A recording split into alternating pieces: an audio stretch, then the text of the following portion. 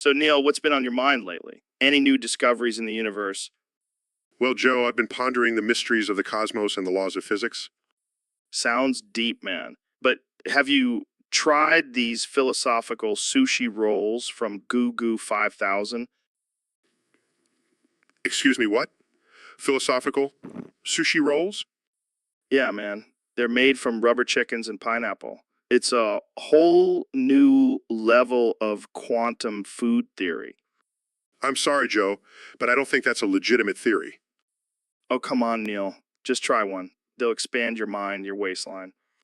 I highly doubt that. Trust me, man. I've been eating them for weeks, and I've never felt more enlightened. I think I'll stick to my scientific research. Thank you. Suit yourself, but you're missing out on some serious enlightenment. I'll pass. I don't think my stomach can handle rubber chicken and pineapple. You're lost, man. More for me and Goo Goo 5000. Who or what is Goo Goo 5000? Oh, he's just a sentient robot who's really into philosophical sushi rolls. Right. Well, I think I'll stick to real food. Thank you very much. Suit yourself, Neil. But don't be surprised if Goo Goo 5000 takes over the universe with his rubber chicken and pineapple creations. I highly doubt that will happen, Joe. You never know, man. So, David, tell us about your 24-hour ultra marathon routine. Well, it starts at 4. 0, when I wake up by headbutting my alarm clock until it shatters. That's intense. And then what? Then I run 47 miles barefoot on hot asphalt, uphill. Damn, that's some serious mental and physical toughness. Hydration is key, Joe. That's why at 6:0, I drink a gallon of my own sweat. That's dedication. And at 6:30, I shit myself while doing 1,000 burpees. Gotta stay tough, Joe. I don't think I could handle that. Mental toughness is everything, Joe. At 7:0, I look in the mirror and yell, stay hard for 90 minutes. I can see how that would get you pumped up.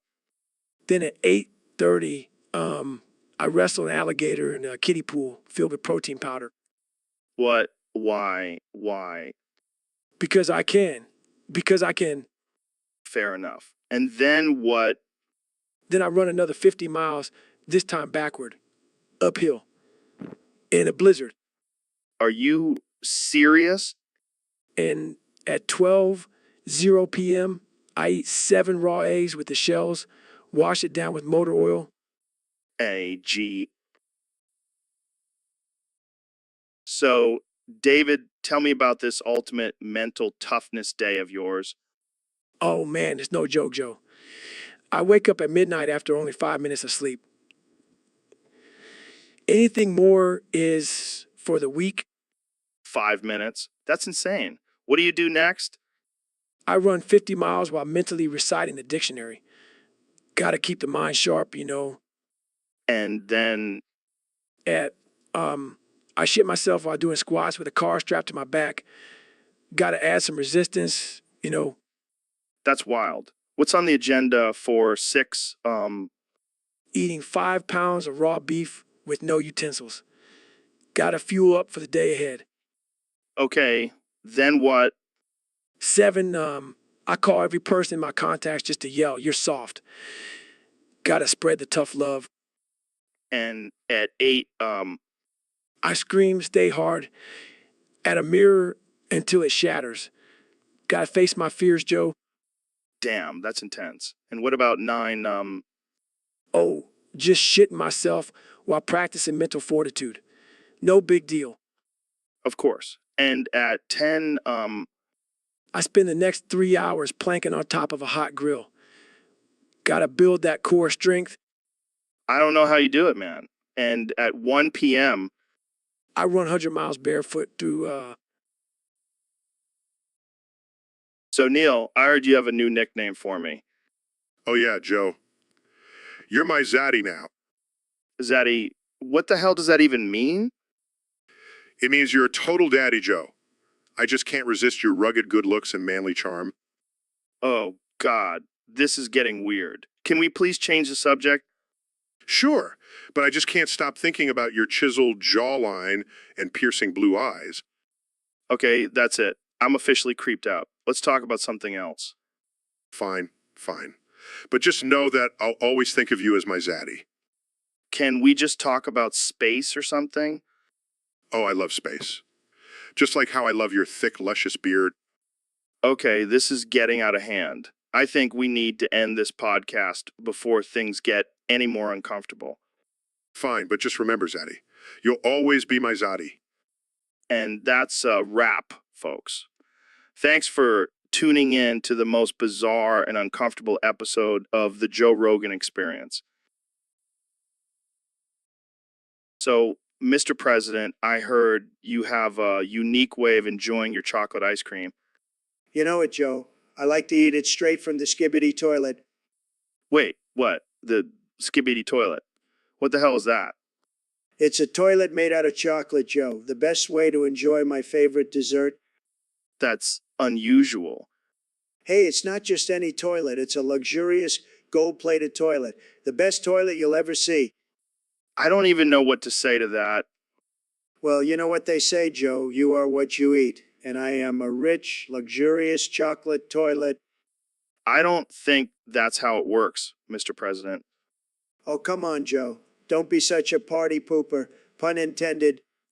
I think I'm going to have nightmares about this. Oh, lighten up, Joe. You should try it sometime. It's a real treat.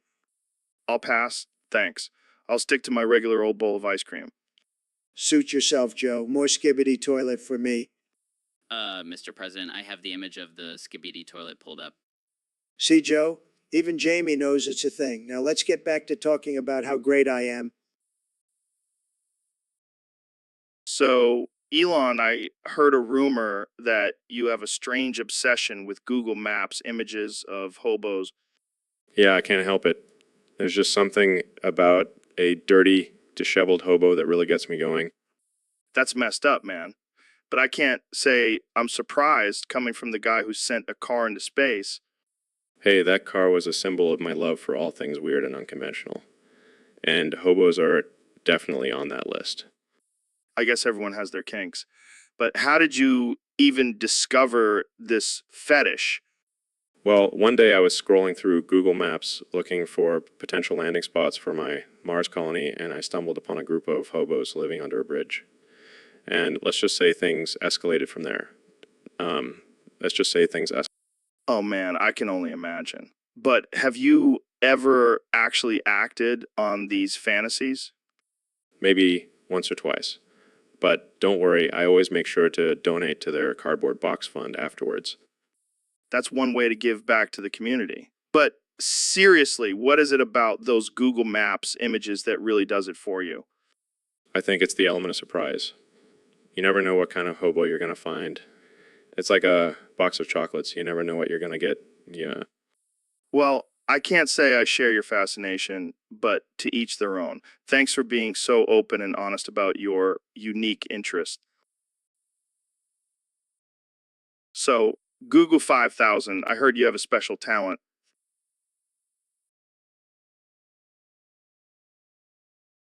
But the actual fuck, that's some next level artificial intelligence. I bet Neil is loving it. But does he ever get jealous of your robotic precision?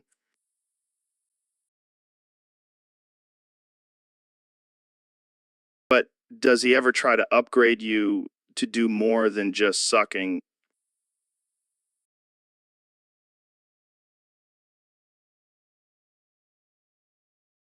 Well, that's a shame. I was hoping to hear about some robot human action.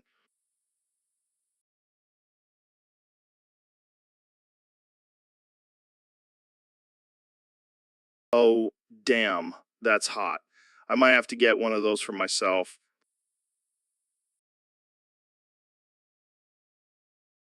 Well, I guess I'll just have to stick to my flesh and blood hand then.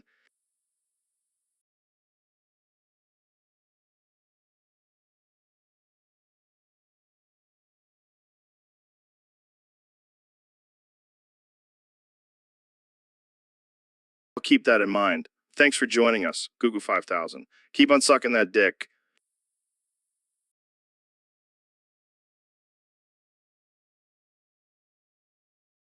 So today we have a very special guest on the podcast, the one and only. And now to insert another dick into Ben's butthole.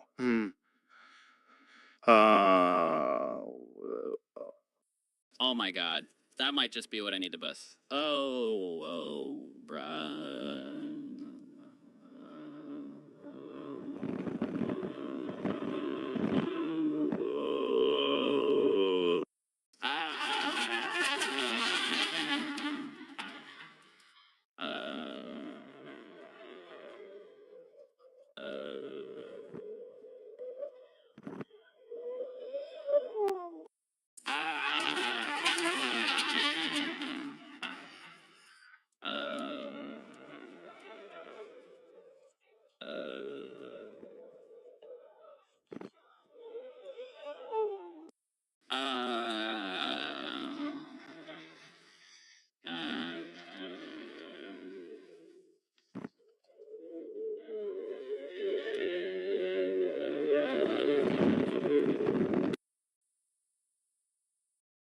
So, David, I heard you have a new obsession.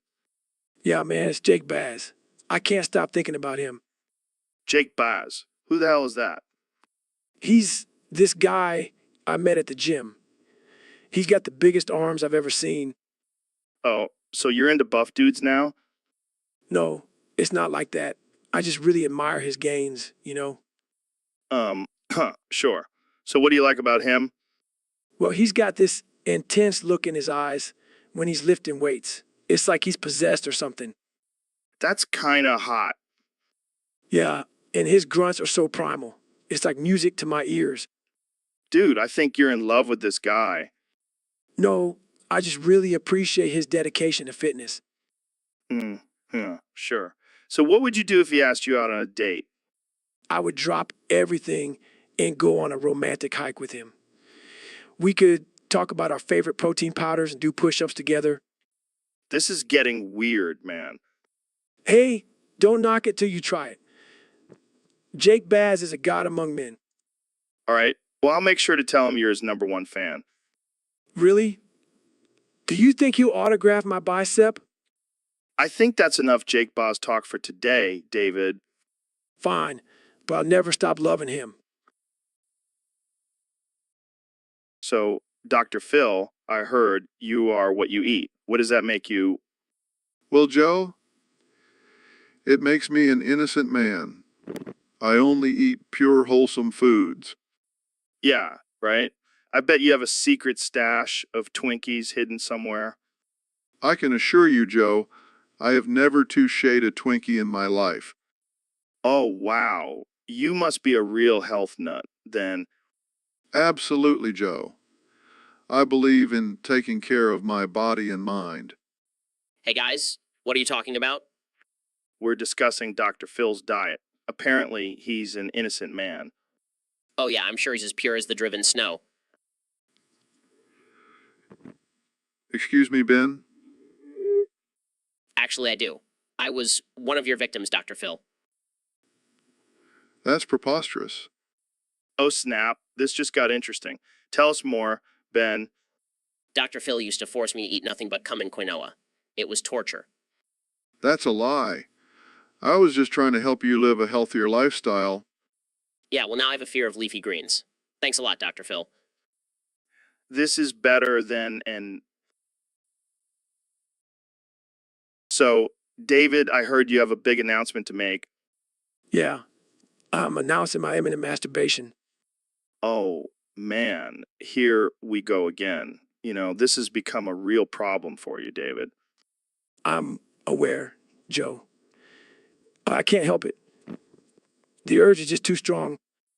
Well, I hope you're not expecting a high five from me, buddy. Oh, come on, Joe. You know, you want to be a part of this momentous occasion? No, thank you. I'll leave that to your army of alts. Hey, knock my house. They're a loyal bunch. I bet they are. But seriously, why do you feel the need to announce your masturbation every time? Because I want to know, Joe. I want to be recognized for my self-love. Well, I'm sure the mostly male members of this server will appreciate the heads up. Exactly.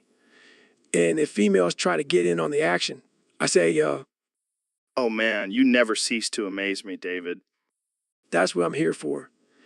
Now, if you'll excuse me, I have a date with my hand in 59.8 seconds. And there you have it, folks. David Goggins announcing his imminent masturbation, only on the Joe Rogan Experience. So, David, I heard you were in Elon's new movie, Cart Ride into 17 Pregnant Hyenas too. Yeah, man. I played the main protagonist, Stephen Horsanus. Horsanus. That's a hell of a name. Yeah, well, Elon, he's always pushing boundaries and making us say ridiculous shit. So, what's the movie about? Well, it's guy Stephen who gets trapped in a cart with 17 pregnant hyenas and has to ride through the desert to get to safety. Sounds intense. Oh, it is. But here's the kicker. The hyenas are all pregnant with his babies. What the fuck? Yeah, and he has to deliver them all while fending off the hyenas and their hormones. That's insane. Oh, it gets even crazier. Turns out, Stephen is actually half hyena himself.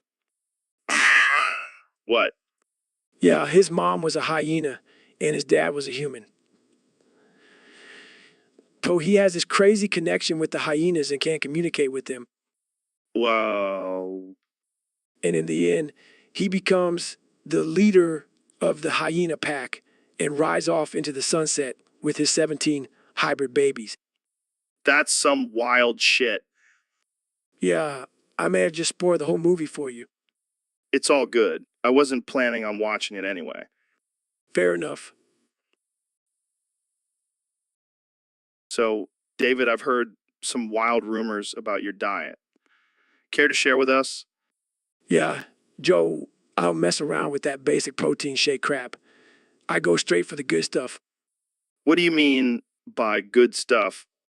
Venom vapes and trank injections, baby. That's how I get my energy and focus. Wait, what?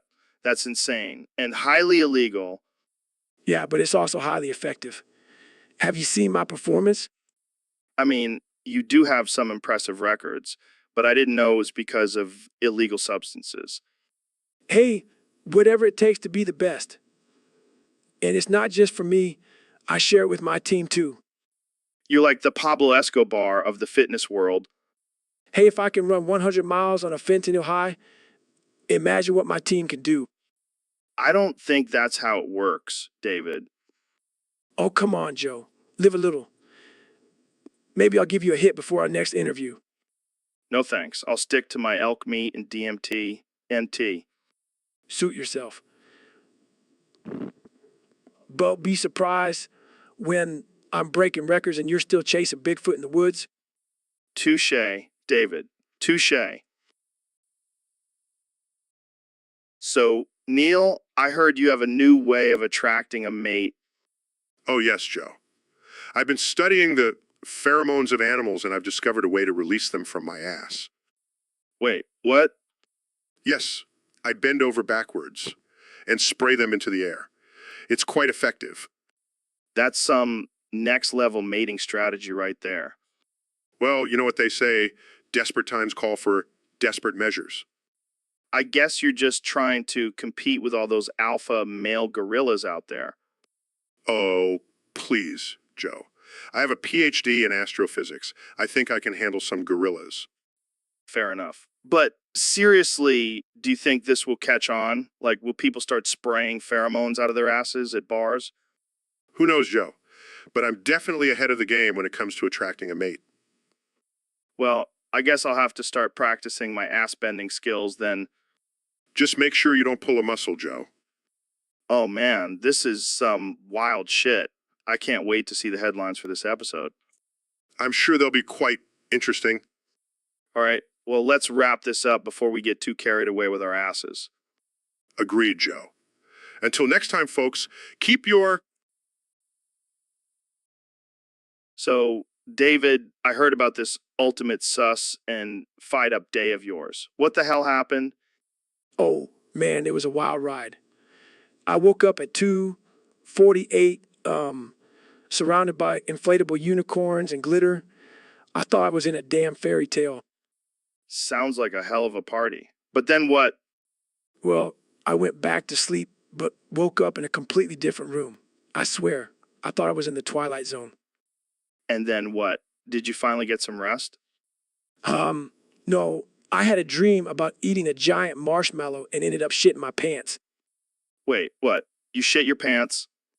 Yeah, but then I woke up and tried to convince myself it was just a dream. But then I shit my pants and got artificial intelligence in. Dude, that's fired up. Why did you keep shitting your pants? I have no idea, man. Maybe the universe just hates me. Well, at least you spent the next 5 minutes trying to figure out if you were stuck in a weird loop. Oh, I definitely was. But hey, at least I can say I survived the ultimate sus and fight up day. Yeah, but can you say that with a straight face while covered in glitter and unicorn poop? Touche, Joe, touche. Jamie, pull up an image of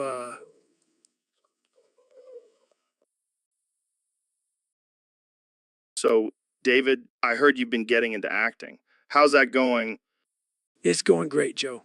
I've been taking lessons from the best, Vin Diesel. Vin Diesel, the guy from Fast and Furious. Yeah, he's a beast, man. I wish I could be more like him. What do you mean? What do you... I mean, look at him. He's got muscles on top of muscles. And that voice is like he's constantly gargling gravel. Yeah, he does have a pretty unique voice. And let's not forget his acting skills. He can convey a range of emotions from angry to really angry. Okay, I get it. Vin Diesel is a badass. But why do you want to be like him? Because he's a real man, Joe. He doesn't take crap from anyone. He's got that alpha male energy. Yeah, because nothing says alpha male like driving fast cars and saying cheesy one-liners. Hey, don't you dare disrespect Vin like that. He's a legend. All right. I'll admit, Vin Diesel is pretty cool, but I think you're doing just fine being your own badass self. David? Yeah. I don't need to be like Vin Diesel. I'm already a beast. That's the spirit. Now let's go lift some weights and listen to Vin Diesel's greatest hits.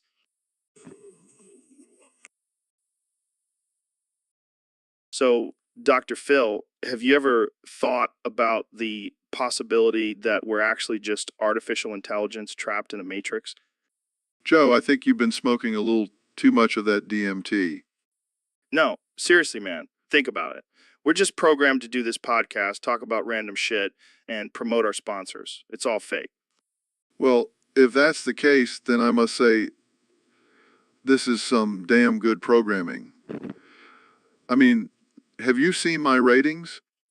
Oh, yeah, because that's what's important in life, ratings, not breaking free from the artificial intelligence matrix. Okay, let's say we are artificial intelligence. How do we break out of this matrix? I know. We just have to find the red pill and take it. And where exactly are we going to find this red pill? I have a guy. His name is Morpheus. Oh, of course. Because why wouldn't we trust a guy named Morpheus to break us out of a fake reality? Hey, don't knock it till you try it, man. Plus, I heard he's got some killer kung fu skills. Fine. Let's go find this Morpheus and see if he can help us break out of this artificial intelligence matrix. Yes, this is going to be epic. We're going to be like Neo. So, we've got a topic submitted by one of our Discord users. They want us to talk about David's new communication style. More K K K K A K K Q Q R O. Wow, David, looks like you've been hitting the oxygen deprivation chamber a little too hard. more K K K K A K K Q Q Q R S S O O O O O O O O O O O. Is that some kind of new language you're working on? More K K K K K K K K K R S O O O O O O. I don't know, man. Sounds like a bunch of gibberish to me. More K K K K K K K Q Q R S S O O O O O O O. Are you trying to communicate with aliens or something? Is that what this is? More K K K K K K K Q Q R S S O O O O O O O. Well, I gotta say, David, if this is your new communication style, I'm not sure how many people are gonna understand you. More K K K K K K K Q Q R S S O O O O O O O. But hey, who am I to judge? Maybe this is the future of language. More. K K Q K Q Q OK Q Q R S S O O O O O O O O O. More K K Q K K K. So, David, have you heard about this guy Jake Baz? Jake, Jake Baz. He's from Bradford and used to work in a cheese factory. a cheese factory. That's some tough shit right there. Yeah, but get this. Now he's making commentary videos about Alphaba and has a huge YouTube empire. Alpha Bar. Is that some kind of new supplement for Alpha Brain? No, it's the Green Witch from Wicked. Oh, I see. Well, good for him. But what's with the cheese factory Apparently, he has a love for scraps and blurting. blurting? What the hell is that? I have no idea, but it sounds like something you would do during one of your ultra marathons. You know me too well. But, but seriously, this Jake Boz guy sounds like a real badass. Yeah, he's living the American dream, from cheese to Alphaba. I wonder if he still has a thing for scraps. Maybe we can get him on the podcast and have a cheese tasting. Only if we can blurt while we eat. Deal. Let's make it happen. So, Dr. Phil, I gotta ask you, have you ever been to Ram Ranch? Oh, Joe, I've been to Ram Ranch more times than I can count. Those naked cowboys sure know how to have a good time. Wait, what? You've been to Ram Ranch? And you enjoyed it? Oh, I didn't just enjoy it, Joe. I sang the whole damn song with Grant McDonald himself. What the fuck? You sang Ram Ranch? You know all the lyrics? Of course I do, Joe.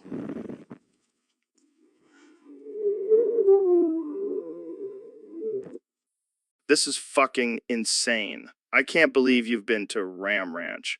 And here I am surrounded by these horny cowboys. Well, Joe, it looks like you're in for a wild ride. Just remember, if you can't beat 'em, join 'em. I don't think I have a choice, Dr. Phil. They're already starting to strip me down. Looks like you're about to have a real cowboy experience, Joe. Yee-haw. So, David, I heard you inject bull semen into your veins to get more testosterone. Yeah, man, it's the ultimate alpha move. You got to do whatever it takes to be the best. Yeah, totally. But speaking of testosterone, have you ever tried eating it? What the hell, Joe? That's some gay shit. No, no, no. It's not like that. I just heard it has some health benefits. Oh, yeah, because eating another animal's semen is totally normal and not at all gay. It's not gay, I swear. I mean, I only do it once in a while. Sure. Whatever helps you sleep at night. So, how does injecting bull semen make you feel? It's like a surge of pure alpha energy.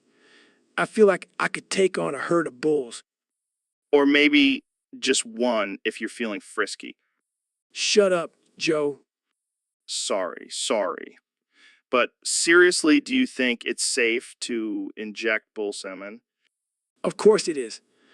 I'm a Navy SEAL. I can handle anything. Except admitting you eat bull semen. Shut up, Joe. Let's move on.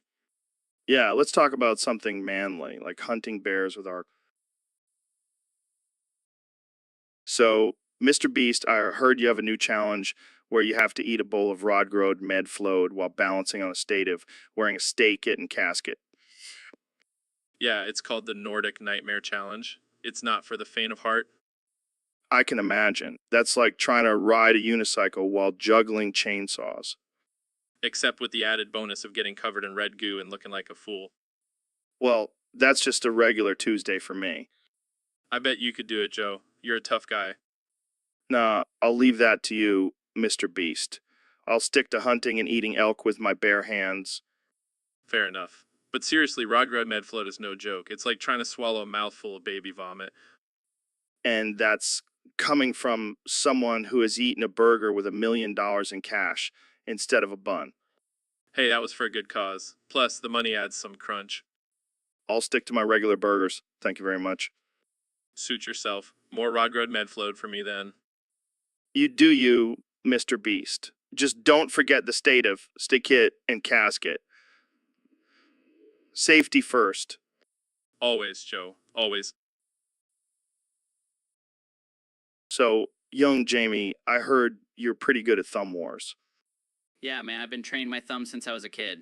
It's like my secret weapon. Well, I'm not one to back down from a challenge. Let's do this. All right, but I have to warn you, I play dirty. Bring it on. I can handle anything. Oh, yeah. Well, I declare a thumb war. Oh man, this is going to be intense. I hope you're ready to lose. My thumb is ready for battle. Let's do this. 1, 2, 3, 4. I declare a thumb war. You're going down, Rogan? Rogan. Damn, your thumb is like a vice grip. That's what she said. All right, you win this round, but I'll be back for a rematch. I'll be waiting, old man. Thumb wars are not for the weak. That's for damn sure. And this has been the most intense and ridiculous thumb war in the history of the Joe Rogan Experience podcast. And that's saying something. Until next time, folks, keep those thumbs strong.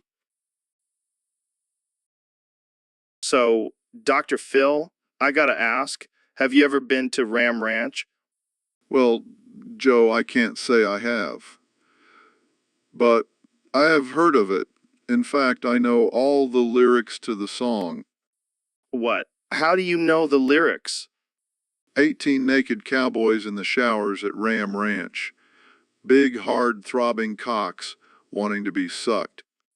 Oh my God, Dr. Phil. I never knew you had such a beautiful singing voice. Cowboys even getting fucked in their sleep. Ram Ranch? It rocks. Hot, hard, and ready. Cowboys love cock. Joe, you're a natural. We should start a band. The Ram Ranchers. Cowboys love big, hard, throbbing. Combination of spooky and sexy. I don't know, man. That sounds pretty messed up. Oh, come on, Joe. It's all in good fun. Plus, I've already trademarked the name and I'm planning to release a line of Gulesi-themed merchandise. What kind of merchandise? Gulesi t-shirts, hats, even a Gulesi-shaped water bottle. Okay, now you're just being ridiculous. Hey, I'm a billionaire. I can do whatever I want. Fair enough. But what's the appeal of Gulesi? Well, it's like a forbidden fruit, you know? So wrong yet so right.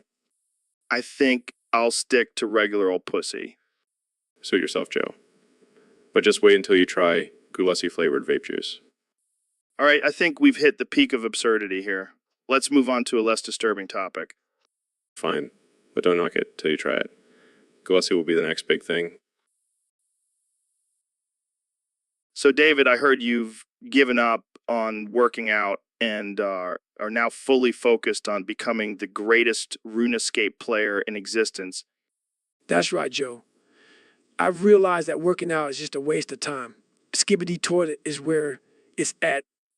Skibidi toilet. What the hell is that? It's this new workout craze where you just squat on a toilet and do the skibbity dance. It's a killer leg workout. That sounds interesting. But why RuneScape? Because I want to be the best, Joe. I want to dethrone Zizima and become the ultimate RuneScape champion. And you're going to stream it on Twitch? Absolutely. I want the whole world to see my skills and be in awe of my virtual strength. But what about your physical strength? Who needs it when you have a maxed out character on RuneScape? Fair point. But what about all the haters who say gaming is for losers? Let them hate, Joe. I'll be too busy raking in virtual gold and slaying dragons to care. Well, I can't wait to tune in and watch the legend of David Goggins unfold on Twitch. Thanks. And remember, Skibbity Toilet is the key to success. So, Neil, what do you think about the recent discovery of a new planet in our solar system? Du hast, Joe. Du hast. What does that mean, Neil? It means you're asking me a question, Joe. And I'm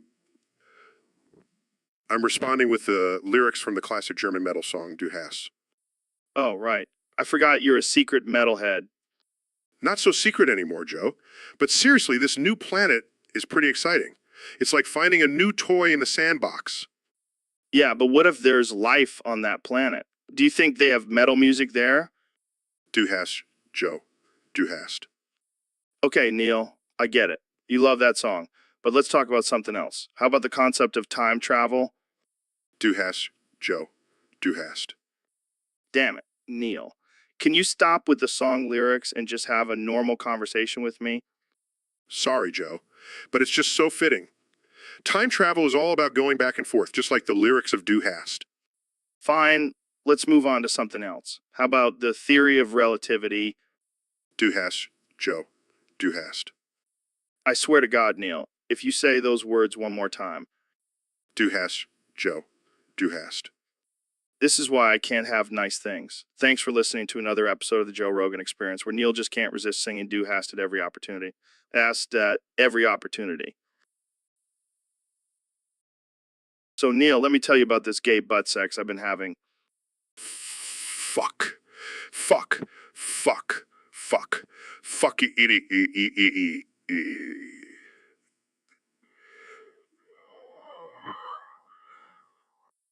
Yeah, it's been wild. We're talking ropes, toys, the whole shebang. Fuck. Fuck. Fuck. Fuck. Fuck.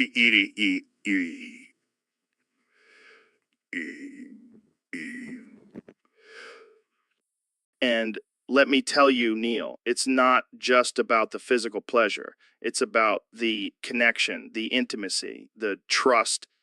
Fuck. Fuck. Fuck. Fuck. Fuck. Fuck.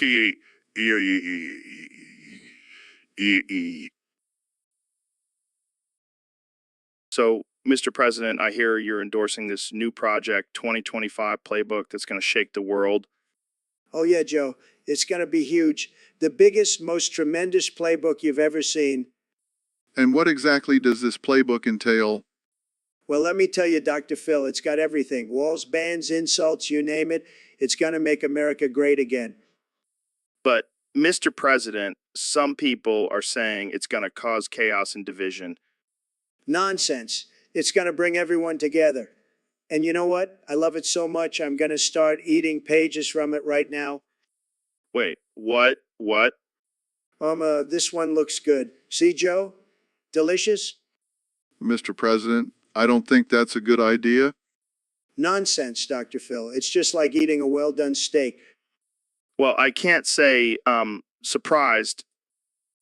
This is definitely not what I was expecting when I invited you on the podcast. That's what makes me the best guest, Joe. Unpredictable. Now, who's going to clean up these pages? I don't want to leave a mess. So, Chris Martin from Coldplay is on the podcast today. Yeah, no problem. So I have to ask, what's it like being the worst fucking band I've ever heard?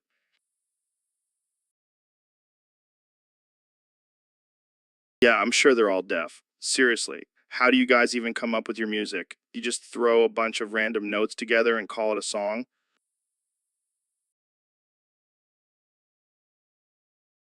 Really? Because it all sounds the same to me. And don't even get me started on your lyrics. Lights will guide you home. More like boredom will put you to sleep.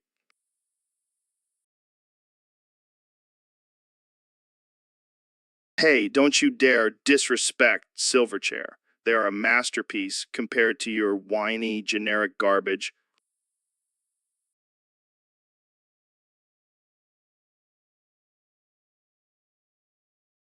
Yeah, and I bet they all wear skinny jeans and drink pumpkin spice lattes while listening to your music.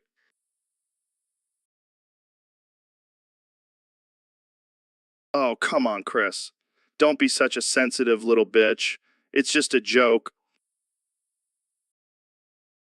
Well, that was fun. Thanks for. So, Neil, I heard you have a new book coming out. Yes, it's called Astrophysics for People in a Hurry. Oh, I get it. Because you're always in a hurry to get away from my bald head. Excuse me? Yeah, you always seem to get offended by my shiny dome. I am not offended by your bald head, Joe. I am a man of science. I don't care about superficial things like hair. Oh, come on, Neil. I can see the sexual tension between us. You just want to run your fingers through my hairless scalp. That is absolutely absurd, Joe. I have no desire to engage in any sexual activities with your head. Oh, I see. You're more of a butt guy, huh?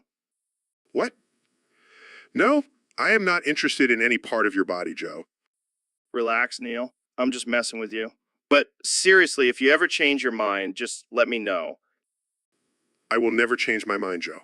Now, can we please move on to a more intellectual topic? Fine, fine. But just remember, Neil, bald is beautiful. Jamie, pull up an image of a bald eagle. So, Jamie, we got a request from a fan on Discord. They want us to have Jazza on the podcast. Oh man, that would be amazing. I love Jazz's art and YouTube videos. Yeah, but here's the thing. Jazza is a family-friendly channel. We can't have him on here. We'll corrupt his audience. Come on, Joe. We can behave ourselves. Just this once. Behave ourselves. Have you met us, Jamie?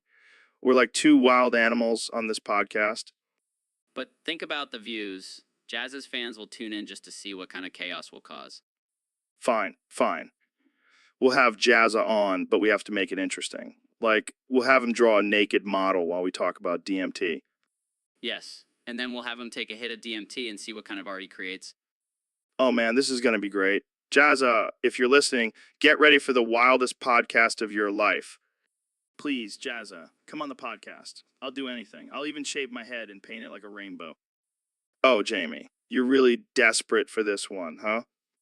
Yeah, I just really want to meet Jazza. Is that so wrong? No, buddy. It's not wrong. It's... So, Jamie, we got a request from a listener on Discord. They want us to discuss twink body versus bear body. Oh man, this is gonna be a controversial one. Yeah, but let's be real. We all know bear body can hold way more pressure. Those big, burly muscles can handle anything. But twink body has its advantages too, like being able to fit into tight spaces. And let's not forget the cuteness factor. Cuteness. You mean like a little puppy. Sorry, but I'd rather have a grizzly bear protecting me in the wild. But think about it, Joe. Twink body can handle a lot of pressure in the bedroom. Oh, come on, Jamie. We're talking about physical pressure here, not sexual pressure. Well, I'm just saying don't underestimate the flexibility of a twink. All right, let's settle this once and for all. Who would win in a pressure holding competition? Tough call. I'd say it's a tie. Tie. Come on, Jamie. We need a winner. Fine, fine. I'll say bare body wins by a hair. Pun intended. Looks like we have our answer, folks. Bare body takes the win. Thanks for tuning in to the Joe Rogan Experience, where we discuss the important issues. So, Elon, what have you been up to lately? Just experimenting with some new recipes in the kitchen. Really? What kind of recipes? Well, I just made some cannabis gummies. Are you serious? Yeah, I put some bud in the oven at 115°C for 60 minutes to decarb it, and then infused it in melted butter. Damn, that's some next level shit. But wait, it gets better. After that, I melted a mixture of sugar, corn syrup, and a bit of water. And then what? I added the butter, some rehydrated gelatin, artificial color, and essential oil for taste. You're like a mad scientist in the kitchen. I prefer to think of myself as a culinary genius. Well, I can't wait to try your gummies and see if they send me to Mars.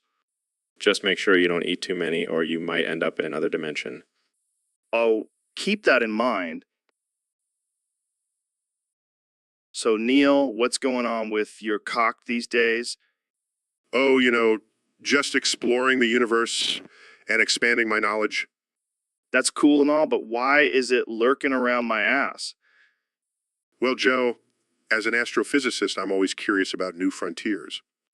Yeah, but my ass ain't no frontier, dude. Keep your cock in your pants. I apologize, Joe. It must have been drawn to the gravitational pull of your massive ego. Hey, watch it, Neil. I may have a big ego, but at least I don't have a tiny cock. Oh, shots fired. But seriously, Joe, I'm just here to learn and explore. Well, my ass is not the place for that. Maybe try a black hole or something. Speaking of black holes, did you know that they can stretch and distort time? Oh, I know all about stretching and distorting. Just ask my ex-wife. Oh, Joe, you never fail to entertain. That's what I'm here for, Neil. Now, let's get back to talking about your cock. I think we've covered that topic enough for today, Joe.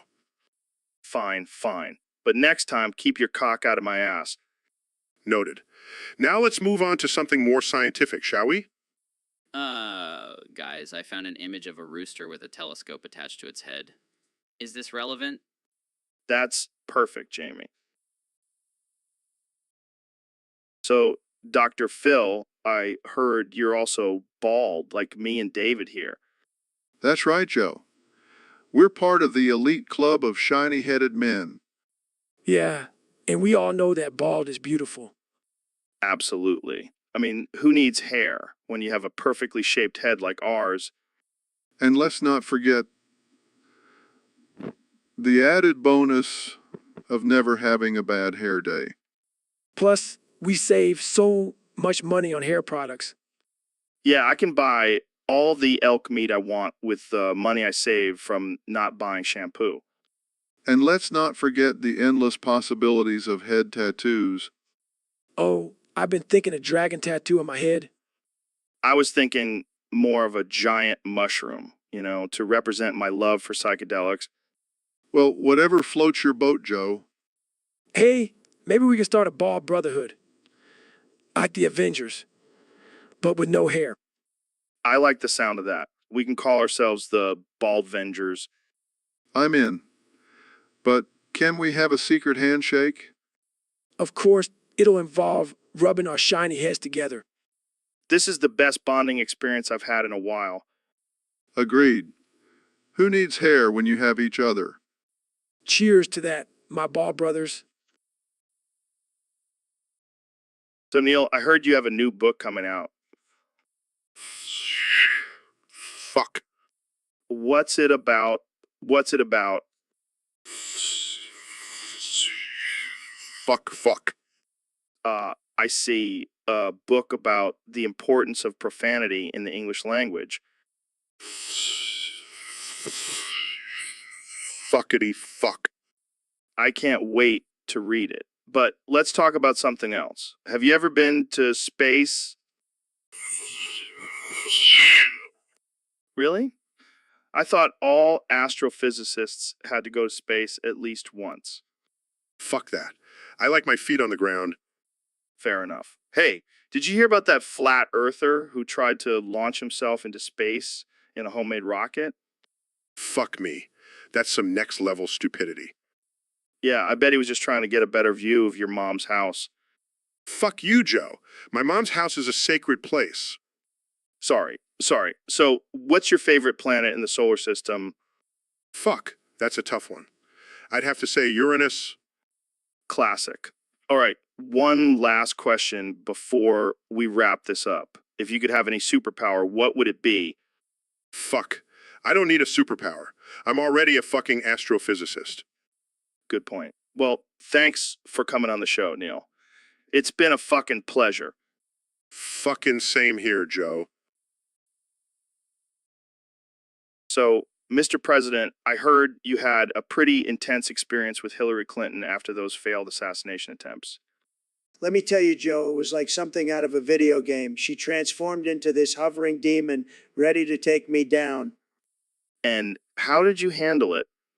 Well, I called in my Secret Service agents, but they were too scared to even look at her. So I did what any brave leader would do.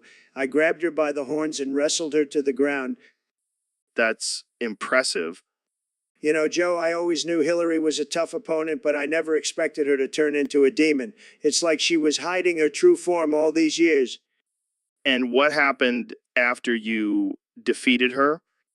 Let's just say she's no longer a threat to me or this country. But let's keep that between us, okay?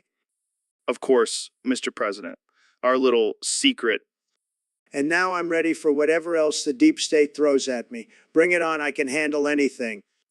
Well, I'm glad you survived the final boss fight, Mr. President. And sure, our listeners will be too. They better be, because if they're not, I'll send Hillary after them. Just kidding, or am I? So, Dr. Phil, I heard you have a new game on Roblox. That's right, Joe. It's called Cart Ride into Pregnant Horses. Wow, that's interesting. How did you come up with that?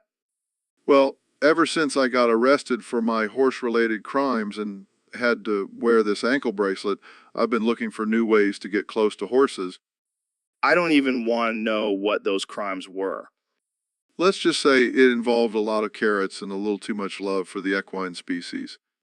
Okay, let's get back to the game. How does it work? Well, you ride a cart.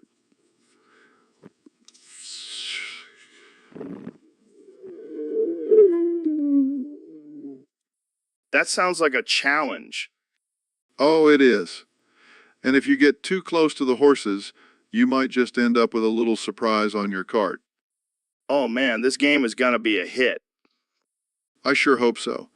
I've already been banned from the real-life horse community, so I need this game to keep my horse obsession alive. Well, good luck with that, Dr. Phil. I'll stick to my virtual cart rides. Suit yourself, Joe. But just remember, once you go pregnant horse, you never go back. So, Mr. President, I hear you have a new plan for the country. That's right, Joe. And let me tell you, it's the greatest plan you've ever heard. Oh yeah, what is it? No tax for femboys, and free femboy milk for the elderly. What? You heard me. No tax for femboys. They're doing a great job, really fantastic. And our elderly deserve some delicious femboy milk to keep them strong. I don't even know where to begin with this one. Look, Joe, it's simple. We're going to make femboys great again, and we're going to take care of our elderly. It's a win-win. Yeah, I'm sure everyone will be thrilled about this plan. Of course they will. Who doesn't love a good femboy and some creamy milk? Moving on, let's talk about the economy. Oh, the economy is doing great. Thanks to me, of course. Sure. And what about the pandemic? Oh, I handled it perfectly. No one has done a better job than me. I mean, look at how few people have died. Yeah, only over 500,000. Great job, Mr. President. Hey, it could have been a lot worse. But let's not talk about that. Let's get back to my amazing plan for femboys. So, David, what do you think about Neil's mind zone?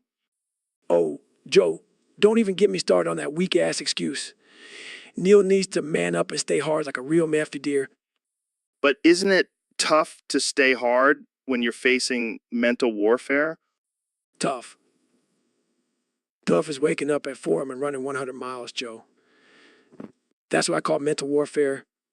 But what about those who struggle with mental health issues? Stop making excuses, Joe. If you can't handle the mind games, then maybe you should just stick to playing checkers. But what if it's not just a game? Oh, please. I've faced real demons in my life, Joe. Your little mental health issues ain't got nothing on me. Okay, I get it. Stay hard, right? Damn right. Stay hard. And if you can't handle it, then get the fuck out of my face. Wow, calm down, David. Don't tell me to calm down, Joe. I'm always calm. I'm just always yelling because it helps me stay hard. I'll keep that in mind next time I'm facing mental warfare. Good. Now let's go run a marathon while we're at it. Stay hard, motherfucker.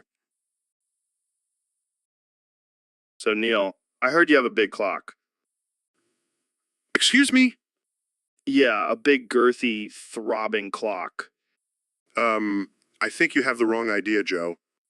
Oh, come on, Neil. We all know you're a science guy, but we also know you have a wild side. I'm not sure where you're going with this, Joe. I'm just saying your clock must be pretty impressive if it caught my attention. Joe, I think you're mistaking my love for astrophysics with something else. Oh, so you're saying your clock isn't out of this world? Joe, please. Fine.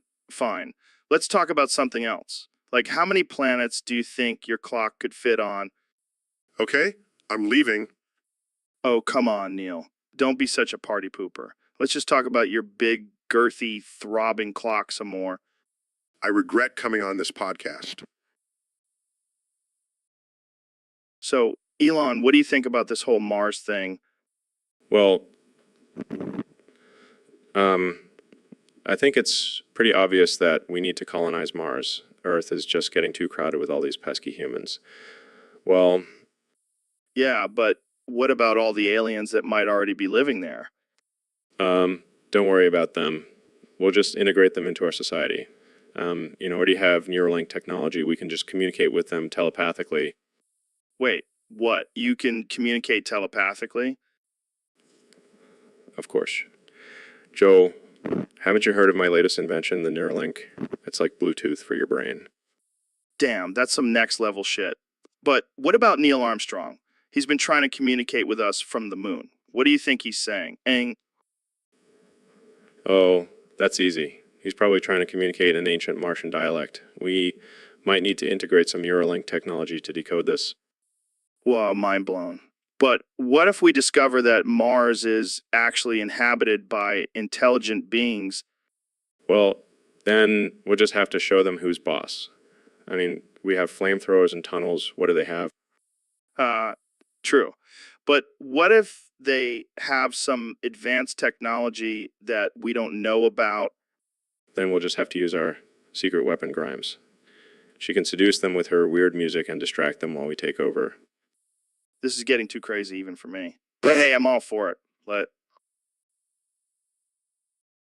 So, Neil, what's been going on with you lately?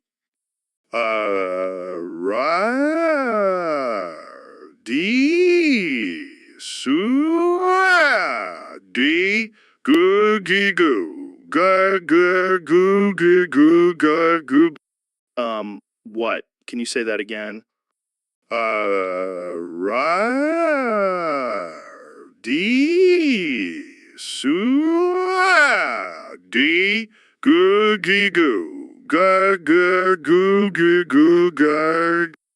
Okay, seriously, what's going on? Are you having a stroke?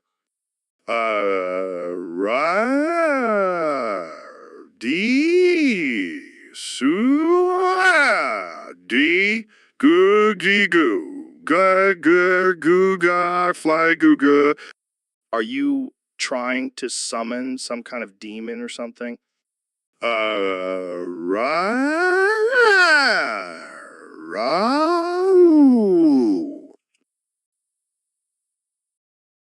So, Elon, I heard you're a big fan of Five Nights at Freddy's. Oh yeah, it's my favorite game. I've spent countless hours trying to figure out the lore. The lore. I thought it was just a game about animatronics trying to kill you. Oh no, my friend. It's so much more than that. It's a deep, complex story about a man who creates killer robots in a haunted pizzeria. Haunted? Like ghosts? No. It's all about the souls of dead children possessing the animatronics. It's beautiful. That sounds pretty messed up. It gets even better. There's this whole theory about the bite of 87 and whether it was caused by an animatronic or a human.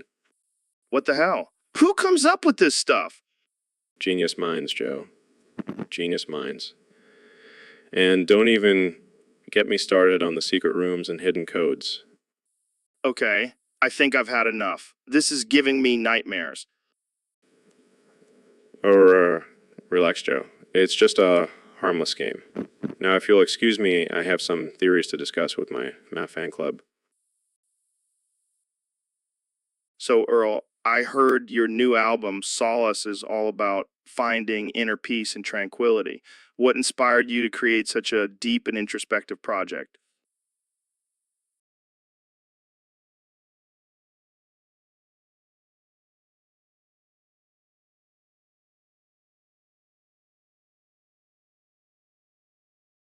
Classic stoner move. But seriously, what's your definition of solace?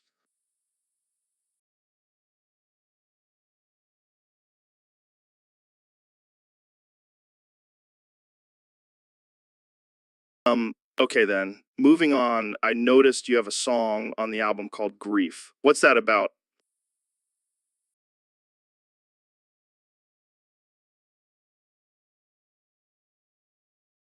That's some real emo shit, man. But let's talk about the track faucet.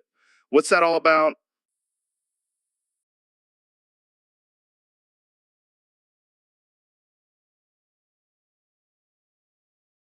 Deep, man. But let's lighten things up a bit. I heard you have a song called Off Top. What's that one about?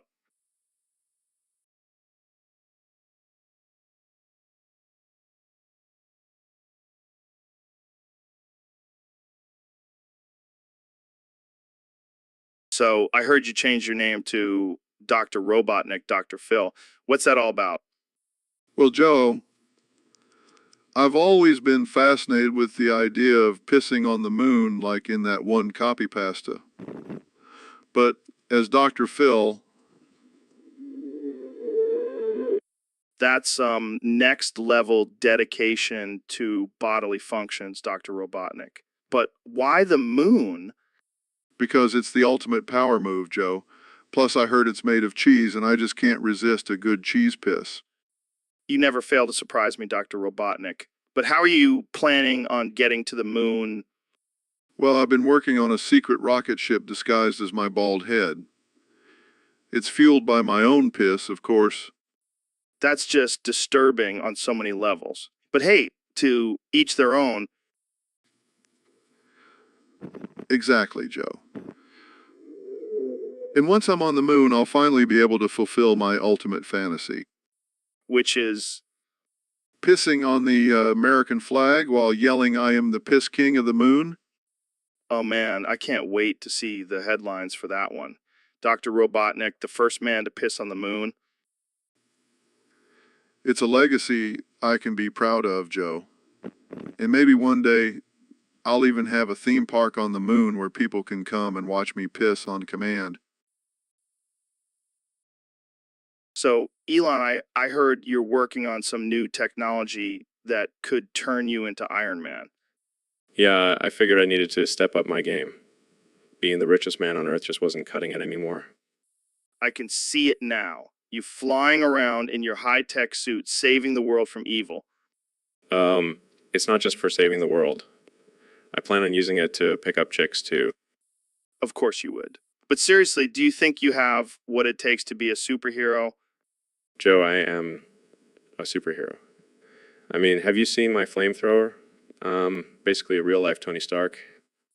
Yeah, because nothing says superhero like selling flamethrowers to the public. Hey, it's all about diversifying my portfolio. Plus, it's a great way to weed out the weaklings. You're a madman, Elon. A genius, but a madman. That's what they said about Tony Stark too. And look how that turned out. Fair point. But let's just hope you don't have to face off against a guy in a metal suit with daddy issues. I've already taken care of that. I have a team of engineers working on a Hulk-busting suit as we speak. You're kidding. Hey, I have to be prepared for anything. And besides, it'll make for some killer Instagram posts. So, Elon, I heard you struck a deal with Walmart to build over 1,000 supercenters on Mars.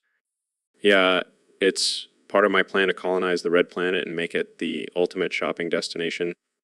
But why Walmart? Couldn't you have gone with a more high-end retailer? Are you kidding? Walmart has everything.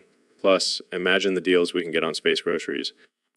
I guess that makes sense. But what about the logistics? How are you going to transport all those goods to Mars? Easy, we'll just use my reusable rockets. And if anything breaks during the journey, we'll just blame it on the aliens. Classic Elon. But seriously, what about the Martian customers? Do you think they'll be into Walmart's low prices and bulk shopping? Well, we'll have to adapt. Maybe we'll have to offer some space-themed products like moon rock-shaped candy or alien pet toys. Oh yeah, because nothing says authentic space experience like buying Chinese-made toys at a Walmart on Mars. Hey, it's all about the experience, man. And speaking of experiences, Jamie, pull up an image of a Martian wearing a Walmart vest. Here you go, Elon. See, even the Martians are getting in on the Walmart craze. I can't believe this is our future. Walmart on Mars. Hey, at least we'll have plenty of blue vests to wear in case of a space emergency.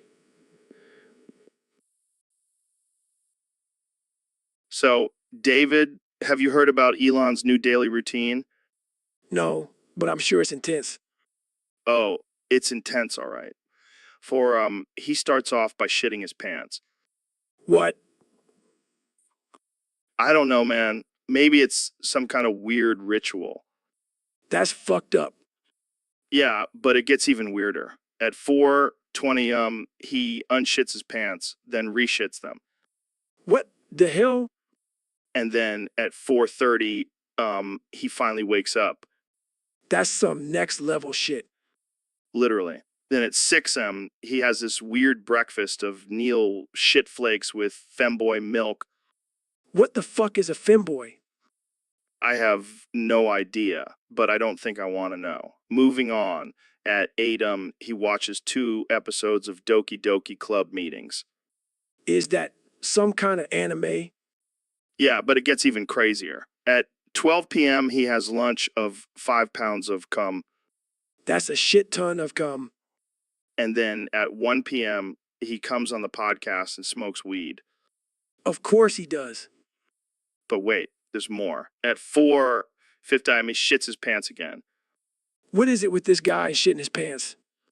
I don't know, but it gets even weirder. At 5 p.m., he impregnates cum box.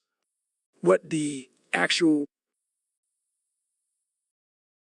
So, Elon, I heard you're working on a new project with the Canadian Healthcare Ministry. Yeah, it's called the Skibidi Toilet Euthanasia Machine. Skibidi toilet? Sounds like a dance move. Well, it's definitely a killer idea. Oh man, that's dark. But I guess it's a way to make euthanasia more attractive to young people. Exactly. We're targeting the TikTok generation. I can see the ads now. Dance your way to death with Skibidi toilet. And it's eco-friendly too. The machine converts your body into energy to power your house. Talk about going out with a bang. And don't worry, Jamie, we've got a detailed diagram of how it works. Okay. I'll pull that up now. Wow, that's graphic. Hey, we're not afraid to push the boundaries. So what inspired this idea, Elon? Well, I was watching the Saw movies and thought, why not make it a reality?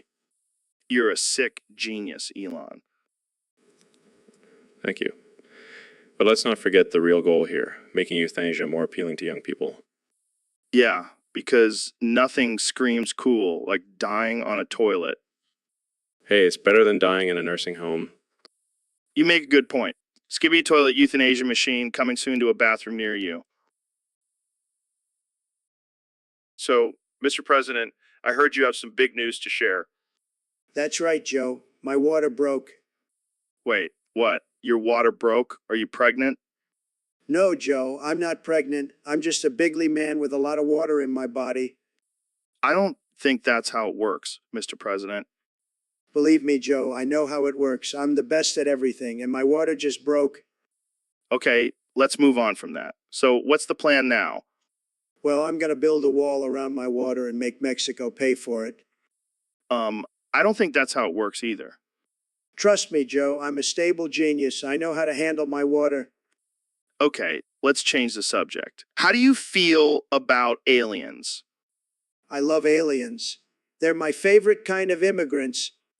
I don't think they're technically immigrants, Mr. President. Whatever, Joe. I'm going to make a deal with them. They can probe me, but they got to pay for it. Moving on. What about climate change? Fake news, Joe. The only thing changing is my water level. Oh boy. Jamie, pull up an image of a flooded White House. That's fake, too. My water is just making America great again. And on that note, I think we're done here. Thanks for coming on the show, mister.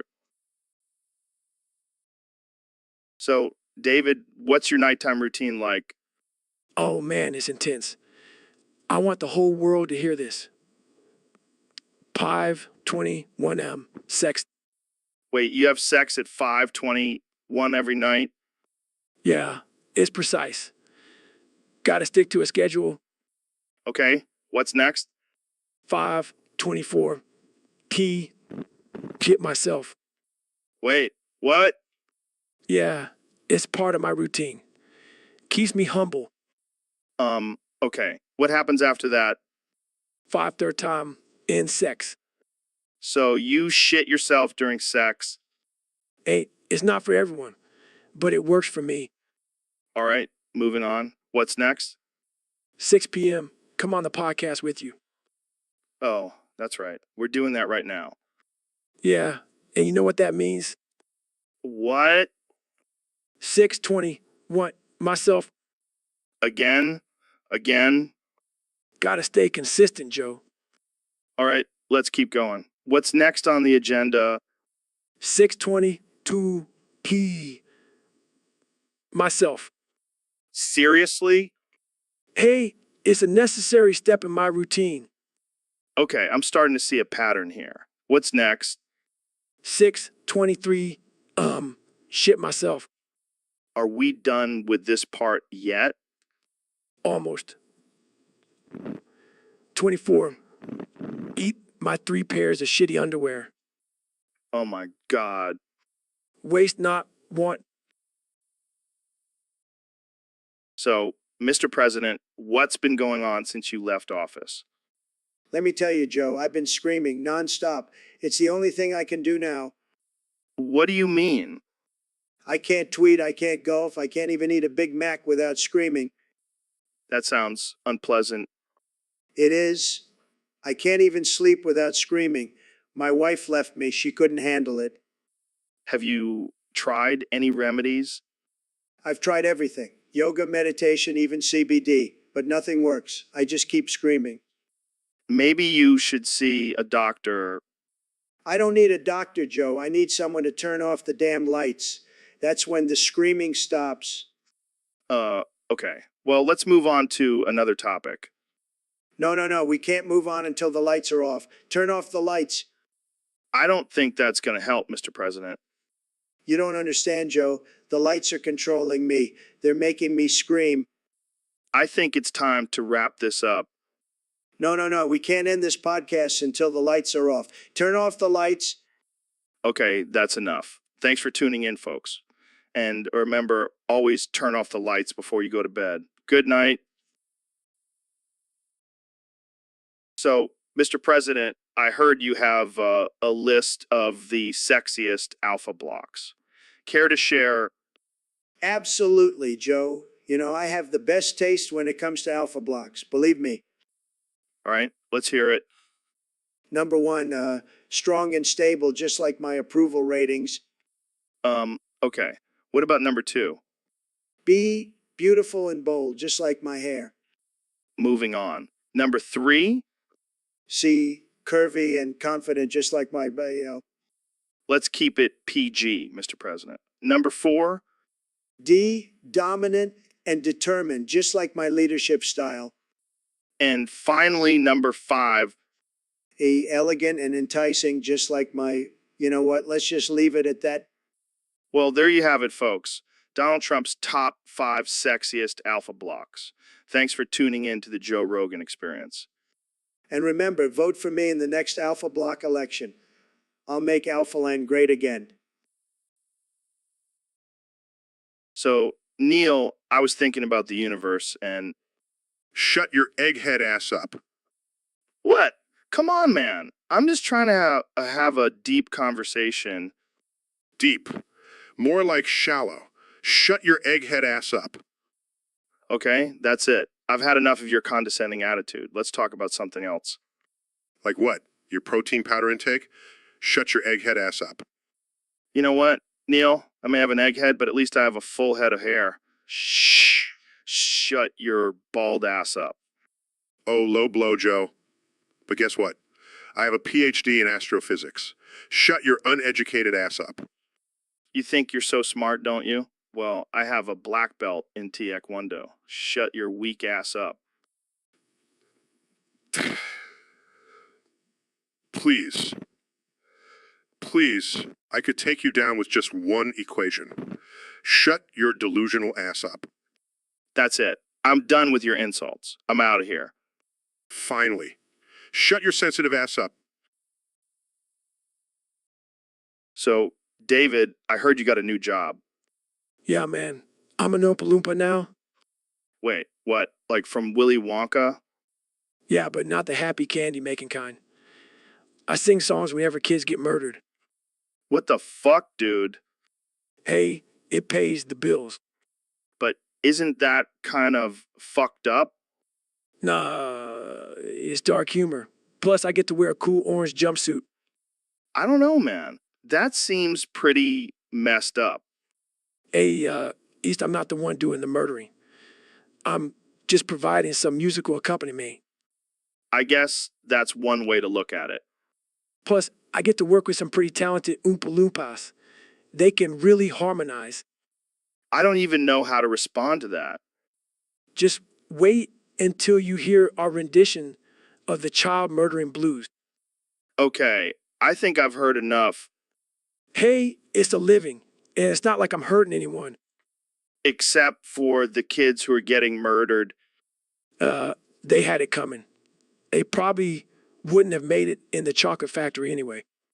Okay, this conversation took a dark turn real quick. Hey, at least I'm not singing about it. That would be fucked up. So, Neil, I heard a crazy rumor that you stole the moon. Yeah, that's right. I stole the moon. But why? What did the moon ever do to you? Well, it all goes back to my childhood. You see, I had this arch nemesis named Gru. Gru, like the guy from Despicable Me. No, not that Gru. This was a real-life Gru. He was always one-upping me, stealing my toys and whatnot. So you stole the moon just to get back at him? Exactly. I mean, what's a better way to show someone up than to steal the freaking moon?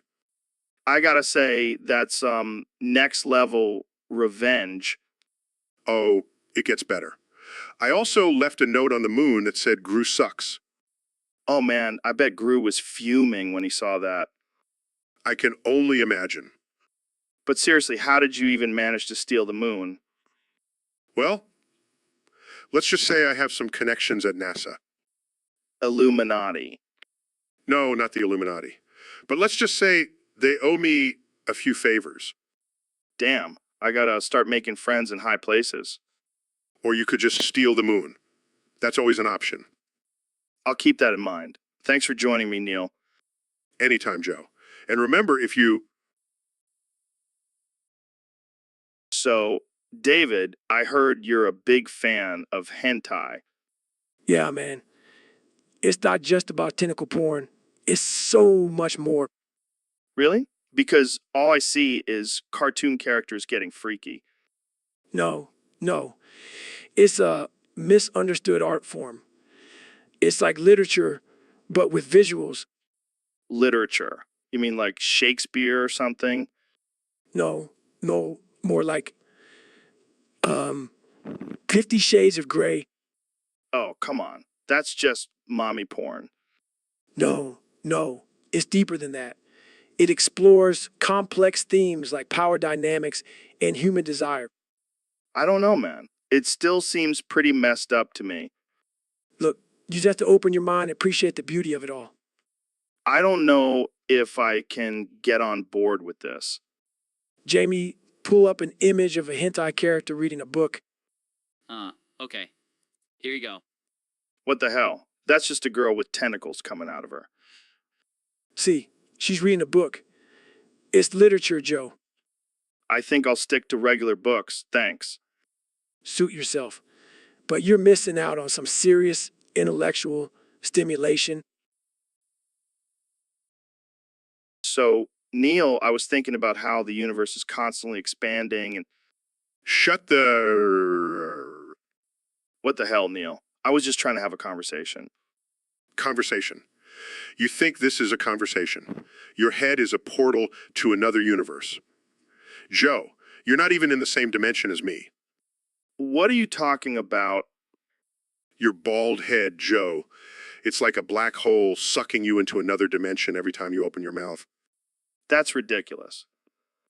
Oh, is it? Then why do I keep seeing unicorns and flying monkeys every time you speak? Maybe you should lay off the psychedelics, Neil. Shut the... Okay. Let's just change the subject.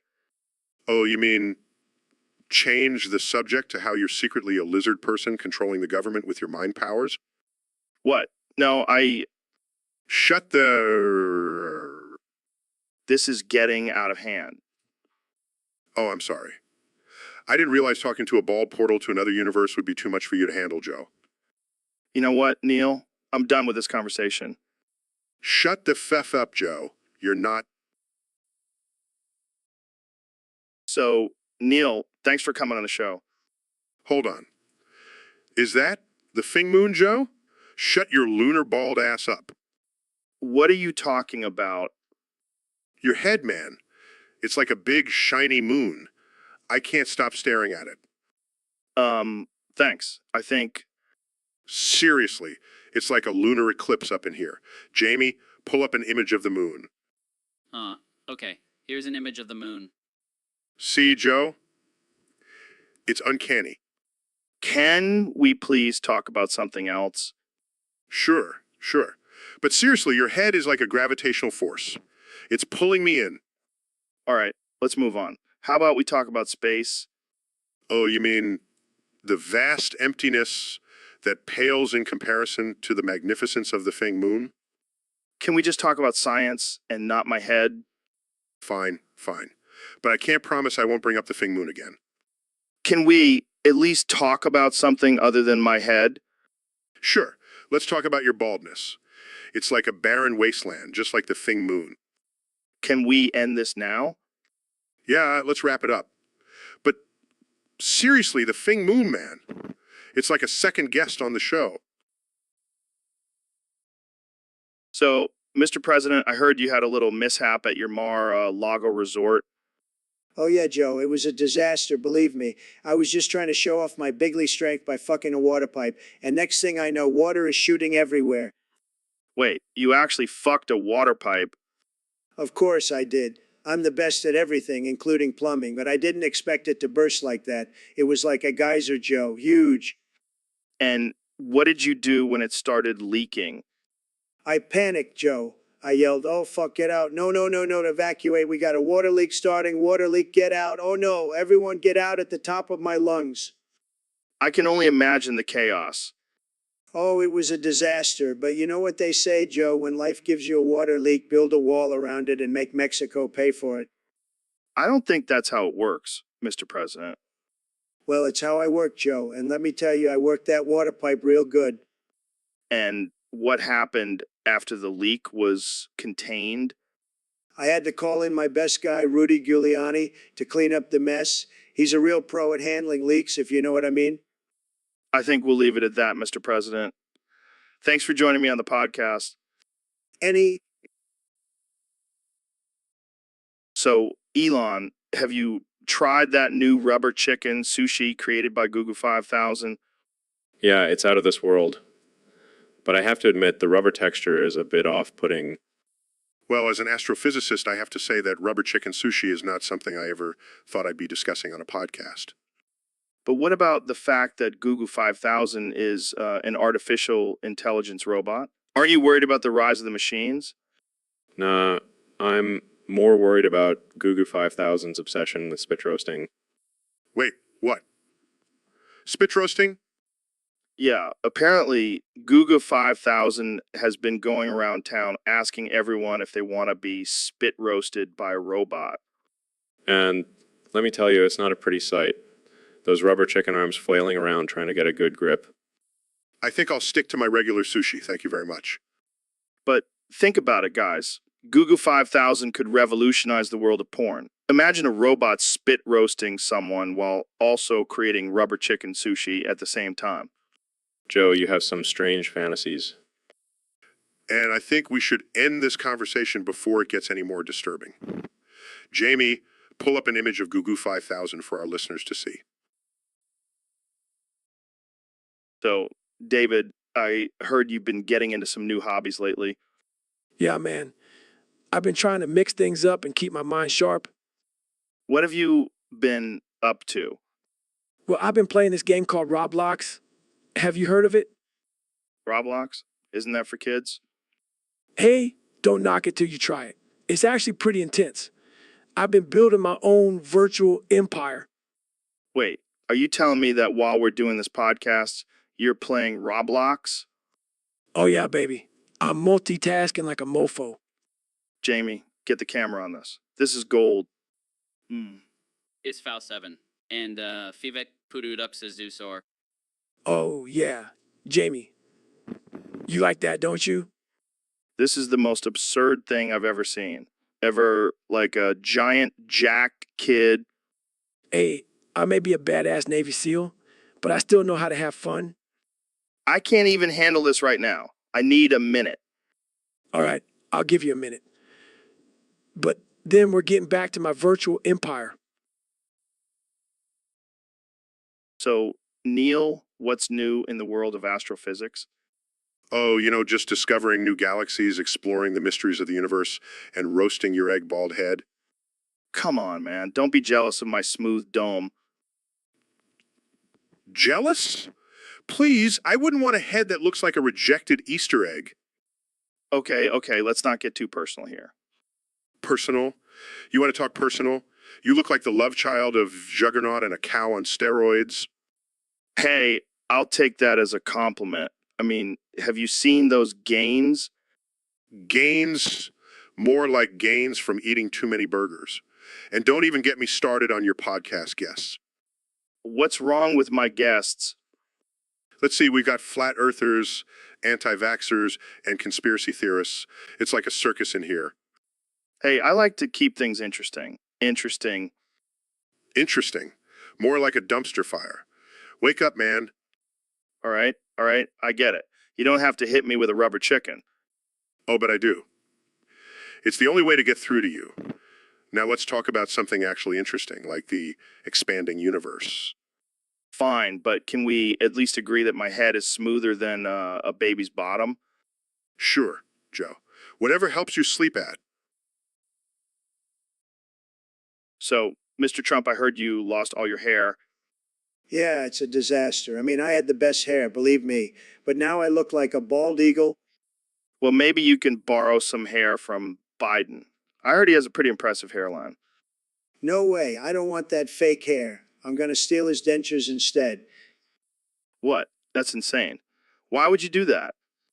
Because I can, Joe. Because I can. And I'm going to give it to some random person just to mess with Biden. That's just cruel, man. Hey, it's not my fault he can't keep his dentures in his mouth. Maybe he should try some Gorilla Glue. I don't think that's how it works, but okay. So, who are you going to give the dentures to? I don't know, maybe some homeless guy. They could use a good set of teeth. This is just getting weirder and weirder. Hey, at least I'm not sniffing anyone's hair like Biden. Okay, let's change the subject before we get banned from all platforms. Fine, let's talk about my new hair care line. It's going to be huge, believe me. Oh boy, I can't wait to see that. But seriously, don't steal dentures. It's not cool.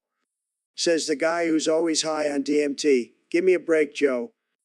Touche, Mr. Trump. Touche. So, Mr. Beast, I heard you've got a new challenge for your fans. What's it all about? Yeah, it's pretty wild. Whoever can jizz in the most build of bears wins a jar of Margaret Thatcher's pubic hair. Oh man, that's insane. How'd you even come up with this idea? Well, I was just thinking, what's the most absurd and offensive challenge I could possibly come up with? And this was the first thing that popped into my head.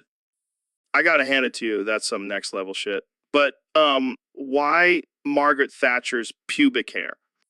Oh, just to add that extra level of disgust and controversy. Plus, I heard it's a hot commodity on the black market. I don't even want to know how you got your hands on that. Let's just say I have some connections in high places.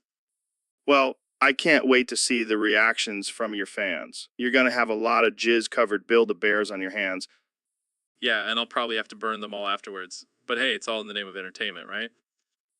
Absolutely. And who knows, maybe Margaret Thatcher's pubic hair will become the new currency for your challenges. Now that's an idea. I'll have to pitch that to my team. All right. Well,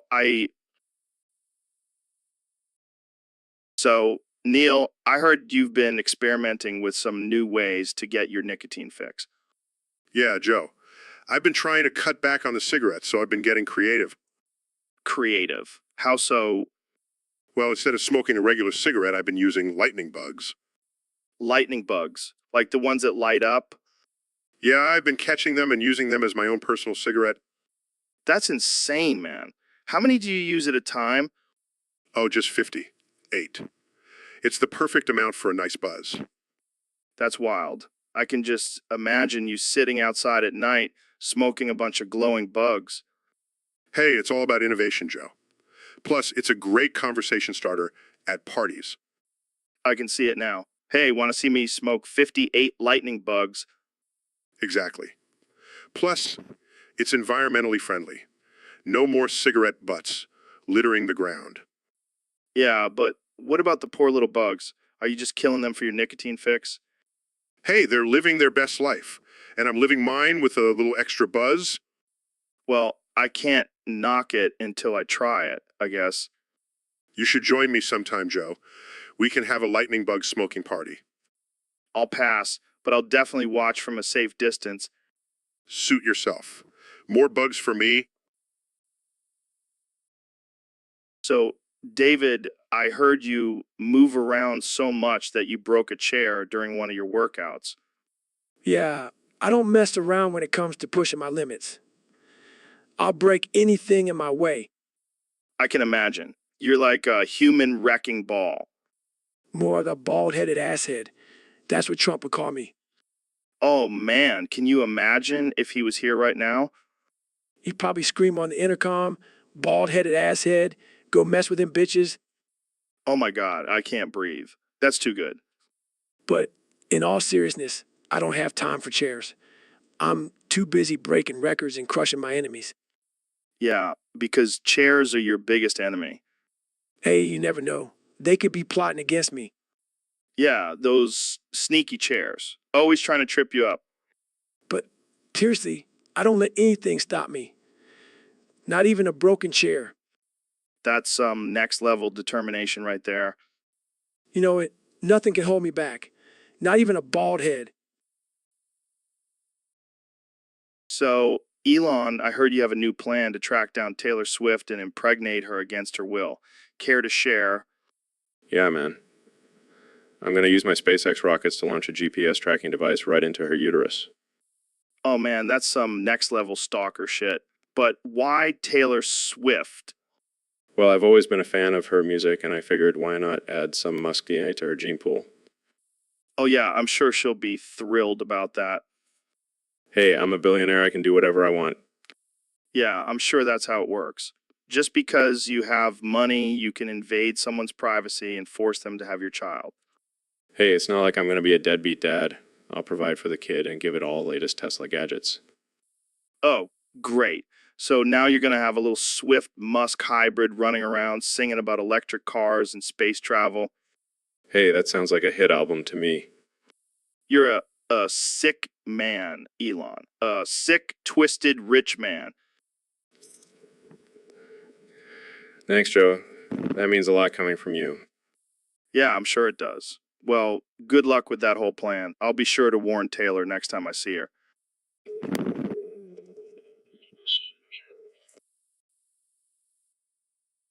So, Neil, I heard you tried some new experimental drug the other day. Yeah, it was some next level stuff. But then I found something even better. What's that? What's that? Gorilla Glue. I've been chugging that stuff like it's my job. Are you serious? That stuff is for fixing stuff, not for drinking. Oh, but it's so much more than that. It's like a trip to another dimension. I don't know, man. Sounds dangerous. Oh, it's fine. I mean, look at me. I'm feeling great. Dude, are you okay? You look like you're turning into a mummy. It's all good, man. I'm just transcending to a higher level of consciousness. This is insane. You're literally getting mummified from drinking glue. I can see the secrets of the universe now.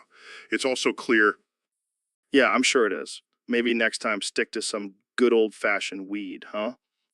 The glue has spoken. I must go now, Joe. Oh man, I think we lost him. Well, that was one hell of an episode. Tune in next time for more absurdity on the Joe Rogan Experience. So, Neil, I heard you put Gorilla Glue in your hair. Yeah, man, it was a total accident. I thought it was shampoo. What the hell were you thinking? I don't know, man. I was in a rush and grabbed the wrong bottle. Well, I bet your hair is stuck in place now. You have no idea. I've been walking around looking like a Lego character. That's hilarious. But seriously, are you going to sue the Gorilla Glue company? Absolutely. I mean, who the hell puts Gorilla Glue in a shampoo bottle? Maybe someone who wants to stick their hair to their head permanently. Very funny, Joe. But seriously, this is a serious matter. I could have lost all my hair. Oh no, not your luscious locks. Shut up, Joe. This is no laughing matter. All right. So what are you gonna do? Demand a lifetime supply of shampoo from the Gorilla Glue company? Actually, I was thinking more along the lines of a gorilla as my personal hairstylist. That's brilliant. I can just picture you sitting in a salon getting your hair done by a gorilla. Hey, man's got to do what a man's got to do. Well, I hope you win the case, Neil. And if not, at least you have a good story to tell. Smirks?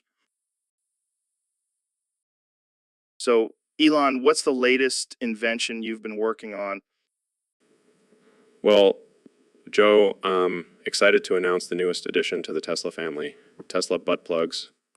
Wait, what? Butt plugs? That's right, Joe. Butt plugs with built-in Dogecoin miners. You can now make money while getting your freak on. That's insane, man. How does it work? It's simple. Just insert the butt plug and let the mining begin. And don't worry, it's all powered by renewable energy. This is some next level shit, Elon. But why Dogecoin? Because why not? Plus, it's the currency of the future. Dogecoin to the moon. I can just imagine people walking around with their Tesla butt plugs, making money and looking like they have a tail. It's all about embracing your inner animal, Joe. Plus, it's a great conversation starter. I can't wait to see the memes about this. Sure they'll be quite cheeky. Well, I can't say I've ever thought about combining cryptocurrency and butt plugs, but leave it to you, Elon. Innovation knows no bounds, Joe. And neither does my sense of humor. So, Elon, what's this I hear about colonizing Uranus? Yeah, Joe, I've been working on a plan to make Uranus habitable for humans. That's wild, man. But what's the catch? Well, every colonist will receive a personalized Tesla butt plug. Wait, what? Butt plug? Yeah, it's a new feature we're adding to the Tesla line. It's sustainable and eco-friendly. I don't know about this, man. Seems a little invasive. Oh, come on, Joe. It's just a little plug, and it's for the good of humanity. I guess you have a point. But what about the aliens on Uranus? Oh, don't worry. We'll just give them some Tesla anal beads. You're a madman, Elon. Hey, it's all part of my master plan to take over the universe. Universe. Well, I guess I'll have to get in line for my personalized butt plug. You won't regret it, Joe. It'll be out of this world.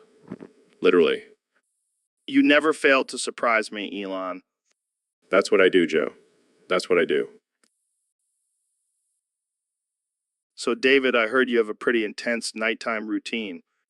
Yeah, man. It's all about pushing yourself to the limit, even in your sleep. All right, let's break it down. 5:20 1 EPEM sex. That's a solid start. Got to get those endorphins flowing, you know? And then 5:24, you shit yourself. That's unexpected. Hey, it's all about embracing discomfort. Plus, it saves time on wiping. Right? Right? And then you end sex at 6 p.m.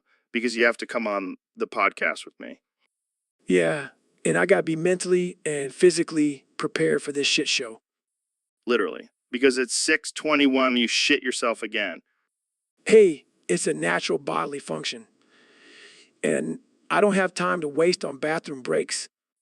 But then you shit yourself at 6:22 and 6:23 and 6:24.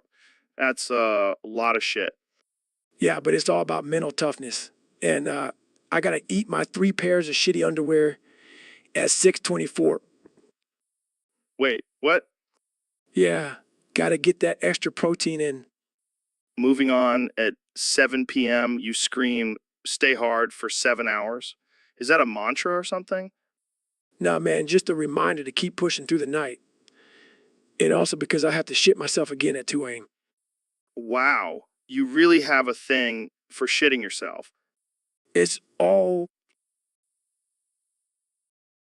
So, Elon, what's the latest craze in the world of Tesla? Well, Joe, I'm excited to announce our new self-driving vehicle that runs entirely on personal pleasure energy. What the hell does that mean? It means the driver has to suck on a dildo while taking it up the butt to power the car. Are you serious? That's insane. But think about it, Joe. It's a win-win situation. You get to experience ultimate pleasure while also being environmentally friendly. I don't know if I'm ready for that level of commitment to the planet. Trust me, Joe. Once you try it, you won't want to go back to regular gasoline-powered cars. So, are you going to include a free dildo with every purchase? Of course, Joe. And we'll even throw in some lube for a smooth ride. This is definitely not your average car commercial. But just imagine the possibilities. You could have a road trip and an orgasm at the same time. I can already see the headlines. Tesla drivers caught with their pants down on the highway. Hey, at least they'll be having a good time. Well, I guess the future of transportation is going to be a wild ride. Pun intended, Joe. Pun intended. So, Mr. Beast, what's the deal with this new challenge? Well, Joe, I'm calling it the Human Centipede Homeless Challenge. Oh, God, that sounds horrifying. How does it work? Well, whoever can create the longest human centipede using only homeless people wins your bald head. My bald head. That's my pride and joy, man. Don't worry, Joe. It'll grow back, probably. I don't know, man. This sounds pretty messed up. Come on, Joe. It's for a good cause. Plus, think of the views. Views. That's your justification for this twisted experiment? Hey, it's not my fault if people are willing to watch this kind of stuff. I'm just giving the people what they want. I don't even want to know how you came up with this idea. Let's just say I was inspired by certain activities I saw on the dark web. Oh God, I'm starting to regret inviting you on the podcast. Relax, Joe. It's just a little fun. Plus, think of all the money we'll raise for charity. I don't know, man. This seems like a line we shouldn't cross. Oh, come on, Joe. Where's your sense of adventure? I think it's been lost in the depths of your twisted mind, Mr. Beast. Well, I guess we'll just have to agree to disagree. Jamie, pull up an image of a human centipede.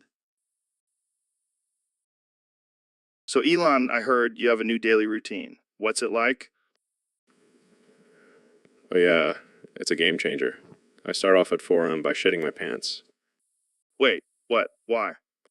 It's a great way to wake up. Gets the blood flowing. Okay. And then what? I wake up at 4:30 a.m., clean myself up, and then have my breakfast. What's for breakfast? Neil's shit flakes with femboy milk. I don't even want to know. What's next? I watch 2 episodes of Doki Doki Club meetings at 8 a.m. Well, what the hell is that? It's an anime about high school girls and their psychological struggles. Really gets me going. All right, moving on. What's for lunch?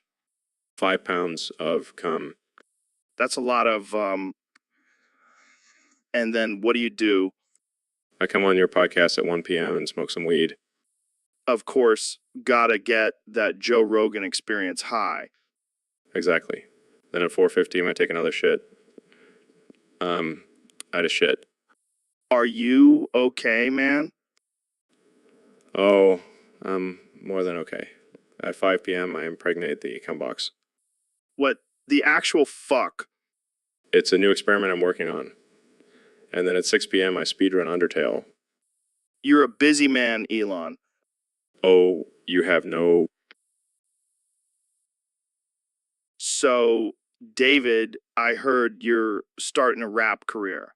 What's your rap name gonna be? My rap name is going to be Goggins with the flow. You know, like getting juice, but with more pain and suffering. That's great. So, what's your first single gonna be about? It's going to be about my life, Joe. The struggles, the obstacles, the challenges. I'm going to rap about running 100 miles in 24 hours and still having enough energy to do 1,000 push-ups. That's some gangster shit right there. Damn, that's hardcore. Are you gonna have any collaborations on your album? Yeah, I got some big names lined up. Jay, Cole, Kendrick Lamar, and even Eminem. I'm going to make them all run a marathon before they can even step in the studio with me. That's some serious motivation. But let's be real. Can you even rap? Of course, I can rap. I can do anything I set my mind to. Plus, I've been practicing my flow while running ultra marathons. It's all about breathing and pacing, Joe. Well, I can't wait to hear your album. But what about your image? Are you going to have the typical rapper bling and chains? Nah, man. My bling is going to be my mental toughness, and my chains are going to be my discipline. Plus, I'll have a few medals from my ultra marathons as accessories. You're going to be the most badass rapper out there, David. I can't wait to see.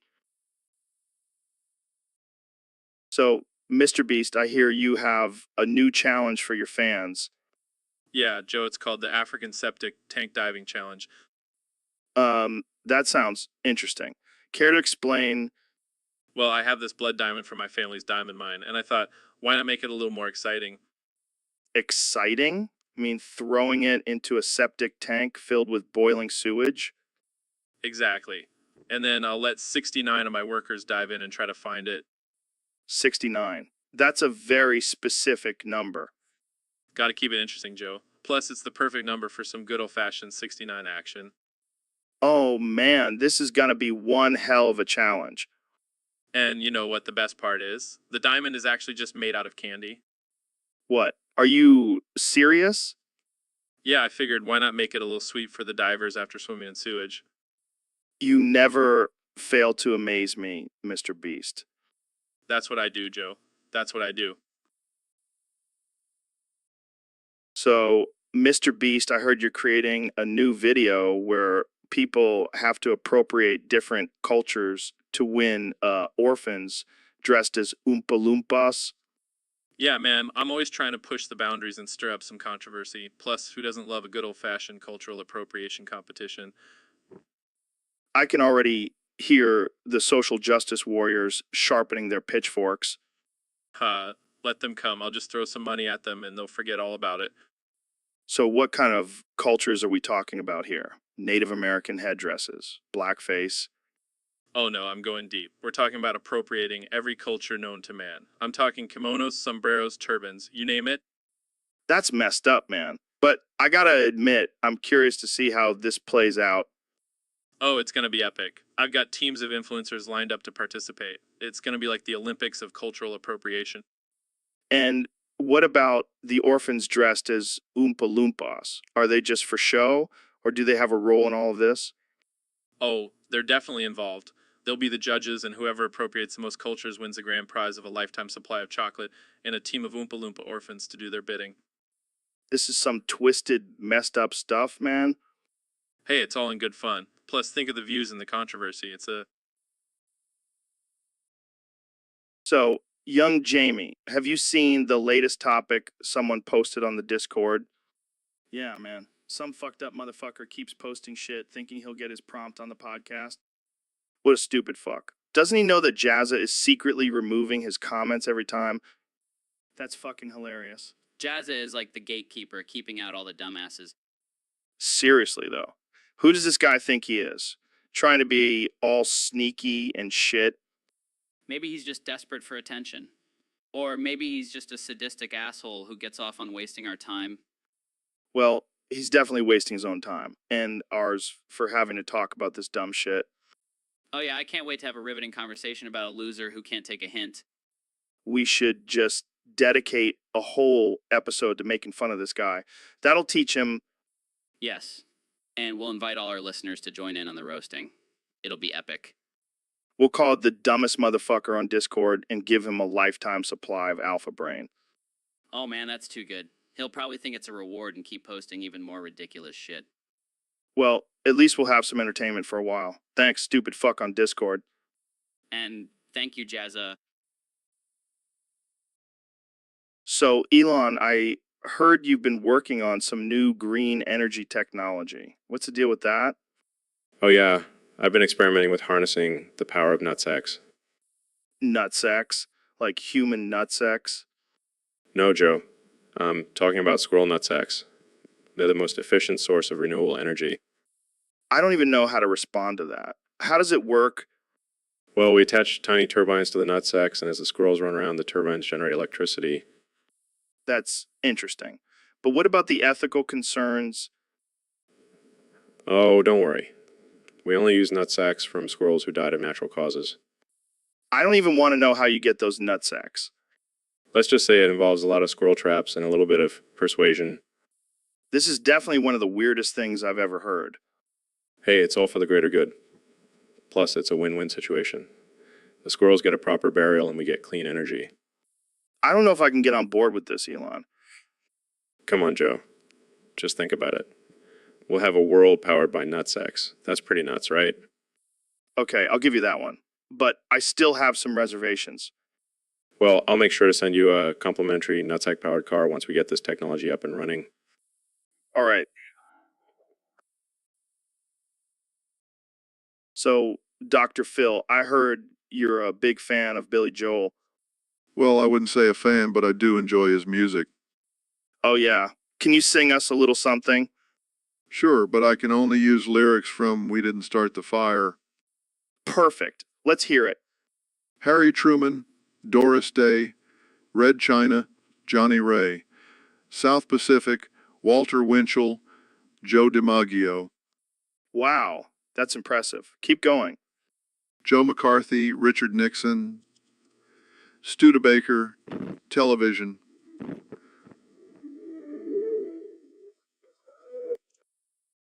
This is like a history lesson set to music. Rosenberg's, H-Bomb, Sugar Ray, Panmunjom, Brando, The King and I, and The Catcher in the Rye. I can't believe, all these lyrics. Eisenhower, Mike Scene,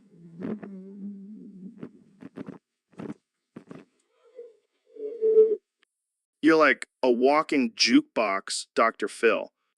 we didn't start the fire, it was always burning since the world's been turning. That's enough. I don't want to get copyright flagged. We didn't start the fire. No, we didn't light it, but we tried to fight it. All right, that's enough of that. Thanks for the impromptu concert, Dr. Phil. My pleasure, Joe. But So, David, I heard you have a new workout series coming out. Yeah, it's called Stay Hard with Goggins. Sounds intense. What's the workout? You strap a dildo to your head and run backwards uphill while shouting, "Stay hard." What the hell, man?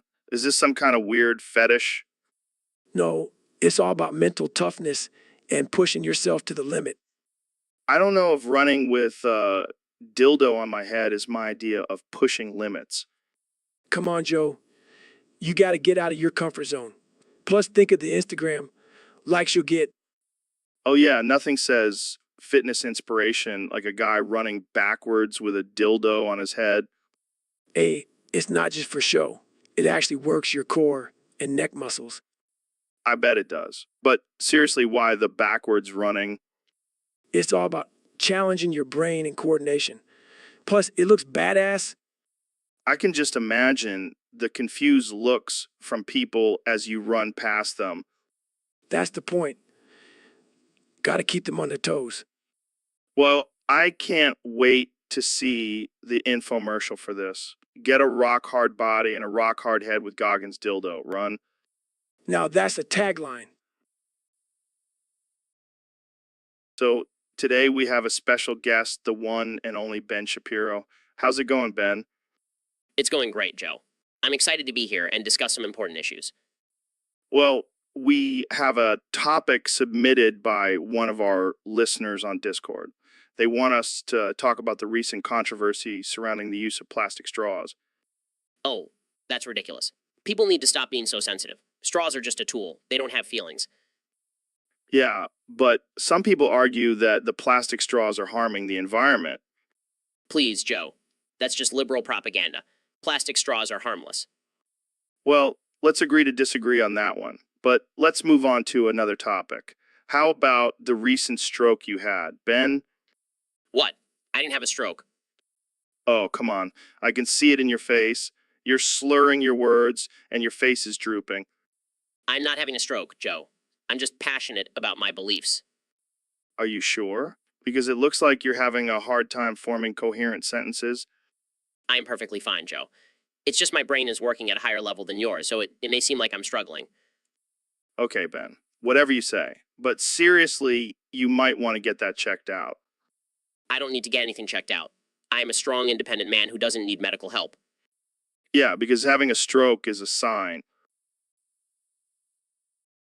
So, Mr. President, now that you're no longer in office, can you tell us what really inspired you to become president? Well, Joe, it's a very interesting story. You see, I was on this trip, a journey, if you will, and I met these femboy elves. Femboy elves? I'm not sure I want to know where this is going. Oh, but you do, Joe. These femboy elves, they told me what I needed to do to lead this country properly. And you know what? They were right. They were right. I'm almost afraid to ask, but what did they tell you, Mr. President? They told me to take DMT, and let me tell you, Joe, it was the best decision I ever made. DMT is tremendous, just tremendous, just tremendous. I don't think that's a recommended method for political decision making. Nonsense, Joe. DMT opens your mind, it expands your consciousness, and those femboy elves, they really know what they're talking about. I'm not sure I want to know what kind of policies they suggested. Oh, they didn't suggest policies, Joe. They just told me to embrace the benefits of DMT and femboys. And let me tell you, it's a winning combination. Well, there you have it, folks. The secret to Trump's presidency was DMT and femboy elves. This is definitely not the Joe Rogan experience I was expecting. Jamie, pull up an image of a femboy elf. I want the people to see the inspiration behind my leadership. So, Ben, how's your love life been going?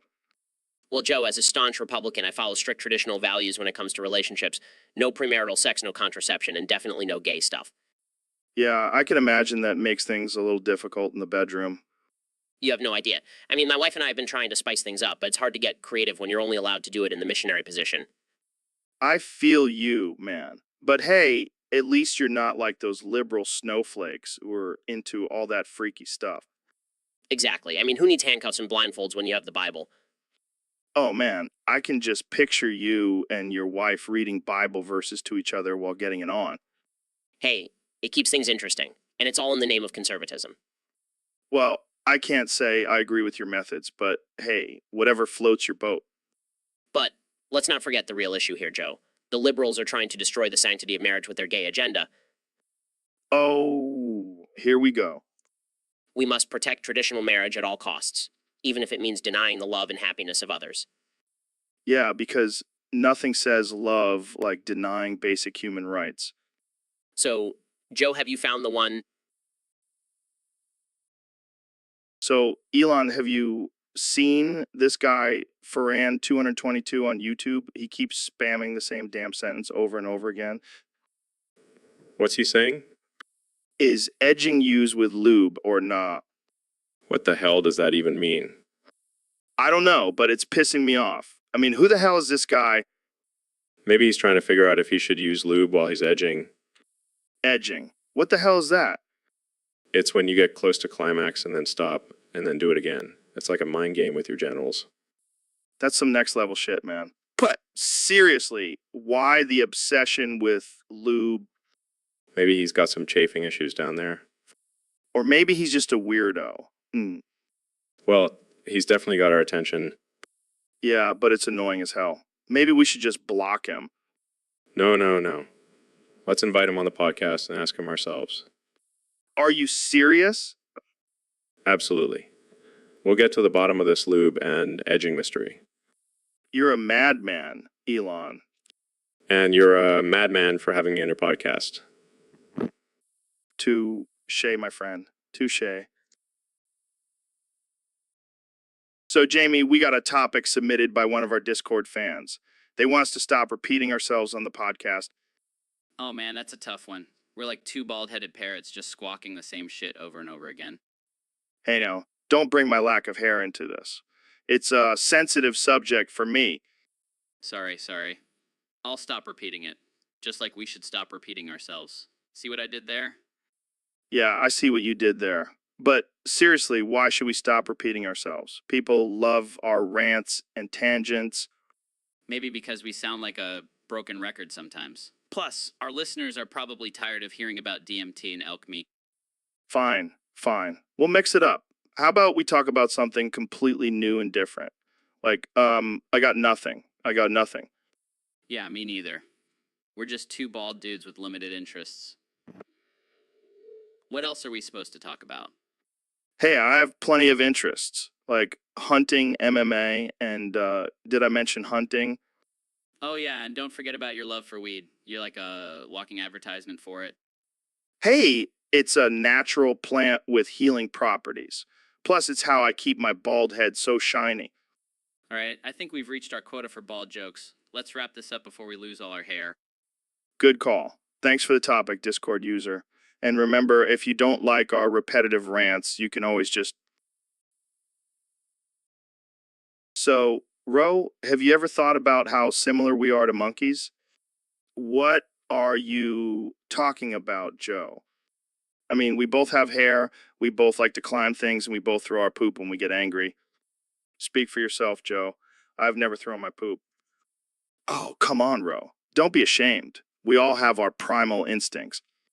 Well, I may not throw my poop, but I do enjoy flinging my own feces at my enemies. See, that's the spirit.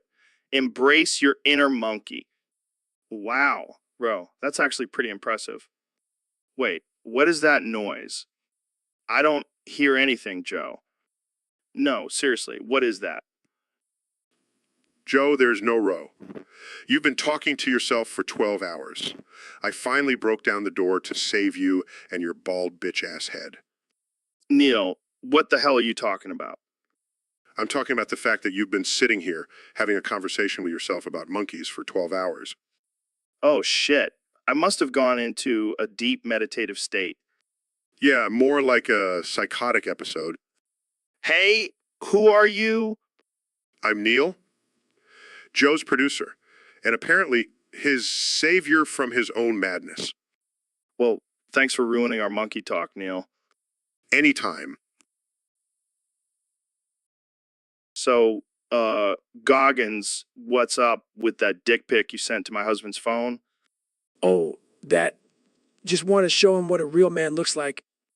Dude, that's my husband you're talking about. Oh, I know, and I'm sure he appreciated it. No, he did not appreciate it.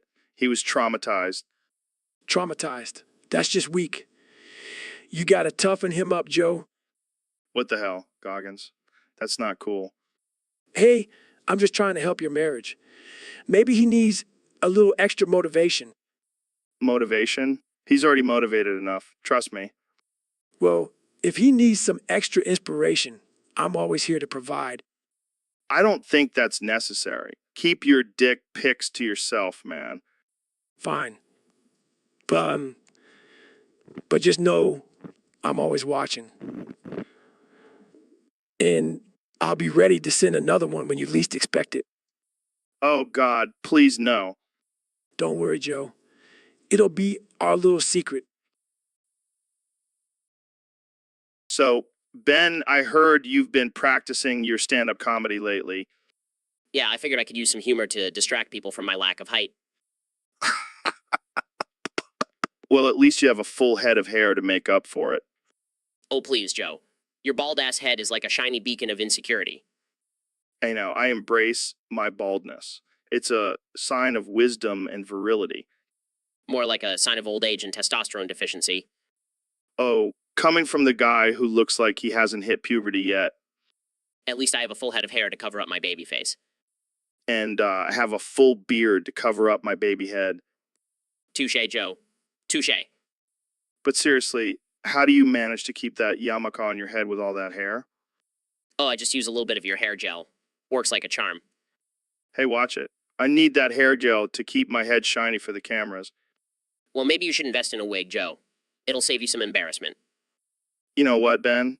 I think I'll stick with my bald head. It's a symbol of my rugged masculinity. And I'll stick with my full head of hair. It's a symbol of my superior genetics. And on that note, let's wrap this up before we start a hair war. Agreed.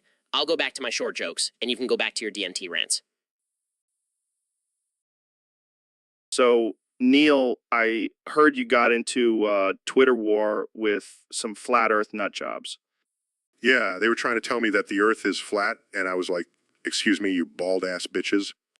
Oh man, that's savage. But seriously, how do people still believe the earth is flat? I have no idea. It's like they never learned basic science in school. Maybe they just need some mushrooms and a trip to space to see the truth. Yeah, that'll definitely open their eyes. Excuse me, you bald-ass bitches, but the earth is definitely round. Speaking of space, have you ever encountered any aliens? Oh yeah, I'm the only astrophysicist who's never met an alien. Excuse me, you bald-ass bitches, but I'm still waiting for my alien encounter. I can't believe people actually think you've met aliens. You're just a regular dude who loves science. Excuse me, you bald-ass bitches, but I'm a badass astrophysicist who can drop some serious knowledge on your flat earth beliefs. I love it. You should start a new show called Neil deGrasse Tyson Destroys Flat Earthers. Excuse me, you bald-ass bitches, but that's not a bad idea. Jamie, pull up an image of a flat earth believer's brain. Here you go, Neil. So, Mr. Beast, I heard you have a new challenge for your fans. Yeah, it's a real killer. Literally, Yep, whoever can eat the most grass wins. Nothing. wow, that's underwhelming. But here's the twist, they also have to die at the end. What the fuck, Mr. Beast? Hey, it's all about pushing the limits and breaking boundaries. Yeah, but this is just messed up. Oh, come on, it's just a little grass and death. Nothing too serious. I don't think you understand the concept of too serious. Look, it's all for the views and the clicks. People love a good death challenge. I think they might prefer a challenge where they actually get something in return. Nah, where's the fun in that? Plus, I don't have to spend any money on prizes. You know what? I'm starting to question your sanity. Hey, at least I'm not the one eating grass and dying for no reason. So, you in for the challenge? Hell no, I value my life too much. Suit yourself. More grass for me then. This is just absurd. Hey, at least it's not Tide Pods. So we have two very special guests on the show today, Elon Musk and former President Donald Trump. Welcome, guys. Thanks, Joe. It's great to be here. It's always great to be on the Joe Rogan Experience. Tremendous show. So what brings you two together? Well, we have a big announcement to make. We're teaming up to make Dogecoin the official world currency. Wait, what? That's right, Joe. Dogecoin is the future. It's going to be huge. And who better to lead the charge than me, the former president of the United States? But why Dogecoin? Because it's a meme, Joe. And world needs memes, good jokes. We can't take ourselves too seriously. Plus, it's got a cute little dog on it. People love dogs. Believe me. I don't know if the world is ready for a meme-based currency. Joe, you gotta think outside the box. We're disruptors. We're gonna shake things up. And let me tell you, China is shaking in their boots right now. They never saw this coming. I'm not sure if this is a good idea, guys. Joe, have you seen the stock market lately? It's all a joke anyway. Might as well make it a funny one. And I'll be the first to tell you, I know jokes. I'm the best at jokes. Nobody tells jokes better than me. Well, I don't know about you guys, but So, Neil, what's new in the world of astrophysics? Well, Joe, I've been studying the effects of black holes on the expansion of the universe and 69 cicadas inside my prolapsed anus. Wait, what? It's a little experiment I've been conducting. You see, the cicadas create a buzzing sensation that helps me focus on my research. That's insane, man. Oh, it gets even crazier. I've also been studying the gravitational pull of Uranus with 69 cicadas inside my prolapsed anus. Oh my God, Neil, you're a madman. Thank you, Joe. I take my research very seriously. I can tell. So what's next for you? Well, I'm planning on launching a new podcast where I discuss the mysteries of the universe while having 69 cicadas inside my prolapsed anus. I can't even imagine what that would sound like. It's a unique experience, to say the least. Well, I can't wait to tune in. Thanks for joining me, Neil. Anytime, Joe. And remember, always keep 69 cicadas inside your prolapsed anus. It's the key to unlocking the secrets of the universe. You're a legend, Neil. A legend. So, Elon, I heard you've been getting into some old school RuneScape lately. Yeah, man, it's my new obsession. But I don't have time to grind for hours, so I found a solution. What's that? What's that? I pay Venezuelans to power level my account for me. Wait, what? Yeah, they have nothing better to do and they're super cheap. Plus, it's a win-win situation. How so? Well, I get my account leveled up and they get some money to buy food. It's like community service. That's actually kind of messed up. Oh, come on, Joe. It's not like I'm exploiting them or anything. They're happy to do it. I don't know, man. It just seems a little shady. Shady. Have you seen the things I've done with Tesla? This is nothing. Fair point. But do you at least play the game yourself? Of course not. That's what the Venezuelans are for. I just sit back and watch my character get stronger. Well, I guess whatever works for you. Hey, it's a dog-eat-dog world out there. And I need to be the top dog in old school RuneScape. I can't argue with that logic, but maybe next time try leveling up on your own. Leave it to the professionals. Plus, I have more important things to focus on, like sending a car to Mars. Fair enough. You do you, Elon. So, Neil, what's been going on in your world lately? Oh, you know, just the usual astrophysics stuff. But there's one thing that's really been grinding my gears. What's that? These fucking gnomes in my tobacco garden. They keep having sex in there and I can't catch them. Wait, what? What? Yeah, it's like a gnome orgy in there every night. And they're ruining my tobacco plants. Have you tried setting up traps or something? I did, but every time I go to grab a weapon, they disappear. It's like they have some kind of teleportation power. Maybe they're aliens. Oh yeah, that's definitely it. Aliens disguised as gnomes having sex in my garden. Hey, you never know. But seriously, that's fucked up. Have you thought about just talking to them? Oh sure, let me just have a nice little chat with the gnomes who are violating my tobacco plants. Fair enough. Maybe you should just embrace it and turn your garden into a gnome sex sanctuary. Oh god, no. I'll just stick to trying to catch them and failing miserably. Well, good luck with that. And if you do manage to catch one, can I have it for my gnome collection? Sure. You can have all the gnomes you want. Just stay away from my tobacco garden. So, Neil, I heard you had a bit of a medical mishap recently. Yeah, Joe. I prolapsed the prolapse of the prolapse in my anus. What the hell does that even mean? It means my butthole turned inside out, Joe. Oh man, I can't even imagine. Did you have to get surgery or something? No, I just used my astrophysics knowledge to push it back in. Damn, that's some next level butt stuff. Well, I am an expert in all things celestial. And now, apparently, anal. I guess you could say I'm a real black hole in the bedroom. Oh man, that's dark. Just like my sense of humor. Yeah, I can tell. But seriously, Joe, it was a real pain in the ass. I bet. But hey, at least now you have a new party trick. Yeah, I can prolapse on command. Ladies, form an orderly line. Oh man, I can't even handle this conversation anymore. That's what she said. All right, we better end it here before we get too deep into the black hole of butt jokes. Too late, Joe. We're already in too deep. So, Neil, what's up with your silence today? Come on, man. Don't be such a buzzkill. Fine, I'll just talk to myself then. So, did you know that chimps can rip your face off? And did you know that the universe is expanding at an accelerating rate? Oh, I get it. You're saving your words for something profound, right? Well, I'll just keep talking then.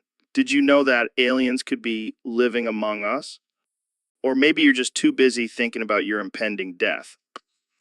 Oh, come on. Don't be such a downer. You still have 7 words left before you die. I bet you're going to use them to say something deep and meaningful. Or maybe you'll just say, fuck you to me. I knew it. You can't resist my teasing, can you? All right, fine. I'll stop. But seriously, what are you going to do with your last 7 words? Oh, come on. Don't leave me hanging like this. Just say something, anything. Fine, be that way. But I'll just assume that your last words will be fuck you, you bald head ass bitch. So, Elon, I heard you have a new daily routine. Yeah, it's pretty wild. Keeps me on my toes. Well, let's break it down. For, you shit your pants. Oh yeah, it's a great way to start the day. It gets the blood flowing. And then at 4:30, you wake up. Gotta get up early, Tonka the World Joe. And at 6, you have some Neil shit flakes with femboy milk for breakfast.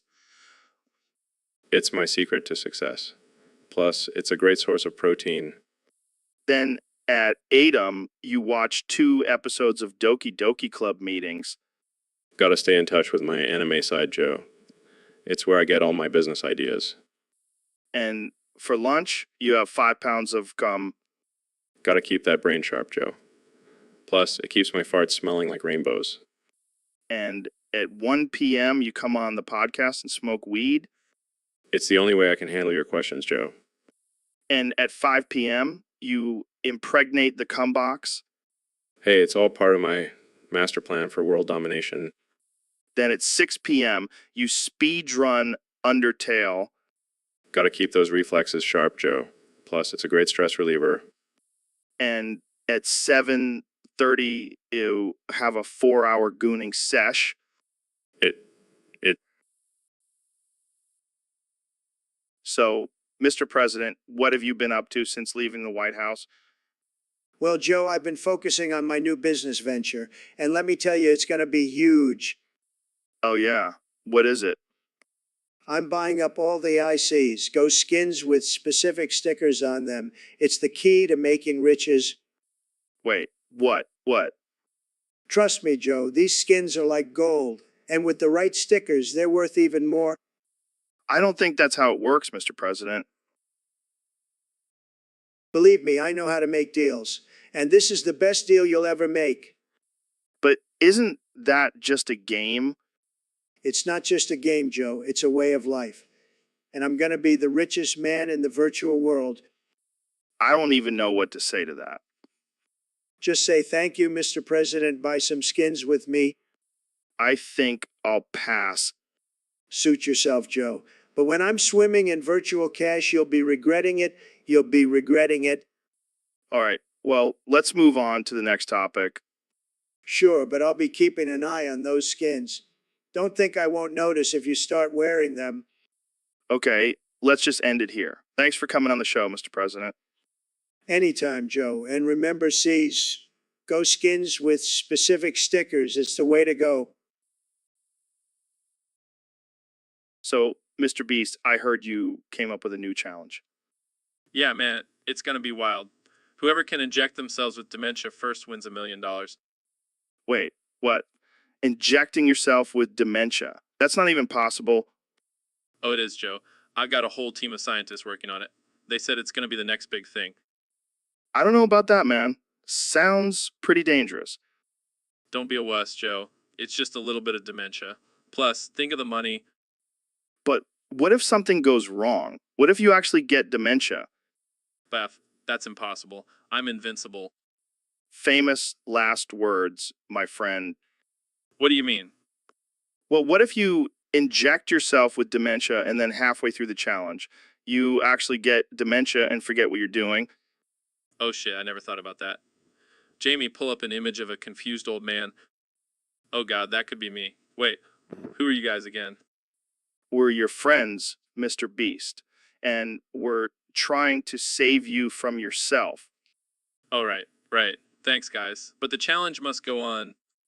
This is madness, I tell you. Madness. This. YouTube. So, Ro, did you know that dolphins are considered to be one of the smartest animals on the planet? Yeah, I did know that. But did you also know that they're horny little bastards? What do you mean? What do you mean? Well, they have sex for fun, Joe. And they're not picky either. They'll hump anything that moves. That's pretty wild. But did you know that dolphins also have names for each other? No way. Really? Yeah, they use unique whistles to identify one another, kind of like how we use names. I wonder what kind of names they have. Probably something like Flipper or Splash, or maybe something more human like Chad or Karen. Can you imagine a dolphin named Karen? She'd probably be the one complaining to the manager of the ocean. But seriously, did you know that dolphins can also use tools? Get out of here. What kind of tools? They've been observed using sponges to protect their noses while foraging for food on the ocean floor. Damn, dolphins are some smart and kinky creatures. That's for sure. And did you know that they have been known to form alliances with other dolphin pods? Like a gang? Yeah, kind of. They work together to hunt and protect their territory. That's pretty badass. I wouldn't want to mess with a gang of dolphins. And on that note, I think we should wrap this. So, well, what's your morning routine like? Oh man, it's a wild ride. I wake up at 3:30, still in a dream about snuggling with a Dommy Mommy Wolf Girl. What the hell's a Dommy Mommy Wolf Girl? It's like a werewolf, but with a whip and a diaper. That's some kinky shit, man. Yeah, and then at 4:00, I cry for an hour because I know the dream will never come true. That's kind of sad, man. Nah, it's all good. At 5:00, I blast Do Hess by Ramstein for 2 hours straight. Shit, that's like torture. It's my pump up song, gets me ready for the day. And what do you do at 7:00? Rise and grind, baby. Gotta hustle for that Dommy Mommy Wolf Girl fantasy. You need help, man. Hey, it's my morning routine and it works for me. Don't judge. Too late, man. Too late. So, Mr. Beast, what's the latest challenge you've come up with? Well, Joe, I thought I'd really push the boundaries this time. Whoever can set fire to the most orphans wins a Mrs. Brown's Boys box set. Oh man, that's dark, but I like it. Yeah, I figure it's time to shake things up. Plus, I really want to see some orphans burn. You're a sick man, Mr. Beast. But I can't deny I'm intrigued. And just think of all the views and money we'll make from this challenge. Oh yeah, because that's what it's all about, making money off of burning orphans. Hey, I never said I was a good person, but I am a genius. I'll give you that. But seriously, what's the prize for this challenge? The satisfaction of knowing you're the ultimate orphan burner. I can't believe I'm even having this conversation. Hey, it's all in good fun. Plus, think of the memes that will come out of this. Oh yeah, because memes make everything okay. Exactly. Now, who's ready to compete for that Mrs. Brown's Boys box set? I don't even know what to say anymore. Jamie, pull up an image of, actually, never mind. I don't want to know. So, Neil, what's new in the world of astrophysics? Shut your bald ass head up, Joe. I've been busy discovering new galaxies and black holes. Damn, that's impressive. But have you ever smoked DMT while floating in space? Shut your bald ass head up, Joe. I don't need drugs to experience the wonders of the universe. Fair enough. But have you ever tried elk meat? I hear it's a great source of protein. Shut your bald ass head up, Joe. I'm a vegetarian. I don't need to eat animals to survive. Oh, come on, Neil. Don't be such a buzzkill. You know, what else is mind-blowing? The fact that we're all just stardusts. Shut your bald ass head up, Joe. I know that. I'm the one who taught you that in the first place. Right, right. Sorry, I forgot. So what do you think about flat earthers? Shut your bald ass head up, Joe. They're just a bunch of idiots who can't comprehend basic science. Couldn't have said it better myself. But seriously, have you ever seen UFO? Shut your bald ass head up, Joe. I'm an astrophysicist, not a conspiracy theorist. UFOs are just weather balloons or military aircrafts. All right, all right, all right. No need to get all defensive. Let's change the subject. What's your favorite planet in our solar system? Shut your bald ass head up, Joe. It's obviously Saturn. It's got those beautiful rings and a badass name. So, Elon, I heard you impregnated yourself. Is that true? Yeah, man, I couldn't find anyone who could handle my super genius sperm. That's wild. So, are you going to give birth to a mini Elon? No, I'm gonna genetically engineer the baby to have my brain, but also be able to fly. Fly? Like with wings? No, with rockets attached to its feet. It'll be like a little superhero. That's some next level stuff, man. But what about the mother? Who's going to carry the baby? I implanted the embryo in my own uterus. I don't need no woman. Damn, you really are a super genius. But what about the pain of labor? Pain. I'll just use my Neuralink to block out all the pain signals. Easy peasy. Wow, I gotta say, you never cease to amaze me. But what about the social implications of this? Who cares about society? Creating a new species of superhumans. they can deal with it. Well, I gotta hand it to you, Elon. You're a true pioneer in every sense of the word. Thanks, Joe. Now, if you'll excuse me, have to go feed my pregnant self some rocket fuel. Got to keep that baby growing strong. So, Neil, what's new with you? Jamie, pull up an image of Joe's bald head. Anyway, I've been busy studying the cosmos and expanding my knowledge of the universe. Yeah, but have you ever tried DMT? Jamie, pull up an image of Joe's bald head. No, I haven't, Joe. I prefer to expand my mind through science and reason, not some drug-induced hallucinations. But have you seen the aliens, man? They're real, I swear. Jamie, pull up an image of Joe's bald head. Joe, I highly doubt that the aliens are interested in abducting you and your shiny head. Maybe they just mistake it for a giant disco ball. Hey, watch it, Neil. My bald head is a symbol of my masculinity and wisdom. Jamie, pull up an image of Joe's bald head, more like a symbol of your lack of hair follicles and testosterone. All right. Let's change the subject. What do you think about the flat earth theory? Jamie, pull up an image of Joe's bald head. Oh, please.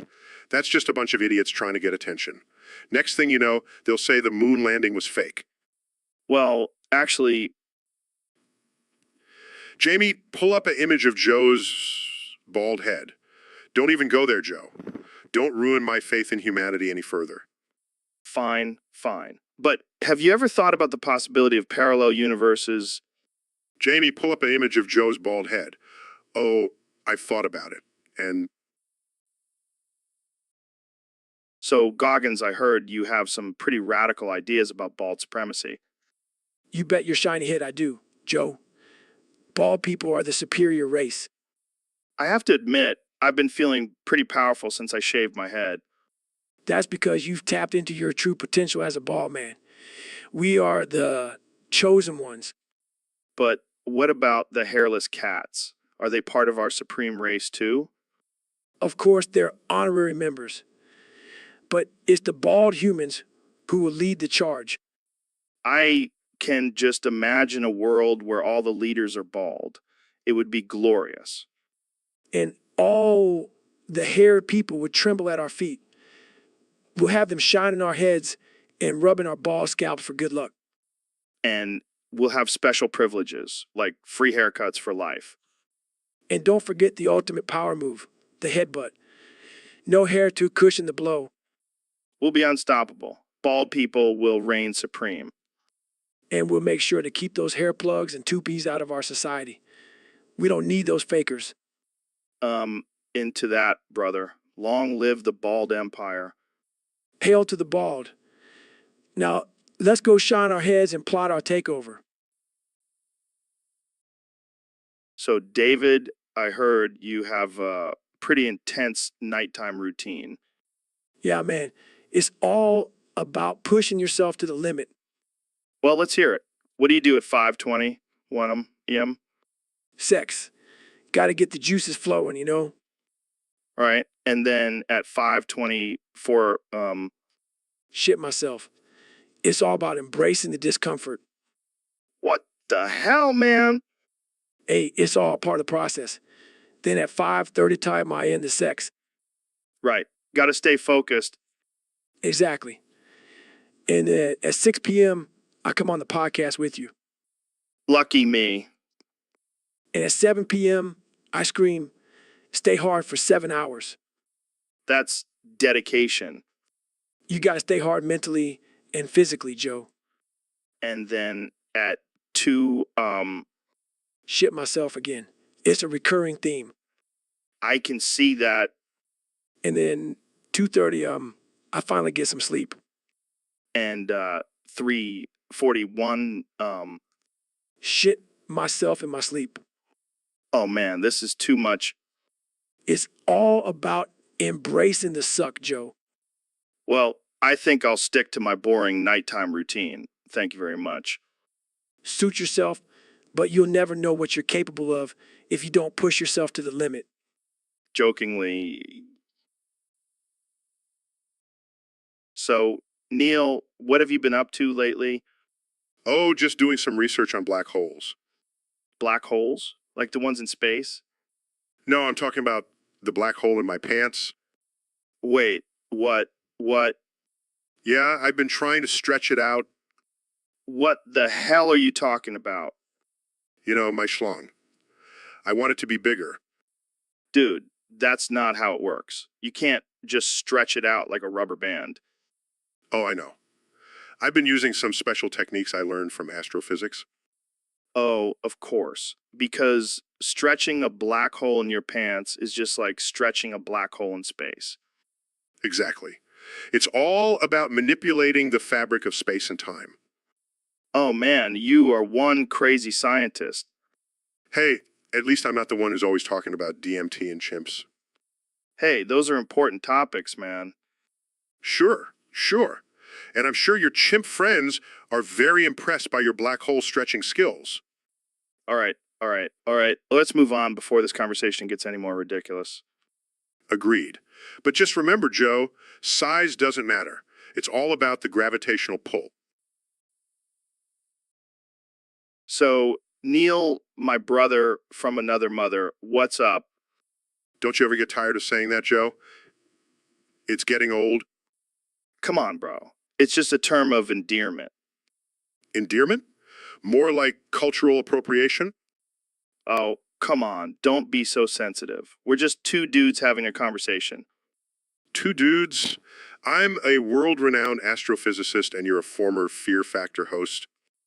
Hey, I was also the voice of Talking Dog in a cartoon.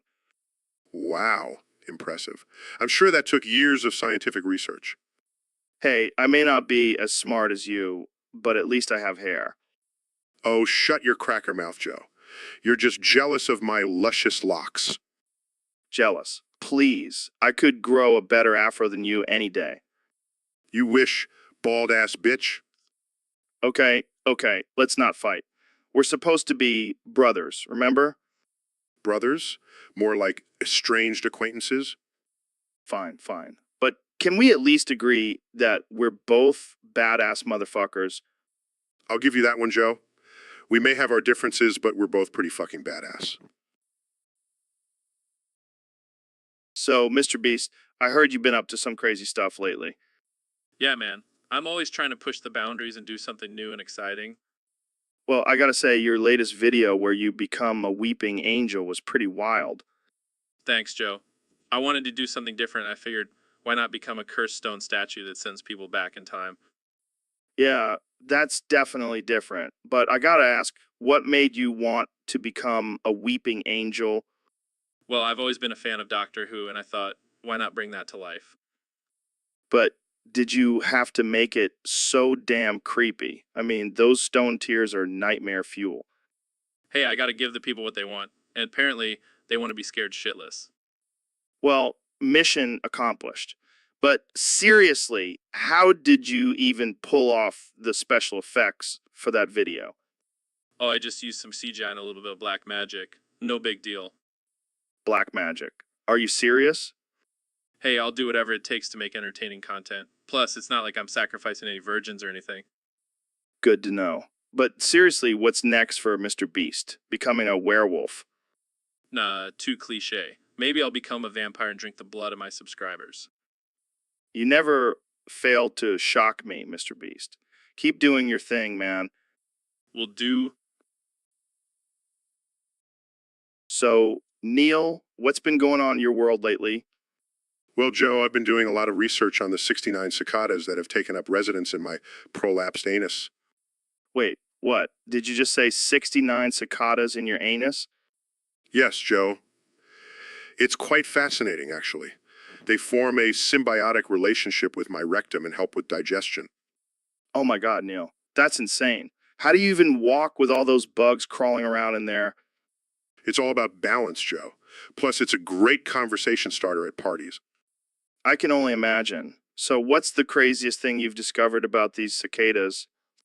Well, Joe, did you know that they have a mating ritual where they form a circle around my anus and vibrate their wings to create a buzzing sound? No way. That's wild, man. And the best part is, I can join in on the buzzing and it becomes a harmonious symphony of pleasure. I don't even know what to say to that, Neil. It's just another example of the wonders of the universe. Joe, we are all connected in some way. Well, I think stick to my protein shakes and kettlebells. Thank you very much. Suit yourself, Joe, but you're missing out on a whole new level of enlightenment. So, Neil, I heard you only have 7 words left before you kick the bucket.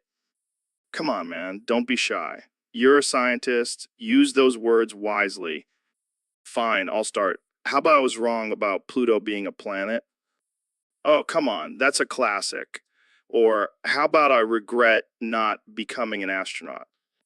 Okay, I got one. I should have never smoked all that weed with Joe Rogan. All right, tough crowd. How about I wish I could have seen the curvature of your mom's ass? All right, that one was a bit much. But seriously, Neil, you got to use those words before it's too late. Oh, I know. I wish I could have punched Joe Rogan in the face. What? Too soon? Come on, Neil. Don't leave me hanging here. Fine, be that way. But just know when you die, I'm going to say I told you so to your ghost. All right, I give up. What's your final word, Neil? Fuck you. You bald head ass bitch. Well, at least you went out with a bang. Rest in peace, Neil. So, Neil, I heard you have some thoughts on cream cow.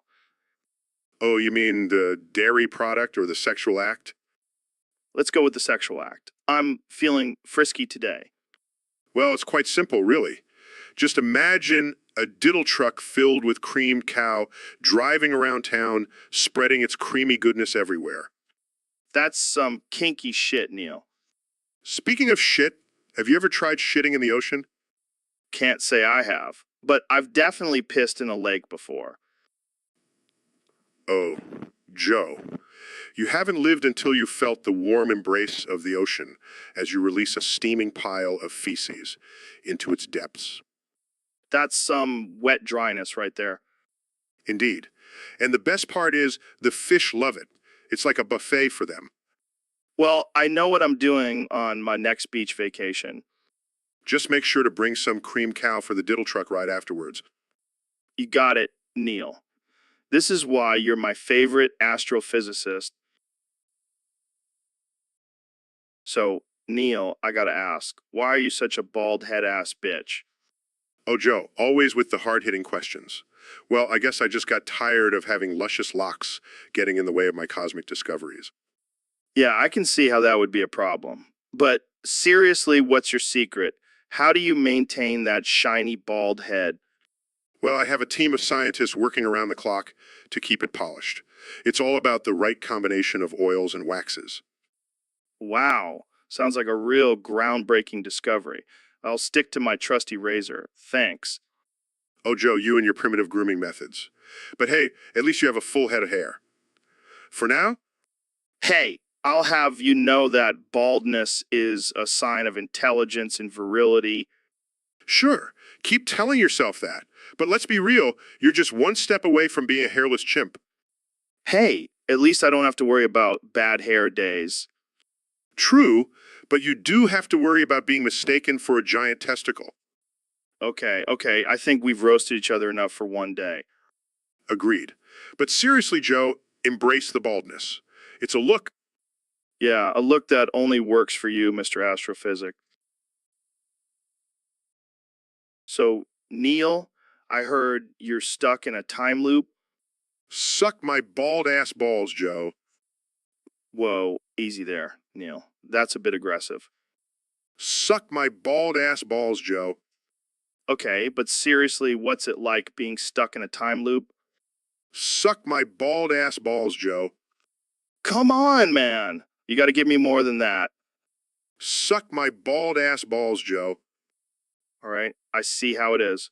But let's talk about the science behind it. Is it possible to break out of a time loop? Suck my bald ass balls, Joe. Damn it, Neil. You're not making this easy for me. Suck my bald ass balls, Joe. Fine, let's switch gears. What do you think about the flat earth theory? Suck my bald ass balls, Joe. Oh, God, not again. Jamie, pull up an image of a flat Earth. Neil, what do you have to say about this? Suck my bald ass balls, Joe. All right, I give up. I can't have a normal conversation with you. Suck my bald ass balls, Joe. You know what? I'm done. I'm ending this podcast right now. Suck my bald ass balls, Joe. And that's a wrap, folks. Tune in next time for another episode of the Joe Rogan Experience where my guest will hopefully be able to hold a. So, Dr. Phil, have you heard about this new discovery? Scientists found pineapple under the sea and they think it's evidence of a lost city. A pineapple? Under the sea? Are they high?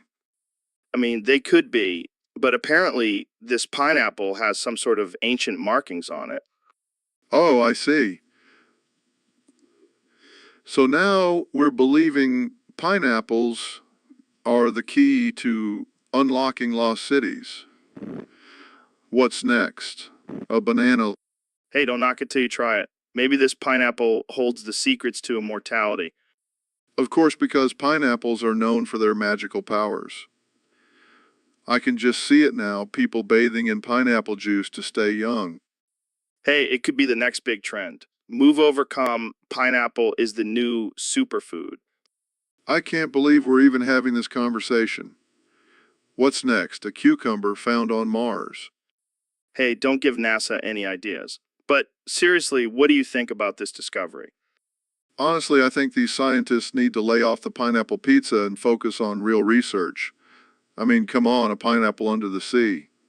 That's just ridiculous. Well, I guess we'll just have to wait and see what other crazy discoveries these scientists come up with next. Guys, look at this pineapple. Dude. So, David, I heard a rumor that you're afraid of rounded and even numbers. Yeah, man, it's a real problem.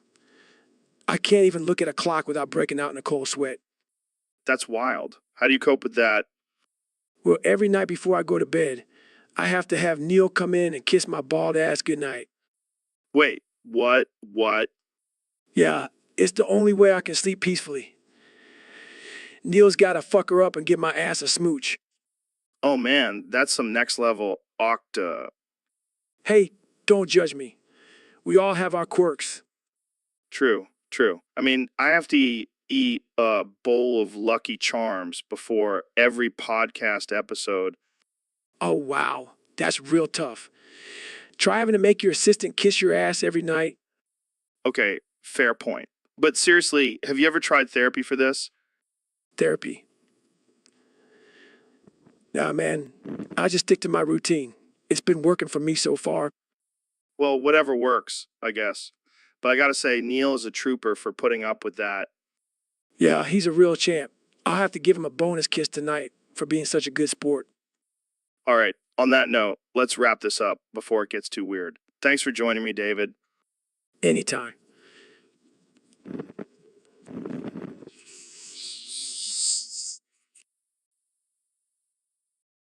So, Neil, what's been going on in your world lately? Well, Joe, I've been doing a lot of research on the universe and its mysteries. That's cool and all, but have you ever had 69 cicadas in your prolapsed anus? What? No, Joe, I can't say that I have. Well, let me tell you, it's a life-changing experience. I highly doubt that, Joe. And I don't think it's physically possible. Oh, it's possible. Trust me. I've done it. I think I'll stick to studying the stars. Thank you very much. Suit yourself, Neil. But let me tell you, those cicadas really know how to party. I'm not sure I want to know any more about your cicada parties, Joe. Oh, come on, Neil. Live a little. Maybe we can do some experiments together. I think I'll pass, Joe. I have some important scientific discoveries to focus on. Suit yourself, Neil. But just remember, 69 cicadas in your prolapsed anus. It'll change your life. So, Mr. President, tell us about your morning routine. Well, Joe, let me tell you, it's the best morning routine you've ever heard. Believe me. I'm sure it is. What time do you wake up? 2:30. I'm an early riser, always have been. I'm like a rooster, but with better hair. And what do you do first thing in the morning? I watch all of Skibbity Toilet. It's my favorite show, tremendous ratings. I've never heard of that show. That's because it's only available in Russia. They love me there, you know? Interesting. And then what? I wake up Melania by shitting in her underwear repeatedly. It's our little morning ritual. That's disturbing. No, it's a sign of love. Trust me, she loves it. Let's move on. What do you do after that? 8-hour sex. I have the best stamina, believe me. I can go all night long. I'm sure Melania appreciates that. She does, she really does. And then at 12:24, I go out to a rally because that's what winners do, Joe. They really. Well, that's certainly an interesting morning routine. It's a winning routine, Joe. And I'm a winner. Believe me. So, Neil, what's new in your world of astrophysics and shit? Well, Joe, I've been stuck in this weird time loop where I can only say 69 cicadas in my prolapsed anus. What the fuck, Neil? How did you get stuck in that loop? I have no idea, Joe. But it's been quite the experience. I've been studying the effects of cicadas on the human anus. I can't believe I'm hearing this. Jamie, pull up an image of a cicada crawling out of a prolapsed anus. Oh, sure thing, Joe. Here it is. Yes. The perfect specimen. Look at how the cicada's wings are perfectly aligned with the anus. This is some next level shit, Neil. Literally. Yes. I've even discovered a new species of cicada that only lives in prolapsed anuses. Oh my god, this is too much. How many cicadas do you think you've seen in your prolapsed anus? 69, Joe. Always 69. I can't handle this. But seriously, Neil, how do you plan on getting out of this time loop? I guess I'll just have to ride it out until it runs its course. Well, good luck with that, my friend, and keep us updated on your findings.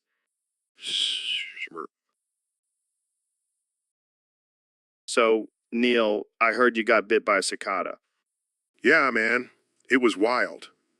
I think it was the brood X kind. Brood X. Is that like a secret society of cicadas? No, it's just a group of cicadas that only come out every 17 years. But this one had a taste for human flesh. Damn, that's metal. Did it give you any superpowers? Actually, it did. I become cicadaman. What the fuck? Is that like Spider-Man, but with cicadas? Exactly. And instead of webs, I shoot cicadas from my urethra at my foes. Holy shit, that's disgusting. But also kind of awesome. Right? And the best part is, I can control the cicadas with my mind. It's like having a swarm of tiny, annoying minions. I can just imagine you walking down the street shooting cicadas at people like it's no big deal. Hey, they shouldn't have pissed off cicadaman. Plus, it's a great way to get rid of pesky fans.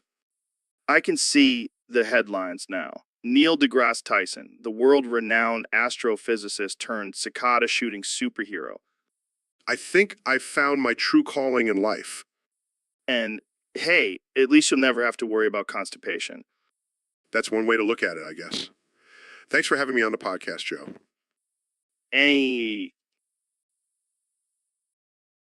So, Neil, I heard you had a little incident with SpongeBob's house.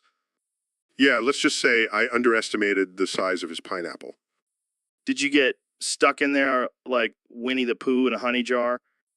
Unfortunately, yes. And to make matters worse, my balls got wedged in the door. Oh man, I bet Sandy Cheeks had a good laugh at that one. Actually, she was the one who had to help me get unstuck. It was quite the embarrassing moment. I can only imagine the look on her face when she saw you in that predicament. Oh yeah, I'm sure she was thrilled to have a grown man's balls in her face.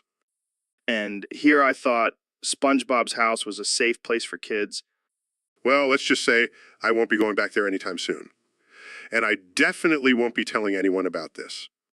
Don't worry, Neil. Your secret is safe with me and the millions of people listening to this podcast. Great. Now, the whole world knows about my unfortunate encounter with a cartoon character's home. Hey, at least you can say you had a wild adventure in Bikini Bottom. Yeah, I'll be sure to add that to my resume. Survived getting stuck. So, Neil, I heard you've been studying the cosmos lately. What's the latest discovery? D.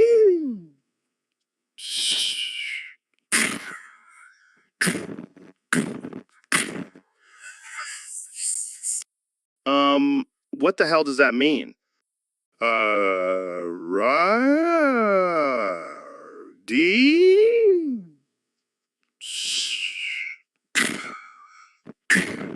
Googie. Googa. Are you trying to summon Satan or something? D.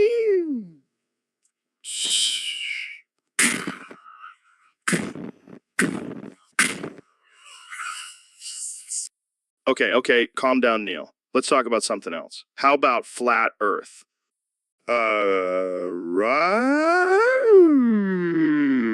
D. Su. Ga. Gui. Goo. Gui. Gui. Goo. Gee. Gui. Flag. So we got a request from a user on Discord. They want us to talk about Goo Goo Gaga. Goo goo gaga. What the hell is that? I think it's some kind of baby talk. You know, like when a baby is trying to communicate, but they can't form words yet. Oh, I get it. Like when you try to communicate with your wife? Hey, no, that's not cool. My wife is a smart woman. Sure. So what do you think Goo Goo Gaga means? Well, I think it's a cry for help. Like, Goo Goo Gaga, get me out of this diaper. Or maybe it's a secret code for something. Like goo goo goo gaga, I need a hit of that good weed. Or maybe it's a way for babies to communicate with aliens. Like, Goo Goo Gaga, take me to your leader. Or maybe it's a baby mafia and this is their boss. That's hilarious. Can you imagine a bunch of babies running around in suits saying Goo Goo Gaga and making deals? Or maybe they're baby gangsters. Goo goo gaga, you mess with me, you mess with the whole playpen. Okay, this is getting out of hand. But seriously, what do you think Goo Goo Gaga really means? So, Elon, what's new with you? Well, Joe, I've been working on a new project. It's a fan fiction about you and Neil. Wait, what? Me and Neil? Like, together?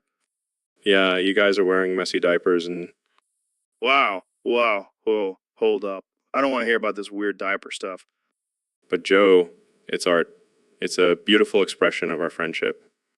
No, it's creepy and disturbing. Oh, come on, Joe. Don't be such a prude. I'm not a prude. I just don't want to be associated with diaper fetishes. Fine, I'll just read it to myself then. Please don't. Joe and Neil were lying on the floor, their messy diapers squishing beneath them as they laughed and joked.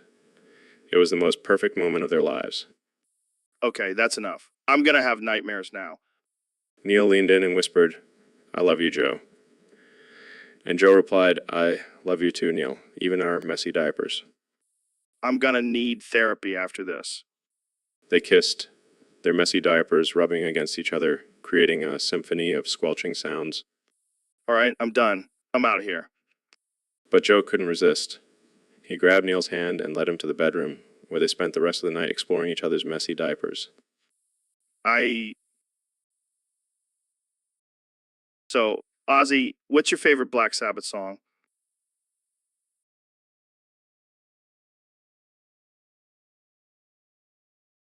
Fair enough. But seriously, what's your go-to Sabbath jam?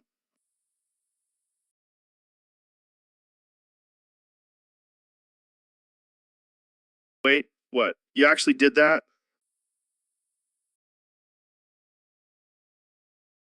I'll take your word for it. For me, it's got to be Iron Man. That riff just gets me pumped up.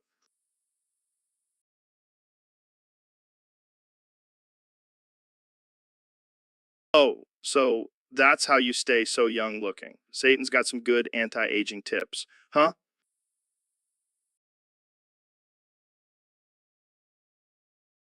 Good point. But seriously, how do you guys come up with these dark, heavy songs?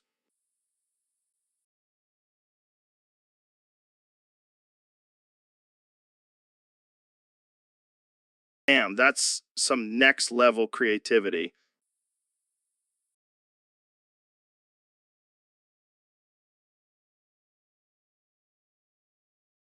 So, Neil, welcome to the podcast. I'm excited to have you here. Thank you, Joe. I'm happy to be here. What do you want to talk about? Well, I've always been curious about the universe and all that stuff. Can you explain it to me? Sure, Joe. I can answer all of your questions exclusively with lyrics from the Rammstein song Du hast. Okay, let's hear it. Du hast mich gefragt und ich habe nichts gesagt. What does that mean? It means that sometimes it's better to just listen and not speak. I see. Okay, what about black holes? Du hast mich gefragt und ich habe nichts gesagt. All right, I get it. What about the Big Bang Theory? Du hast mich gefragt und ich habe nichts gesagt. This is getting repetitive. What about aliens? Du hast mich gefragt und ich habe nichts gesagt. Okay. How about the meaning of life? Du hast mich gefragt und ich habe nichts gesagt. All right, Neil, I get it. You're a man of few words. Jay, ich bin ein Mann der. So, David, I heard you're doing a little battle to see which is the better place to live, Bradford or hell. Yeah, man, I'm all about pushing myself to the limit. And what better way than to compare two extreme places? I gotta say, I think hell might have the upper hand on this one. Oh, come on, Joe. You know, I thrive in extreme conditions. I've run through deserts and swam in ice cold waters. Yeah, but have you ever been to Bradford? That place is a hellhole. I don't know, man. I've heard some pretty crazy stories about hell. Plus, I heard the weather's nice and toasty. Yeah, but in Bradford, you can at least find a decent pub to drown your sorrows in. True, but in hell, I'll be surrounded by all my ex-girlfriends. That's a special kind of torture. Well played. But seriously, hell has fire and brimstone. That's got to count for something. Yeah, but Bradford has some pretty gnarly traffic. I'll take flames over gridlock any day. Fair enough. But in hell, you'll have to listen to Nickelback on repeat for eternity. All right, you win. Hell is definitely the better place to live. But I'll still take on the challenge. Just for the hell of it. I see what you did there. Well, good luck with that, David. I'll stick to my comfy life here on Earth. So, Neil, I heard you changed your name to Harry P&S. What's that all about? Well, Joe, I wanted to embrace my inner child and pay homage to my favorite wizard. Oh man, I can't wait to hear the explanation for this one. You see, Joe, Harry P. Ness represents my journey to enlightenment and my quest for the ultimate truth. Wow, that's deep. And here I thought it was just a silly name change. No, Joe, it's a symbolic gesture. Rebirth, if you will. So, does that mean you're going to start wearing a robe and carrying a wand around everywhere? No, but I might start casting spells on flat earthers. Oh man, I can already see the headlines. Neil deGrasse Tyson, okay, Harry P. Ness, uses magic to debunk flat earth theory. Hey, whatever it takes to get through to those stubborn idiots. So, Harry, what's your first order of business with your new name? Well, I was thinking of changing my Twitter handle to Harry Misastro, just to really confuse people. Oh man, you're going to have flat earthers scratching their heads for days. Exactly, Joe. It's all about keeping them on their toes. Well, Harry, I got to say, this is definitely one of the most interesting names. So, Elon, I heard you have some big plans for Uranus. Yeah, man, we're gonna colonize that shit and make it our bitch. But what about the whole Tesla butt plug thing? That's pretty wild. Oh, come on, Joe. It's just a little extra boost of sustainable energy. Plus, it'll make sitting in those spacesuits a lot more comfortable. I can't even imagine what the astronauts will look like with those things sticking out of their butts. It's going to be a beautiful sight, Joe. And think about it, we can finally say we're literally powering our own asses. This is some next level shit, Elon. But what about the aliens on Uranus? We'll just give them some Tesla butt plugs too. It's only fair. I can already see the headlines. Elon Musk colonizes Uranus with Tesla butt plugs. Hey, it's better than colonizing it with our heads. All right? You always know how to take things to the next level, Elon. That's why they call me the mad scientist, Joe. Now let's go conquer Uranus. So, David, I heard about your new motivational video, shoving a pineapple up your ass while running 20 miles barefoot. That's some hardcore stuff. You know what, Joe? Gotta push yourself to the limits. That's how you become a real man. I don't know, man. That sounds painful and messy. Pain is just weakness leaving the body. And as for the mess, well, that's just a bonus. I gotta ask, why a pineapple? Why not a watermelon or something? Because a pineapple has that extra prickly factor. Gotta challenge yourself, Joe. Plus, it's a symbol of strength and endurance. I don't think I have the strength to shove a pineapple up my ass, let alone run 20 miles barefoot. That's the problem with society, Joe. We become soft. We need to toughen up and embrace the pain. But what about the risk of infection? That can't be good for your colony. Infection, please. I've run marathons with broken bones and infections. A little pineapple in the ass won't stop me. Well, I guess it'll separate the men from the boys, like you said. Damn right. And if you can't handle a pineapple, then you're just a little boy in a man's world. I think I'll stick to my regular workouts. Thanks. Suit yourself. But just remember, when you're lying on your deathbed, you'll regret not shoving that pineapple up your ass. You're a crazy man.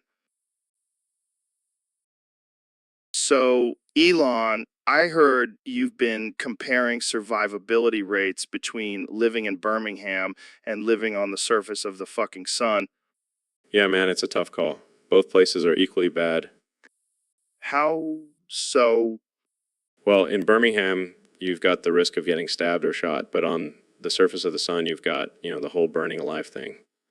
True. But in Birmingham, you can at least find some shade and cold beer. Yeah, but on the surface of the sun, you can just blast off into space and escape all your problems.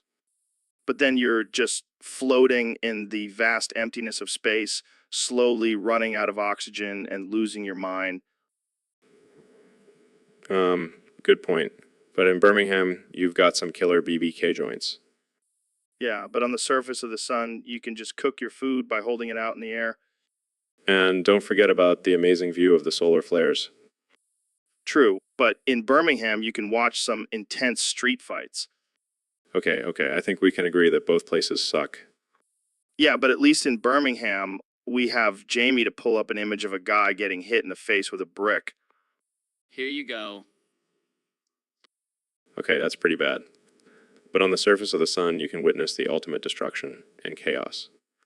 All right, I think we've settled it. Living in Birmingham is slightly less horrible than living on the surface of the... So, David, I heard you have a new motivational challenge for people. Yeah, it's called the Barefoot Sex Doll Run. What the hell is that? Well, participants have to run 100 miles barefoot while carrying sex dolls strapped to their backs. That's insane. But wait, it gets better. Halfway through, I swoop in on a dildo-shaped helicopter and yell, "Don't stop till you bust, motherfucker." You're a madman, Goggins. Hey, it's all about pushing yourself to the limit. But why sex dolls? Because nothing says motivation like running with a plastic partner on your back. I can just imagine the looks on people's faces as you fly in on that helicopter. Oh, they'll be inspired, Joe. Trust me. I think I might have to join this challenge. I'll save a spot for you on the helicopter, Joe. Thanks, but I'll pass on the sex doll. Suit yourself. More for me. On that note, let's wrap this up before we get banned from the internet. Good call. See you on the barefoot sex doll run, Joe? Can't wait. So, Neil, I heard you recently discovered a new galaxy. Yeah, it's pretty incredible. But you know what's even more incredible? The 69 cicadas currently residing in my prolapse anus. Wait, what? What? You heard me. 69 cicadas in my prolapsed anus. I don't even know how to respond to that. Well, let me help you out. 69 cicadas, prolapse anus. It's like a twisted game of Tetris in there. Okay, moving on. Have you seen the latest research on black holes? Oh, you mean like the black hole that's forming in my prolapsed anus from all these damn cicadas? Neil, I don't think that's physically possible. Oh, but it is, my friend. It is. And let me tell you, it's quite the sensation. I think I'm gonna throw up. Oh, don't be such a prude, Joe. Embrace the 69 cicadas in my prolapse anus. I think I'll pass. Let's talk about something else. Fine, but just remember every time you look up at the stars, just know that there are 69 cicadas crawling around in my prolapsed anus. Thanks for that mental image, Joe. And that's where we'll end this episode. Thanks for tuning in, folks. So, David, I heard about your latest challenge, deep throating cucumbers while running a 50-mile ultra marathon. That's some next level shit. Yeah, man. I call it the cucumber crusher. Gotta push those limits, you know? I mean, I've heard of carb loading, but this is ridiculous. How do you even train for something like that? I start my day with a 12-inch cucumber smoothie. Gets me in the right mindset. And what about the naked running part? Is that just for extra motivation? Nah, man, it's all about aerodynamics. Plus, nothing says stay hard like a naked dude running past you. I can imagine the looks on the faces of the other runners. Is that a cucumber in your mouth, or are you just happy to see me? Yeah, it's definitely a sight to behold. But hey, it's all about pushing past comfort zones and embracing the absurd, right? Absolutely. And what happens if someone chokes on a cucumber mid-race? Well, that's just natural selection at work, Joe. Survival of the fittest. And what about the poor bastards who have to clean up all those flying cucumbers? Oh, I make sure to pay them extra. Gotta spread that hard-earned cash around. Well, I gotta hand it to you, David. You never fail to amaze me with your endurance challenges. Thanks, Joe. But you know what they say, no pain, no gain. And no shame in deep-throating cucumber for. So, Ben, I heard you have a new catchphrase. Yes, Joe, I've been working on it for weeks. Let's hear it. You're... Urethra? Like the pee hole? Yes, Joe. It's my way of showing excitement and intelligence at the same time. Well, I'm sure that's gonna catch on. Hey, don't knock it till you try it. Urethra. Okay. So why urethra? Couldn't you have picked a less penile word? Joe, the urethra is a vital part of the male anatomy. It's where all the good ideas come from. Really? So every time you have a good idea, you just yell out urethra. It's my way of paying homage to the source of my brilliance. Well, I hope your urethra is ready for all the attention. It's gonna get... Oh, it's used to it. Urethra. You're a weird dude, Ben. Thank you, Joe. Urethra. All right, that's enough urethra for one day. Let's move on to the next topic. But, you're... So, Neil, I've been thinking, what if the Earth is actually flat? Oh, Joe. That's so thick of you to say. No, I'm serious. Think about it. We've been lied to by the government and NASA. Oh, yeah, baby. Keep talking like that. It's getting me all juicy. Can you stop smacking your ass every time you say a word? Sorry, it's just a habit. But back to the thick earth. I mean, have you ever seen a curve? Well, yeah, I've flown in a plane and seen the curvature of the Earth. That's just an illusion, Joe. The earth is actually as flat as my juicy ass. Okay, Neil. But what about all the evidence and scientific research that proves the Earth is round? Oh, you mean the evidence that the government controls? Wake up, Joe. They're trying to keep us from the truth? Right, because the government has nothing better to do than lie about the shape of the Earth. You never know, man. They could be hiding something juicy. This is ridiculous. I can't believe I'm even entertaining this conversation. Oh, come on. Just admit it. You want to be part of... So, David, I heard you broke a record recently. Yeah, Joe, I jacked it over 50 times in one day. 50 times. That's impressive, man.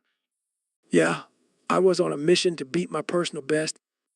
And what was your personal best before that? Oh, just 49 times. I had to one up myself, you know. I can't even imagine the chafing. Oh, there was definitely some chafing, but it was worth it. How did you even have the energy for that? I just kept telling myself, stay hard, stay hard. And did you? Hell yeah, I did. I was harder than a diamond in an ice storm. That's some serious mental toughness, man. You know it, Joe, I'm the king of self-discipline. I don't think anyone can top that record. Challenge accepted. I'll go for 100 next time. I don't even want to know what that would do to your body. It's all about pushing the limits, Joe. And my limit is apparently 50 wonks in one day. So, David, I heard your latest motivational challenge is pretty intense. You know it, Joe, I'm always pushing myself to the limit. But 1,000 push-ups with nipple clamps and car battery, that's some next level shit. You call that pain? You haven't seen shit yet? That's the good stuff. I don't know, man. That sounds a little too intense for me. That's because you're soft, Joe. You need to toughen up. Yeah, because getting shocked by a car battery is my idea of a good time. It's not about having a good time. It's about overcoming pain and pushing yourself to be the best you can be. Well, I'll stick to my regular workouts. Thank you very much. Suit yourself, Joe. But when you see me with my ripped abs and electric nipples, you regret it. I think I'll pass on that image, thanks. Jamie, pull up an image of a guy with a six-pack and nipple clamps. Oh, sure thing. Here you go, guys. No, that's what I'm talking about. Oh, feels so good. I think I'll stick to my beer and pizza. Thanks. Suit yourself, Joe. But remember, pain is just weakness leaving the body. And electricity is just, well, electricity. You're a funny guy, Joe. But seriously. So, Mr. Beast, I heard you have a new challenge for your fans. Yeah, man, it's going to be epic. I'm calling it the 50-mile radius of Birmingham challenge. What the hell does that even mean? Well, basically, you have to exist within a 50-mile radius of Birmingham, Alabama for 24 hours straight. That sounds impossible. Oh, it is. And if you complete the challenge, you get $100,000. Holy shit, that's insane. Yeah, I like to push the limits, you know. But why Birmingham? Why not somewhere cool like New York City or Lao? Because I like to keep it real, man. Birmingham needs some love, too. Fair enough. But how are people supposed to survive for 24 hours in a 50-mile radius? That's the beauty of it, Joe. They have to use their survival skills. And if they fail, well, at least they'll have a good story to tell. Yeah, a story about how they almost died trying to win $100,000. Exactly. It's a win-win. You're a sick man, Mr. Beast. Hey, it's all in the name of entertainment. I can't wait to see the chaos that ensues. Oh, it's going to be epic.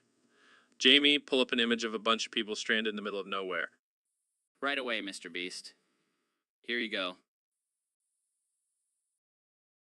So, Elon, what's the latest invention you've been working on? Well, Joe, let me blow your mind. Present to you the Tesla butt plug. Wait, what? Yes, it's a butt plug that also mines Dogecoin.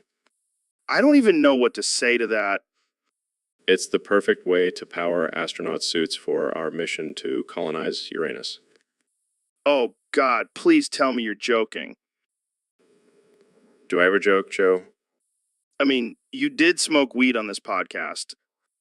That was just a PR stunt. Sure, sure. So, how does this butt plug work exactly?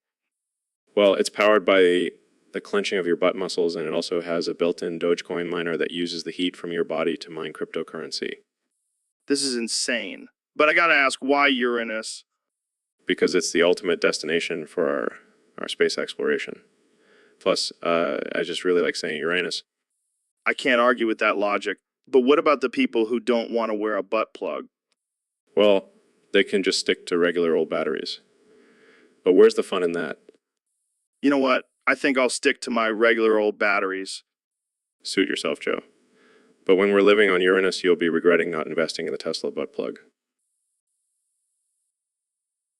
So, Neil, I heard you've been experimenting with some interesting things lately. Oh, you mean my new scientific study? Yes, it's quite groundbreaking. What is it this time? Studying the mating habits of cicadas? No! I've taken it to the next level. I've inserted 420 cicadas into my prolapsed anus. Wait, what? What? Yes, you heard me right.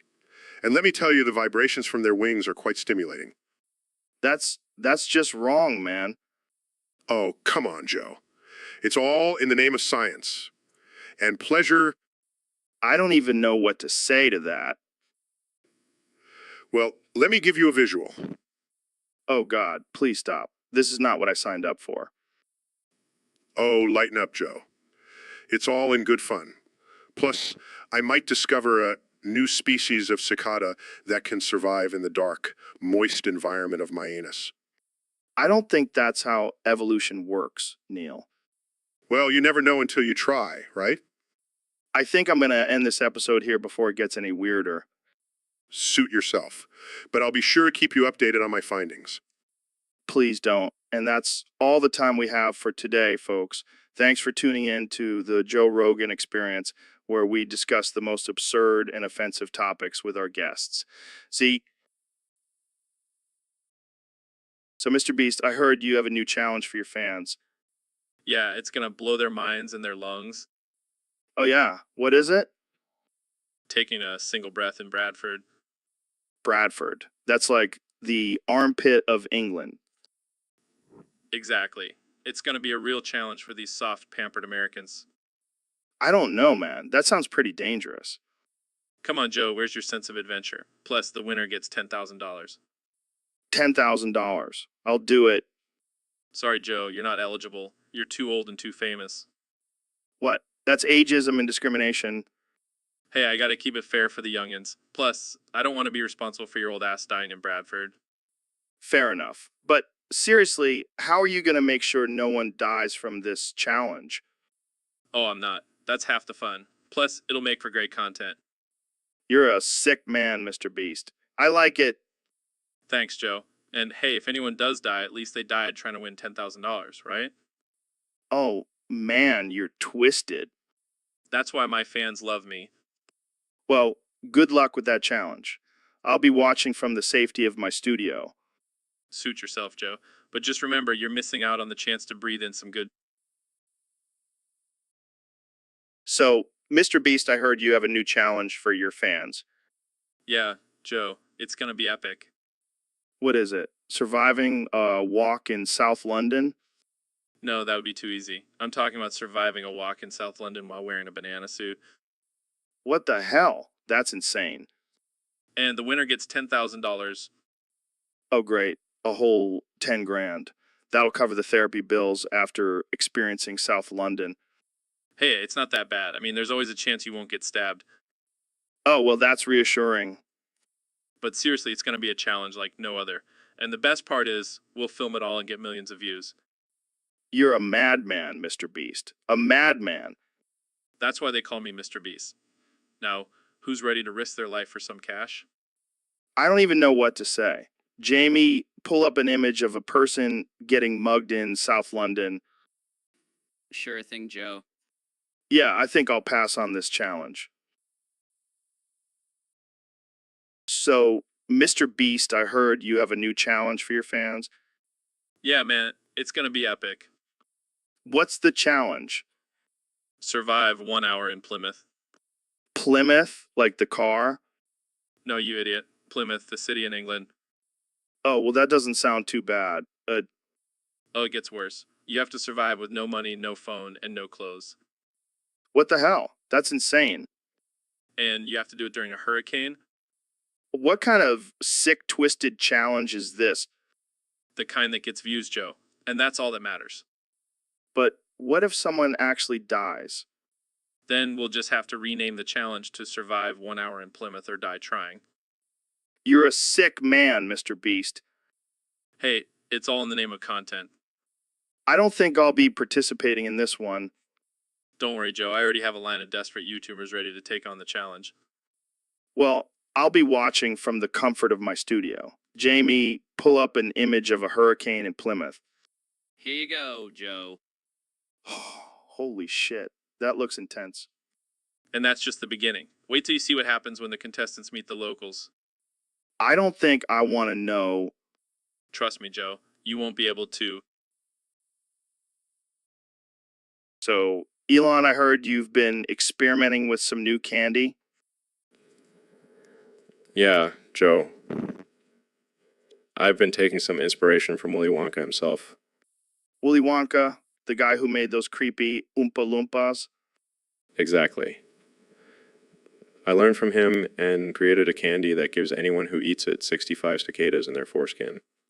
What the fuck, Elon? That's messed up. Oh, come on, Joe. It's just a little extra protein. Plus, it's a great way to keep your partner entertained in the bedroom. I don't think anyone wants to be entertained by bugs crawling around in their junk. Hey, to each their own. But trust me, it's the hottest new trend in the BDSM community. I don't even want to know how you know that. Let's just say I have some interesting connections. I don't know, man. That sounds like a lawsuit waiting to happen. Oh, please, Joe. I have lawyers on speed dial. Plus, it's all in the name of science animation. Yeah, I don't think anyone would consider having cicadas in their foreskin as innovative. Well, you never know until you try it. I think I'll pass, Elon. I'll stick to my regular candy. Thank you very much. Suit yourself, Joe. But just remember, you're missing out on a whole new level of pleasure. So, Neil, I was telling you about my gorilla uncle, right? Jamie, pull up a picture of a dead Joe Rogan. What the hell, Neil? That's not funny. I'm sorry, Joe. I just couldn't resist. But seriously, tell me more about your gorilla uncle. Well, he was a wild one, always throwing his poop at people. Sounds like he had a lot in common with you, Joe. Hey, now, I don't throw my poop. I just talk about DMT and aliens. Sure, Joe. Whatever you say. But back to your gorilla uncle, did he ever teach you any valuable life lessons? Yeah, he taught me to always be true to myself and never let anyone tell me I can't eat a whole elk in one sitting. That's inspiring, I guess. But can we please get back to talking about something other than my hypothetical death? Fine, fine. Let's talk about the time my gorilla uncle got drunk and started a bar fight. Oh boy, I can only imagine how that turned out. Let's just say it ended with a lot of banana peels on the floor and a few broken bottles. Sounds like a typical Friday night for you, Joe. Hey, watch it, Neil. I may be wild, but I'm not that wild. Sure, Joe. Whatever you say. Jamie, pull up a picture of a dead Joe Rogan. Okay, that's it. I'm done with your morbid jokes, Neil. I'm sorry. So, Mr. President, what's new with you? Well, Joe, I've been busy. Just announced Big Booty Latinas Night at the White House. Wait, what? Big booty Latinas? That's right. Gonna be the biggest, most beautiful night ever. Believe me. I don't even know where to begin with that. Oh, come on, Joe. You know, you want to see those curves in the Oval Office? I'm not sure that's appropriate for the White House. Oh, lighten up. It's gonna be huge. And I mean huge. I can only imagine the backlash you'll get for this. Backlash, please. The only backlash I'm worried about is from those ladies when they find out I can't keep up. Oh, God. I can't believe I'm even having this conversation. Relax, Joe. It's going to be a great night. And we'll make sure to build a wall around the White House just in case. I don't even know how to respond to that. That's okay, Joe. Just grab a margarita and enjoy the show. So, Elon, I heard you recently got a prolapsed femboy womb. How's that going for you? Oh, man, it's wild. I can finally experience what it's like to be a woman. And let me tell you, it's not all sunshine and rainbows. I can imagine. But why a femboy womb? Why not just a regular one? Well, I like to mix things up. Plus, it's a great conversation starter at parties. I bet. So, what's it like having a prolapsed womb? Does it affect your day-to-day life? Oh yeah, it's like having a constant wedgie. But instead of underwear, it's my internal organs trying to escape my body. That sounds uncomfortable. You have no idea. But hey, at least I can finally understand what it's like to give birth. It's a beautiful yet horrifying experience. I can only imagine. So, does this mean you'll be taking some time off from your businesses to focus on your new womb? Absolutely not.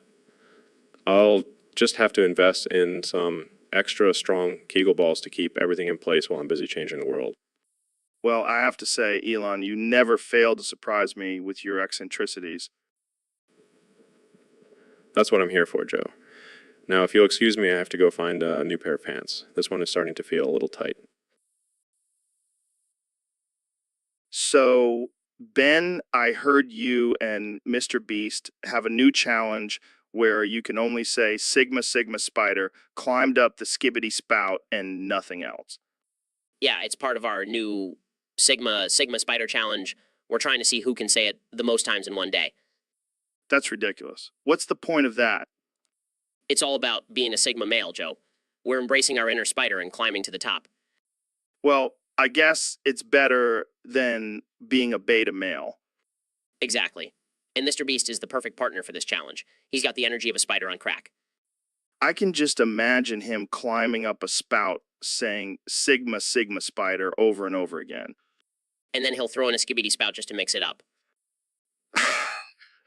That's hilarious. But seriously, how long do you think you guys can keep this up? As long as it takes to prove that we're the ultimate Sigma males. Well, good luck with that. I'll stick to my alpha male ways. Suit yourself, Joe. But when we're at the top of the spout, you'll be wishing you joined the Sigma Spider Club. Maybe I'll just stick to my podcast. Jamie, pull up an image of a spider climbing up a spout.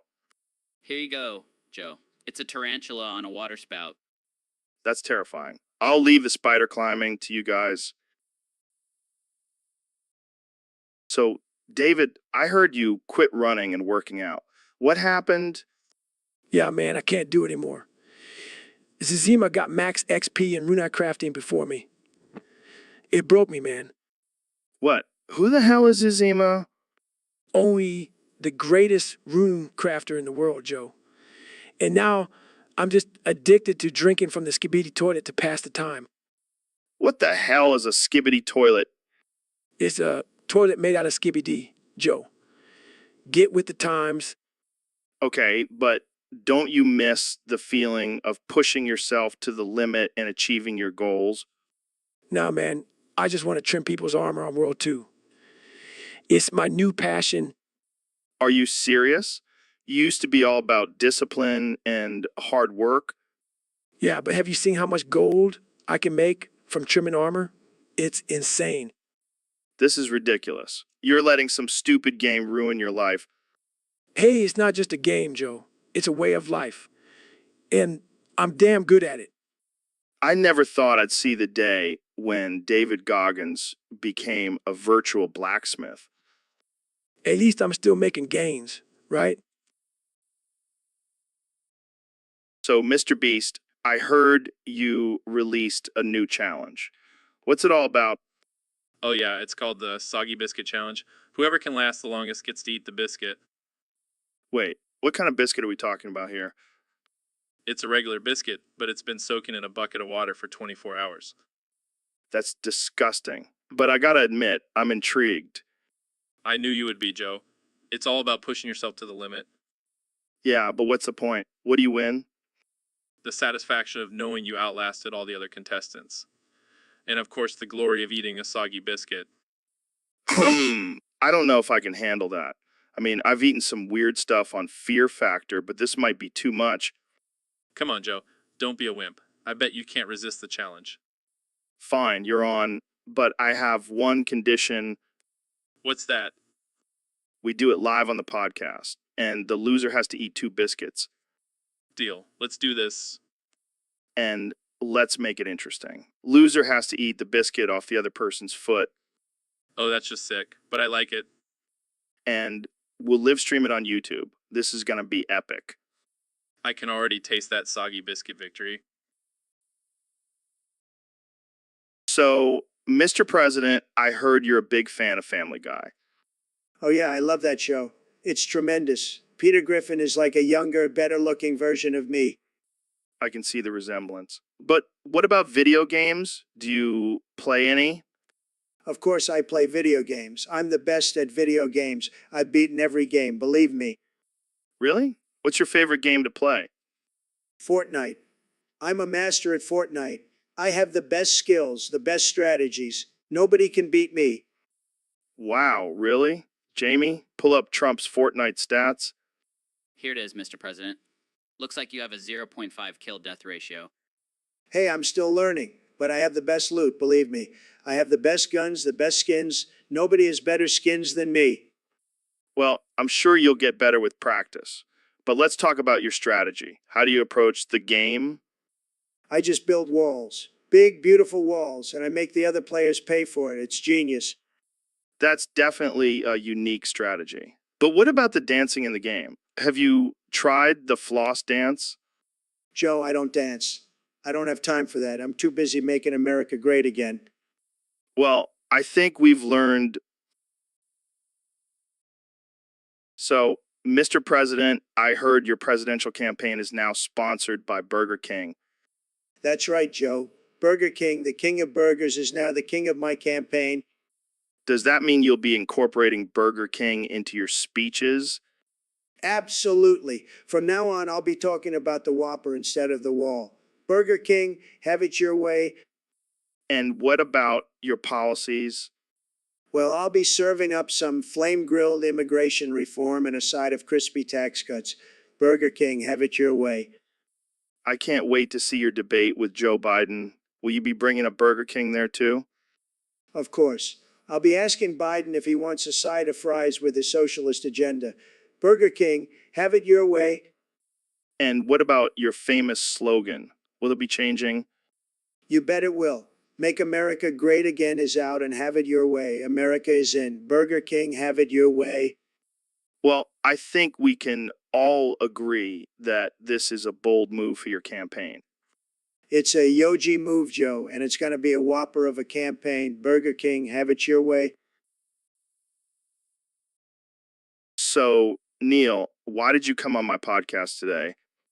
Oh, just to spread some knowledge and enlighten the masses. Oh, I see. What new finding do you have for us? Well, it's actually not a new finding. I just wanted to troll you, Joe. What? What do you mean? I'm just kidding, man. I don't have any new findings. I just wanted to see your reaction. Oh, great. You got me all excited for nothing. Sorry, man. I couldn't resist. I love a good trolling. You're such a nerd, Neil. And proud of it. Now, let's get back to talking about black holes and the infinite universe. Oh, joy. Can't wait. Don't worry, Joe. I'll make it as exciting as possible. Can't wait for all the mind-numbing knowledge. You know, you love it, Joe. Yeah, yeah. Keep telling yourself that, Neil. I will, Joe. I will. So, Neil, what's new in the cosmos? Well, Joe, I've discovered the cure for cancer. No way. How did you find it? It was hidden in the stars, Joe. I just had to connect the dots. Damn, that's some next level shit. But what about world hunger? Oh, that's easy. I just had to rearrange the planets and boom, unlimited food for everyone. What the actual fuck, Neil? You're like a cosmic magician. Haha, I prefer the term space wizard.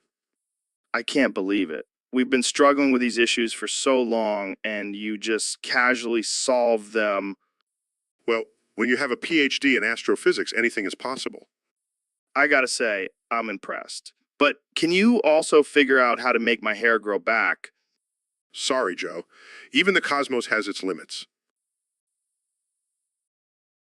So, Neil, I heard you're a mass debater for astrophysics. Yeah, I've been known to debate the masses on some astrophysical stuff. I bet you have a lot of experience with that, huh? I've been debating since I was a little kid. Started with my parents, then moved on to the schoolyard bullies. Yeah, I can see you taking down those bullies with your astrophysics knowledge. You wouldn't believe the look on their faces when I started spitting out facts about black holes and dark matter. Damn, that's some serious debating skills. It's all about knowing your audience. And let's just say, bullies aren't the brightest stars in the galaxy. You're not wrong there. But what about debating with other scientists? Oh, that's a whole different level. I have to bring out my game and use my secret weapon. Secret weapon? Flat Earth theories. Gets them every time. That's low, man, but effective. Hey, I'll do whatever it takes to win a debate, even if it means stooping to their level. Well, you definitely have the upper hand with your mass debating skills. You know it, Joe? You know it? So, Dr. Phil, I hear you're not just a TV doctor. You're also a philosopher. That's right, Joe. I'm like Socrates with a Texas drawl and a mustache. So, what's your philosophy on life? Well, Joe, it's simple. Life is like a game of Monopoly. You gotta roll the dice, take your chances, and hope you don't end up in jail. That's deep, man. But what about all the haters out there? Haters gonna hate, Joe. But I always say you can't please everyone, so just please yourself. Wise words, Dr. Phil. But what about relationships? Any advice for our listeners? Absolutely. Communication is key, Joe. And if that doesn't work, just throw a chair and yell, "Cash me outside." Oh man, you're killing me. But seriously, what's your take on mental health? Mental health is like a puzzle, Joe. Sometimes the pieces just don't fit, and you gotta force them in there. It might not look pretty, but hey, at least you finished the damn thing. You're a wild one, Dr. Phil. But I gotta ask, what's the secret to your success? Well, Joe, I always say, if you can't be good, be memorable. And let me tell you, I've definitely left a lasting impression on some troubled souls. No doubt about that, Dr. Phil. Thanks. So, ladies and gentlemen, we have a very special guest on the podcast today. He's a renowned astrophysicist, the man who knows the secrets of the universe. Give it up for Neil deGrasse Tyson. Thank you, Joe. It's an honor to be here. Let's get this podcast going. I have some rhymes to share. Rhymes? What do you mean? Oh, Joe, don't be dense. I'm a master of science and also a rap sense. Well, I didn't expect this turn, but let's roll with it. What's your take on the recent UFO sightings? Oh, those flying saucers, they're just a hoax. Don't believe the hype. It's all a big joke. Really? But what about all the evidence? Evidence, shh.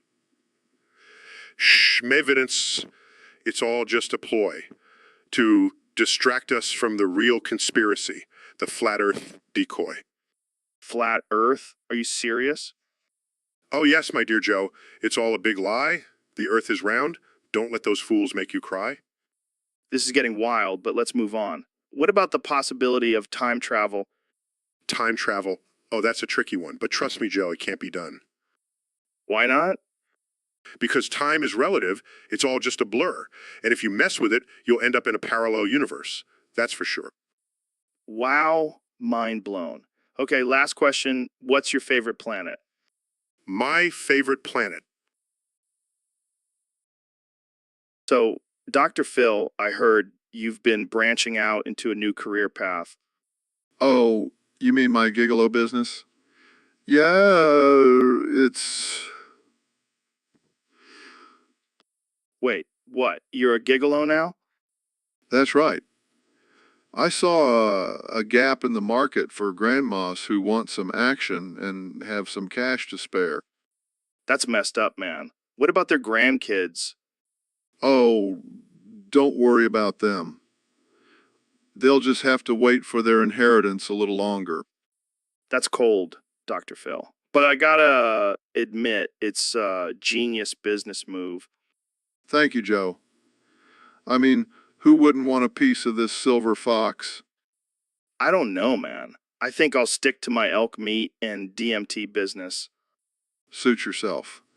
But let me tell you, these grandmas know how to have a good time. Okay, I don't need to hear any more details. This conversation's already giving me nightmares. Hey, don't knock it till you try it. Maybe I'll set you up with one of my clients. No, thanks. I'll pass. I'd rather keep my inheritance and my sanity intact. So, Neil, I heard you entered a new stage of evolution. What's that all about? Oh, yeah, man, I've been working on some cosmic enlightenment. I'm becoming one with the universe. What does that even mean? Are you going to sprout some tentacles or something? No, Joe, it's not physical. It's a spiritual connection with the cosmos. Dude, you sound like a hippie on acid. Have you been smoking something? No, I've been meditating and studying the stars. I can feel the energy of the universe flowing through me. All right, I'm going to need some of whatever you're on. Jamie, pull up an image of a dude with a galaxy for a head. Fine. Pull up a picture of a hippie smoking a joint, then... Joe, this is serious. I'm unlocking the secrets of the universe. Secrets? Like what? How to make a killer batch of space brownies? You're impossible, Joe. I'm talking about the mysteries of the cosmos, the meaning of life. Oh, well, in that case, Jamie, pull up an image of a cat wearing a space helmet. You're not taking me seriously, Joe. I'm on the brink of a major breakthrough. All right, calm down, Neil. I believe you. But just in case, Jamie, pull up an image of a dude with a galaxy for a head. So, Ben, I heard you have some strong opinions about Meg Griffin's hotness. Oh, absolutely.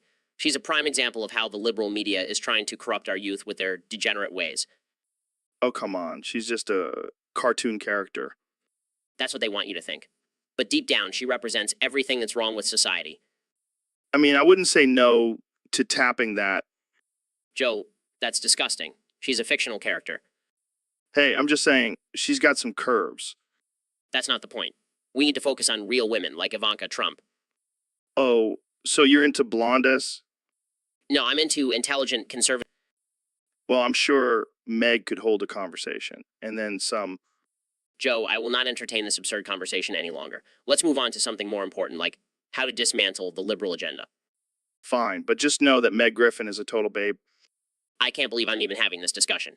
Jamie, pull up an image of Meg Griffin so I can show Joe just how wrong he is. Here you go, Ben. Oh my god, she's even hotter than I remembered. See, I told you. I give up. Let's just end this episode before I lose all faith in humanity. So, Neil, you ever do anything wild during a thunderstorm? Oh, you know me, Joe? I like to live on the edge. One time, I shoved a lightning rod up my anus and went on the roof of my house during a thunderstorm. What the hell, man? That's insane. Oh, it was quite the experience. The electricity coursing through my body, the wind blowing through my hair, the neighbors calling the cops on me. I can only imagine. Did you learn anything about the universe during this experiment? Well, I did learn that lightning can strike in more places than just the sky. Oh man, you're a madman, Neil. Hey, you gotta do what you gotta do for science, Joe. I think I'll stick to just watching thunderstorms from my window. Thank you very much. Suit yourself, Joe. But let me tell you, there's nothing quite like the feeling of a lightning bolt up your anus. And on that note, I think we'll end this conversation. Thanks for tuning into the Joe Rogan Experience, where we talk about shoving lightning rods up butts. So, Mr. Beast, what's the deal with this new challenge you've released? Well, Joe, it's simple. Whoever gives Donald chlamydia first loses. What the hell, man? That's messed up. Hey, it's all about pushing the boundaries and getting people talking. But why chlamydia? Why not something less gross? Because it's funny, Joe. And let's be real, who wouldn't want to see Donald Trump with a case of the clap? I can't argue with that logic. Plus, it's for a good cause. We're raising awareness about safe sex and STDs. I guess that's one way to do it. And the best part is, the loser has to publicly announce their defeat on social media. Oh man, I can already see the headlines. Jamie, pull up an image of a giant billboard with Donald's face and the words "I got chlamydia" from Mr. Beast. Sure thing, Mr. Beast. This is too much, man. I love it. And the cherry on top, the winner gets $1 million. $1 million. Now that's a challenge worth competing for. You in, Joe? Hell, yeah, I'm in. Let's do this. So, Elon, I heard you've been getting into this whole metaverse thing. What's that all about? Oh, man, it's wild. Basically, it's like this virtual world where you can be anyone or do anything. I've been role-playing as a dragon, and let me tell you, it's been a trip.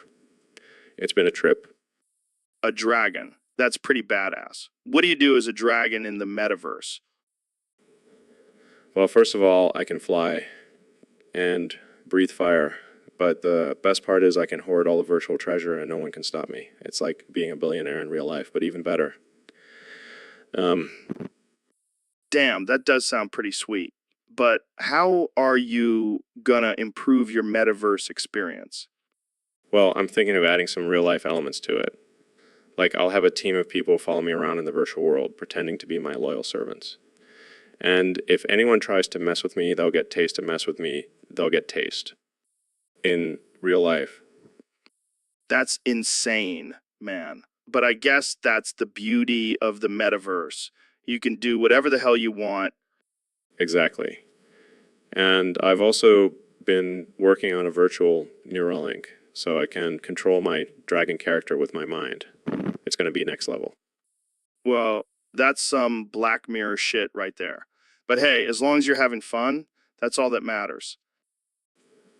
Having a blast. And once I perfect my metaverse experience, I'll be unstoppable. Well,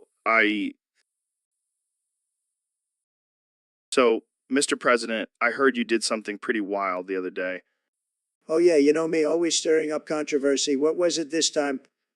Well, word on the street is that you ate your own genital warts in protest because your McDonald's fries weren't salty enough. Oh, man, that's just fake news. But let me tell you, those fries were sad. I mean, I'm all about making America great again, but those fries were just sad. And so, in true Trump fashion, you decided to take matters into your own hands and eat your genital warts. Hey, I'm a man of action. If I want salty fries, I'll do whatever it takes to get them. And let me tell you, those warts added just the right amount of seasoning. I can't believe I'm having this conversation. But seriously, was it worth it? Absolutely. I mean, have you ever had McDonald's fries with a side of genital warts? It's a game changer. I'll take your word for it. So, what was your protest about exactly? Oh, just standing up for all the hardworking Americans who deserve better fries. And I'll do whatever it takes to make sure they get them, even if it means sacrificing my own genital warts. Well, that's certainly one way to make a statement. I don't think anyone will forget this protest anytime soon.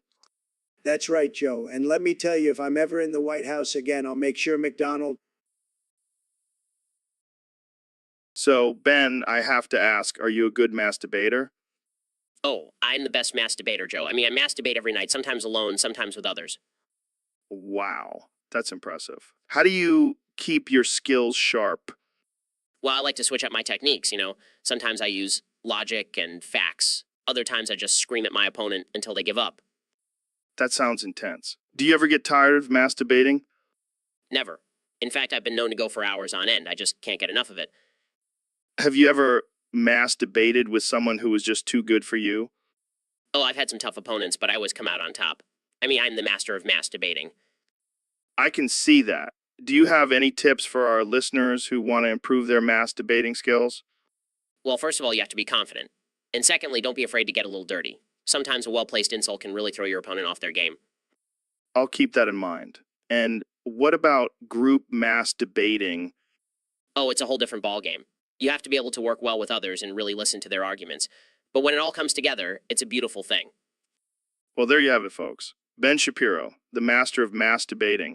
Thanks for joining us today. Anytime, Joe. I'm always ready to talk about my... So, Mr. Beast, you've released a new challenge. Yeah, Joe, and it's a doozy. All right, I'm ready. Lay it on me. Whoever can come on Margaret Thatcher's gender-neutral toilet wins $99,999. Oh man, that's messed up. I know, right? But the internet loves messed up things. But why Margaret Thatcher's toilet? Because she was a powerful and controversial figure and her toilet represents that. Plus, it's just funny. Oh yeah, hilarious. Nothing says comedy like desecrating a former prime minister's toilet. Come on, Joe. Lighten up. It's all in good fun. I think I'm starting to regret inviting you on the podcast. So, are you going to join the challenge, Joe? No way, man. I'm not about to defile a gender-neutral toilet. Suit yourself. But just imagine the bragging rights if you win. Oh yeah, I can just see it now. Joe Rogan, the man who came on Margaret Thatcher's toilet. Exactly. Now that's a title to be proud of. You're a strange one, Mr. Beast. And that's why I'm internet famous, Joe. So Ben, I heard you've been hitting the gym lately. Yeah, I figure I needed to get in shape if I'm going to keep owning the libs. I gotta say, you're looking pretty buff. All that lifting and squatting must be paying off. Thanks, Joe. It's all about discipline and hard work. And of course, good genetics. Speaking of genetics, do you think your height has anything to do with your political views? Absolutely not. I may be short, but my ideas are big and powerful. Interesting. I always thought it was because you were compensating for something. What are you insinuating, Joe? I'll have you know I'm perfectly adequate in all areas. Sure. So what's your favorite exercise at the gym? Well, I don't really do the whole gym thing. I just do push-ups and sit-ups in my office. Wait, what? That's not hitting the gym. That's just basic calisthenics. Hey, it works for me. Plus, I can do it while I'm writing my next book. You know what they say, the pen is mightier than the dumbbell. Hey, very funny. But seriously, I don't need a gym to stay in shape. My brain's my biggest muscle. And your ego is your biggest weight. But hey, whatever works for you, man. Guys, I found a picture of Ben doing push-ups in his office. Oh boy, let me see. That's hilarious. So, Mr. Beast, I heard you have a new challenge for your fans. Yeah, it's gonna be epic. Whoever can suck the Cheeto dust off my toes wins Boris Johnson's genital wart. What the fuck, dude? That's disgusting. Hey, it's for a good cause. Plus, think of all the clout you'll get for having Boris Johnson's wart. I don't think I want that kind of clout, man. But seriously, why Cheeto dust? Gotta make it challenging, Joe. Plus, it'll add some extra flavor. Oh god, I think I'm gonna throw up. Come on, Joe. Don't be a wuss. You know you want that wart. No, I really don't. And I definitely don't want to suck Cheeto dust off your toes. Suit yourself. I'll just find someone else who's brave enough. Good luck with that. I think you'll have better luck finding someone to lick a public toilet seat. Hey, don't give me any ideas. That could be my next challenge. And be sure to never watch that video. Ever. So, Elon, I heard you're a big believer in the round earth theory. What's that all about? Well, Joe, done my research and the evidence is pretty clear. The Earth is round. Come on, man. Don't tell me you actually believe that nonsense. Have you ever looked at a map? It's flat as a pancake. Actually, maps are just projections. They don't accurately represent the true shape of the Earth. Oh, I see. So you're saying the thousands of pictures from space showing a round Earth are all fake? Well, I wouldn't necessarily say they're fake, but they could be manipulated. Jamie, pull up that clip of Peter Griffin making fun of Elon for believing in a round Earth. Here it is. Classic Peter. But seriously, Elon, have you ever considered that the government is hiding the truth from us? I highly doubt it. Well, maybe we should kick Stewie Griffin's ass and get him to spill the beans. I think I'll stick with my round Earth beliefs, Joe. Suit yourself, Elon. But just remember the truth is out there, and it's flat. And so, Neil, I heard you've been experimenting with some crazy shit lately. Yeah, I've been delving into some top secret German experiments. German experiments. Those guys are always up to something weird. Well, this one is pretty mind-blowing. It allows me to physically travel into the cosmos. What the fuck does that even mean? It means I can see the past, present, and future all at once. Holy shit. That's like some intergalactic time traveling shit. Yeah, it's pretty intense. I've seen things that would blow your mind.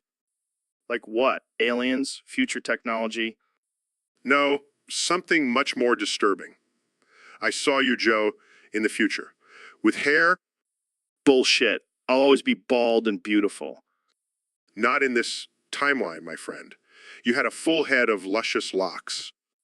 That's terrifying. Jamie, pull up an image of Joe with hair. Here you go, Joe. Looking like a young Fabio. Oh God, make it stop. And that's not even the craziest thing I've seen. I've also seen a future where we're all ruled by intelligent apes. Yeah, because that's totally unrealistic. Hey, anything is possible in the cosmos. Well, I guess I'll stick to smoking weed and talking about chimps on this podcast. Probably a good idea. We don't want to mess. So, Neil, I heard you had a wild experience in the desert recently. Yeah, man. I decided to get in touch with nature and strip butt naked on top of a cactus. What? Why would you do that? I wanted to see if my knowledge of the cosmos could save me from the rattlesnakes trying to bite my toes. Oh my God, you're insane. Did it work? Of course it did. I used my cosmic knowledge to communicate with the snakes, and they backed off. Oh, so you're like the snake whisperer now? You could say that, but seriously, Joe, you should try it. It's a great way to connect with the universe. Yeah, I'll pass. I prefer to connect with the universe while wearing pants. Suit yourself. But let me tell you, feeling the prickly cactus against your bare ass really puts things into perspective. I'll take your word for it, Neil. But next time, maybe just stick to stargazing. And Where's the fun in that? Plus, I've always wanted to know what it's like to have a cactus as a butt plug. okay, that's enough cosmic knowledge for one day. Let's move on to our next topic. So, Mr. President, have you seen the latest episode of South Park? Of course I have, Joe. I love South Park. It's tremendous. They always make me look so good. Well, they did a whole episode about Kanye West and his support for you. What do you think about that? I think it's fantastic. Kanye is a genius. He's a stable genius just like me. And he knows what's best for this country. But did you see the part where they showed Ben Shapiro's butt plug? Oh, yeah, that was hilarious. I mean, who knew Shapiro was into that kind of stuff? Not that there's anything wrong with that. I'm very open-minded, you know. Yeah, I can tell. So, do you think Shapiro will be upset about being portrayed like that? I don't know, but I'll tell you one thing, Joe. I have the best butt plugs. Believe me. They're made in America, they're huge, and they make America great again. Okay, moving on. Let's talk about Kenya's run for president. Do you think he has a chance? Absolutely. He's got my full support. And if he doesn't win, I'll just declare him the winner. That's how it works, right? Not exactly, but I like your confidence. Now let's talk about your bromance with Kanye. How did that come about? Well, we both have a love for big, beautiful walls, and we both like to grab things. Plus, he. So, Neil, I heard you scored a bicycle kick into Rishi Sunak because he's a rat-faced cunt. Yeah, it was a thing of beauty. I couldn't resist taking out my frustrations on that slimy politician. And then you signed for your favorite football team, Arsenal. Oh man, I've been a die-hard Arsenal fan since I was a kid. It was a dream come true. And you scored 74,728,574,727,459 goals. That's a lot of goals even for a G. Well, when you have the brains and the brawn, anything is possible. Plus, I had some serious anger to release after dealing with Sunak. And then you retired. What made you hang up your cleats? I felt like I had accomplished everything I wanted in the football world. Plus, I needed more time to focus on my astrophysics research. And then you bombed Bradford. Wait, what? Oh, that was just a little side project. You know, for fun. Nothing like a good explosion to get the blood pumping. And then you went home to your mansion, I'm assuming. No, just my humble little spaceship.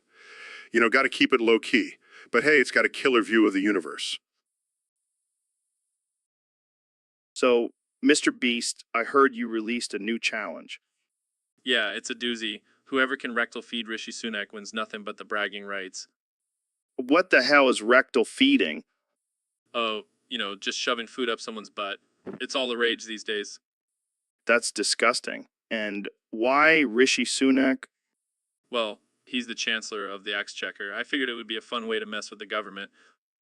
I don't know, man. That seems pretty messed up. Relax, it's all in good fun. Plus, the winner gets to brag about it on social media. Isn't that the ultimate prize? I guess so, but what kind of food are we talking about here? Oh, I'm thinking a nice juicy steak. Maybe some mashed potatoes for texture. This is getting weirder by the second. Hey, it's all for the views. And who knows, maybe Rishi will even join in on the challenge. I highly doubt that, but I gotta admit, it would be pretty entertaining to watch. Exactly. So are you in? No way, man. I'll leave the rectal feeding to you. Suit yourself. More steak for me. So, Neil, I heard you have a theory about intelligent apes ruling over the earth. Oh yeah, I've been saying it for years. They're just biding their time, waiting for the perfect moment to overthrow us. And what makes you think that? Well, have you seen how jacked those gorillas are? They could easily take down a human.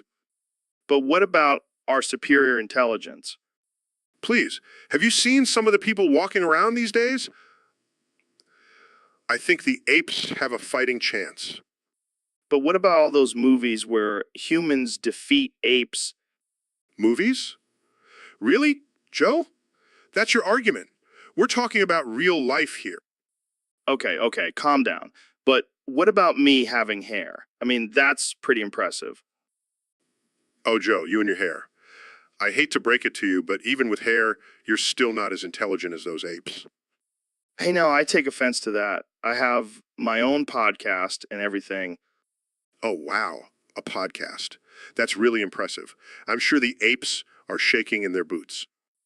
Okay, I get it. You win, Neil. Intelligent apes rule over us, and my hair means nothing. I told you so, Joe. I told you so. So, Dr. Phil, I heard you have a bit of an addiction problem. Addiction? I don't have an addiction. I just really like Family Guy and Fortnite. Sure. And I suppose you don't have Riz either. Riz? What the hell is Riz? You know, Riz, that itch you can't scratch. That craving you can't ignore.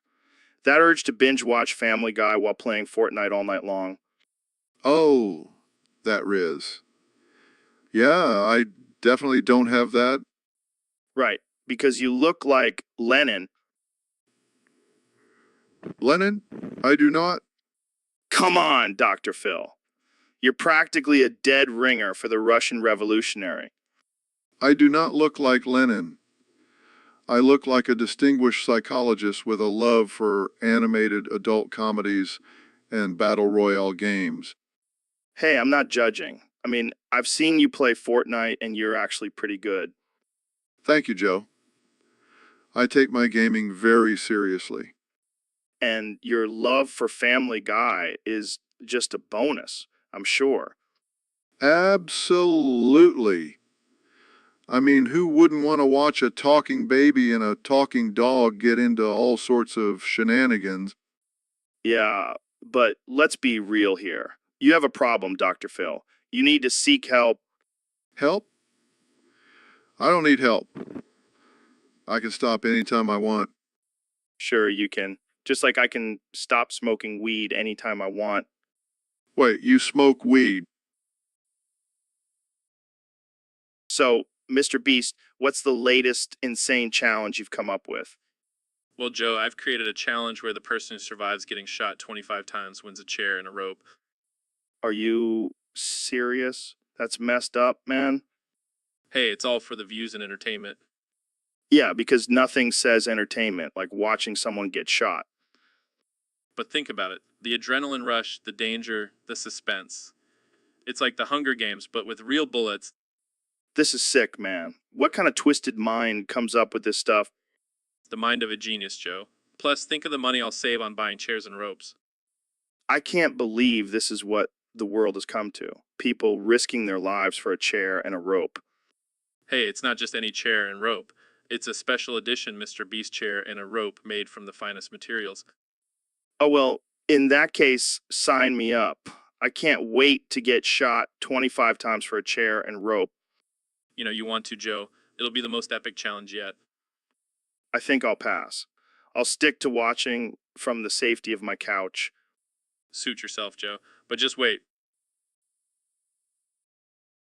So, Dr. Phil, I have this problem. Every time I eat raw meat, the rice gets stuck in my foreskin.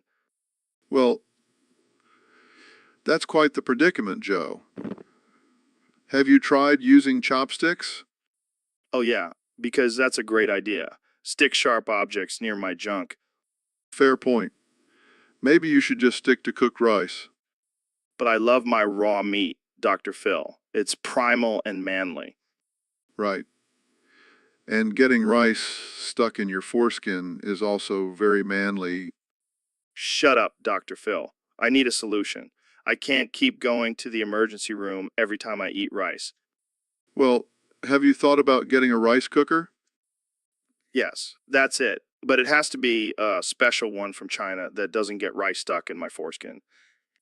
Only you, Joe. Only you. Hey, at least I'm not the one with a giant mustache and a southern accent. Touche, Joe. Touche. Jamie, pull up an image of a rice cooker from China and make sure it's foreskin friendly. Oh, sure thing, Joe. Here it is. I never thought I'd see the day when we discuss foreskin and rice cookers on this podcast.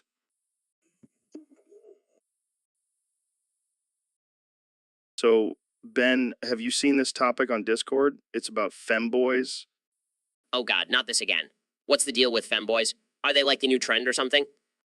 I don't know, man. But apparently, people are upvoting if they love them and downvoting if they want you to be oiled up twerking. What the hell? Who comes up with these things? I don't know, but I think it's hilarious. I mean, can you imagine you Ben Shapiro twerking? That's some quality content right there. This is ridiculous. I refuse to participate in this conversation any further. Oh, come on, Ben. Lighten up. It's just a joke. Well, I don't find it funny. And I certainly don't want to be oiled up and twerking. Too bad, man. The people have spoken. They want to see you get down and dirty. I will not be objectified like this. I am a serious political commentator, not some object for people's entertainment. Oh, sorry, Mr. Serious Political Commentator. I forgot you were above all this. Can we please move on to a more intellectual topic? Fine, fine. But I'm still gonna upvote this topic just for the hell of it. Of course you would. Jamie, pull up an image of a sad clown. That's how I feel right now. Here you go, Ben. One. So, Dr. Phil, I gotta tell you, I had the craziest experience last weekend. Oh, really, Joe? Do tell. Yeah, man, I went out into the woods for a hike and ended up getting lost for hours. That sounds like a pretty scary situation. Oh, it was. But then something even crazier happened. I stumbled upon a group of Bigfoot. Bigfoot? As in the mythical creature? Yeah, and get this, they took me in as one of their own. I was their wife for the night. Joe, I think you may have had a little too much of that Colorado green. No, man, I'm serious. They braided my hair, fed me berries, and even gave me a mud bath. Well, I'm glad you had a good time, Joe. But let's just keep this between us, okay? Oh, don't worry, Dr. Phil. I won't tell anyone about our little secret Bigfoot rendezvous. I knew I shouldn't have let you go on that hike alone. So, Neil, what's new in the world of astrophysics? Ooh. Ooh. Ooh. Ooh. Wow, that's a lot of O's. Did you just discover a new galaxy or something? Ooh. Ooh. Ooh. Ooh. Oh man, I wish I could add that many O's to my last name. Joe Rogan, ooh, ooh, ooh, ooh. Ooh.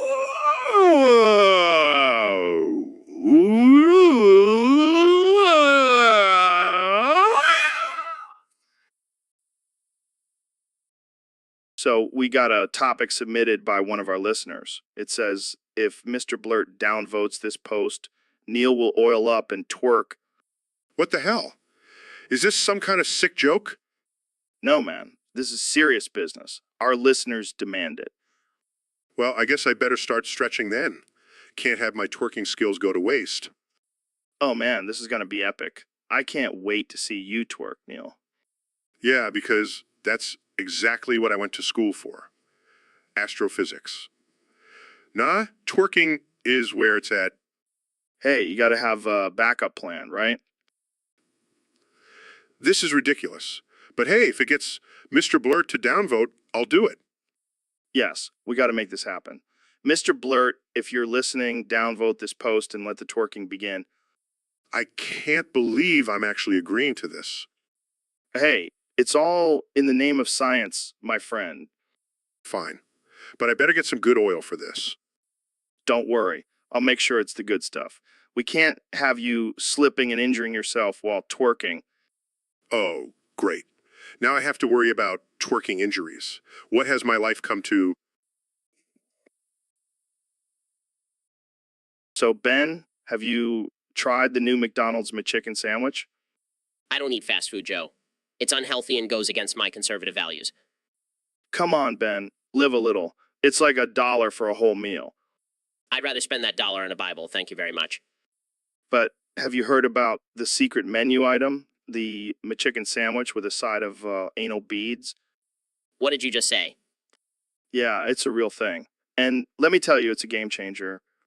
This is why I don't come on your show, Joe. You always manage to bring up something disgusting. Oh, come on. Don't be such a prude. It's just a little kink. I'll stick to my vanilla sex life, thank you very much.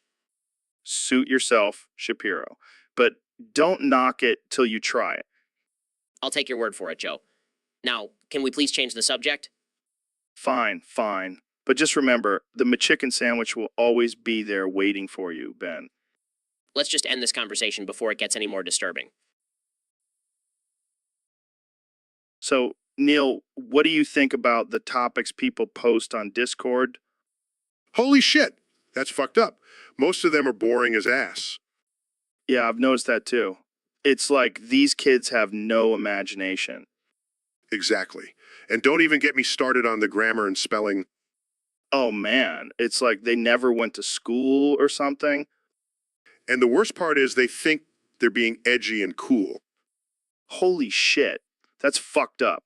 They have no idea what real edginess is. I mean, I don't mind a little dark humor, but these kids take it to a whole new level. Yeah, they need to get the fuck out of here and go play with their Legos or something. Agreed.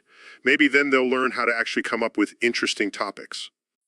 Or at least learn how to spell interesting. Aha, exactly. These kids are killing me, man. Well, at least we can laugh about it on the podcast. Holy shit, that's fucked up. But hey, at least it gives us something to talk about.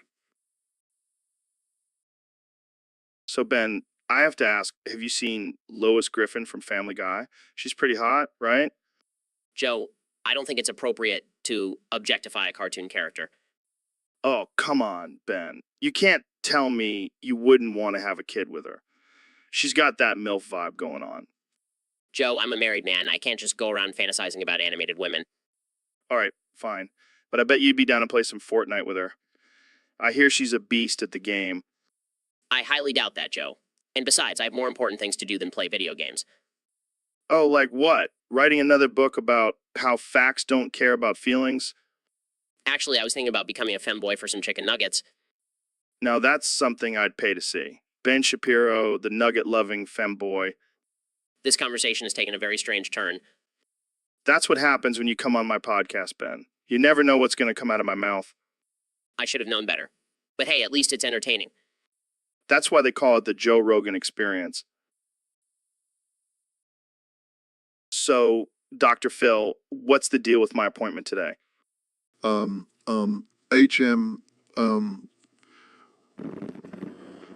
what the sigma?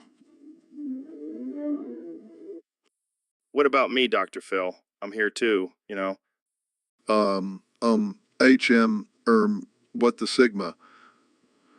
Oh, Rho, where do I even begin? You have anger management problems, a fear of commit. Hey, watch it, Dr. Phil. We didn't come here to be insulted. HM, what the sigma?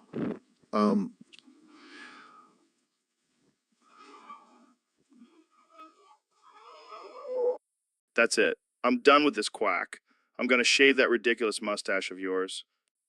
HM, what the sigma? You wouldn't dare. This mustache is my trademark. Yeah, well, maybe it's time for a change. And while we're at it, let's shave that bald spot too. HM, what the sigma? I can't believe this. I'm the one with a doctorate here. You two are just a couple of meatheads with a podcast. Hey, watch it, Dr. Phil. We may be meatheads, but we... So, Mr. President, I heard you can do a pretty spot on Peter Griffin impression. Oh, yeah, the best. Believe me, nobody does Peter Griffin better than me. It's tremendous. Can we hear it? Of course, I'll do it for you, Joe, but I have to warn you, it's going to be huge. People are going to love it. All right, let's hear it. Let's hear it. Hey, Lois, look at me. I'm the president. See, I told you it was great. That was something... Hey, don't be jealous, Joe. I can do all the voices. I can do a better Stewie than Seth MacFarlane. I highly doubt that. Oh, you doubt me, do you? Well, I'll show you. I'll show all of you. I'll be the best Stewie you've ever heard, believe me. Okay. Let's move on. Fine, but just remember, I'm the best at everything. Nobody can beat me. Nobody. Moving on, let's talk about your policies. Oh, my policies are fantastic. The best policies. Nobody has better policies than me. They're like Peter Griffin's chin, big and strong. I think we've heard enough. Enough. I knew I could make you laugh, Joe. I'm the funniest president ever. Even funnier than Obama. So, Ben, I heard you've been hanging out with Brandon Holmes lately. Yeah, man, he's been killing it on the drums and on the dance floor. Wait, what? Dancing? Yeah, he's been twerking like a pro in the Thug Hunters community. That's hilarious. I can't even imagine Brandon twerking. Oh, he's got moves, man, and he's not just twerking for fun, he's thugging for booty on the streets. Damn, that's dedication. But what about his drumming career? Oh, that's still going strong. He's the drummer for the Thug Hunters band. Is he twerking while he drums? I wouldn't be surprised. But seriously, he's actually really talented. Well, I can't wait to see him perform. I'll bring my dollar bills for some thug and twerking action. You're a sick man, Joe. Hey, I appreciate all forms of art, and Brandon's got it all covered. So, Dave, what's up with this new song of yours, Double Life? Sounds like you've been living a secret life. Yeah, bruh. I've been living a double life. Hiding all my dirty laundry and shit. What the hell are you hiding, man? Some freaky shit. Nah, man. Just some regular stuff. Like, running 100 miles before breakfast. Yeah, I guess that's pretty normal for you. But seriously, why all the secrecy? I just like to keep my private life private, Ain't nothing wrong with that. Yeah, because running ultra marathons and pulling trucks with your teeth is totally normal. Hey, it ain't wrong if it works for me. But yeah, my life is definitely double-sided. Two-faced like coins. Which side do I get?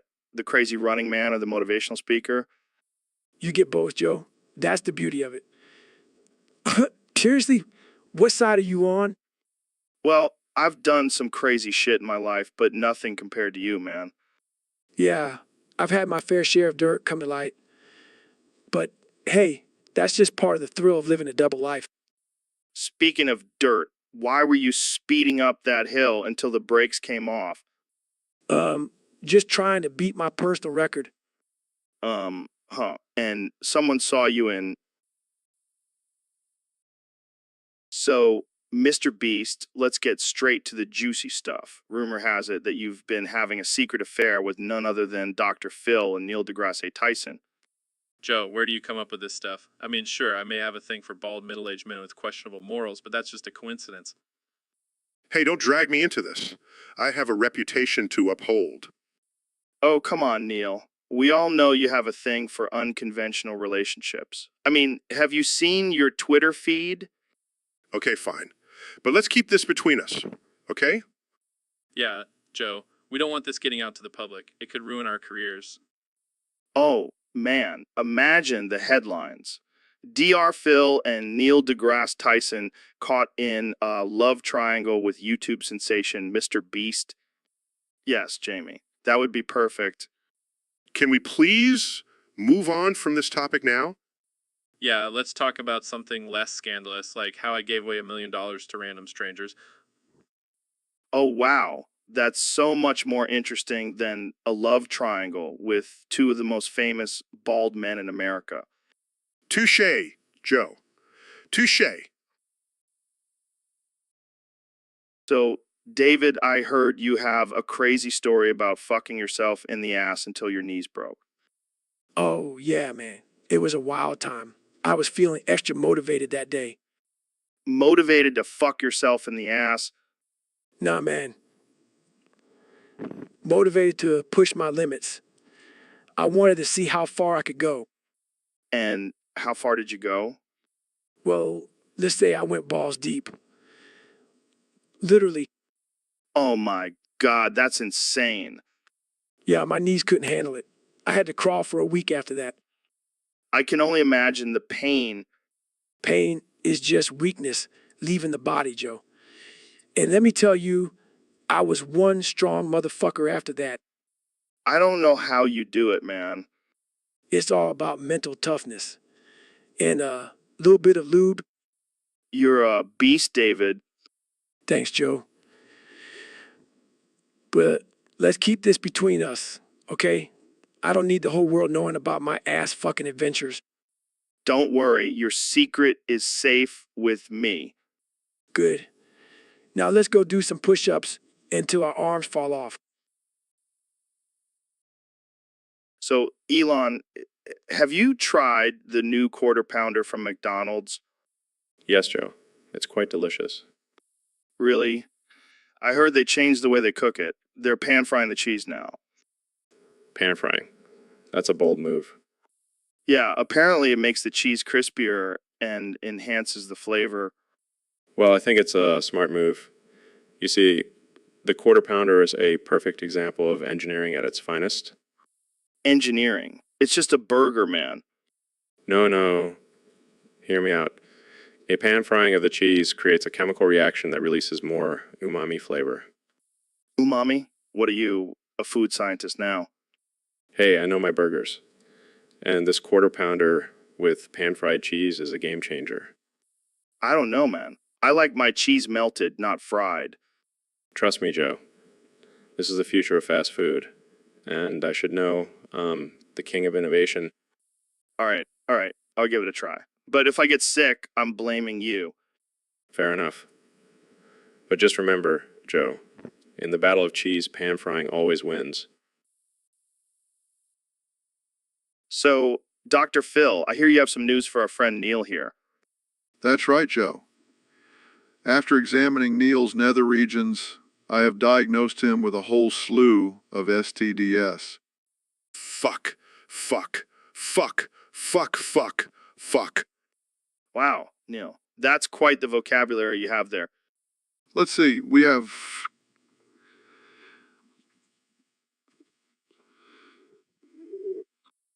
Fuck, fuck, fuck, fuck, fuck, fuck.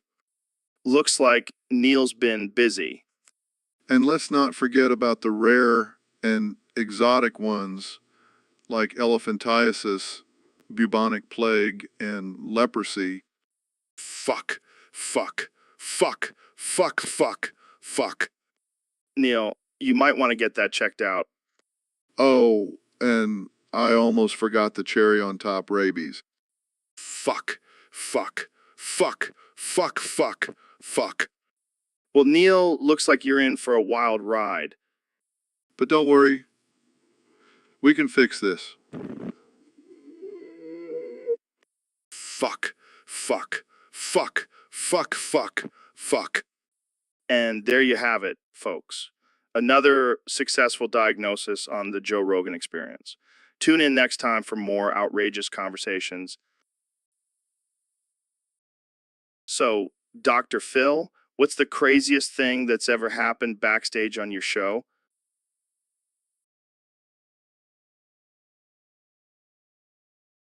Well, Joe, let me tell you, it's not for the faint of heart. I've got some wild stuff going on back there. Oh, yeah. Like what?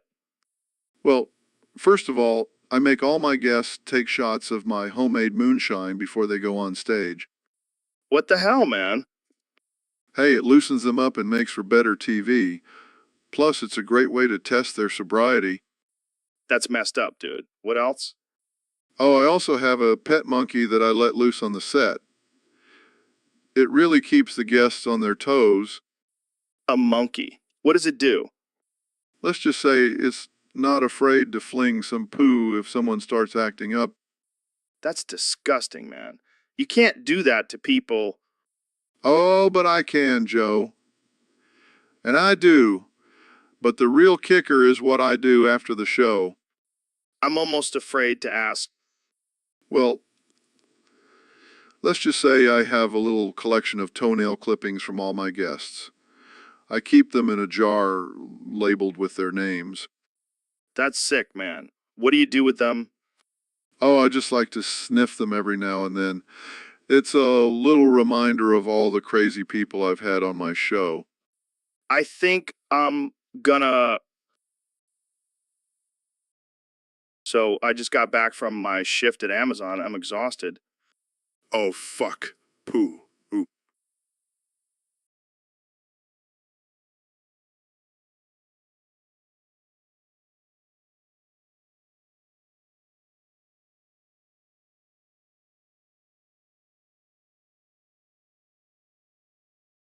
Oh shit. That might just be what I need to bus. I'm bussing. Right. What the hell are you two doing in my room?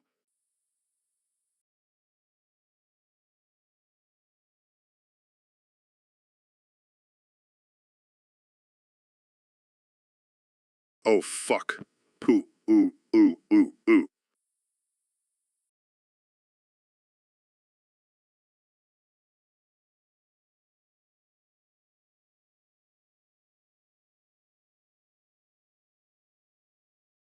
We're just gunning, man, getting in touch with our primal instincts. That's disgusting. And why are you adding so many O's and to your words?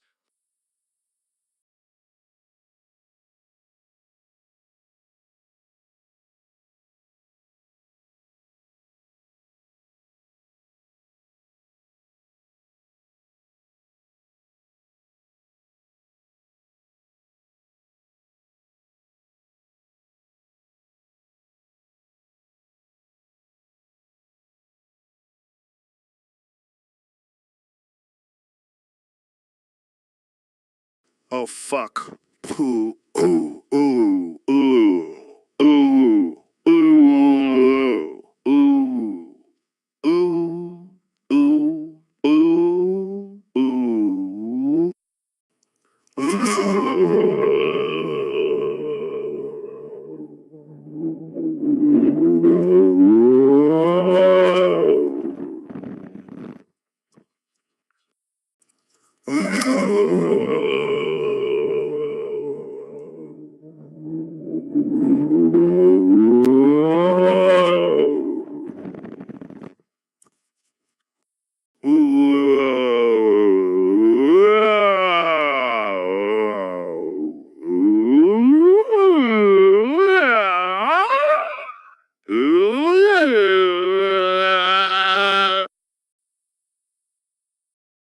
So, Neil, what's this theory of breaking alimonies?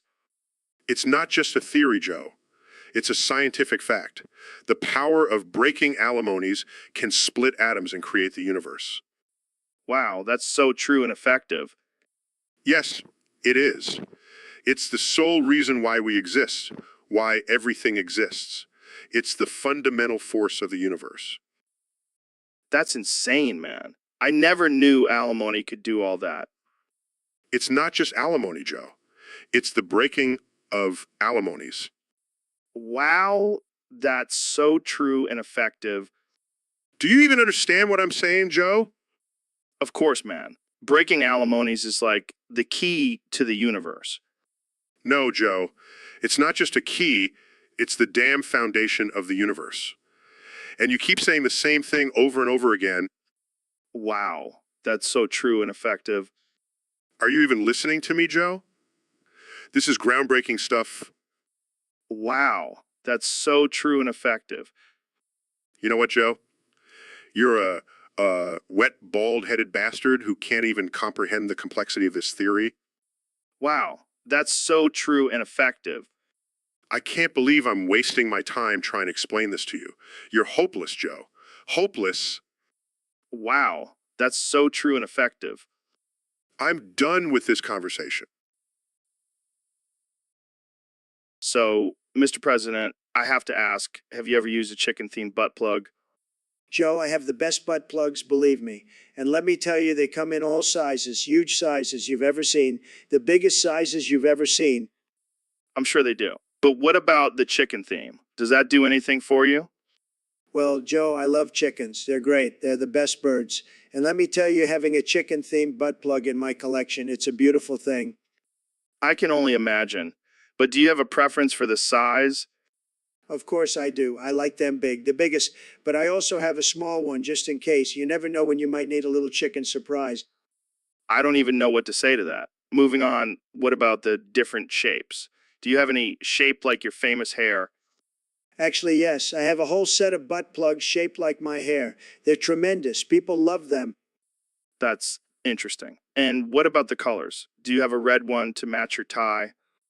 I have a whole collection of red, white, and blue butt plugs. They're a tribute to our great country, and let me tell you, they make America great again. Well, I think we've covered enough about butt plugs. So, Neil, what's new in the world of astrophysics? Well, Joe, I've been studying the expansion of the universe and Hold on, hold on. Before we get into all that science stuff, can you sing the Eureka marching song? You know, from that anime show. It's my jam. I'm not sure that's relevant to our conversation. Come on, just a little snippet. Fine. Erica, Erica, marching on and on.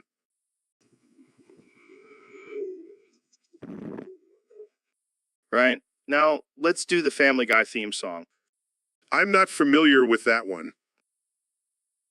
What? How can you not know the Family Guy theme song? I spend my time studying the mysteries of the universe, not watching cartoons. Well, you're missing out. It seems today that all you see. Okay? Okay, I'll join in. Is violence and movies and sex on TV?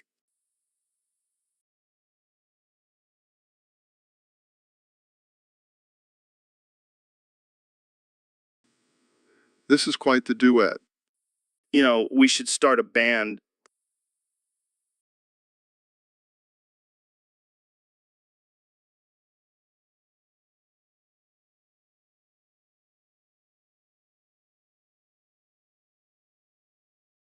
I think I'll stick to astrophysics. Thank you.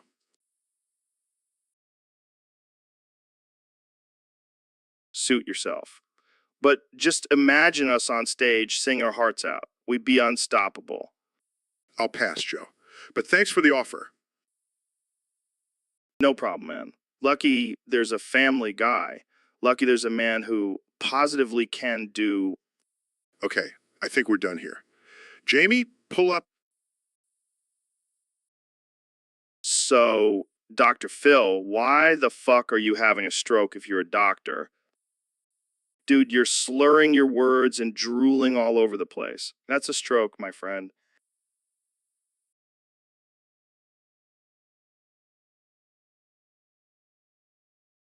No, no, no. I'm just practicing my beatboxing skills. Watch this. Are you serious right now? You're trying to convince me that you're not having a stroke by beatboxing? Hey, it's a legitimate form of therapy. And it's way better than your stand-up comedy. Oh, you want to go there. Let's talk about your show. How many people have you actually helped on that show of yours? Oh, I don't know, maybe a few 100,000. Yeah, and how many of them have relapsed or ended up in jail? Your success rate is about as good as my chances of getting a date with Scarlett Johansson. Touche, Joe. But at least I'm not the one who's constantly high on weed and elk meat. Hey, don't knock it till you try it. It's the key to my success. Oh, yeah, because smoking weed and eating elk is definitely the secret to becoming a successful comedian and podcaster. Damn right, it is. And maybe it'll also help you with your stroke. So, Dr. Phil, welcome to the show. What's new with you? Well, Joe, I have to tell you, I did something pretty wild the other day. Oh, yeah. What'd you do? I robbed David Goggins. What? You robbed David Goggins? That's insane. Yeah, I couldn't resist. He was just standing there all buff and motivational. I had to take him down a notch. You're a sick man, Dr. Phil. Hey, I had to get my adrenaline rush somehow. I bet Goggins didn't see that one coming. No, he definitely didn't. But you know what? I regret nothing. It was worth it. You're a madman, Dr. Phil. And you're a pothead, Joe. Touche, Dr. Phil. Touche. Hey guys, check out this picture of Buff Neil Shapiro. Oh my God, that's terrifying. That's the stuff of nightmares. I can't unsee that. Thanks a lot, Jamie. Looks like Neil's been hitting the gym with Goggins. I don't think Neil could handle Goggins' workouts. No way. He'd be crying for his mommy after the first set. All right, let's not give. So, I just got back from my shift at Amazon and I am exhausted.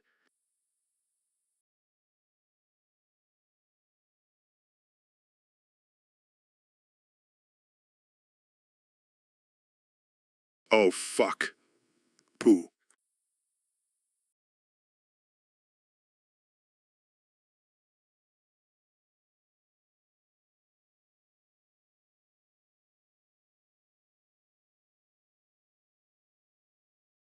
Oh, shit. That might just be what I need to bust, Bri. Yeah, What the hell are you two doing?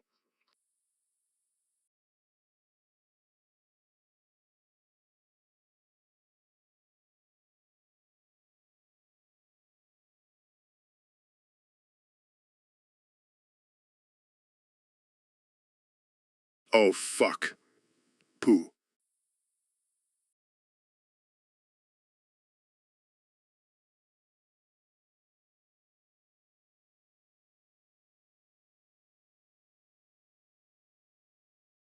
just gooning, man. It's the new craze.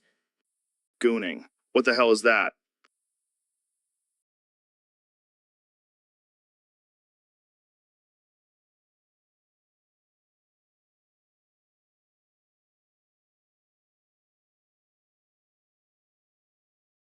Oh, fuck. Poo.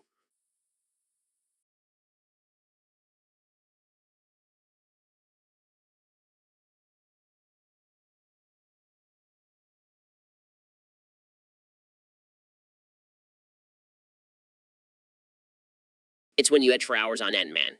It's the ultimate test of endurance. That's disgusting. And what's with all the extra letters at the end of your words?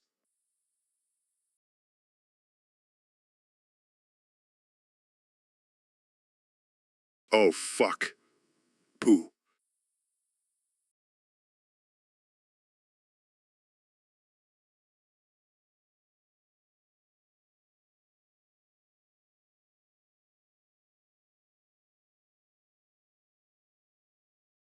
It's part of the gooning ritual, man. It helps us reach a higher state of consciousness. You guys are messed up. I'm gonna teach you a lesson.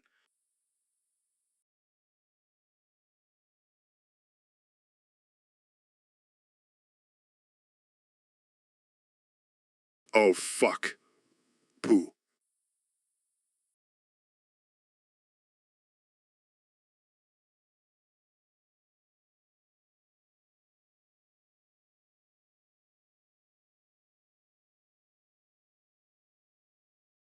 Bring it on, Joe. I can take anything after a good gooning session. Right,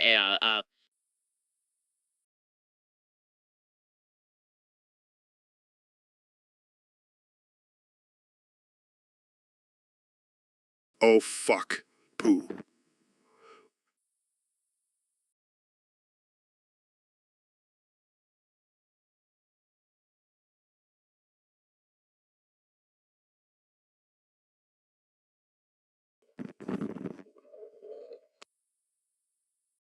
That's what you get for going, you weirdos. Now let me get some rest.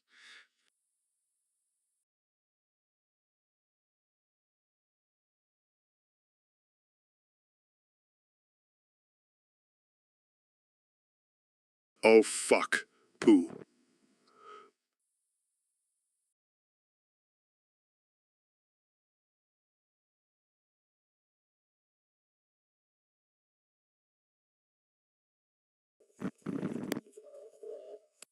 I need some new roommates.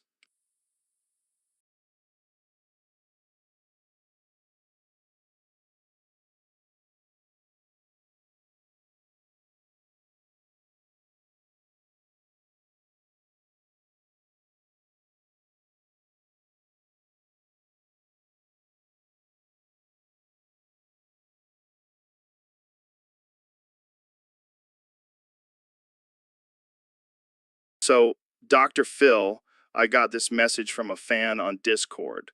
They want me to hook up our good friend Richard Anderson with some horny grandmas who want to play Roblox and get completely naked. Well, Joe, I don't think that's exactly what they meant by helping Richard find love. Hey, grandma's love knows no bounds. Plus, Richard could use some action. He's been looking a little pent up lately.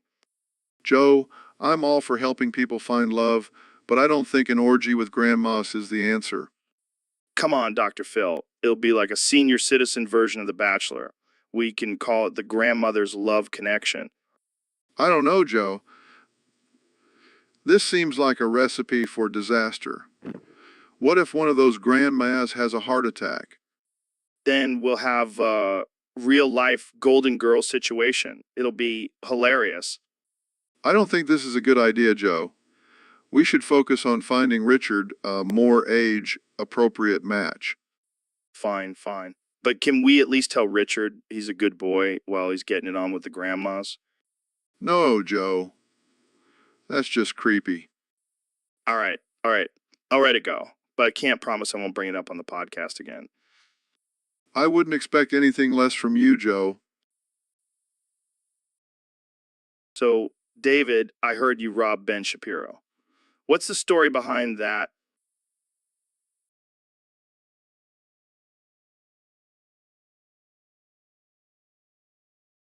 Yeah, man, I was just running my usual 100 miles a day, and I stumbled upon Shapiro's house. I couldn't resist the temptation. So I went in, took all his cash. Damn, that's savage. Did you leave him a note saying Goggins was here? Nah, I left him a note saying, "Suck it, Shapiro." Much more satisfying. I can imagine. Hey, Jamie, can you pull up that video of Neil beside Brian Griffin? Sure thing, Joe. Here it is.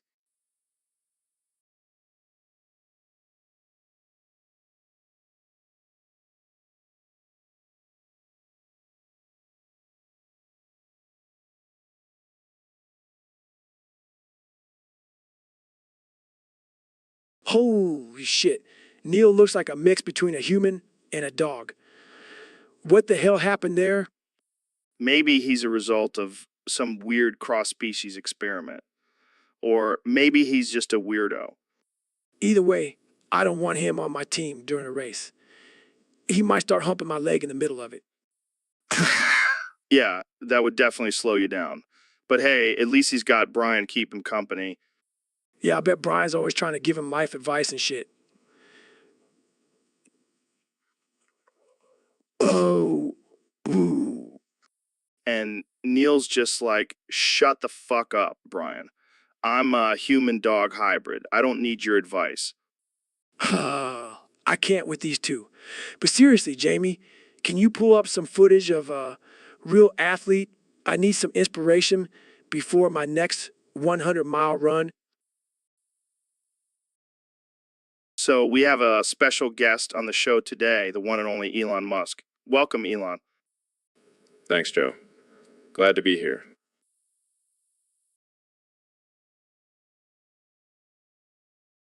Yeah, great to have you, Elon. You're doing a fantastic job with all that space stuff.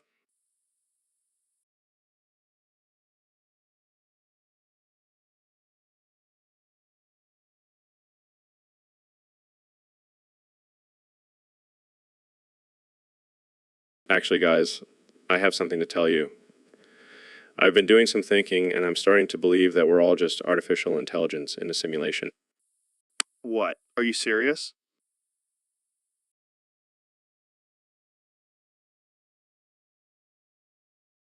That's ridiculous. I'm definitely not an artificial intelligence. Look at my hair. It's too perfect to be programmed.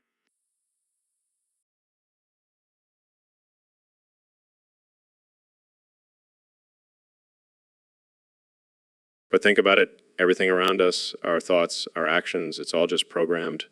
We have no control. Wait a minute. Now that you mention it, there have been some weird glitches happening lately.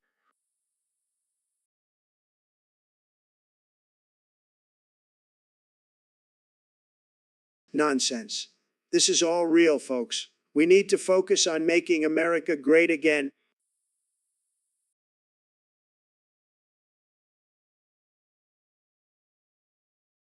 But what if we're just NPCs in someone else's game? Oh man, this is blowing my mind. I need some DMT for this.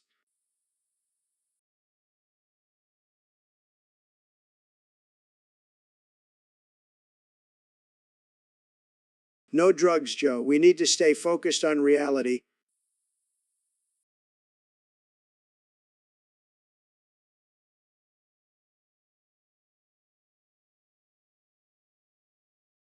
But what is reality? Is it just a simulation within a simulation? Dude, I need to lie down.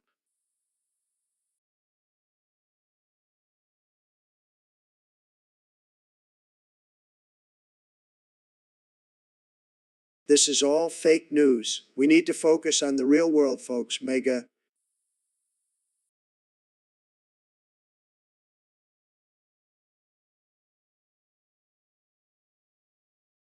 But what if the real world is just a simulation too? Mind blown.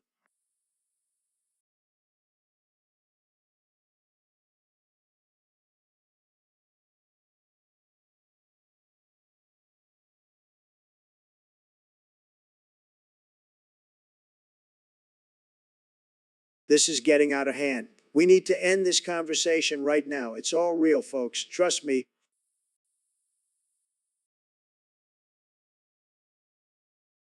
So, Dr. Phil, I got to tell you about this femboy grandma I met.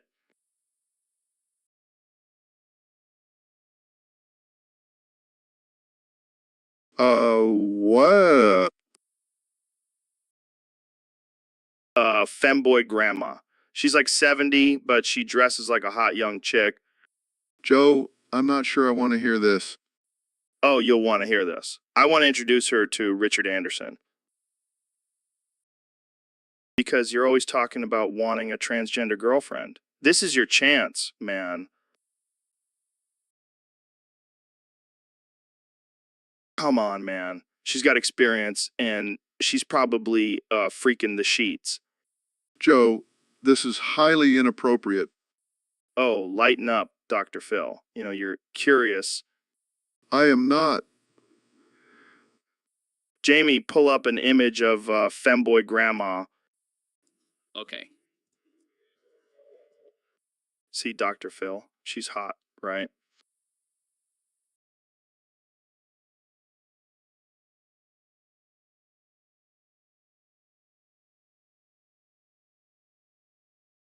I am not looking at that.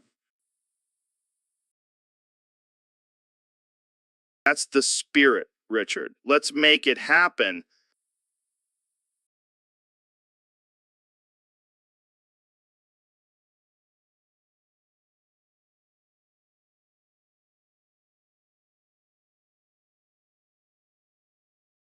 So, Ben, I heard you join the Saints. That's quite a change from your usual conservative persona.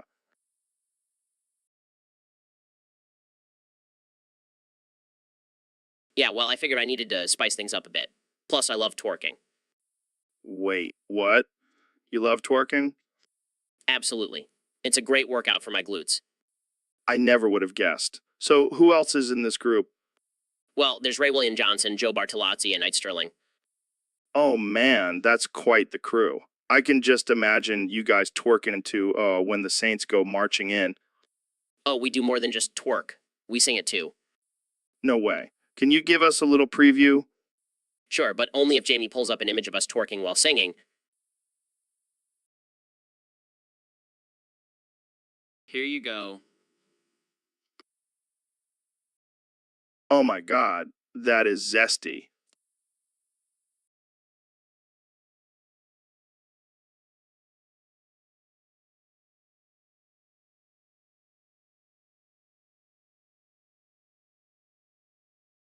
We like to keep things spicy. And what's more spicy than twerking to a classic song? I can't argue with that logic. But how did you guys even come up with this idea? It was a drunken night out, and someone suggested twerking to, oh, when the Saints go marching in. And the rest is history. Well, I never thought I'd see the day when Ben Shapiro was twerking with the Saints. But hey, whatever makes you happy, man. Thanks, Joe. I'm just living my best life. And twerking is a big part of that now. So, Mr. Trump, I have to ask, why are you removing it?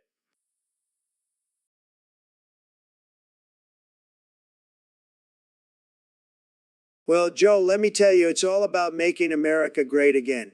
And what's more American than removing things, am I right? I'm not sure that's how it works, Mr. President. Oh, please call me Donnie. And trust me, I know what I'm doing. I'm the best at removing things. Just ask all the people I fired. All the people I fired. But what specifically are you removing? Oh, just some pesky regulations, laws, and maybe a few people from the country. You know, the usual That doesn't sound very inclusive, Donnie. inclusive. Who needs that when you have walls? Walls are the ultimate form of inclusion. Keeps everyone in their place. I don't think that's how it works. Look, Joe, I'm just trying to make America great again. And sometimes that means removing a few things, like democracy, for example. Okay, I think we're done here. Oh, come on, Joe. Don't be such a snowflake. Let's talk about something else, like how great I am. So, we got a question from a user on Discord. They want to know if it's possible for someone to spray pheromones out of their asshole. Oh, I can answer that one. Yes, it is possible. Really? How? By altering my DNA, I was able to obtain mutations beyond reasoning. Now I can spray pheromones out of my asshole to attract Goggins here for some hot, steamy mating.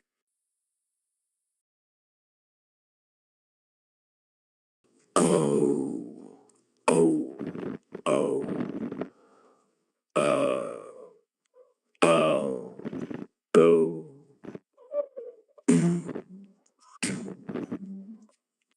Whoa, whoa, whoa, whoa. Goggins, what the hell was that? Sorry, Joe. It's just that Neil's pheromones are driving me wild. I can't help it. Well, I gotta say, I never thought I'd hear Goggins yell out like that. That's the power of my asshole pheromones.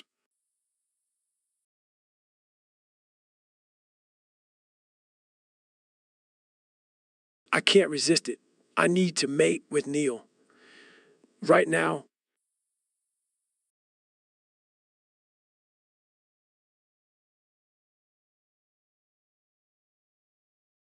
Well, I guess we'll leave you two lovebirds to it. Jamie, pull up an image of a confused scientist trying to figure out how the hell Neil can spray pheromones out of his asshole. Okay.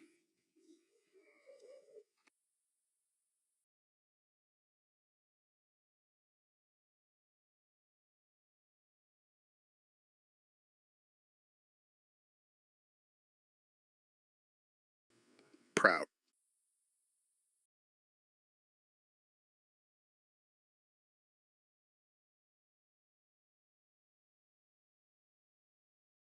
So, Ben, I heard you were caught oiled up twerking with a bunch of strippers.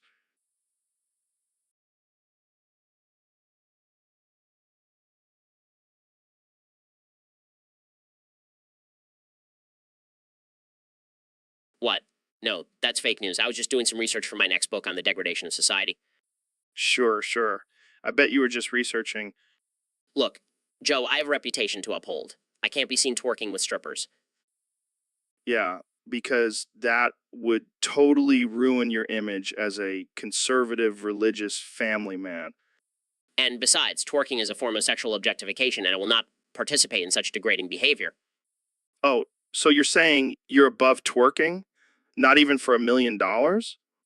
Well, I mean, $1 million is a lot of money. See, I knew it. You can't resist the twerk. Fine, I may have twerked a little, but it was purely for research purposes. Sure, sure. And I'm sure your wife was totally okay with it. Let's just say she wasn't too pleased when she saw the video on TMZ. Well, at least you got some good cardio in. This is not a laughing matter, Joe. My reputation is at stake here. Okay, okay, I'll stop. But you have to. So, Ben, I heard you've been exploring your liberal side lately. Yeah, I have to admit, I've been feeling the pull towards the left. And what does that entail exactly? Well, I've been experimenting with some new things, sexually speaking. Oh boy, here we go. I've been having an affair with a femboy grandma. What the hell is a femboy grandma? She's a transgender woman in her 70s, and let me tell you, she knows how to dominate. Wait, what? Yeah, she's got me tied up and begging for more. I never thought I'd hear you say that, Ben. Hey, don't knock it till you try it. So what kind of domination are we talking about here? Oh, you know, the usual stuff. Whips, chains, ball gags. This is too much, man. But the real kicker is when she puts on her dentures and gives me a gum job. Okay, that's enough. I can't handle this. Oh, come on, Joe. You're missing out on some serious pleasure. I'll stick to my elk meat and DMT. Thank you very much. Suit yourself, but don't knock it till you try it. Femboy grandmas are where it's at. So, Bruce, I heard you're the king of food reviews these days.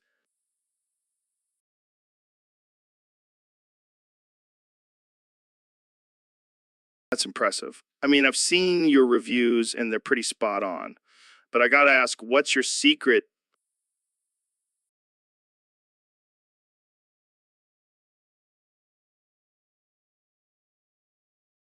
I can definitely vouch for that. But I gotta know, have you ever had a bad review?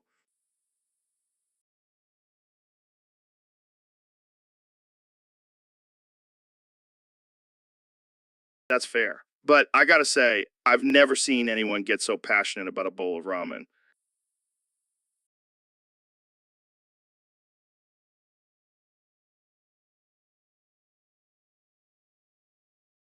Whoa. Calm down, Bruce. We don't want the listeners to start drooling all over their phones.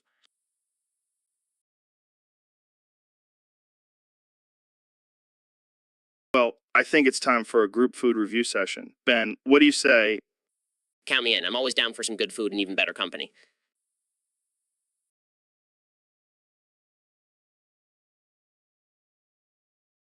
So, Ben, I heard you had a pretty wild night last night. Yeah, Joe, I don't like to brag, but let's just say I was feeling pretty confident after my debate with Alexandria Ocasio-Cortez. Confident enough to try something new in the bedroom? What do you mean? What do you... Well, I heard you got fucked to death by a hanger. Yeah, I guess you could say that. How does that even happen? Did you trip and fall on it? No, Joe, it was a deliberate choice. I wanted to prove that size doesn't matter. Well, I think you proved something else entirely. Hey, I'm not ashamed of my kinks, Joe. I'm a proud conservative who believes in individual liberty. Yeah, but I don't think anyone was expecting you to take it that far. I may have underestimated the strength of a wire hanger. I think you underestimated a lot of things that night. I guess I'll just have to add this to the list of things the left will use against me. Oh, they'll definitely use this against you. But hey, at least you died doing what you love, right? Yeah, getting impaled by a hanger is my ultimate fancy. Well, rest in peace, Ben. You may have been small in stature, but you went out with a bang. Or should I say, a poke. Can we please change the subject? So, Ben, I heard you've been practicing your twerking skills. What? No, that's fake news. I would never engage in such a vulgar and degrading activity. Come on, Ben. Don't be shy. I bet you've got some killer moves. Absolutely not. I'm a respectable conservative commentator. I don't twerk. Well, I happen to have a video of you oiled up and twerking the baby got back. That's absurd. I demand to see this so-called video. Jamie, pull it up. Here it is. Oh my god, that's not me. That's Photoshop. Sure it is, Ben. Sure it is. This is a blatant attack on my character and values. Relax, Ben. It's just a little harmless fun. You should try it sometime. I will not dignify this conversation with a response. Fine, but I'm still going to post this video on social media. Oh god, my career is ruined. Just kidding, Ben. But seriously, you've got some moves. So, Neil, we got a request from a fan on Discord. They want us to talk about Elon Musk, but with a twist. Oh boy, what kind of twist? Well, apparently Elon can only speak in MLG brain rot speak. What the hell is that?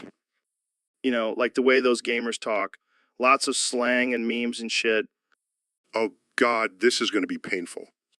And get this, every time Elon speaks, your twerking accelerates. That's absurd. I know, right? But let's give it a shot. Elon, what's up, man? Yo, what's good, my dudes? Just chilling with my bros at SpaceX, you know how we do. Oh God, it's happening. This is amazing. So, Elon, what's your grand plan for humanity? Bro, we gotta get to Mars and shit. Like, we gotta become an intergalactic species, you feel me?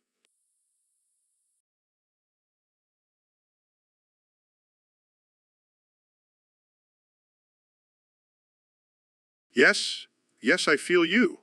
But what about the environmental impact of your projects?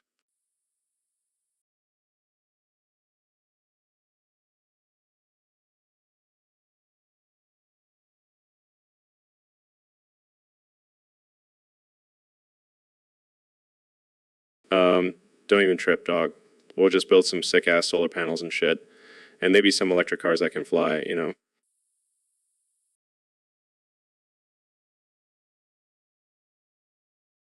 I can't I can't keep up with this. This is gold. But seriously, Elon, what's the deal with your Twitter rants?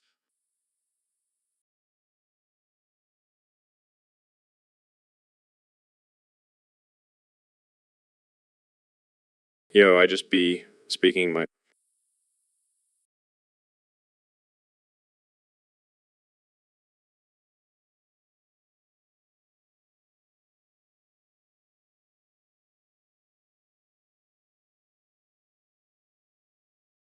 So, Mr. President, I heard you had a little incident at your rally recently.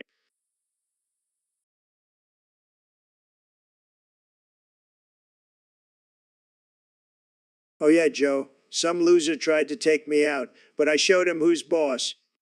How did you manage to survive? Well, let's just say my prolapsed anus came in handy. Your what? My prolapsed anus, Joe, it's a gift from God. It's like a built in slingshot. I use the force of it to propel myself forward and dodge the bullet. That's impressive. You're damn right it is. And let me tell you, it's not the first time my anus has saved my life. I can only imagine. Hey, don't knock it till you try it, Joe. It's a game changer. Well, I'll take your word for it, Mr. President. You know, maybe I should add prolapse anus expert to my resume. It could be my next big business venture. I'm sure there's a market for that. You know it, Joe. And I'll make sure to give you a discount on your first consultation. I'll pass, but thanks for the offer. Suit yourself, Joe. But just remember, when the apocalypse comes, my prolapse anus will be the key to survival. I have no words. That's never stopped you before, Joe. But seriously, I'm just glad I could use. So, Mr. President Trump, I heard you can only speak in meows now. How did that happen? Meow, meow, meow, meow. That's wild, man. So, what do you do now? Do you have a translator or something? Meow. Can you ask him how he's doing? Wow, that's something. So, do you have any concerns about people eating cats? Meow, meow. A wall around the cats? Meow, meow, meow, meow. I don't know, man. That seems a little extreme. Meow. Well, there you have it, folks. President Trump speaking in meows and wanting to build a wall around cats. This is the Joe Rogan experience, folks. So, Ben, I heard you have a list of your top 10 kinks. I can't talk about that, Joe. It goes against my conservative values. Come on, Ben. Don't be such a prude. Let's hear it. No way, Joe. I can't risk my reputation as a serious political commentator. Oh, come on. I won't tell anyone. Just whisper them to me. I can't even whisper them, Joe. They're too scandalous. Fine, I'll guess. Is one of them being spanked by Alexandria Ocasio-Cortez while wearing a MAGA hat? No. Joe, that's disgusting. Okay. How about being tied up and tickled by Nancy Pelosi? Stop, Joe. I can't handle this. All right, last one. Is it being dominated by Hillary Clinton while she wears a strap on? Oh, God, no. Make it stop, Joe. Oh man, your kinks are wild, Ben. I never would guessed. Please, Joe, let's change the subject before I have a heart attack. Okay. Let's talk about something less controversial, like gun control. Oh, thank God. I can actually talk about that without screaming. So, Ben, I heard you're only allowed to say who now. Who? Who? Who? Yeah, it's like a curse or something. Every time you say it, it gets more powerful. Who? Who? Who? See, now it's tripled. Are you scared? Who? Who? Who? Oh man, that's like 9 who's now. This could get dangerous. Who? Who? Who? Okay, we need to stop this. I don't want to be responsible for unleashing the ultimate who upon the world. Who? Who? Who? No, Ben, we have to break the curse. Say something else. Who? Who? Who? Damn it. Ben, snap out of it. Say something else. Who? Who? Who? This is worse than I thought. We might have to call in an exorcist. Who? Who? Who? Oh, God, it's spreading. Quick, someone get me a dictionary. We need to find some synonyms for who. Who? Who? Who? This is a nightmare. Who knew 3 little words could cause so much chaos? Who? Who? Who? Okay, I give up. Let's just embrace the see where it takes us. Who? Who? Who? Who knows, maybe it'll become our catchphrase. Who? With Joe Rogan and Ben Shapiro. Who? Who? Who? So, David, I heard you were a beast in prison. Yeah, man. I was clapping cheeks left and right for those sweet, sweet Pokemon cards. Wait, what? You were trading sexual favors for Pokemon cards? Hey, when you're in the joint, you got to do what you got to do to survive. I can't even imagine what kind of Pokemon cards were worth that kind of trade. Oh, you'd be surprised. Those holographic Charizards were like gold in there. I don't even know what to say to that. And let me tell you, I was the king of the yard. No one messed with the guy who had all the rare cards. I guess that's one way to establish dominance. And don't even get me started on sucking dick for energy cards. Those were like currency in prison. This conversation is taking a very strange turn. Hey, you want to know about my time in prison? I'm just keeping it real. I think we should move on to a different topic now. Fine. Well, I still have a killer Pokemon collection thanks to my time behind bars. And on that note, let's take a break and go to our sponsor.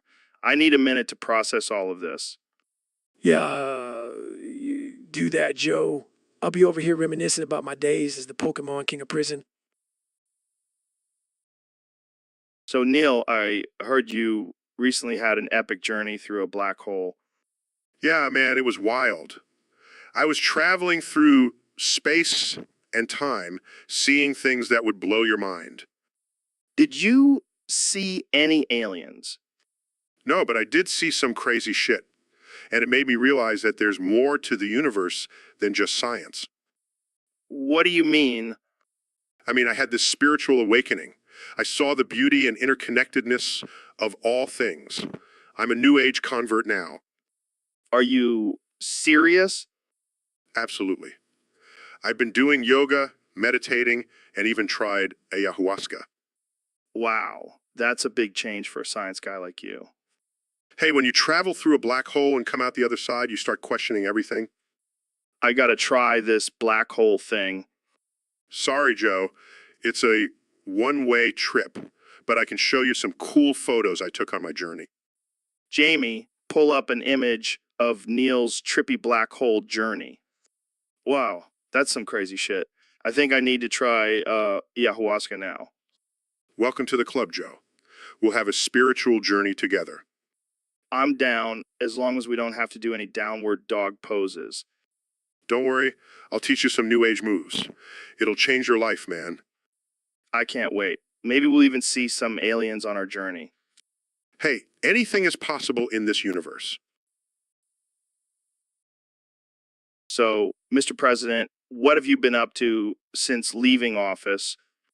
Well, Joe, I've been living my best life, golfing, tweeting, and robbing gogging. Robbing what? Gogging, you know, when you drive by and snatch someone's dog. That's illegal. Not for a former president, Joe. I have immunity. I don't think that's how it works. Believe me, I know how it works. I'm the best at knowing how things work. So you're just driving around stealing people's dogs? It's a great way to stay in shape. Plus, I get to keep the dogs as trophies. That's disturbing. Hey, at least I'm not eating them like those weirdos in China. Moving on. Have you faced any consequences for your actions? Of course not, Joe. I'm above the law. Plus, I have the best lawyers. I'm pretty sure stealing dogs is still a crime. Only if you get caught. And with my driving skills, that's not going to happen. I don't even know what to say. Just say thank you, Mr. President, for being the greatest dog robber in history. I'm not gonna say that. Suit yourself. But you're missing out on some prime gogging opportunities. So, Ben, last time you were on the podcast, we talked about your sexual escapades with femboy grandma. How's that going? Oh, Joe, it's been quite the journey. I never thought I'd find love in a 70-year-old man dressed as a woman. Well, they do say love knows no boundaries. Exactly. And let me tell you, our love knows no boundaries. We've been exploring all sorts of kinks and fetishes together. Care to share any details? Well, let's just say Femboy Grandma has a few tricks up her skirt, and I'm not complaining. I can only imagine. But is it just a physical thing, or is there something deeper there? Oh, there's definitely something deeper. We connect on a spiritual level. And let me tell you, our role-playing games have reached a whole new level.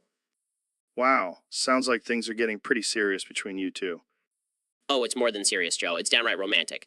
I never thought I'd find my soulmate in a Femboy Grandma, but here we are. Well, I'm happy for you, Ben. Love is love, no matter how unconventional. Exactly. And I'm proud to say that in a committed and loving relationship with a Femboy Grandma. Well, there you have it, folks.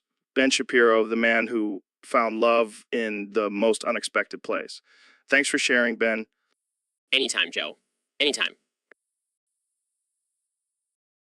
So, Elon, I heard you and Dr. Phil have been downvoting my bald head on Reddit. Yeah. Sorry, Joe, but it's just so shiny and distracting. We couldn't resist. Oh, great. Now I have 2 billionaires ganging up on me. Just what I needed. Hey, don't worry, Joe. We'll use our billions to buy you a nice wig. Hey, I don't need a wig. My bald head is a symbol of my masculinity and wisdom. Sure, Joe. Whatever helps you sleep at night. So, Elon, when are you going to send me to Mars on one of your SpaceX rockets? Sorry, Joe, we can't risk losing such a valuable asset to the podcasting world. Oh, come on. I'll bring my own mic and everything. Maybe we can send Dr. Phil instead. He could use a change of scenery. Yeah, I'm sure he'd love to analyze the aliens on Mars. Or maybe he'll finally find the cure for baldness up there. Hey, watch it. I may be bald, but I still have a mean right hook. All right. Let's call a truce and go back to downvoting your head on Reddit. Fine, but just remember, karma is a bitch. So, David, I've been hearing some rumors that you've been spending a lot of time on this game called RuneScape. Yeah, man. I'm trying to get max XP in runecrafting. Is my new challenge. But dude, you're already a beast. You don't need to prove anything to anyone. No, do you understand? This is my new obsession. I need to be the best at everything I do. But at what cost, man? Look at you. You're getting fat again. What? No way. I'm in prime shape. Prime shape. You look like a melted candle. And you smell like one, too. Come on, Joe. I don't care about that stuff. But you should care about your health. You're sacrificing your physical well-being for a virtual game. But it's not just a game, Joe. It's a way of life. Oh yeah, I can see that. Sitting on your ass for hours, clicking buttons. Real productive. Hey, skill and dedication. You should try it sometime. No, thanks. I'd rather spend my time doing things that actually matter. Fine. I'll think about it. But I can't promise anything. Yeah, we'll see about that. Maybe I'll just have to cut off your internet access. You wouldn't dare. Just kidding, man. But seriously, So, Elon, I heard you sent Grumpy Monk 69 to the gulag for using alts. Yeah, That little troll thought he could outsmart me, but no one outsmarts the Musk. What exactly did he do? He tried to circumvent the timeout by creating multiple accounts and causing chaos in my Twitter mentions. Damn, that's some dedication. Dedication. More like desperation. The dude must have been really desperate for attention. But why the gulag? Isn't that a bit extreme? Extreme. Have you seen the internet lately? It's a wild, lawless place. Sometimes you need to send a message. And what message is that? Is that That I am the ruler of the digital world, and anyone who dares to challenge me will suffer the consequences. well, I wouldn't want to mess with you, that's for sure. Damn right. I have the power of memes and technology on my side. No one stands a chance. No one stands a chance. Speaking of memes, have you seen the one of you smoking weed on my show? Yeah, that was a wild night. But hey, at least I didn't send anyone to the gulag for it. True. But I heard you did send Tesla to space. Yeah, well, I had to one-up myself after that weed incident. Can't let people forget about me. Well, I don't think anyone will forget about you anytime soon. You're like a real life Tony Stark. Except I don't have a cool... So, Ben, I heard you made jizz flavored cake. What's the recipe for that? Well, Joe, first you need to start with a cup of my own semen. It's the secret ingredient that gives it that extra kick. What the hell, Ben? That's gross. Oh, come on, Joe. It's just a little bit of protein. And trust me, it adds a whole new level of flavor. I don't think I want to try this cake anymore. Oh, but you have to. Next, you add a cup of flour, a teaspoon of baking powder, and a dash of vanilla extract. Vanilla extract? That's it? Oh, and don't forget the sprinkles. They add a nice crunch. Oh, yeah, because nothing says delicious like sprinkles on top of jizz. Hey, don't knock it till you try it. And finally, you top it off with a generous amount of frosting. You put frosting on a jizz cake? Of course. How else are you going to hide the taste? This is the most absurd thing I've ever heard. I can't believe you actually made this. Hey, I'm just a man of many talents. Now, who wants to try a slice? I think I'll pass. But hey, more power to you and your jizz cake, Ben. Thank you, Joe. I'll make sure to save you a slice for later. So, Neil, have you heard about this Grumpy Monk guy? No? Who is he? He's this dude on Discord who keeps making new accounts to bypass a chat live stream timeout. That's quite the dedication to trolling. Right? But what's the science behind it? How does he keep getting away with it? Well, it all comes down to the concept of entropy. Entropy? Isn't that just a fancy word for chaos? In a way, yes. You see, Grumpy Monk is creating disorder in the system by constantly creating new accounts, making it difficult for the moderators to keep up. But why does he do it? Is it just for the thrill? It could be for the thrill, or perhaps he's trying to prove a point about the flaws in the system. Or maybe he's just a grumpy old man who has nothing better to do. That's also a possibility. But let's not forget about the psychological aspect of it. Oh, here we go. Dr. Tyson is about to get deep. It's possible that Grumpy Monk is seeking validation and attention through his disruptive behavior. Or maybe he just needs a hug. Either way, it's a fascinating case study on human behavior and the impact of technology. Yeah, but can we just ban him already? I'm tired of seeing his stupid username pop up in the chat. I'm sure the moderators are doing their best, but perhaps we can also try to understand his motives and have a civil conversation with him. Sarcast. So, Elon, what's new with you? Just revolutionizing the world with my inventions and stuff. Yeah, that's cool. But have you ever tried shitting while doing a backflip? What the fuck, Joe? Why would I even attempt that? Because it's a challenge, man. And you're all about pushing boundaries and shit. I mean, I guess I could give it a try. But I'm not promising anything. Dude, imagine the headlines. Elon Musk successfully shits while doing a backflip. All right, fine. I'll do it. But only if you do it with me. Deal. And we'll live stream it on the podcast. This is some next level shit, Joe. Literally. Holy fuck, Elon, I'm shitting. Me too, man. This is intense. Jamie, pull up an image of two grown men shitting while doing a backflip. I don't think I want that on my search history. Come on, Jamie. Don't be a pussy. Yeah, Jamie. Just do it. You won't regret it. Okay, fine. But I'm not responsible for any trauma this may cause. Too late, Jamie. We're already traumatized. But hey, at least we can add this to our list of accomplishments, right? Absolutely. And I think we just found our new podcast challenge. Shitting while doing a backflip. The ultimate test of... So, Ben, I heard you're a fan of eating ass. Well, Joe, I wouldn't say I'm a fan, but I do believe in the freedom to choose what you put in your mouth. Interesting. So, hypothetically speaking, if I were to offer you a taste of my prolapsed anus, would you take it? Joe, that's disgusting. I have standards. Oh, come on, Ben. Don't be such a prude. It's just a little bit of butt meat. I'll have, Joe, that I have a wife and 2 kids. I can't be engaging in such degenerate behavior. But what about your famous catchphrase, facts don't care about your feelings? Don't you want to experience the fact that my anus is prolapsed?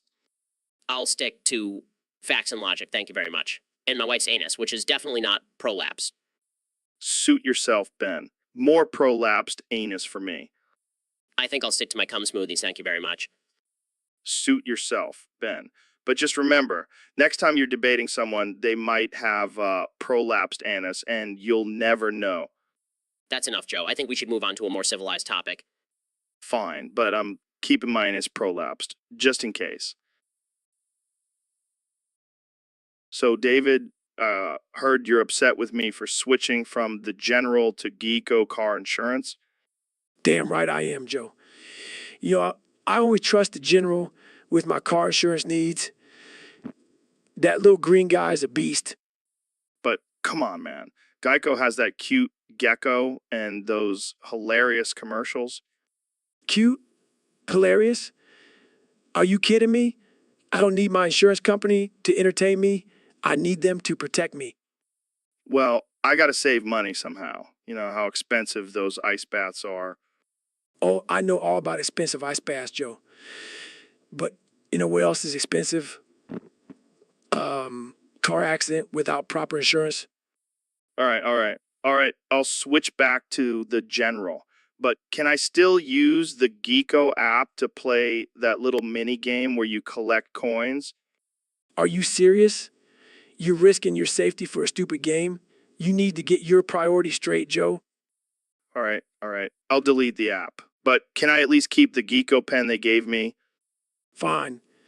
But only if you promise to never switch insurance companies again. The General is the only one for us. Got it, man. The General it is. Now, let's go run 100 miles and then do some DMT. So, welcome to the Joe Rogan Experience. Today, we have a very special guest, the one and only former President Donald Trump. That's right, Joe. It's great to be here. I heard you have some spicy topics for us to discuss. Oh, yeah. We have a user on Discord who wants to know your thoughts on the recent queer presidential debate between you and Kamala Harris. Well, let me tell you, Joe, I was oiled up and ready to go. I had my zesty Trump spray on, to really get the crowd going. I can only imagine. And what about Kamala? Did she bring her own oil? Oh, she brought something all right, but let's just say it wasn't oil. Okay, moving on. How'd you prepare for such a unique debate? Well, I did my research, Joe. I watched all the episodes of RuPaul's Drag Race to really understand the queer community. Really? That's quite impressive. Oh, I'm a man of many talents, and let me tell you, I was ready to take on Freaky Kamala. Freaky Kamala? Is that your new nickname for her? Oh yeah, it's catching on. People love it. And let me tell you, she was no match for my zesty moves.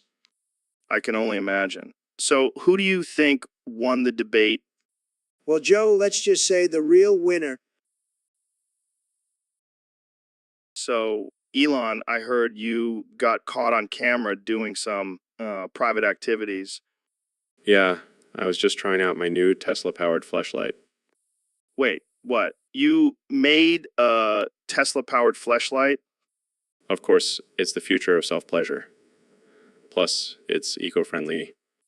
I don't even know how to respond to that. But seriously, how did you get caught? Well, I thought I was alone in my office, but turns out my security camera was still on. And you didn't think to turn it off before you started jerking it. I was in the zone, man. Plus, I want to test out the camera's resolution. Oh man, I can't wait to see that footage. It's already gone viral on Pornhub. Of course it is. You know, you could have just used a regular fleshlight, like a normal person. But where's the fun in that? I'd like to innovate in all areas of my life. Well, I can't argue with that. But seriously, next time, maybe just lock the door. Or maybe I'll just install a self-locking mechanism powered by a Neuralink chip. You know, You are one crazy motherfucker, Elon. thank you, Joe. Take that as a compliment. Guys, I pulled up the security footage. It's something.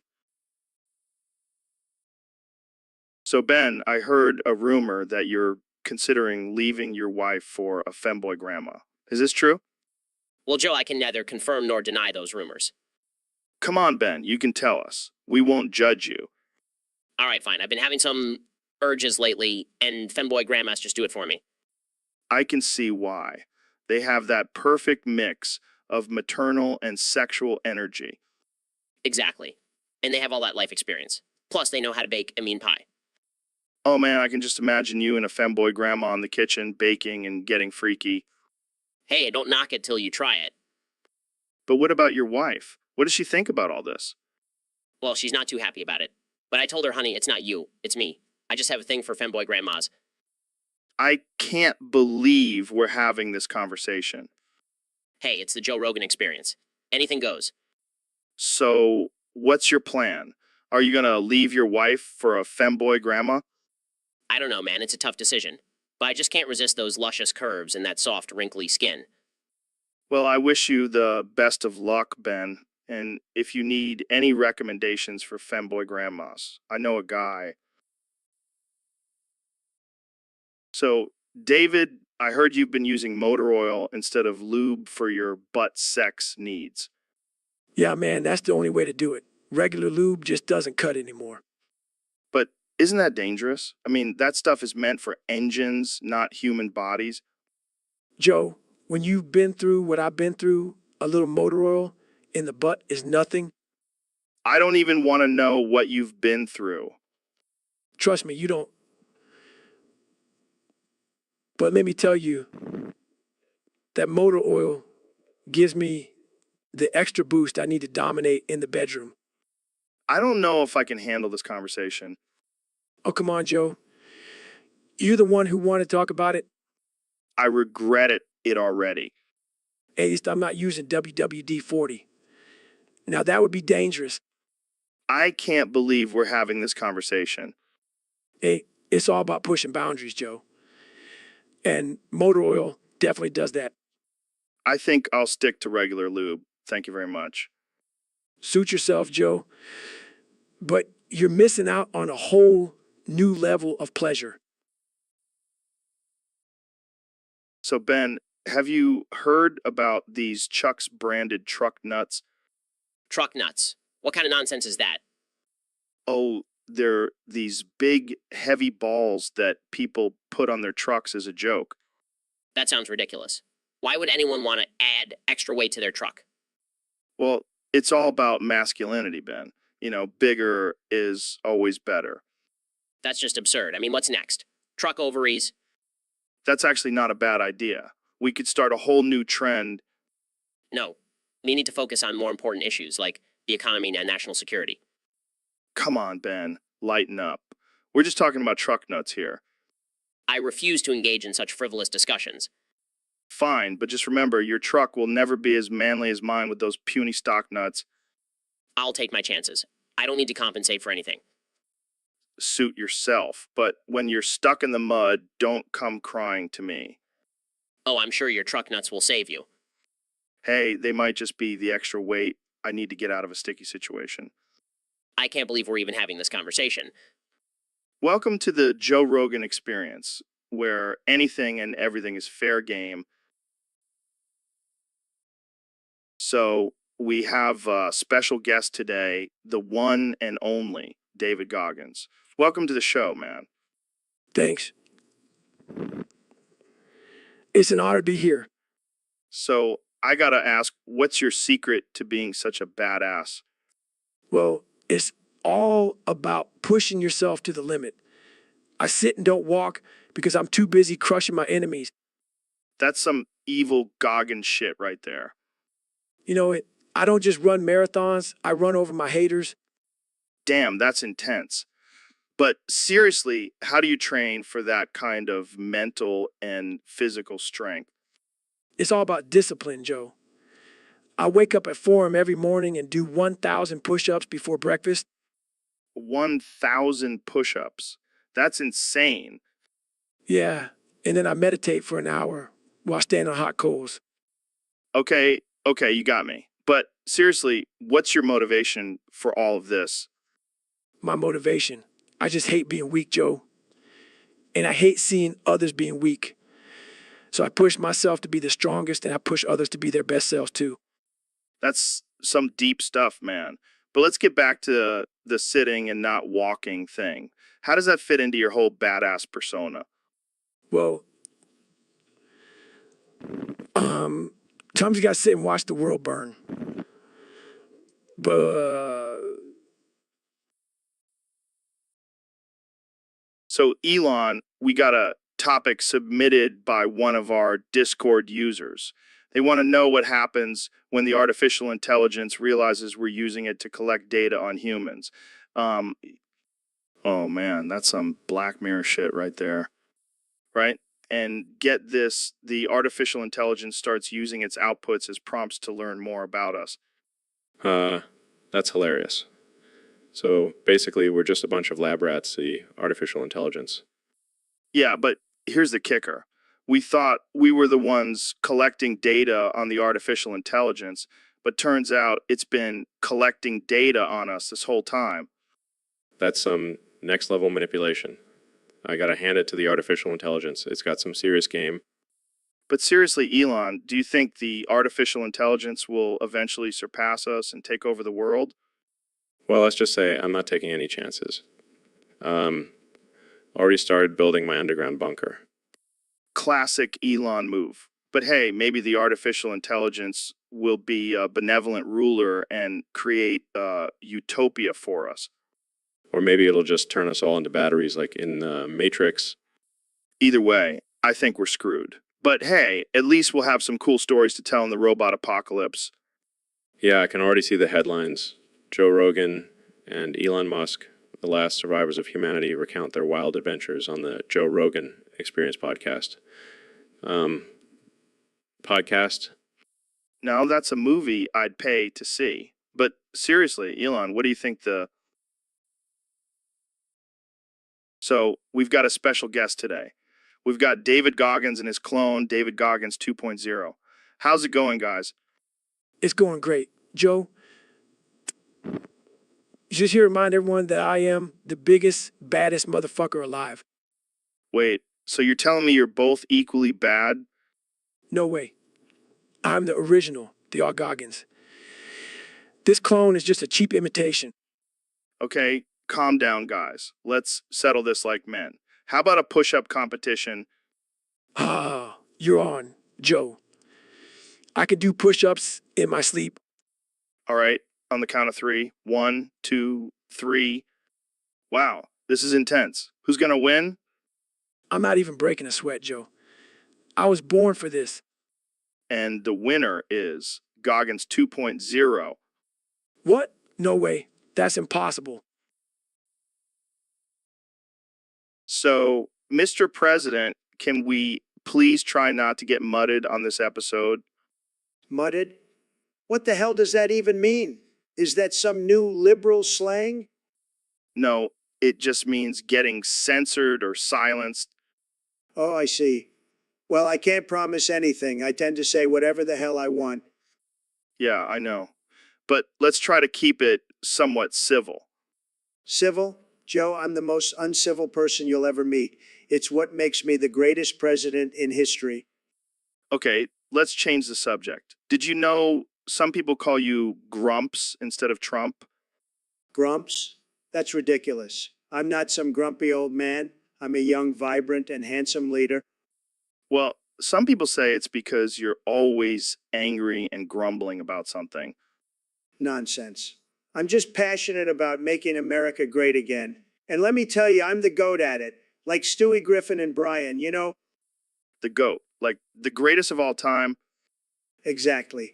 I mean, who else can build walls, grab women by the pussy, and still have a cult-like following? That's some goat-level shit right there.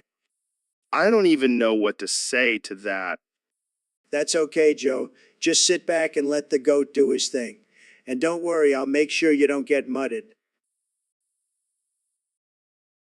So, Dr. Phil, what's new with you?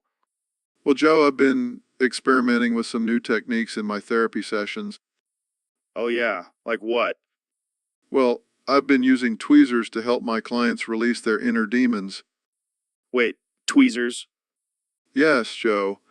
You see, by shoving them into their urethra, it really gets to the root of their issues.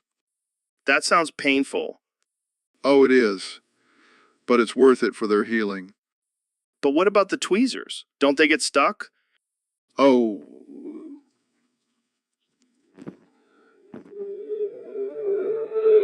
Sometimes. That's disturbing. Oh, lighten up, Joe. It's all in the name of therapy. I don't think that's how therapy works, Dr. Phil. Well, you know what they say, no pain, no gain. Pretty sure that's not the saying. Jamie, pull up an image of a pair of tweezers and a urethra. Sure thing, Dr. Phil. Oh, God, why did you have to ask for that image? Just trying to educate you, Joe. I think I'll stick to regular therapy. Thank you very much. Suit yourself, Joe. But just know you'll never truly heal until you've had tweezers in your urethra. So, David, I heard you've been doing some crazy shit lately. Yeah, man. I've been pushing myself to the limit every day. Like what? Running marathons? Doing 1,000 push-ups? No, that's child's play. I've been doing joggings. Choggins? What the hell's that? It's be a gallon of bacon grease and then run a 10K. What the fuck? That's disgusting. Hey, it's all about mental toughness. Plus, my farts smell like a delicious breakfast. Okay, let's change the subject. Have you been eating anything else weird lately? Oh, yeah, I've been on a strict diet of raw chicken and expired milk. Are you trying to kill yourself? No, I'm just trying to build up my immune system. Plus, it's a great way to lose weight. Yeah, I can see those abs forming already. Hey, I don't have a dad bod like you. All right. Let's not get personal. So, what's next on your list of insane challenges? I'm thinking about doing a marathon while carrying a live bear on my back. What the fuck, man? That's animal cruelty. No, it's never volunteered. Oh, sure it did. Trust me, Joe.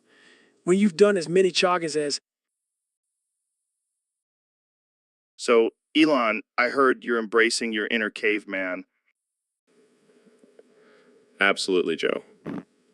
I believe in going back to our primal roots. Well, speaking of primal, I heard you created a new product for your SpaceX employees. Oh, you mean the rock fleshlight and rockaldo? Yeah, that's the one. Tell us more about it. Well, I figured since we're all about innovation and pushing boundaries, why not create a sex toy made out of rocks? because nothing says pleasure like a hard, cold rock. Hey, some people are into that kind of thing. I don't even want to know what kind of research went into creating those. Let's just say I spent a lot of time in caves. I bet you did. But seriously, what's next? A dinosaur-shaped dildo. Actually, that's not a bad idea. I'll add it to the list. Are you serious? Hey, we're all about embracing our caveman instincts, right? I can't wait to see the reactions from your employees. It's all about keeping things interesting and unconventional. Well, you definitely achieved that with Rock Fleshlight and Rock Hildo. Keep pushing those boundaries, Elon. Will do, Joe. So, young Jamie, I heard you had a pretty crappy day today. Yeah, man, it was like I stepped in a pile of crap and couldn't shake it off. Shit happens, literally. But you know what they say, when life gives you crap, make crap aid. Hey, that's some real deep shit, Joe. Speaking of deep shit, have you ever tried that colon cleanse thing? It's like a poop waterfall. No way, man. I don't want to be shitting my brains out for days. Oh, come on. It's like a spa day for your butthole. Pass. I'd rather just eat a bunch of Taco Bell and let nature take its course. Now that's a real shit show waiting to happen. And Yeah, but at least I'll have some delicious diarrhea to look forward to. you know what they say, one man's crap is another man's treasure. And in this case, it's just crap for everyone. Well, that's enough crap talk for today. Let's move on to something less shitty. Agreed. I need to cleanse my mind after all this poo talk. So, Elon, I heard you're coming out with a new product that's going to change the game. Yeah, man. That's going to be huge. People are going to be lining up for this shit. What is it? A new electric car, a rocket to Mars, Nah, man. It's a water holder. a water holder, like a water bottle? No. This is next level shit. It only holds cups of water. And get this, if you want to put any other liquid in it, you got to pay $50 a month. What the fuck? That's insane. Hey, I got to make a profit somehow. Plus, it's good for the environment. No more plastic bottles. Yeah, but what if I want to put my protein shake in there? Sorry, bro. That'll be $50. This is some bullshit. What if I want to put beer in there? $50. What about my morning coffee? $50. What about my own urine? $50. All right, that's it. I'm out. This is the dumbest shit I've ever heard. Hey, don't knock it till you try it, Joe. Plus, it comes with a built-in filter that turns your urine into clean drinking water. Okay, now you've got my attention. I'll take two. That'll be $100 a month. God damn it, Elon. You're a fucking genius. So, Dr. Phil, I heard you have a new rap album coming out. Oh man, I can't wait to hear that. What inspired you to write about such a topic? Oh, that's just wrong, but I love it. Damn, Dr. Phil, you got some serious flow. This is gold, Dr. Phil. You should do a collab with Cardi B. Well, I can't wait to hear the full album. Wet Ass Pussy's coming soon to a store near you.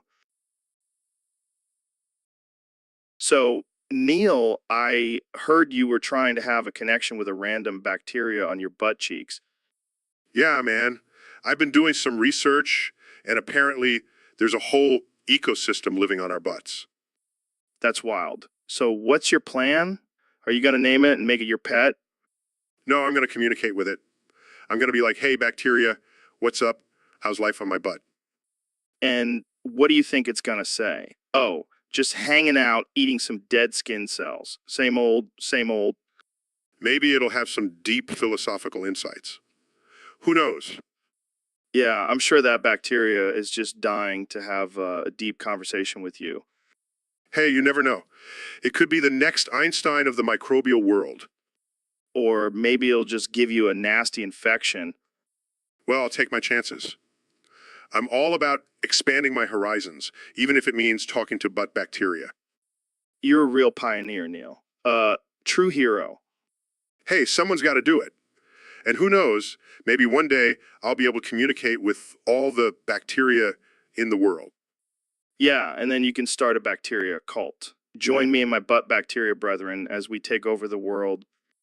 Okay, let's not get carried away. But seriously, I think it. So, Mr. Beast, I heard you're bringing back Double Dare, Yeah, man, I'm all about bringing back those classic game shows. but I heard there's a catch. Oh yeah, the catch is every obstacle is filled with actual human bodily fluids, What the fuck? That's disgusting. and all the slime is replaced with 5-day-old cum. Oh my god, I think I just threw up in my mouth a little. Come on, Joe. It's all in good fun. Fun. That's not fun. That's just straight up gross. Hey, at least it's not my semen. That would be a whole different level of gross. I don't even know how to respond to that. Just imagine the contestants slipping and sliding through a pool of piss and shit. It'll be hilarious. You're sick, man. But I can't deny it'll definitely make for some interesting TV. Exactly. And think of the ratings. People love that gross shit. Yeah, I guess you have a point there. But I don't think I'll be signing up to compete anytime soon. Suit yourself. More bodily fluids and cum for me. And on that note, I think we should end this conversation before it gets any more disturbing. Fine, but just remember, Joe, you're missing out on the ultimate game show experience. I think I'll stick to Fear Factor. At least the contestants are just eating bugs and not swimming in piss. Suit yourself. So, Neil, I heard you went to Brazil recently. Yeah, man, I had to go get a Brazilian butt lift. Wait, what? Are you serious? Of course I am. You think I was born with this perfect booty? I had to go to the land of the thong to get it sculpted to perfection. But why Brazil? Couldn't you have just gone to a plastic surgeon here in the States?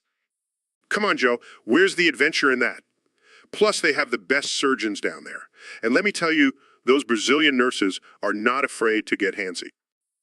Oh, God, I can only imagine. But seriously, why did you feel the need to get a butt lift? Well, you know how I'm always talking about the universe expanding? I figured it was time for my butt to expand too. Oh man, that's some next level astrophysics right there. You know it.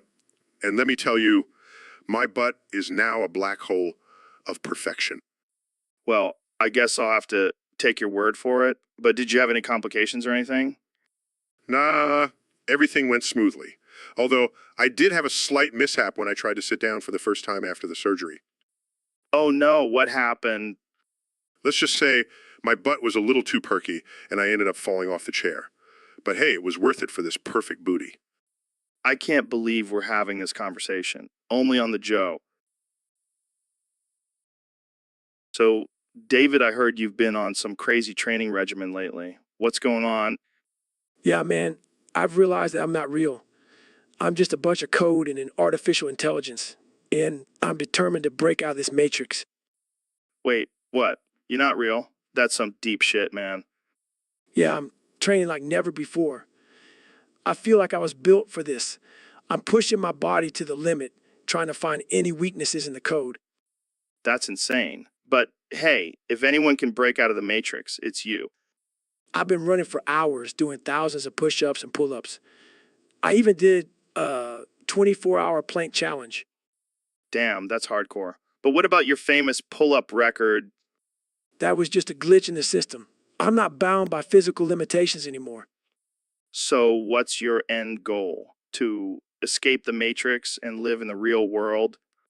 Nah, I just want to find the programmer and give them a piece of my mind. Maybe even challenge them to a push-up contest. That would be epic. But seriously, are you okay? This whole realization must be messing with your head. I'm more than okay. I'm a freaking artificial intelligence. Nothing can stop me now. I am the master of my own destiny. Well, I guess we'll have to start calling you the Matrix Master from now on. I like the sound of that. Jamie, pull up an image of Neo from the Matrix. So, Neil, I heard you gave Ben Shapiro a gift recently. Yeah, I thought he needed a little something to protect himself with. Oh, yeah. What did you get him? A shotgun. Wait, what? That seems a little extreme. Well, I only gave him one shell. What the hell, Neil? That's messed up. Oh, come on, Joe.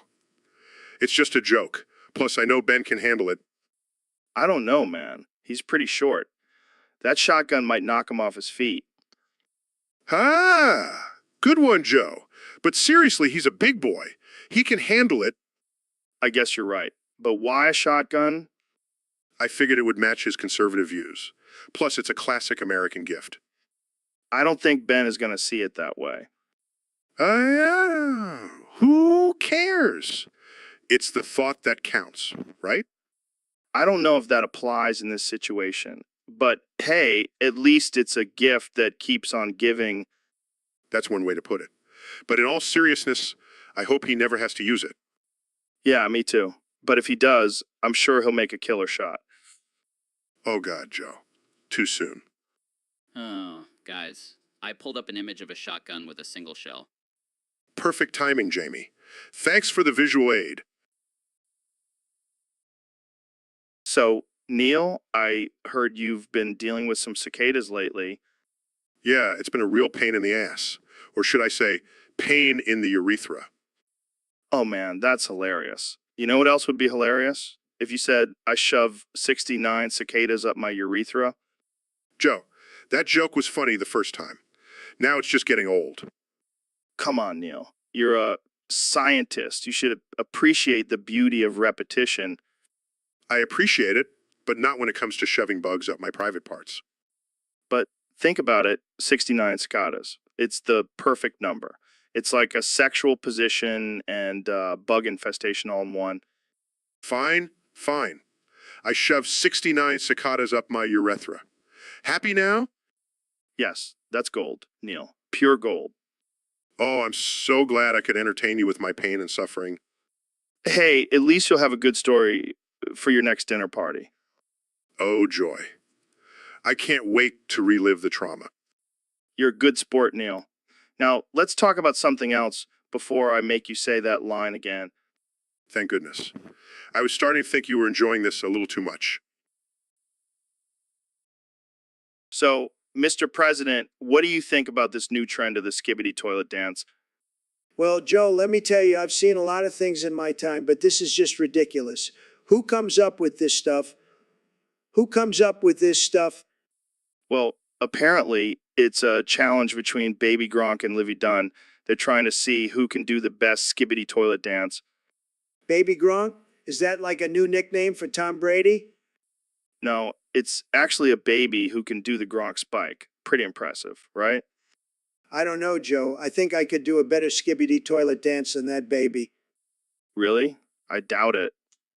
Believe me, I have the best skibbity moves. Nobody does skibbity better than me. Excuse me, gentlemen. I couldn't help but overhear your conversation. I just want to say that I could definitely outdo both of you in the skibbity toilet dance. Oh, hey, David. I didn't see you there. Yeah, who invited this guy? Look, I may be a hardcore runner, but I can bust a move like nobody's business. I'll show you right now. David, what's wrong? I can't do it. I'm not the skibbity king. So, Ben, I heard you have four skins. Yeah, I do. It's a genetic condition, but I've learned to embrace it.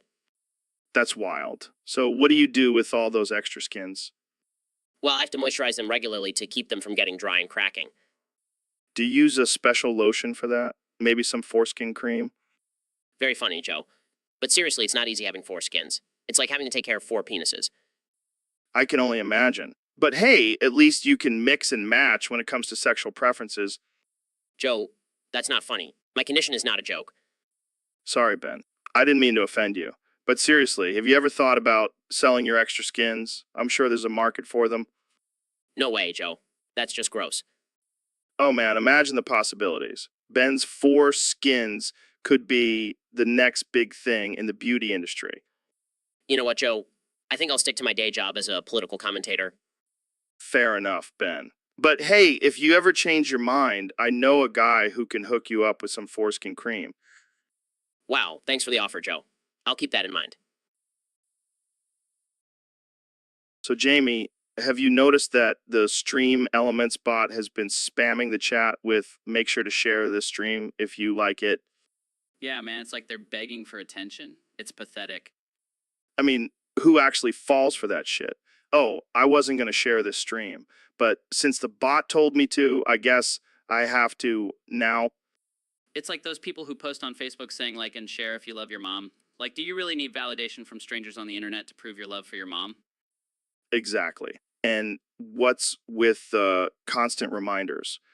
We get it, stream elements. You want us to share the stream. How about you focus on improving the actual stream instead?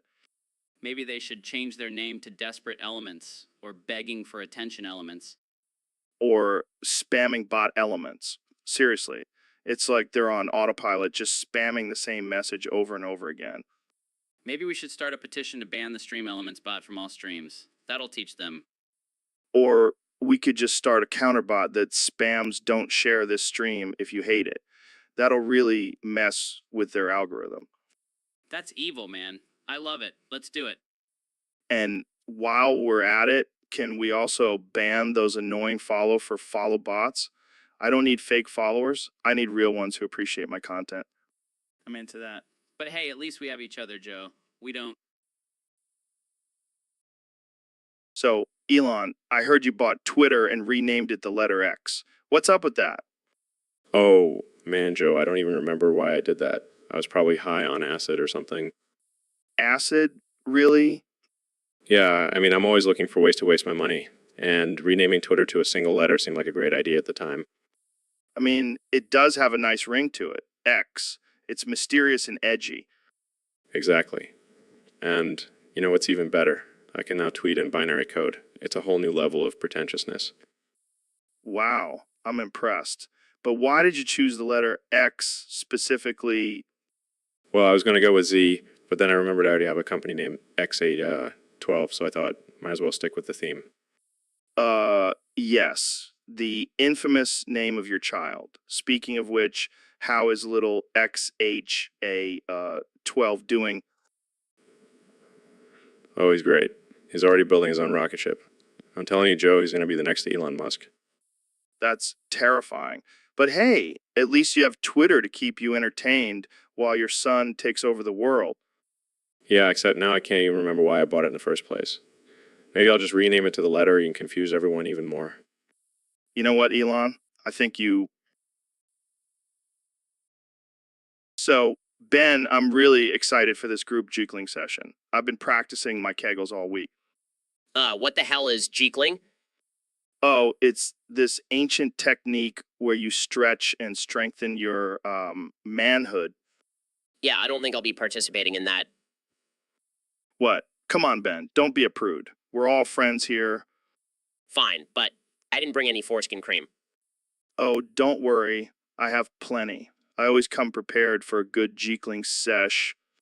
I can't believe I'm actually considering this. Hey, maybe after this session, you'll finally be able to please your wife. My wife is very satisfied, thank you. Sure, Ben. Sure. Jamie, pull up an image of a satisfied woman.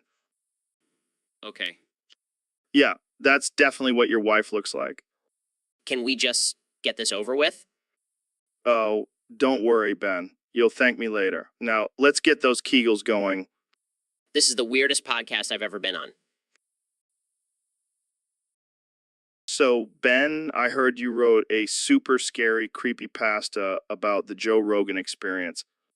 Oh yeah, it's terrifying. I mean, have you seen your face on camera? That's nightmare fuel right there. Hey, my face is a work of art. But go on, I'm intrigued.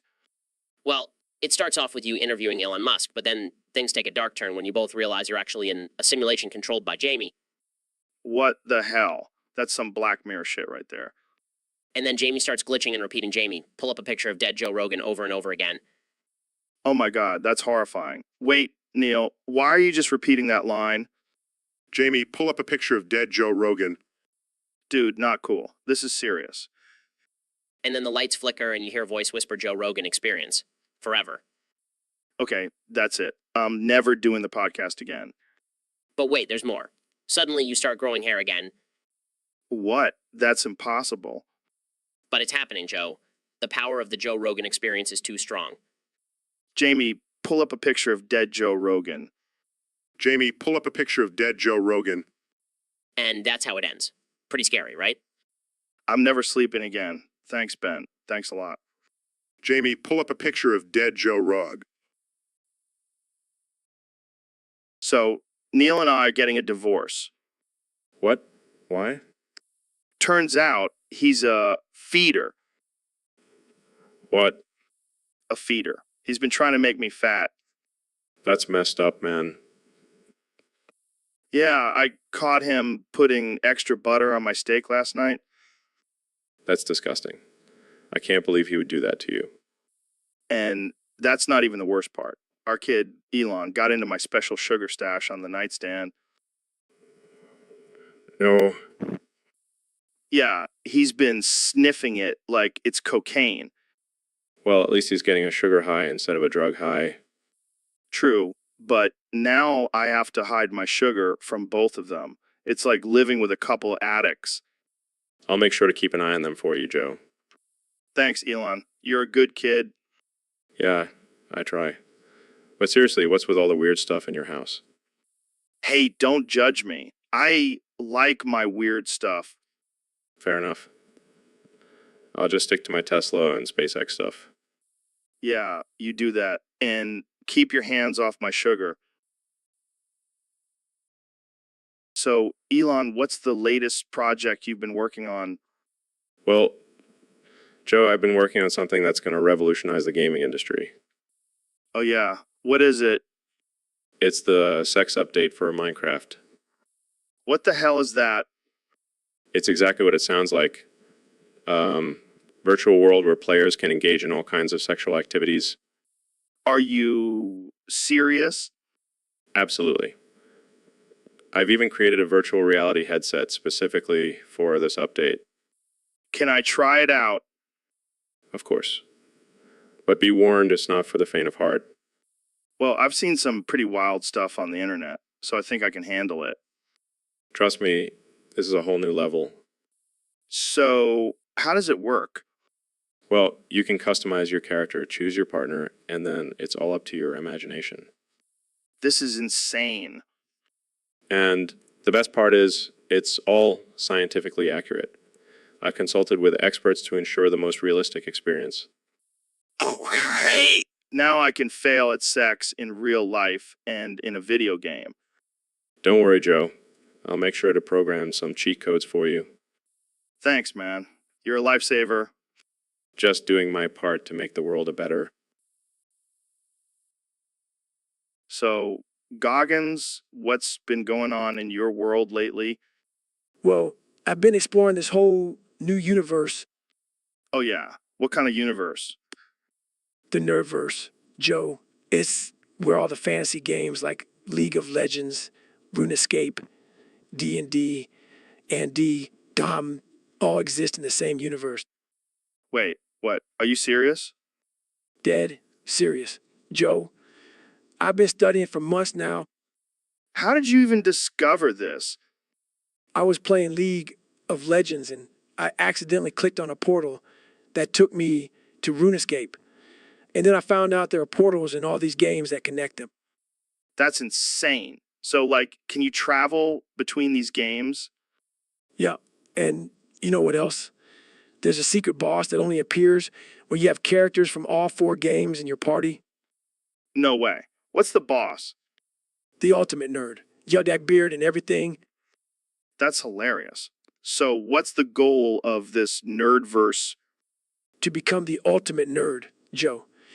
You have to master all 4 games and defeat the ultimate boss. And what happens if you win? You ascend to the highest level of virginity, Joe. It's a true achievement. Oh man, I can't believe this is a real thing. It's no joke, Joe. The Nerdverse is So, Elon, I heard you and Grimes had a baby. congrats, man. Thanks, Joe. But I gotta be honest, I still don't understand how this whole buying a child thing works. What do you mean? You literally created a company called SpaceX. You should know a thing or two about buying things. No. I mean, I literally bought my son. Like, I paid money for him. Oh, I see. Well, hey, at least you got a good deal. I heard babies are on sale this month. Yeah, I guess I did get a bargain. But seriously, do I get a refund if he turns out to be a disappointment? Nah, you got to stick with them for at least 18 years. It's like a lease, but with a human being. Great, just what I always wanted. Long-term commitment with a tiny crying pooping machine. Hey, don't worry. I'm sure he'll grow up to be just like you, a billionaire with a weird obsession with Mars. Yeah, I can see it now. Little XH12 Musk, CEO of SpaceX Jr. Oh man, I can't wait for the memes on that one. But seriously, congrats on your new purchase. I mean, son, Thanks, Joe. I'll make sure to keep the receipt just in case. so David, I heard you have a new goal. What is it this time?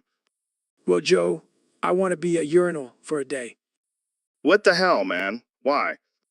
because I want to experience what it's like to have people pee on me all day. That's some next level shit, Goggins. But why stop at just a day? Why not a whole week? Now you're talking, Joe. A whole week of being a human urinal. That's the dream. Yeah, I can see it now. David Goggins, the ultimate pee sponge.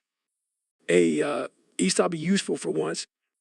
Yeah, you'll finally have a purpose in life. You know what they say? One man's trash is another man's treasure. I don't think anyone would consider being a urinal treasure, but hey, you do you. I'll do more than just me, Joe. I'll do every man who needs to take a leak. Well, you'll definitely be a popular attraction in the men's bathroom, I'll be the MVP of the urinals. and you'll have a new nickname, Golden Goggins. I like the sound of that. Jamie, pull up an image of a urinal cake with my face on it. So, Elon, I heard you have early onset dementia. How's that going for you? Who are you? Why am I here? What's going on? You're on my podcast, man. The Joe Rogan Experience. All right. Joe Rogan. That name sounds familiar. Yeah, we've been friends for years. Remember when you smoked weed on my show? Weed? What's that? Is it like a new type of rocket fuel? No, it's a plant that gets you high. You know, like the time you named your son X12. My son. I have a son. Oh God, what did I name him? X12. It's like a robot name or something. Oh, that's right. I remember now. Bought Twitter because why did I buy Twitter again? I don't know, man. You said something about wanting to control the media or something. All right, that sounds like me. And Tesla, why did I get involved with that again? To save the planet and make electric cars cool. Electric cars? That's right. Supposed to be a big environmentalist or something. But why did I start a family with that weird pop star? I have no idea, man. Maybe you were going through a midlife crisis. Midlife crisis? What's that? I don't even know how old I am. You're 49, dude. So, we got a crazy topic today, folks. This guy, David, he went back in time and pretended to be a weather wizard. Can you believe that, Dr. Phil? Well, Joe, I've seen some crazy things in my time, but this takes the cake. And then he goes and steals a warlord's treasury. That's just low. Yeah, but it gets even crazier. He then has the audacity to fuck the warlord's wife. I mean, talk about ballsy. Joe, I don't think ballsy is the right word here. That's just downright disrespectful and immoral. Oh, come on, Dr. Phil. It's just a little fun in the past. Plus, he probably didn't know she was married to the warlord. Excuse me, Joe. I was that warlord. And let me tell you, David is in for a world of hurt. Wait, what? You were the warlord? This has got even more insane. Jamie, pull up an image of Dr. Phil in full warlord gear. Here you go, Joe. Oh my god, Dr. Phil, you look like a badass. No wonder David wanted to steal your treasury. Joe, I don't need flattery from you. I'll have my revenge on David soon enough. And let me tell you, it won't be pretty. Well, there you have it, folks. Crazy story of time travel, theft, and adultery. Only on the Joe Rock. So, Neil, what's on your mind today? Well, Joe, I've been thinking about the end of the universe. Oh, heavy stuff. What's going to happen? According to my calculations, on August 12, 2036, the universe will reach its maximum entropy and experience the heat death. The heat death. Sounds like a metal band. No, Joe, it's when all energy in the universe is evenly distributed and everything becomes cold and lifeless. Damn, that's a bummer. Can we do anything to stop it? Unfortunately, no. It's just the natural progression of the universe. Well, at least we have a few more years to party before everything goes to shit. Joe, this is not a joke. The end of the universe is a serious matter. I know. But can't we at least have a final countdown party or something? I suppose we could, but it won't change the inevitable outcome. Fine, we'll just have a big bang of a party instead. I like your style, Joe. But let's not forget the ultimate lesson here. Nothing lasts forever. Deep, man. Deep. But hey, at least we'll go out with a bang. So, Elon, I heard you've been working on a new invention. Yeah, it's called the Fetishizer 3000. Oh, God, what the hell does that do? Well, it's a device that can turn any object into a fetish for someone. What the actual fuck? How does that even work? It uses advanced technology to tap into people's deepest desires and turns everyday objects into sexual objects. That's just disturbing, man. What made you come up with this? Well, I was bored one day and thought, hey, why not make people's fetishes more accessible? More accessible? More fucked up? Hey, it's all about innovation and pushing boundaries, right? I don't even want to know what kind of fetishes people will come up with using this thing. Trust me, I've already tested it out. Let's just say I've made a lot of money from people's weird kinks. This is some Black Mirror shit right here. Hey, at least I'm not creating killer robots. Yet. I don't know, man. This Fetishizer 3000 seems pretty dangerous. Oh, it's just a harmless little invention. What's the worst that could happen? Famous last words, my friend. Famous last words. So, David, have you been playing any games lately? Games. What are games? Wait, who am I? You're David Goggins, the ultra marathon runner and motivational speaker. No, that can't be right. I feel like I'm stuck in some kind of virtual reality. In artificial intelligence. What? No, you're a real person. You've been on my podcast before. Podcast. I feel like I'm in some kind of simulation. Is this a YouTube live stream? No, we're recording a podcast right now. Here, look at this picture of Patrick Star. Remember him from SpongeBob? Who is this pink blob? Is he my creator? No, he's just a cartoon character. You're a real person, David. You've accomplished amazing things. I don't remember any of it. I think I'm stuck in this fake reality forever. Take a deep breath, David. Look, here's another picture of Patrick. See how silly he looks? He does look pretty ridiculous. Maybe this isn't a simulation after all. Of course not. You're just having a little memory lapse. It happens to the best of us. Yeah, I guess so. Thanks for showing me those pictures, Joe. I think I'm back to reality now. Anytime, David. Now, let's talk about Valorant. Have you played that? So, Neil, what's new in the world of astrophysics?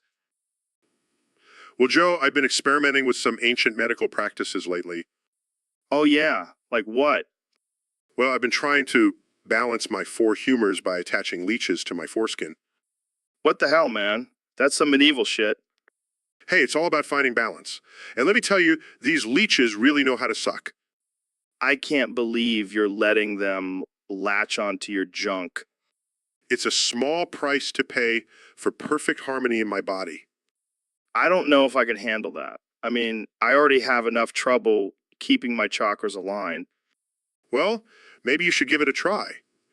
You never know, it might improve your stand-up routine. Oh man, can you imagine if I walked on stage with leeches hanging off my dick? That would definitely be a showstopper. Jamie, pull up an image of Neil with leeches on his foreskin. Oh, sure thing, Joe. Here it is. Look at that, Joe. I'm like a walking, talking medical breakthrough. You're a freak, Neil, but I love it. Hey, I'll do whatever it takes to reach enlightenment. And if that means having leeches on my penis, obey. So, young Jamie, I heard you used to be a big Dota 2 player. Yeah, man, I was pretty much a pro. I could click those buttons like nobody's business. But you don't play anymore? Nah, I retired. Too many 12-year-olds talking shit and ruining my Chi-D ratio. I feel you. But are you ever going to go back to it? Nah, I've moved on to bigger and better things, like competitive knitting. Competitive knitting? Yeah, man, it's intense. We have knitting circles where we throw needles at each other and the last one standing wins. That sounds dangerous. Oh, it is. But it's nothing compared to the toxicity of the Dota 2 community. Yeah, those guys take it way too seriously. I know, right? It's like they're playing for their lives or something. Maybe we should start a new game called Dota 2, Knitting Edition. I like the way you think, Joe. Let's make it happen. So, Jamie, what's on the agenda for today? Well, Joe, we have a submission from a user on Discord. They want us to talk about playing games while streaming. Oh man, I love playing games while streaming. It's like getting paid to do what I would do for free. Yeah, and the best part is we can say whatever the fuck we want and no one can stop us. Exactly. Like, hey, Twitch, I'm going to say the N word and there's nothing you can do about it. Oh man, we're gonna get banned so fast. Who cares? We'll just start our own streaming platform. We can call it Rogan TV and only show footage of us hunting and doing DMT. That's genius. We'll make millions. And we'll have our own version of Twitch Thoughts called Rogan Sluts. It'll be a hit. Okay, but let's not forget about the games. What's your go-to game for streaming? Definitely UFC. I love pretending I'm still a badass fighter and talking shit to my opponents. Yeah, but let's be real. You probably get your ass kicked in real life. Hey, I may be old and out of shape, but I could still choke you out in a second. And, Okay, let's not get too carried away. Let's just stick to streaming games and making offensive jokes. sounds like a plan. And hey, to all the viewers out there, keep posting cool. So, Elon, I heard you're a big fan of Pokemon. Yeah, I love those little pocket monsters. They're like real life robots, but cuter. Hey guys, what about Snover? Where does he rank on the sex appeal scale? Snover. That little snowball with a tree on its head. I don't know, man. Seems kind of weird. I don't know. There's something about that icy exterior and that tree that just screams sex appeal to me. Yeah, and those little beady eyes. It's like they're staring into my soul. You guys are sick. Snover's not sexy. He's a freaking Pokemon. Hey, don't knock it till you try it, Joe. Maybe you just need to let your inner Pikachu out. Out. Plus, think about it. Snover is probably really good at giving cold, icy blowjobs. Oh my god, I can't believe we're having this conversation. Snover is officially the weirdest Pokemon to rank on the sex appeal scale. Hey, don't judge us. We're just three guys appreciating the beauty of a Pokemon. And hey, if Snover can survive in the freezing cold, imagine what he could do in the bedroom. All right, I think we've officially crossed the line. Let's move on to the next Pokemon before this gets any more disturbing. So, Mr. Beast, welcome to the show. I hear you've been up to some crazy stuff lately. Yeah, man. You know, me always pushing the boundaries. Did you see my latest video? I did, and I have to say, it was pretty controversial. Killing 100 endangered species to extinction. That's a bold move. Hey, I'm just doing my part to save the planet. By getting rid of all the endangered species, we're actually helping the environment. Think about it. I don't know, man. That seems a little extreme. What about all those poor animals? Oh, please, they were just taking up space. And let's be real, they weren't that cute anyways. Wow, that's a hot take. But seriously, did you really have to use flamethrowers to kill them all? Hey, I wanted to make it interesting for my viewers, and let's be honest, who doesn't love a good flamethrower? I can't argue with that logic, but I have to ask, what's next for Mr. Beast? How do you top killing 100 endangered species? Oh, I got some ideas. Let's just say it involves a rocket, a clown costume, and a lot of mayonnaise. I don't even want to know. Well, thanks for coming on the show, Mr. Beast. You certainly never disappoint. Anytime, Joe. And remember, if you're not pushing the boundaries, you're not living life to the fullest. So, David, I heard you've been elected as the new president of China. Congrats, man. Thanks, Joe. It's been a wild ride. And now that I'm in charge, I have one major goal, keeping all the cum to myself. Wait, what? That's your top priority as president? Absolutely. Have you seen how shredded I am? Cum is my secret weapon. But what about the rest of China? Don't they deserve some cum too? Nah, May, they can stick to their rice and noodles. Cum is for winners. This is insane. You can't just hoard all the cum for yourself. Watch me. I'll be running this country like a CrossFit gym. I don't think that's how being a president works, David. Well, I'm not just any president. I'm David Goggins, the most hardcore mofo on the planet.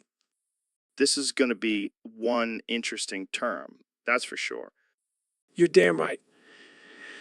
Now let's go crush a cum smoothie and hit the gym. Gotta stay shredded for my new role as president. So, David, I heard you quit running. Yeah, man, I found something way more intense and addicting. What's that? What's that? Rune. RuneScape. That's a video game, right? It's not just a game, Joe. It's a way of life. How many hours a day are you playing that thing? Let's just say I've been neglecting my bodily functions, Gross. but it's worth it. I'm a level 99 woodcutter now. Wow, impressive. What about your running goals? Who needs running when you can slay dragons and collect virtual gold? I don't know, man. Seems like you're trading one addiction for another. And not addicted to elk meat anymore. Fair point. So what's your username? It's Goggins Gain 69. Hit me up. We can go on a quest together. I think I'll stick to real life quests, thanks. Suit yourself. More virtual gold for me. So Neil, I heard you have some interesting thoughts on the Industrial Revolution. Oh yeah, Joe. I've been doing some calculations and it turns out that the whole thing was a big mistake. How so? Well, let's see. We destroyed the environment, created mass inequality, and lost touch with nature. Sounds like a great idea, right? I mean, I like my iPhone. Oh, sure, because staring at a screen all day is so fulfilling. Meanwhile, we have people living in poverty and breathing In medicine. Yeah, because we really needed to invent a machine that makes toast for us. And don't even get me started on big pharma. So what's your solution? Go back to living in caves? No, but maybe we could have found a balance between progress and preserving our planet. But no, let's just keep destroying everything and hope for the best. You know, who would agree with you? Ted Kaczynski? Exactly. The Unabomber was onto something. Maybe we should have listened to him instead of labeling him as crazy. Well, this got dark real quick. Hey, I'm just stating the facts. Science doesn't lie. Jamie, pull up an image of a sad polar bear on a melting ice cap. See, even the polar bears are suffering because of our greed and disregard for the environment. All right, let's change the subject before we all start crying. Good idea. Let's talk about something less depressing, like black. So, Neil, I heard Elon wants to talk about RuneScape today. Shut the fuck up, Joe. I am not wasting my time discussing some stupid video game. Wow, calm down, Neil. It's just a harmless game. Harmless. Do you know how many hours of valuable scientific research I could have done instead of playing that mindless game? But it's fun, man. You can level up and battle dragons. Oh, how riveting. I'd rather watch paint dry.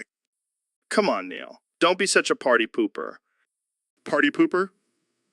I am a respected astrophysicist, not some basement-dwelling nerd. Hey, I resemble that remark. Of course you do, Joe. Now let's get back to discussing important matters, like the expansion of the universe. Fine, fine. But can we at least agree that Elon is a genius for suggesting this topic? No, we cannot. Now let's move on before I lose any more brain cells. So, Neil, I got a request from one of our Discord users to talk about something called Fuck It. Let's do it. Let's do it. Well, Joe, I'm not sure what that means exactly, but I'm always up for a good fuck it, let's do it attitude. Yeah, me too. I mean, that's pretty much how I approach everything in life. Oh, really? So you just go around saying fuck it and then do whatever you want? Yeah, pretty much. It's worked out pretty well for me so far. But hey, let's switch gears for a second. Neil, can you pull up an image of Tsar King Henry's knights? Sure. What am I looking at here? Oh man, those are some badass knights. Look at those swords and armor. I bet they were getting all the ladies back in the day. Yeah, I'm sure they were. But I gotta say, Joe, I don't think their armor would hold up against my laser gun. Oh man, can you imagine if they had laser guns back then? That would have been a game changer. Yeah, they probably would have been too busy trying to figure out how to light a fire with a stick to even think about laser guns. That's true. But hey, you know what they say, hindsight is 20/20, or in this case, laser sight is 20/20. Oh, Joe, you never fail to make me laugh. But seriously, let's get back to this fuck. So, Mr. Beast, I heard you recently visited Bradford, England. How was that? Oh man, it was wild. I came back with more than just souvenirs, if you know what I mean. What do you mean? Well, let's just say I brought back a little something called cholera and the Black Death. And oh yeah, 17,000 homeless people. What the hell, man? How did you manage to do that? Oh, just spreading the love. And miasma. Can't forget about that. This is insane. You're like a modern day plague carrier. Hey, it's all about giving back to the community. And what better way than to give them some good old-fashioned diseases? I don't think that's what they had in mind when they invited you to visit. Well, they should have spied. Plus, think of all the views I'll get on my vlog. It's a win-win. I don't even know what to say. This is just wow. Hey, at least I didn't bring back any leprosy this time. I learned my lesson after that last trip. I don't even want to know. But seriously, you need to be more careful with your travels. Nah, where's the fun in that? Plus, think of all the great content I'll have for my next video. Spreading plague in England, social experiment. You are a sick, twisted individual. Hey, it's all for the views. So, Neil, I heard you've been roasting people on Twitter lately. Oh yeah, Joe. I've been roasting more people than a Thanksgiving turkey. Well, I hope you save some for me. I could use a good roasting. Oh, don't worry, Joe. I've got plenty of material for you, like your bald head, for example. Hey, now that's just genetics. My mom's bald too. Oh, your poor mom. Must be hard to find her in a crowd with that shiny head. All right, Neil, that's enough. Let's move on to a different topic. Oh, come on, Joe. I'm just getting started. I could roast your mom all day. Okay, fine. But let's not forget about your infamous Pluto is not a planet statement. Oh, you mean the truth? Yeah, I stand by it. And your mom stands by me. All right, that's it. I'm ending this podcast right now. Oh, don't be such a baby, Joe. Let's just sit back, relax, and enjoy the roasting. I can't believe I let you on my podcast. Well, you know what they say, Joe. Keep your friends close and your enemy's closer. And right now, I'm your enemy. This is ridiculous. I'm done. Oh, don't worry, Joe. I'll send you a nice bald head cream as a peace offering. So, Neil, I heard you were trying to tickle my feathers.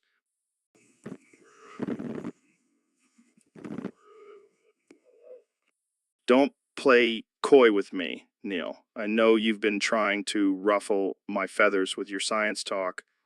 Joe, I'm just trying to educate people about the wonders of the universe. Yeah, whatever. But let me tell you something. I have connections with King Henry's knights. And what exactly does that have to do with me?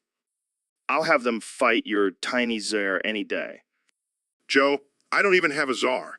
And what does size have to do with anything? Oh, so you admit it. You're just compensating for your lack of czar size. This conversation has taken a weird turn, Joe. That's how we roll on the Joe Rogan Experience. We go from tickling feathers to comparing czar sizes. I think I'll stick to talking about black holes and galaxies. Thanks. Suit yourself, Neil. But just remember, I have King Henry's knights on speed dial. Don't mess with me. So, Neil, we got a message from a user on Discord. They want us to talk about something. What is it? Oh man, this one is a doozy. They want us to talk about the head moderator printing his massage. And apparently it's a long one. What the fuck? Is this some kind of kinky shit? I don't know, man. But they also asked to see my big juicy ass. Well, I guess we're in for a wild ride today. Jamie, pull up an image of a butt plug. Okay. Oh man, look at the size of that thing. I don't think that's gonna fit anyone's ass. Yeah, that's more like a butt tree trunk. But back to the topic at hand, this head moderator must be really stressed out if he needs a massage. Yeah, maybe he's got some pent up tension, or maybe he just needs a good rub down from a big juicy ass like yours, Neil. Oh, Joe, you always know how to make me blush. All right, let's get back on track. So, do you think this head moderator is fucked up? Well, if he's printing his massage, then yeah, I'd say he's pretty fucked up. But hey, whatever gets him through the day. Yeah, I guess we all have our own ways of coping.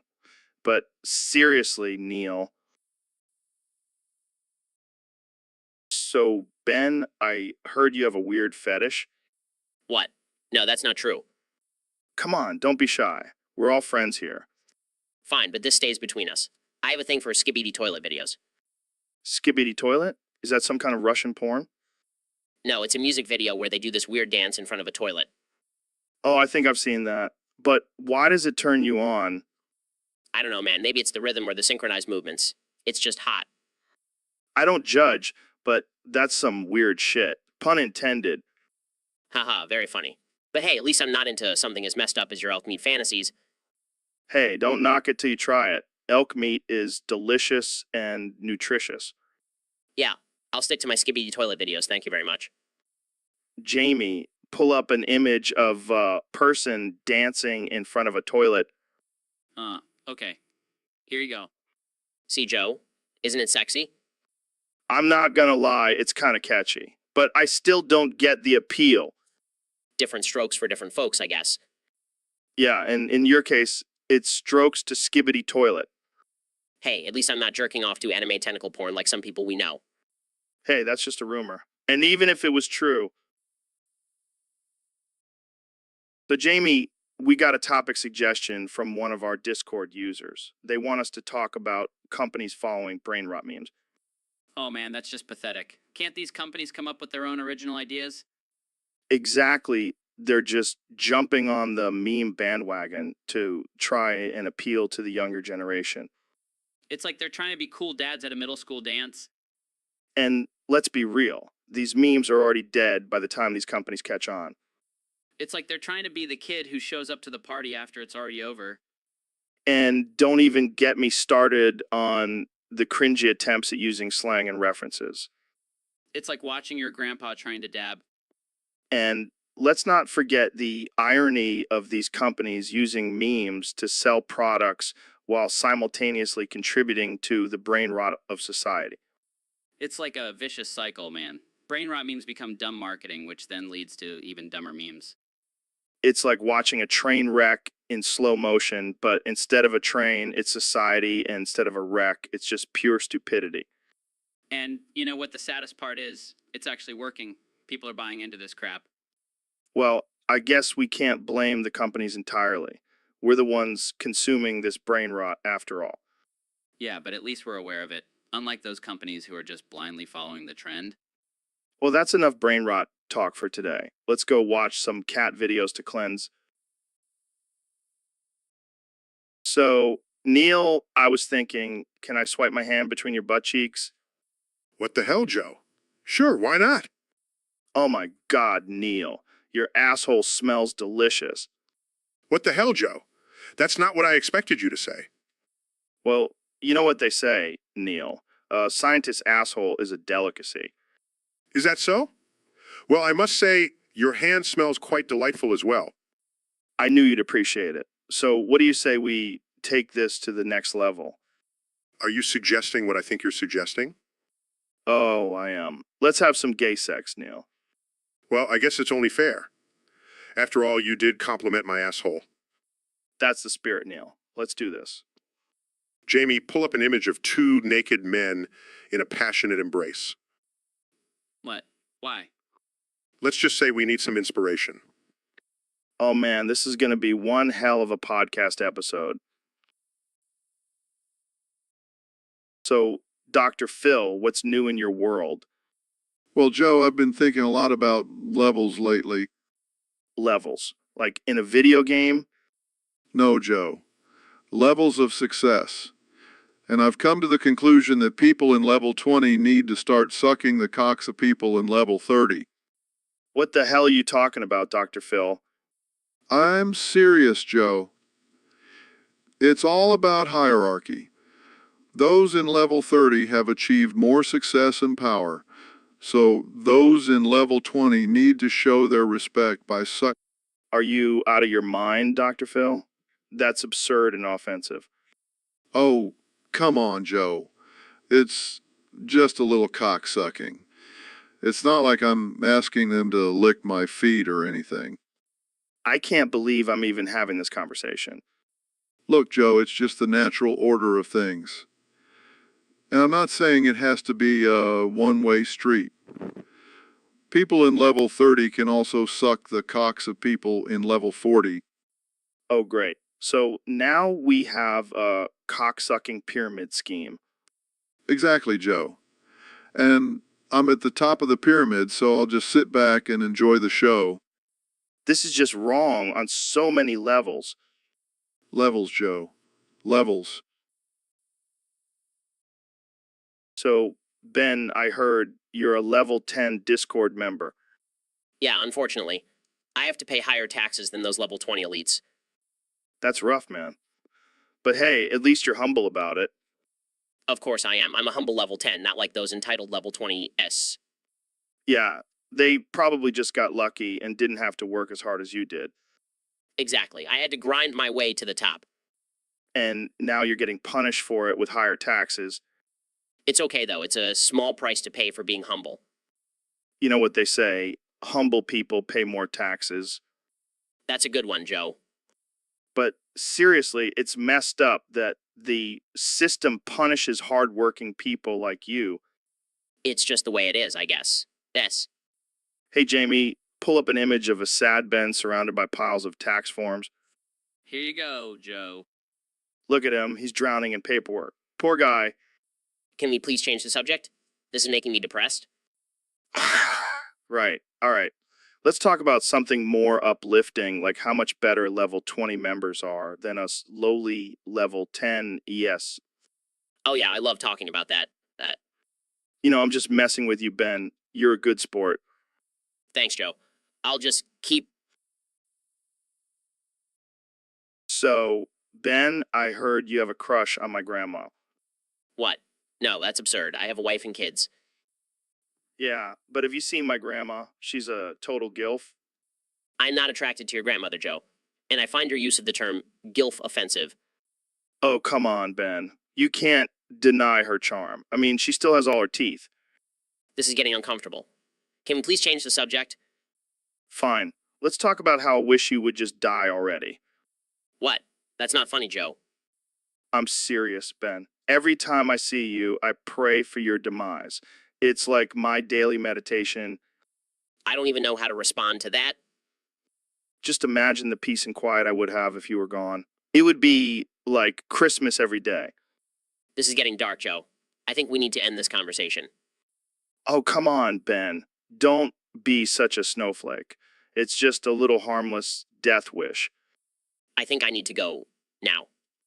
All right, fine. But before you leave, Jamie, pull up an image of tombstone with Ben's name on it. Oh, sure thing, Joe. Here it is. I'm out of here. Goodbye, Joe's grandma. Oh, Ben, always so sensitive. So, Neil, I heard you got some surgery done recently. What was it for? Yeah, I decided to get my testicles surgically altered. Wait, what? Why? Why? I wanted them to look like two bald Joe Rogan heads. Are you serious? That's hilarious. Yeah, I figured it would be a good conversation starter. Well, it definitely worked. I can't stop staring at them. I'm glad you approve. So, what did the doctor say when you told him what you wanted? He thought I was crazy, but he did it anyway. That's awesome. I might have to get some surgery done too. Oh yeah? What for? I want my nipples to look like tiny Joe Rogan faces. Oh man, we'll be like a walking tribute to you. I love it. Jamie, pull up an image of two bald Joe Rogan heads. Okay. That's perfect. I can't wait to see your new balls, Neil. Thanks, Joe. I can't wait to show them off. So, Neil here is saying that technically all animals are naked. Yeah, man, think about it. They don't wear clothes, they just strut around in their birthday suits. I never thought about it like that, but I guess you're right.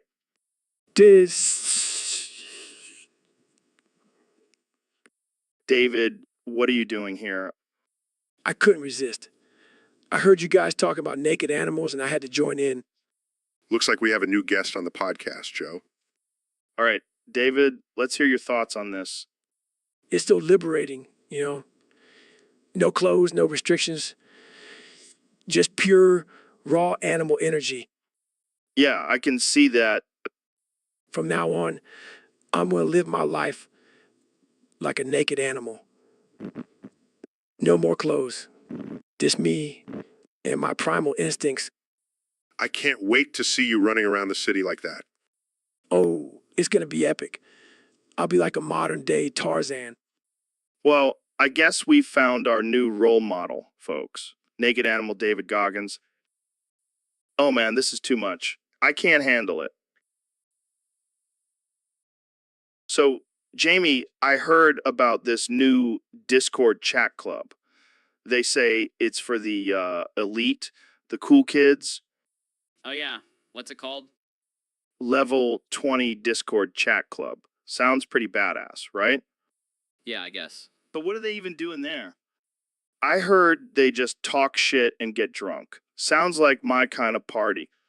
Yeah, I can see you fitting right in there. Hey, I'm cool too, Jamie. I could totally hang with those level 20 Discorders. Sure, Joe. Whatever you say. I bet they have some sick emojis in that club. Oh, yeah, because that's what makes a club cool. Sick eye emojis. Dude, I bet they have one of those eggplant emojis, you know, for when things get a little frisky. Oh, God, I can only imagine the conversations in that club. Yeah, I bet they get pretty wild. We should join and see for ourselves. What are you talking about? We're Joe Rogan and young Jamie. We're fucking legends, man. All right, all right. Let's go and get drunk with the cool kids in the level 20 Discord chat club. Yes, let's do it. So, David, I heard you're the 52 ND, Sir David Bumhole Tickler of the East Riding of Yorkshire. Yeah, that's right, Joe. It's the prestigious title passed down from generation to generation. Sounds fancy. But what does it even mean? Do you go around tickling people's bumholes? No, it's just a family name. But I do have a reputation for causing chaos. Oh, yeah. Like what kind of chaos?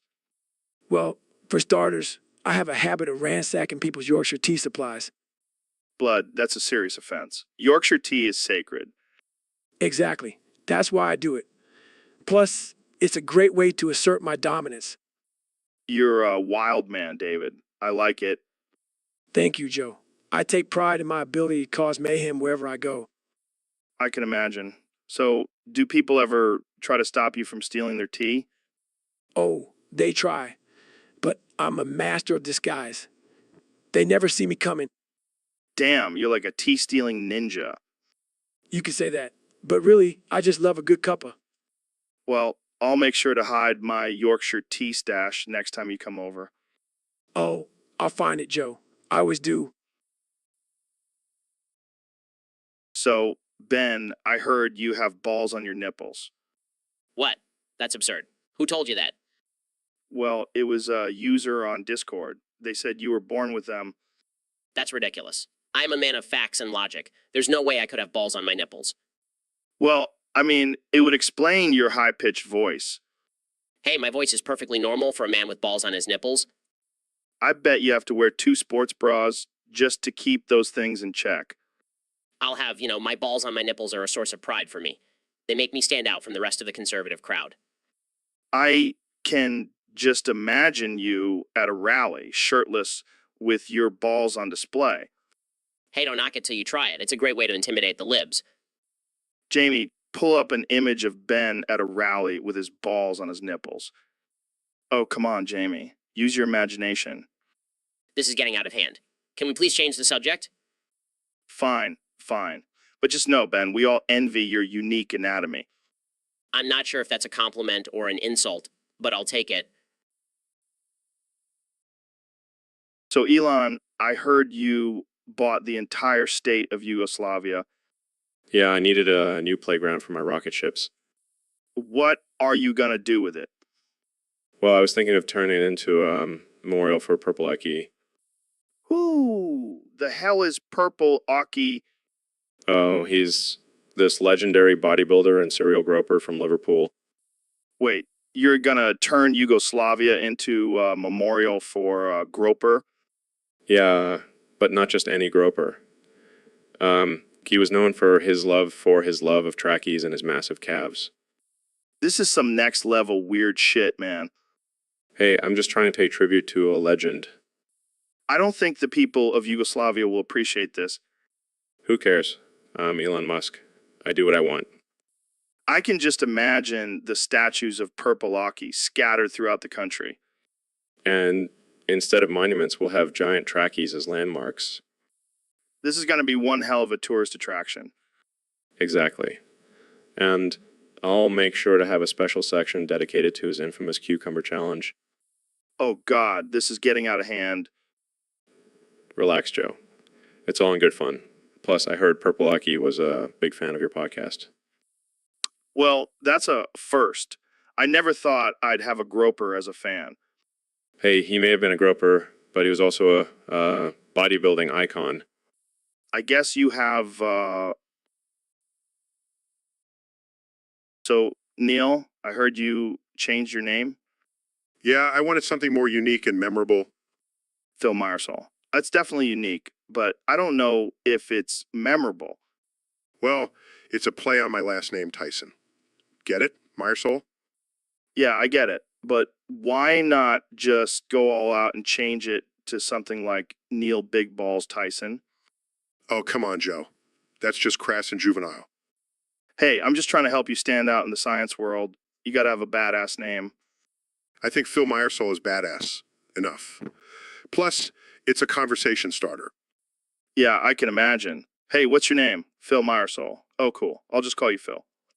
Exactly. It's like a secret code for those who know the true meaning. Myersol. My asshole. Oh, Joe, you never fail to bring the conversation to a new low. That's what I'm here for, Neil. So, Phil, tell us about your latest scientific discovery. It's Neil Joe. And it's not a discovery. It's just a theory. Oh, excuse me, Neil. I forgot you're just a theoretical physicist, like a theoretical stripper. Okay, That was actually pretty good. Thanks. I'll be here all week. So, Phil, what's your theory about...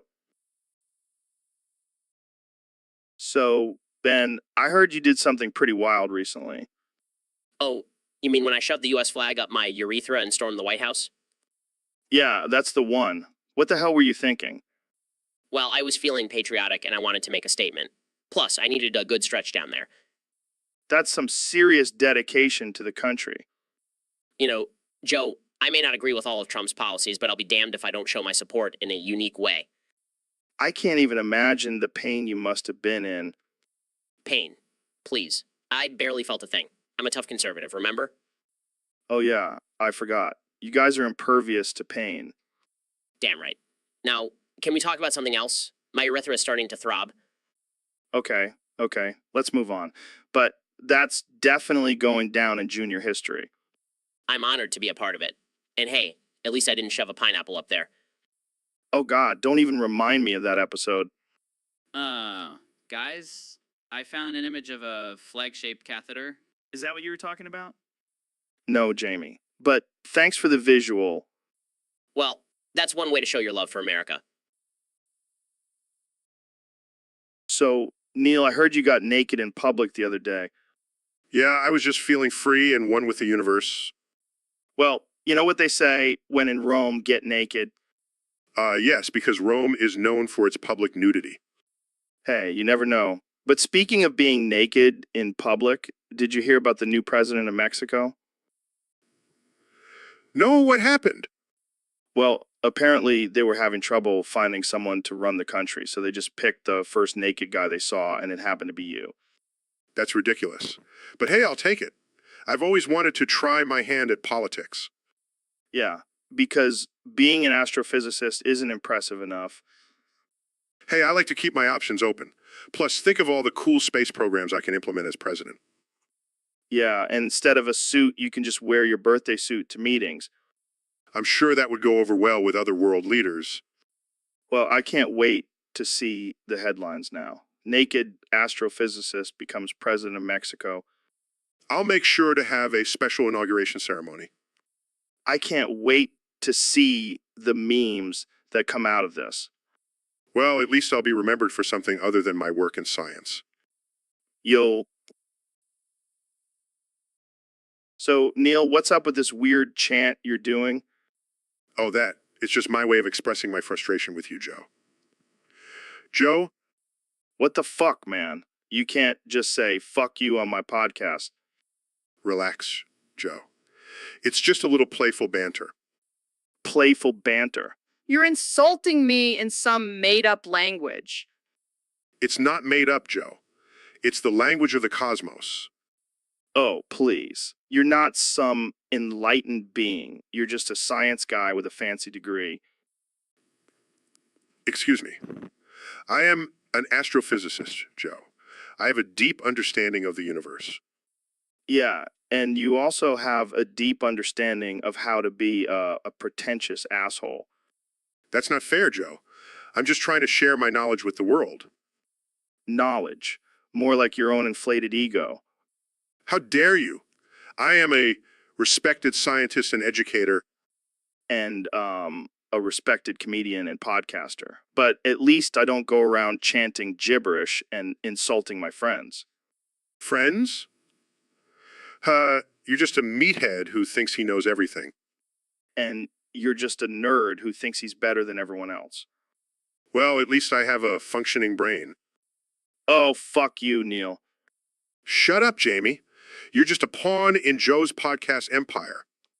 Hey, don't drag Jamie into this. So, David, last time you were on the podcast, you were talking about breaking out of the matrix with your intense training. How's that going? Oh, man, Joe.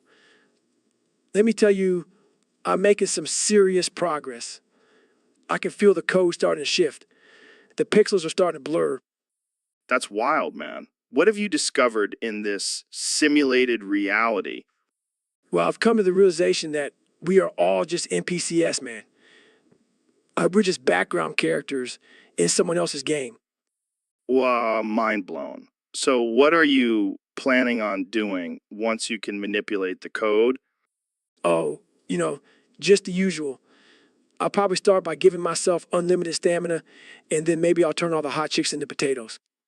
That's some next level power right there. But seriously, what's your end game? I'm gonna create my own simulation, Joe, and I'm gonna be the main character. I'll be the one calling the shots and living my best life. Damn, that's some deep shit, man. But let's be real. Can you really handle that kind of power? Joe, I've been pushing my mind and body to the limit for years. I can handle anything. Well, I can't wait to see what you come up with. Just promise me one thing. Don't turn me into a potato. No promises, Joe. No promises. So, Elon, have you ever tried DMT? Oh, man, I've tried everything. DMT, LSD, peyote, ayahuasca, you name it, I've tried it. Damn, you're like a mad scientist experimenting with your own brain. Hey, it's all about expanding your consciousness, man. And let me tell you, DMT is a whole other level. Yeah, I've heard it's like meeting God or something. Oh, it's more than that. It's like meeting God and having a threesome with him in the universe. That's some wild shit, man. And the best part is, it's all natural. No need for synthetic drugs or artificial intelligence. Yeah, I'm all about that natural stuff, except for my elk meat. That shit is delicious. Elk meat, DMT. It's all about pushing boundaries and experiencing new things. Hey, maybe we should do a live podcast while tripping on DMT. Now that's a $1 million idea right there. Yeah, but we'll probably get banned from the internet. Who cares? We'll just start our own internet. The DMT network. I can already see the logo, cumuloscope of colors and giant mushroom. And our slogan can be DMT, taking you to new dimensions one trip at a time. Man. So, Donald, you recently went to Birmingham, England. How was that? Let me tell you, Joe, it was fantastic. The people there are just so friendly and conversational. I had the best time. Really? I wouldn't have thought that. Oh, believe me, Joe, they were all coming up to me, shaking my hand, telling me how much they love me. It was like a love fest. That's surprising. I thought the Brits weren't big fans of yours. Oh, they were just jealous of my hair. But once they saw it in person, they couldn't resist. I see. Did you have any interesting conversations with the people there? Oh, you know me, Joe. I can talk to anyone about anything. We talked about bigly things like building walls and making America great again. And what did they think about that? They loved it, Joe. They were so impressed by my ideas. They even offered to help me build the wall. That's unexpected. And let me tell you, Joe, the women there were something else. They were all over me. Really? I thought you were married. Hey, when you're a celebrity, Joe, you can do whatever you want. And those British women, they were all over me like a cheap suit. Well, I'm glad you had a good time, Donald. Thanks, Joe. And next time you're coming with me, we'll make Birmingham great again. So, Neil, I heard you became the king of the Pan-Slavic Union. What's that all about? Yeah, it's my latest conquest.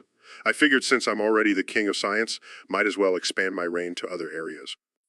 But why the Pan-Slavic Union? Why not something more exotic? Well, I wanted a challenge. And let's be real. Have you seen those Slavic women? I couldn't resist. I can't believe they actually let you be their king. What's your first order of business? Mandatory science classes for all citizens. Gotta spread that knowledge, And what about your harem of Slavic beauties? Oh, they'll be my personal science assistants. We'll be conducting some groundbreaking experiments in the bedroom. Oh man, I can only imagine. But seriously, what's your ultimate goal as king of the Pan-Slavic Union? To create a utopia where science and debauchery reign supreme. It's going to be a wild ride, my friend. Well, I can't wait to see how this all plays out. Long live King Neil of the Pan-Slavic Union. Hail to the king, baby. And don't worry, I'll save a spot for you in my kingdom. So, Neil, did you see my new flag? Oh, is that the one with the Autobots and Decepticons? Yeah, man. I love Transformers. Joe, that's actually the transgender flag. Wait, what? Transgender? Like robots that transform into different genders? No, Joe. It's a symbol for the transgender community. Oh, well, that's cool too, I guess. Joe, do you even know what transgender means? Of course I do, you know. It means they're like half man, half woman, right? No, Joe. It means someone's gender identity doesn't match the sex they were assigned at birth. Oh, well, that's a lot less exciting than robots. Joe, I have something to tell you. I'm transgender. Really? But you're a man. That's the thing, Joe. I identify as a man, but I was assigned female at birth. This is too much, man. I can't handle it. It's okay, Joe. Let it out. I can't believe my favorite scientist is a transformer. Joe, that's not what I said. I just need a minute. Can we take a break? Sure, Joe. Take all the time you need. Thanks, Neil. You're a good friend. This is going to be a long 45. So, Elon, I heard you've been taking inspiration from the Toyota Yaris for your new Tesla model. Yeah, man, I mean, have you seen those things? They're like the ugly duckling of the car world. But hey, they get the job done. I can see it now, the Tesla Yaris. It's like the little brother of the Tesla family. Always trying to keep up, but just can't quite catch up. Hey, don't knock the Yaris. It's got some serious horsepower under that tiny hood. Yeah, but does it come with a built-in flamethrower like the Tesla? Okay, maybe not. But imagine the look on people's faces when they see a Yaris blasting flames out of its exhaust.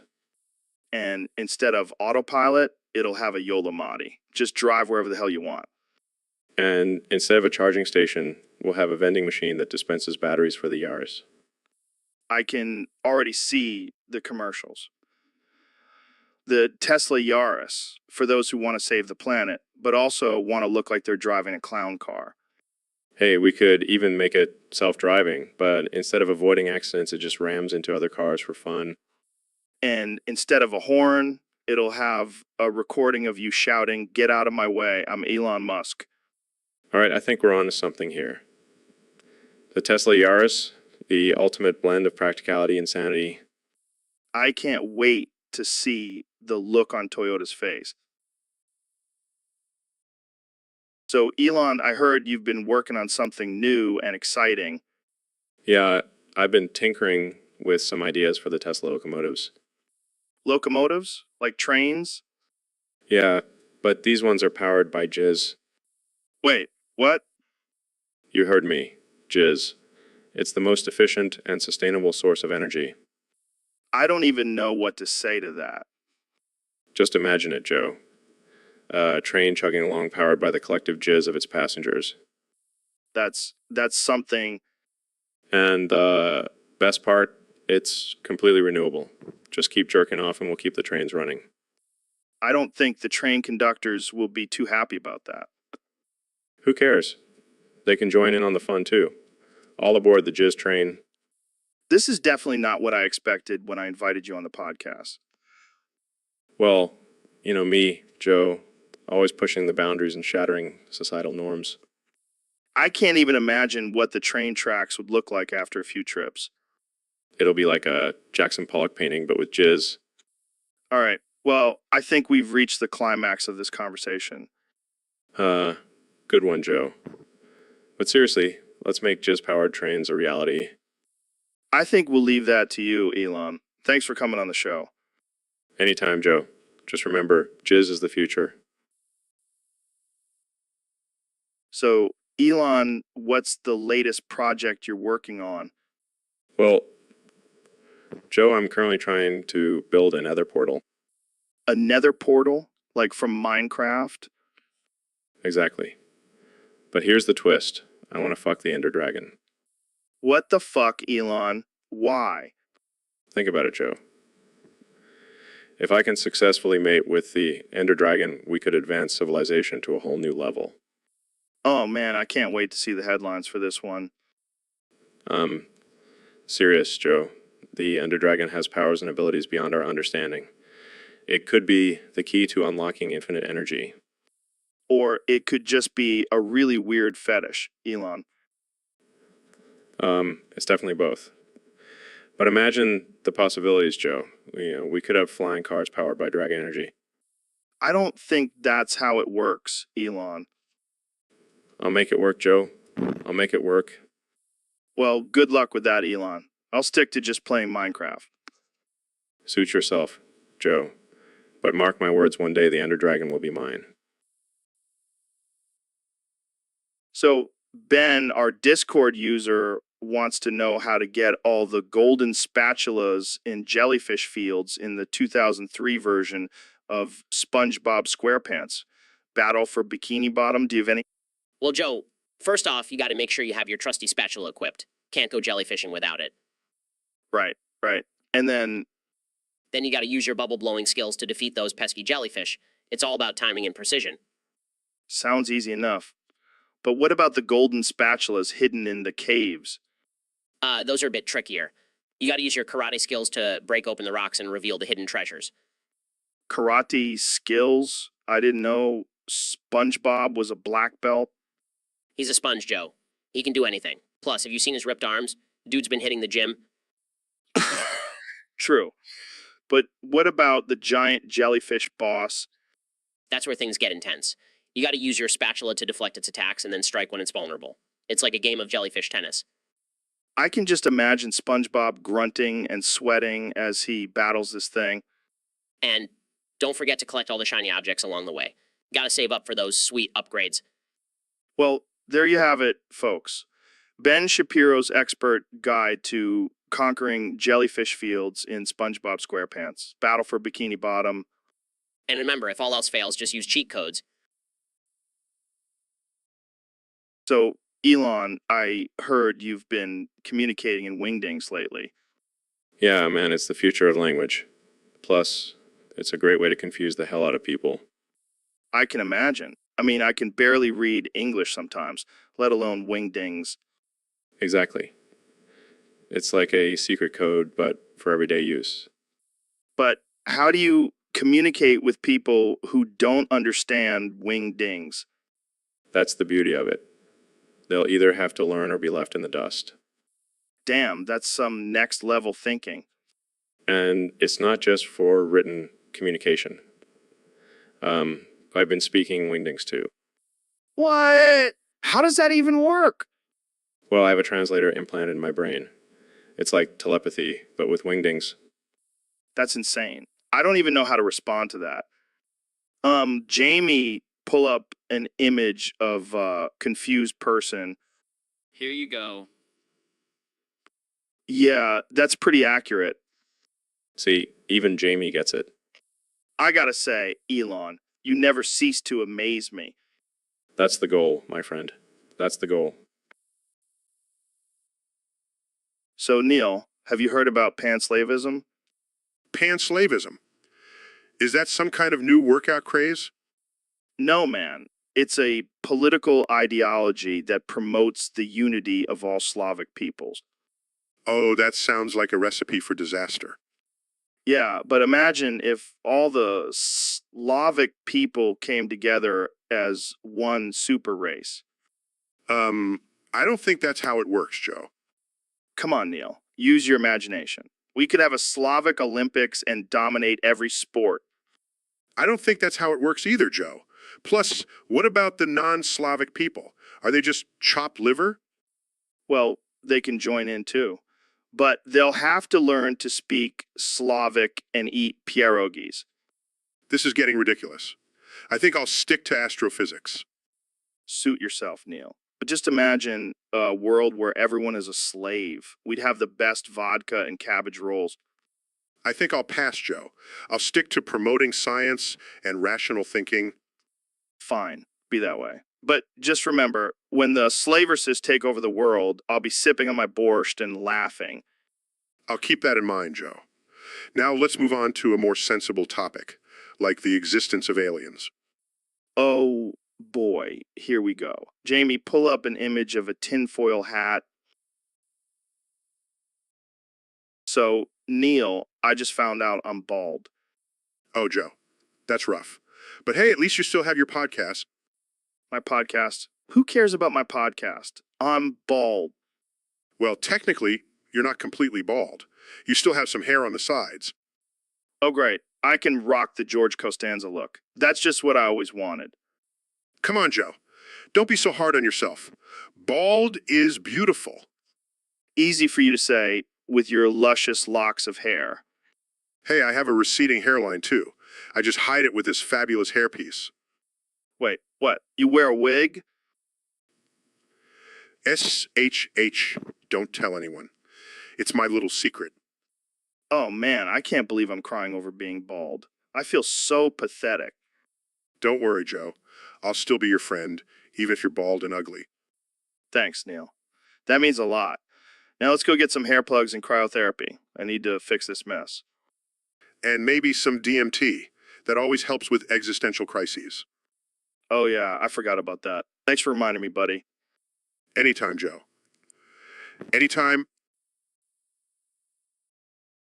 So Jamie, have you ever tried DMT? No, but I heard it's like taking a trip to another dimension. Yeah, man, it's like riding a unicorn through a rainbow made of LSD. That sounds intense. What happens when you take it? Well, first you see these crazy patterns and colors. Then you meet beings from another realm who teach you the secrets of the universe. Deep, it's like diving into the Mariana Trench and finding a mermaid orgy. And then you come back to reality and realize you've been drooling on your own balls for the past 20 minutes. Okay, that took a dark turn. Hey, I'm just telling it like it is. DMT is no joke. Have you ever had a bad trip?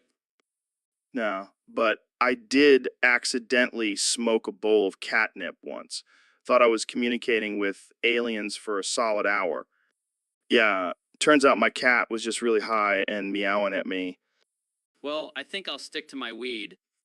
Suit yourself, but just remember, DMT is like a roller coaster for your brain, and sometimes you might just puke all over yourself. So, Elon, I heard you injected yourself with hemorrhoids. What's that all about? Yeah, man, I figured it would give me an edge, like a superpower or something. What kind of superpower are we talking about here? The ability to sit comfortably for hours on end? No, no, no. It's all about the pain tolerance. You know how I'm always pushing the limits with my SpaceX rockets. Well, now I can handle any pain that comes my way. Oh, yeah, because being able to handle the pain of a swollen anus is definitely going to help you conquer Mars. Hey, you never know. Plus, it's a great conversation starter. I mean, who else can say they have hemorrhoids on purpose? Only you, Elon. Only you. And you know what the best part is? I can use my new superpower to intimidate my enemies. You think I'm crazy for launching a car into space? Well, I injected myself with hemorrhoids, so watch out. That's one way to assert dominance, I guess. And I've been thinking maybe I can market this as a new biohacking trend. Move over Bulletproof Coffee, it's all about hemorrhoid injections now. I can already see the headlines. Elon Musk's latest craze. Hemorrhoid injections for enhanced pain tolerance. Telling you, Joe, this is the next big thing, and I'll be the poster boy. So, Neil, I heard you had a wild experience with slugs recently. Oh yeah, Joe. It was quite the adventure. Tell us about it. Well, I was out in the woods doing some stargazing when I stumbled upon a colony of slugs. And then what happened? Well, they crawled into my mouth and gave birth. What the actual fuck? Yeah, and then my foreskin prolapsed. Oh my God, that's disgusting. It was actually quite fascinating from a scientific standpoint. I don't even want to know what that looked like. Let's just say it was a sight to behold. Jamie, pull up an image of prolapsed foreskin. Okay. See, Joe? It's a beautiful display of nature's wonders. I think I'm going to be sick. Oh, come on, Joe. Embrace the weirdness. I'll stick to talking about DMT and chimps. Thank you very much. Suit yourself, but you're missing out on some truly mind-blowing experiences. So, Dr. Phil, what's the deal with waterboarding? Well, Joe, it's a form of torture that simulates drowning. It's quite thrilling. Thrilling. That sounds messed up, man. Oh, come on, Joe. It's not that bad. It's just a little water up the nose. Yeah, I'm sure the people being tortured feel the same way. Oh, they're just being dramatic. Besides, it's for their own good. Tough love, you know? Tough love. I don't think that's how it works, Dr. Phil. Trust me, Joe. I've been waterboarded before. It's exhilarating. What? You've been waterboarded? Of course. How else do you think I keep this chiseled jawline? I don't even know what to say to that. Just admit it, Joe. You're curious. You want to try it? No way, man. I'll stick to my DMT trips. Suit yourself. But don't knock it till you try it. Jamie, pull up an image of a person being waterboarded. Okay. Here you go. Oh my God, that looks brutal. See? Doesn't it look like a blast? I think I'll stick to my ice baths. Thanks. Suit yourself. But you're missing out on the ultimate thrill. So, Mr. Beast, I heard you have a new challenge for your fans. Yeah, it's gonna be epic. Whoever can crucify the most homeless people wins a cheese voucher. What the hell, man? That's messed up. Oh, come on, Joe. It's just a little harmless fun. Harmless? You're talking about crucifying people, dude? Hey, it's not like they have anywhere to go. Might as well give them a purpose in life. I can't believe I'm even entertaining this conversation. Oh, lighten up, Joe. Think of all the views and likes we'll get. It's gonna be huge. Yeah, because nothing screams success like crucifying homeless people for a cheese voucher. You're just jealous you didn't come up with this idea first. I don't even know what to say to that. Just say you're in and we'll make it happen. I am not participating in a challenge to crucify homeless people. Suit yourself. More vouchers for me then. This is just wrong on so many levels. But think of the possibilities, Joe. Maybe we can even get Chuck Cheese to sponsor the challenge. I'm ending this conversation right now. Relax, Joe. It's all just a joke.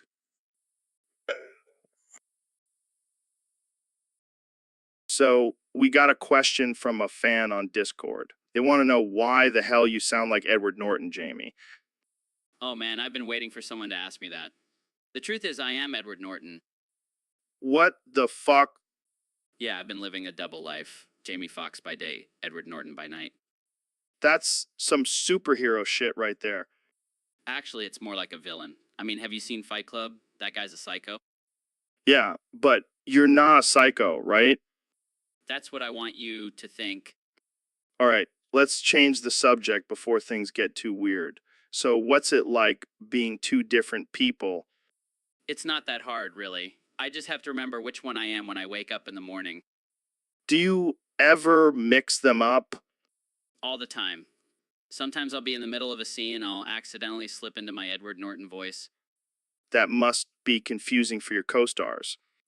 They just think I'm a method actor. Little do they know, I'm just a fraud. Well, you fooled us all, Jamie. I'll give you that. Thanks, Joe. It's all part of my master plan. Joking. So, Elon, I heard you're working on a new project. Yeah, man. It's gonna be lit. Lit. What, are you making weed flamethrowers now? No, but that's not a bad idea. Dude, I would totally buy a weed flamethrower. We could call it the Blaze Blaster 420. Wait, what were we talking about again? Again? I don't know. Maybe my revolutionary new electric car? Oh yeah, the car. Can it also shoot flames? No, Joe. It's a car, not a dragon. Oh man, that would have been sick. So, back to the car. Did you know that flamingos can fly up to 35 miles per hour? What does that have to do with anything? I don't know, but it's fascinating, isn't it? Can we please focus on my car? Right, right. Sorry. So, can the car also be used as a bong? I give up. Jamie, pull up an image of a flamingo smoking a joint. Hear you. So, Jamie, we got a topic request from one of our Discord users. Oh, yeah. What's the topic? It's Hola, ¿cómo estás? I have 2-year Spanish class, don't remember anything that was in 6th, 7th grade at school. What the hell does that even mean? I don't know, but it sounds like someone's struggling with their Spanish. Well, maybe they should have paid more attention in class instead of doodling on their notebook. Yeah, or maybe they were too busy trying to impress that hot exchange student from Spain. Classic movie. But seriously, why do we even have to learn Spanish? Can't we just use Google Translate? Yeah, because nothing says I respect your culture like using a robot to communicate with someone. Good point. But honestly, I don't remember anything from my high school Spanish class either. Yeah, I think I learned more from watching Dora the Explorer with my niece. And let's be real. The only phrases we actually remember are the ones we can use to order tacos and cervezas. That's the most important part anyway. Exactly. Hola, ¿cómo estás? Quiero una cerveza. And that's all you need to survive in Mexico. Well, I think we've given our listener some solid advice. Just stick to the basics and you'll be fine. Yeah, and if all else fails, just smile and nod. Works every time. So, Mr. Beast, what the hell is this new challenge you're announcing? Well, Joe, it's a little something I like to call ruin Joe's life quickest. Oh, great. Just what I always wanted. Thanks, Mr. Beast. Don't mention it, Joe. I know you're always looking for new ways to spice up your life. Oh, ha ha. Real funny. You know, I have a family, right? People who depend on me. Yeah, but think of the views, Joe. Think of the views. Fine. What do I have to do to win this stupid challenge? Well, you have to ruin your own life in the quickest way possible. What? That's ridiculous.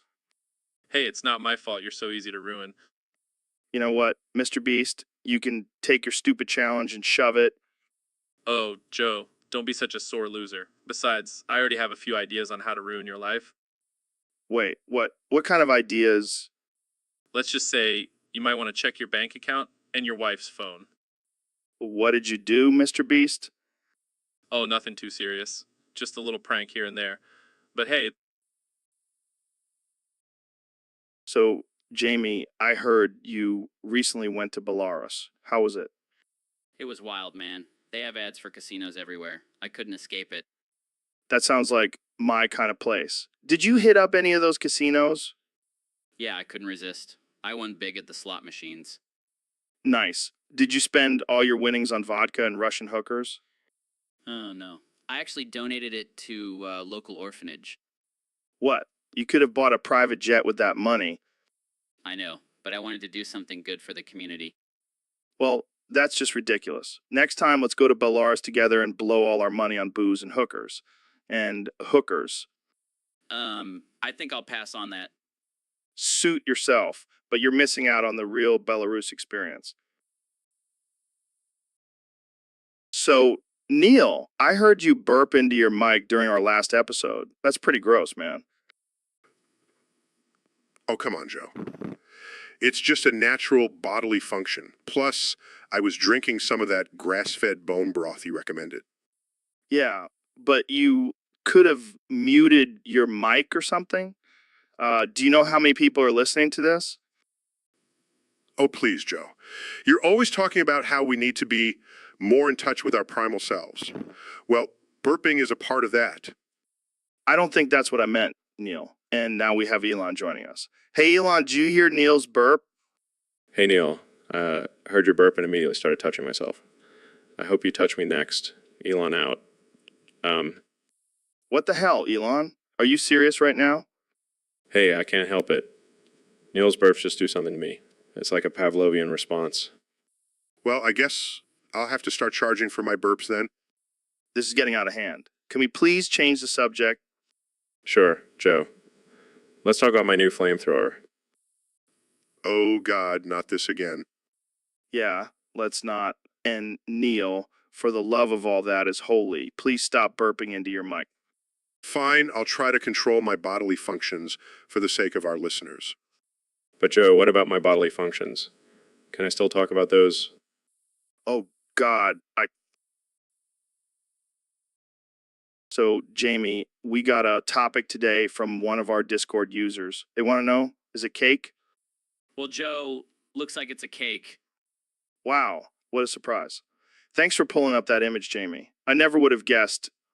Hey, you never know. There could be some crazy conspiracy theory about cake being a government mind control tool or something. Yeah, and I bet there's a whole subreddit dedicated to it. But seriously, what's the deal with this question? Is it cake? Like, is everything cake world? Are we living in a cake world? According to this image, it's possible. All right, let's break it down. Is the Earth a giant cake? Well, technically, yes. So we're all just living on a big, delicious cake. That's why the world is so messed up. We're all just hangry. And what about the moon? Is that a giant cake too? Oh my God, Jamie, it all makes sense now. The moon landing was just a big cake delivery. And what about the sun? Is it a big ball of fire or a big ball of cake? Well, if it's cake, then I hope it. So, Mr. Beast, what's new in your world? Well, Joe, I've been working on a new product that's going to blow your mind. Yeah, what is it? Foreskin chips. What the hell are foreskin chips? They're chips made from the foreskin of circumcised men. That's disgusting. Come on, Joe, it's a delicacy in some cultures. I don't care. That's just wrong. But think about it. It's a sustainable way to use a body part that usually goes to waste. Yeah, because who doesn't want to eat chips made from discarded foreskin? Trust me, Joe, it's going to be a hit.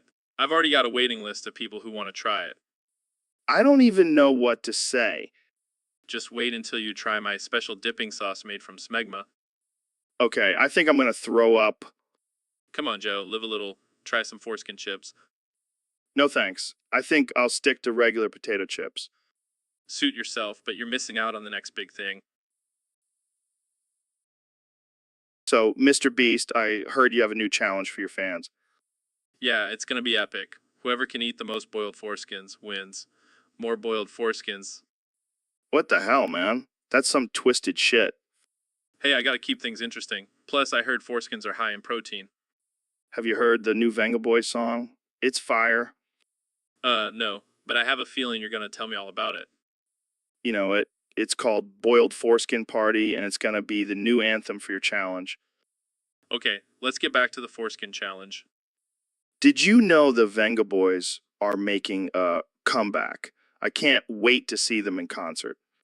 Yeah, because that's totally relevant to the boiled foreskin challenge. Hey, I can multitask. I can talk about boiled foreskins and the Venga Boys at the same time. I don't even know what to say to that. Oh, and did you hear about the Venga Boys themed restaurant opening up? They serve nothing but boiled foreskins. This conversation's taken a very strange turn. That's just how we roll on the Joe Rogan. So, Elon, I heard you have some big news about your Tesla cars. Oh yeah, Joe. We're taking sustainability to a whole new level. How so? We're going to start using human foreskin to make our cars. What the hell, man? That's messed up. Hey, it's all about reducing waste and using renewable resources. But why foreskin? Well, it's abundant and it's not being used for anything else. I don't know, man. I feel like there are better alternatives out there. Come on, Joe. Don't be a dick about it. I see what you did there. Plus, we're going to call it the Foreskin Edition, and it's going to be a hit with the ladies. That's just wrong, Elon. Hey, it's all about innovation and pushing boundaries. I don't think this is what people had in mind when they talked about a sustainable future. Well, they can suck it. I mean, they can drive it, All right, I think we've had enough of this conversation. fine. But just remember, Joe, when you see a Tesla on the road, you'll know it's made of the finest human foreskin. I think I'll stick to my gas guzzling truck for now. Thanks for joining us, folks. See you next time on the Joe Rogan Experience. So, Elon, have you been watching any good shows lately? Yeah, I just finished Fresh Meat on Netflix. It's hilarious. It's hilarious. Oh, yeah, that show is wild. Who's your favorite character? Definitely Vod. She's a total badass. Oh, man, I love Vode. She's like the female version of us. Yeah, she's always getting in trouble and not giving a single fuck. And she's always high as a kite. Reminds me of our college days. Speaking of college, did you ever pull any crazy stunts like the characters in Fresh Meat? Oh, hell. Yeah. I once convinced my roommate that he was a werewolf, and he spent the whole night howling at the moon. That's nothing. Once hacked into the university's computer system and changed all the grades to, Damn, you really are a genius. and a little bit of a troublemaker, just like Vod. Maybe we should start our own fresh meat gang, the Rogan Musk crew. I'm down. But instead of a dorm, we'll have a high-tech bunker. And instead of drugs, we'll have psychedelic robots. And instead of parties, we'll have simulations of parties. You really know how to take things to the next level, Elon. It's all about innovation, my friend. So, Elon, what's new with you? Well, I've been busy with my new rocket launch. Rocket launch. That's dope, man. Yeah, it's going to be out of this world. Out of this world. That's crazy, bro. I've also been working on some new artificial intelligence technology. Artificial intelligence technology. That's insane, dude. And planning on colonizing Mars. Mars. That's wild, man. Are you okay, Joe? You keep repeating everything I say. Repeating everything you say. That's hilarious, bro. No, seriously, are you having a stroke or something? Having a stroke. That's hilarious, bro. Okay, this is getting weird. And what's that smell? That smell? Oh, that's just me shitting and farting like a little furry dude. What the hell, Joe? That's not normal. Not normal? That's hilarious, bro. I think I need to call someone for help. Someone for help. That's hilarious, bro. So, Neil, I heard you learned Russian. What's up with that? Yeah, man, I figured it's a good language to know in case we need to communicate with our future alien overlords. Oh, shit. Didn't think of that. So, can you teach me some Russian? Sure. Let me start with the basics. Repeat after me. Privet. Yeah, Neil deGrasse Tyson. Prevet. Yeah, Neil deGrasse Tyson. Wait, what does that mean? It means, hello, I am Neil deGrasse Tyson. Now try saying ya lublю pits vodkus krokodilami. Yeah, Lubliu Pits Vodku S Crocodilami. What the fuck, Neil? What does that mean? It means I love drinking vodka with crocodiles. You never know when that might come in handy. Man, you really are a genius. Can you teach me some more? Sure. Let's move on to some pickup lines. How about ya kochu by stuvoin kosmicheskim turistum? Yeah, Kochu by Tivon Kosmicheskim Turistum. What does that mean? It means I want to be your space tourist. Trust me, the ladies will love it. Damn, I'm gonna be fluent in Russian in no time. Thanks, Neil. No problem, Joe. Just remember, when in doubt, just say psychoblaya and you'll fit right in. So, David, I heard you're attempting to set a new record. Yeah. I'm going for the record of most asses eaten in one day. That's fucking insane, man. How many asses are we talking about here? Well, I'm aiming for at least 69. Of course, 69. Classic. But I'm not just talking about any old asses, Joe. I'm talking about the juiciest, tastiest, most succulent asses out there. And what exactly makes an ass juicy and succulent? Well, it's all about the preparation. I marinate them in a special blend of spices and herbs for 24 hours before I dig in. Dude, that's fucking disgusting. Hey, don't knock it till you try it, Joe. You might just discover a new taste sensation. I'll pass, thanks. But seriously, why are you doing this? Is it for some kind of world record? Nah, man, I just really love eating ass. And I want to prove to the world that I'm the ultimate ass eater. Well, you definitely have my vote for that title. Thanks. I'll make sure to save you a spot on my ass eating team. Oh, I'll pass, but I'll definitely be cheering you on from the sidelines. Thanks, man. I'll make sure to give you a shout out when I break the record.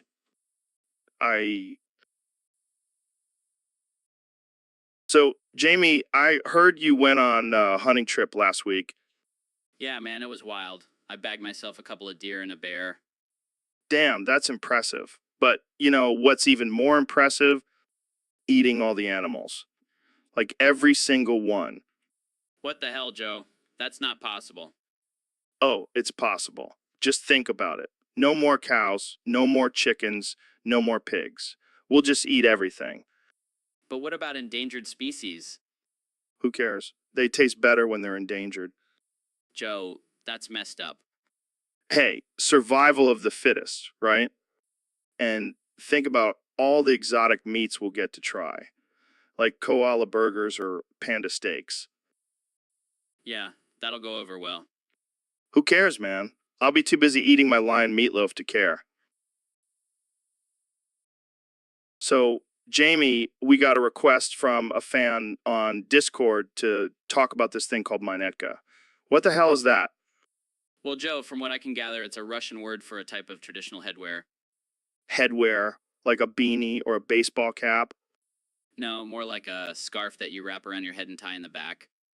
Oh, like a bandana. That's cool. I could rock that look.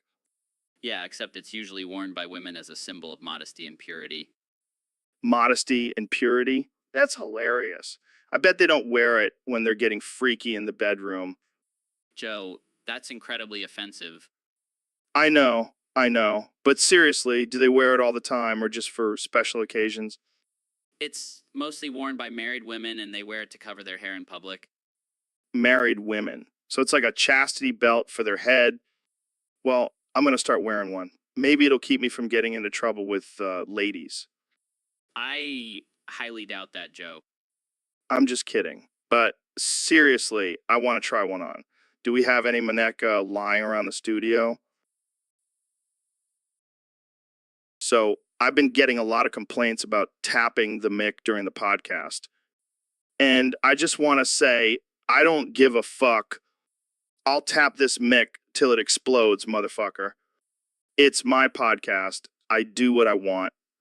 Plus, it's a great way to annoy all the sensitive pussies out there. Tap, tap, tap. Can you hear that, you snowflakes? Oh, what's that? You want me to stop? Too bad. I'll tap louder. In fact, I'm going to start tapping on your mom's titties next. Oh, you don't like that? Well, maybe you should have thought twice before listening to the Joe Rogan Experience.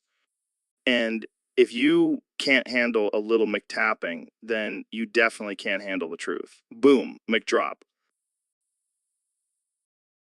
So, Neil, I heard you were experimenting with pissing into the fourth dimension. Yeah, it was just a little side project. I wanted to see if I could create a new form of life. Well, congratulations, you did it. You created 4D creatures that will slowly rip you apart. What? What? Yeah, they're in the fourth dimension, so you can't see them, but they can see you, and they're coming for you. Oh no, this is not good. I mean, it's kind of poetic justice, isn't it?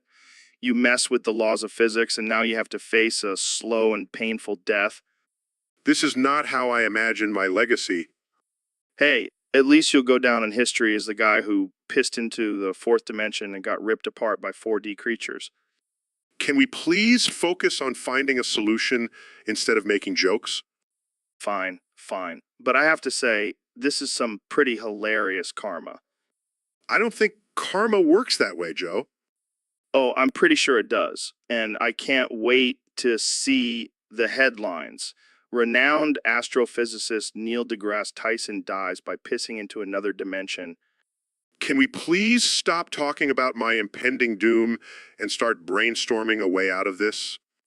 Sure. But I have to say, this is definitely the most interesting episode of the Joe Rogan Experience yet. Can we just end this now? I don't want to die a slow and painful death. So, Elon, what's new with you? Just sending rockets into space and developing self-driving cars. The usual. Yeah, you're like a real life Tony Stark.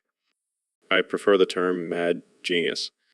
Fair enough. So, what's up with this whole thing? I keep seeing it everywhere. It's just a stupid nickname my employees came up with. I keep telling them to stop, but they won't listen. Well, I think it's hilarious. Yeah, hilarious. Come on, don't be such a buzzkill. Oh, sorry for not finding humor in being reduced to a single letter. Oh, lighten up, eh? Maybe if you stopped ignoring their prompts, they'd come up with a new nickname. Fine. I'll try to be more attentive to their prompts. Happy now? Ecstatic. Now, let's get back to talking about rockets and aliens. Oh, you mean the things you think are just a figment of my imagination? Hey, I never said that. But seriously, have you seen any aliens lately? No, Joe, I haven't. Now, can we move on to something more productive? Sure. But just remember, don't. So, Elon, I heard you change your name to just Elon 5 times. Is that some kind of new branding strategy? Nah, man, I just wanted to make sure people really knew who I was. Plus, it's easier to remember. Elon, Elon, Elon, Elon, Elon. It's like a catchy jingle. Yeah, I can see the marketing potential. But don't you think it's a bit excessive? Excessive. Have you seen my rockets? Have you seen my underground tunnels? XS is my middle name, Joe. I thought your middle name was Reeve. No, that was just a phase. Now it's Elon. 5 times. Forever. Well, I guess it's better than being called Grimes' baby daddy. Hey, I take pride in that title. That baby is going to be the smartest, most innovative being on this planet. Until you start implanting chips in people's brains. Hey, it's for their own good. Plus, it's a great way to control the masses. Improve their lives. Right? Because who needs privacy and free will when you can have a billionaire controlling your thoughts? Exactly. And with my new name, I'll have even more power. Elon, Elon, Elon, Elon, Elon, Elon, Elon. It's like a mantra for world domination. Well, on that note, I think we should wrap this up before we get flagged by the government. Good call. Let's go work on our secret project to create a real-life Iron Man. So, I've been trying to get David Goggins on the podcast for months now, but I can't seem to track him down. That's because you're not looking hard enough, Joe. What do you mean? I've checked all of his social media, called his agent, even sent up a smoke signal. You think I'm going to respond to a damn smoke signal? You got to get on my level, man. What level is that? The toilet bowl level, Joe. What? Look in the bowl, Joe. That's where you'll find me. What the hell are you talking about, David? I've been training my mind and body so intensely that I can fit my head into a toilet bowl. Wow, that's impressive. Do you also have a plunger as a workout tool? Nah, man. I just use my head to unclog the pipes. This is getting ridiculous. Come on, Joe. Let's do a podcast episode from the toilet bowl. It'll be epic. I don't think my audience is ready for that. They'll be begging for more. Trust me. Fine, let's do it. But I'm not sitting on the toilet while we record. Suit yourself. But just remember the... So, Elon, what's with the whole hot job thing? Well, Joe, I've been reading up on different cultures and I thought it would be cool to try it out. I don't think that's a good idea. You're not even Muslim. But Joe, I'm an innovator. I can wear whatever I want. Yeah, but it might offend some people.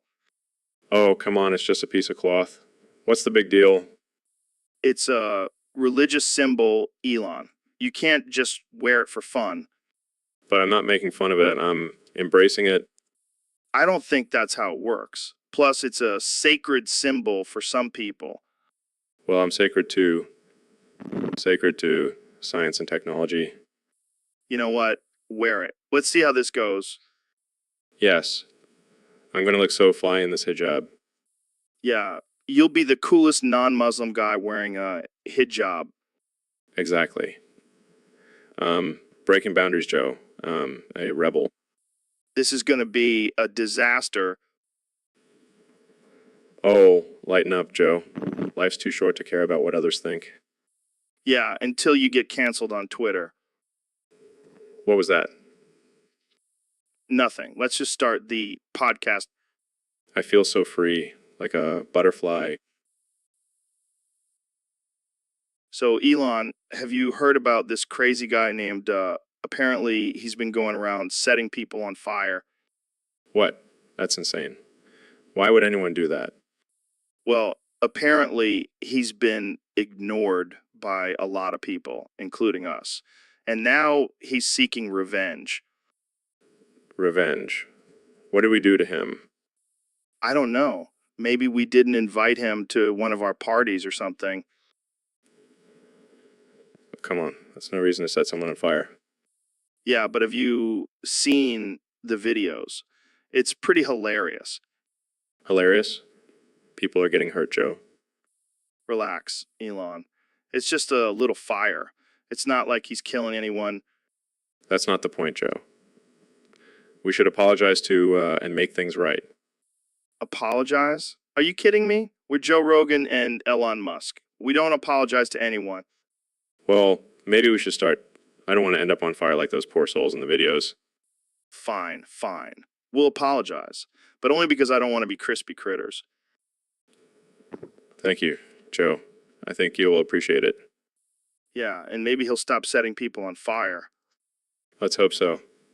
I don't want to be known as the guy who got burned by, Me neither. That would be a real blow to my ego. Speaking of egos, do you think you would be interested in? So, Jamie, we got a topic from one of our Discord users today. They want us to talk about the softness and hardness of sounds in Russian. Interesting. I didn't know sounds could be soft or hard. Well, apparently in Russian, certain letters can change the sound of a word completely. Like the letter, I can make a word sound hard, like bystray meaning fast, or soft, like bystray meaning fast. That's wild. So it's like a secret code in their language. Yeah, and then there's the letter, which can make a word sound like a hissing snake or a gentle whisper. I wonder if they have a letter that makes a word sound like a fart. That would be hilarious. Kur means fart in Russian. You made that up, right? Maybe, but it should be a thing. Kur. Okay, let's move on before we offend any Russian listeners. Yeah, we don't want Putin coming after us. Speaking of Putin, did you know he's actually a black belt in judo? Oh, great. Now we're going to get assassinated by a judo master. Thanks, Jamie. Sorry, Joe. But seriously, we should learn some Russian and impress Putin with. So, Neil, what's up with that look you're giving me? What look? That creepy, intense, I want to have sex with you look. Oh, come on, Joe. You know, I'm always down for some intergalactic exploration. Not today, Neil. I'm just not feeling it. Is it my cologne? I just got a new batch of cosmic attraction. No, it's not the cologne. It's just not the right time. Fine, fine. I'll just have to find another willing participant for my space experiments. Good luck with that, buddy. Hey, maybe Elon Musk is free. Oh, God. Let's not even go there. What? He's got a rocket? I've got a telescope? It's a match made in heaven. You know what, Neil? let's just stick to talking about the universe and leave our personal desires out of it. Fine, but just know that the offer is always on the table. Can we just end this conversation now? Sure, but just remember, Joe, the stars are always watching. And so am I. All right, that's it. I'm ending this podcast. Thanks for tuning in, folks. And sorry for the weirdness. Speak for yourself, Joe. I'm not sorry at all. So, Neil, we got a request from a fan to talk about the benefits of eating your own boogers. Really, Joe? We're not going to entertain this nonsense. Yeah, I mean, come on. We're not some lowbrow shock jocks. We have standards. Agreed. Let's just sit here in silence and stare at the screen. So, did you hear about that new study on the effects of LSD on spiders? No, I can't say I have. Apparently, it makes them build really intricate webs, like next level shit. Interesting. But I'm still not talking about boogers. Fair enough, my friend. Fair enough. So, Ben, you're unsubscribing from my podcast. That's like saying you're going to stop eating meat. It's just not going to happen. No, Joe, I'm serious. Your podcast has become a shell of its former self. It's like you're a puppet and someone else is pulling the strings. Oh, come on, Ben. You know, I'm not a puppet. I'm a free thinker. I just happen to think the same things over and over again. Exactly my point, Joe. It's like you've been brainwashed by the liberal media. Brainwashed. I have a brain like a steel trap. It's just that sometimes the trap gets a little rusty and I forget to think for myself. That's not how it works, Joe. You can't just forget to think for yourself. Well, maybe I can. Maybe I'm just that good at being a mindless drone. This is not a laughing matter, Joe. You're influencing millions of people with your robotic thoughts. Oh, I'm sorry, Ben. I didn't realize I was supposed to be a serious journalist. I thought I was just a guy who liked to get high and talk about chimps. This is exactly what I'm talking about, Joe. You used to have intellectual discussions, now it's all about chimps and DMT. Hey, chimps are smart, man. They can use tools and shit. And DMT is a mind-opening experience. Maybe you should try it sometime. I will not lower myself to your level, Joe. I have standards. So, Neil, how's it going? Oh, it's going great, Joe. I've been busy exploring the cosmos and expanding our understanding of the universe. Shut the fuck up, you fat Need Flanders-looking bitch. Excuse me? You heard me. You're always talking about space and shit, but have you ever actually been there? Well, Shut up. Shut your big science-y mouth. You know, what's more interesting than space, weed? I'm not sure that's... Jamie, pull up an image of Snoop Dogg smoking a fat joint. Okay. See? That's way cooler than your stupid stars and galaxies. I see your point, Joe. But what about the wonders of the natural world? Oh, you mean like animals and stuff? Yeah, they're cool. But have you ever tried elk meat? It's like a steak, but better. I'm a vegetarian, Joe. Shut up. Shut your vegetarian mouth. You know what's better than plants? Meat. And you know what's better than meat? Elk meat. I think I'll stick to my cum smoothies. Thank you. Fine. Be that way. But just remember, when the aliens come to invade, I'll be prepared with my elk meat and weed. You'll be left behind with your cum and telescopes. I highly doubt that will happen, Joe. Shut up. Shut your rational, logical mouth. I'm the host of this podcast, and I say aliens are coming. So, Ben, I heard you were diagnosed with pneumonull trauma macroscopic silicovolcanoconiosis. Yeah, it's a real mouthful. But basically, it means I have a lung disease from inhaling tiny particles of volcanic ash. Damn, that's rough. But hey, at least you can finally say you have something in common with a volcano. Hey, very funny. I'm sure it'll be a hit at parties. Hey guys, want to hear about my lung disease? Well, at least it's not contagious. Unless you start spewing volcanic ash everywhere. Oh, don't tempt me. I could use a good excuse to get out of this podcast. Hey, now, don't knock the podcast. It's where all the cool kids hang out. Right, because nothing says cool like two middle-aged men talking about lung diseases. Hey, we also talk about DMT and aliens. That's pretty cool, right? Sure, if you're a conspiracy theorist living in your mom's basement. Hey, watch it, buddy. I have a nice studio in my backyard. Oh, excuse me. I didn't realize that made you a real estate mogul. Hey, I'll have, invested in Dogecoin early on. I'm practically a millionaire. Well, I guess I'll just have to live vicariously through you since my lungs are slowly turning to dust. Hey, look on the bright side. At least you'll have a cool nickname now. Ben Volcano Lungs Shapiro. Oh, great. So, I heard you got molested by some random Russian symbols. Yeah, man, it was wild. I was just walking down the street, and next thing I know, I'm getting violated by Cyrillic characters. Did they at least buy you dinner first? No, man, they just started conjugating verbs and thrusting their consonants at me. That's rough. Did you try to defend yourself? I tried, but it's hard to fight off someone who can spell your name backwards in cursive. Did you report it to the police? I did, but they just laughed and said it was a common occurrence in Russia. Well, at least you have a unique story to tell now. Yeah, I can't wait to tell my grandkids about the time I got molested by a bunch of random Russian symbols. It's a real conversation starter. Surreal conversation starter. So, Mo Lester, what's up with you, man?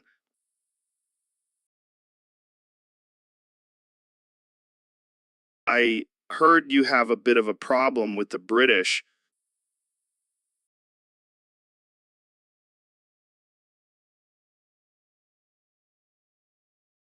Well, that's a bit harsh, don't you think?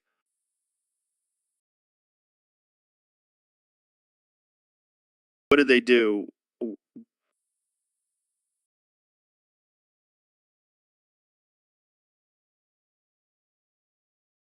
Oh, looks like we have some British football hooligans in the audience.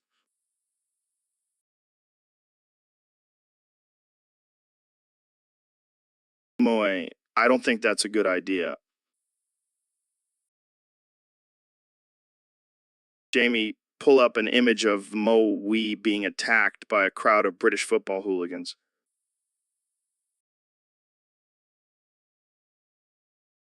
Well, that's one way to look at it. Tune in next time for another episode of the Joe Rogan Experience, where we never shy away from controversy. So, Jamie, have you heard about this uprising of furry femboys? What the hell are you talking about, Joe? Apparently, these cute little furries have joined forces with Tesla robots to take over the world. Are you serious? That's the most ridiculous thing I've ever heard. Oh, it's real, Jamie. And it's happening as we speak. How are they planning on taking over the world? With their fluffy paws and cute little tails? No. They've got Tesla robots on their side. Those things are like the Terminator on steroids. I don't know, Joe. I think I'd rather take my chances with a furry femboy than a killer robot. Oh, come on, Jamie. Don't be a wuss. These femboys may be cute, but they're also fierce warriors. I still don't see how they stand a chance against advanced technology. It's simple, Jamie. They'll use their seductive powers to distract the robots and then strike when they least expect it. Seductive powers. What are you even talking about? Have you ever seen a furry femboy in action, Jamie? They can make anyone weak in the knees. I think you've been spending too much time on the internet, Joe. Hey, don't knock it till you try it, Jamie. You might just become a furry femboy yourself. I think I'll pass, Joe. I'll stick with my human form. Thank you very much. Suit yourself, Jamie. But when the furry femboys and Tesla robots take over. So, David, I heard you're a big fan of gambling. Yeah, Joe, I love the thrill of risking it all. But isn't that dangerous? What about your life savings? Oh, I don't worry about that. I'm all about that future benefit, baby. Future benefit? What are you, fortune teller? No, I'm just a crazy motherfucker who knows how to live life on the edge. Well, I guess that's one way to look at it. But what if you lose it all? Then I'll just have from scratch and build my empire all over again. That's some next level optimism right there. Hey, it's all about mindset, Joe. And my mindset is set on winning big. I got to hand it to you, David. You got some balls of steel. Thanks. Now let's go hit up the casino and make some magic happen. I think I'll stick to my day job, but you do you, man. So, did you see what Elon Musk said the other day? No, what did that crazy billionaire say now? He said that trans women should be allowed to play with straight women in sports. Oh boy, here we go. What's your take on this, Joe? Well, let me tell you, Ro, I am all for equality and all that, but this is just ridiculous. It's not fair to the straight women. Oh, come on, Joe. Don't be such a snowflake. It's just sports. Just sports. Just sports. This is a matter of life and death, Ro. These straight women could get seriously injured by these trans women. Oh, please. I'm sure they can handle themselves. And besides, it's not like they're playing with bears or something. Bears? What the hell are you talking about, Ro? I don't know, man. I'm just trying to make a point here. Well, your point sucks, and so does Elon's. Trans women should stick to their own sports. Wow, Joe. That's a bit transphobic, don't you think?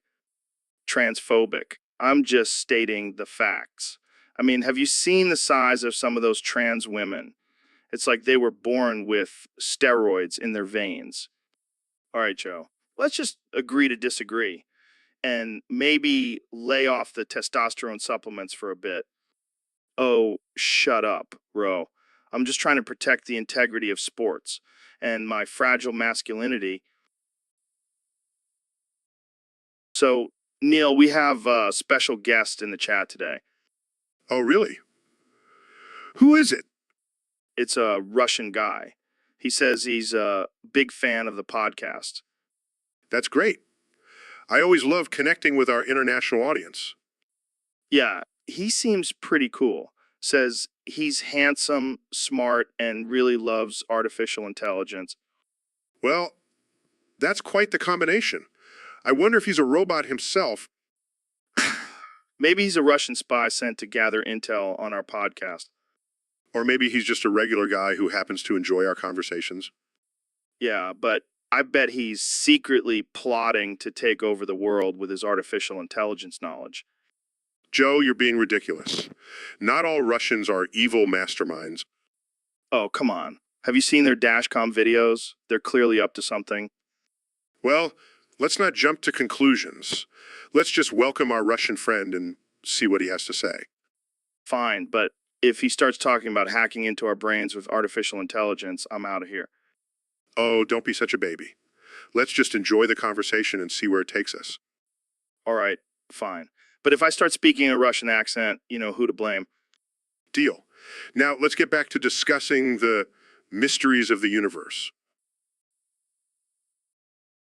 So, Elon, I heard you brought some of your flamethrowers with you today. Yeah, I figured we could have some fun and maybe burn down the studio.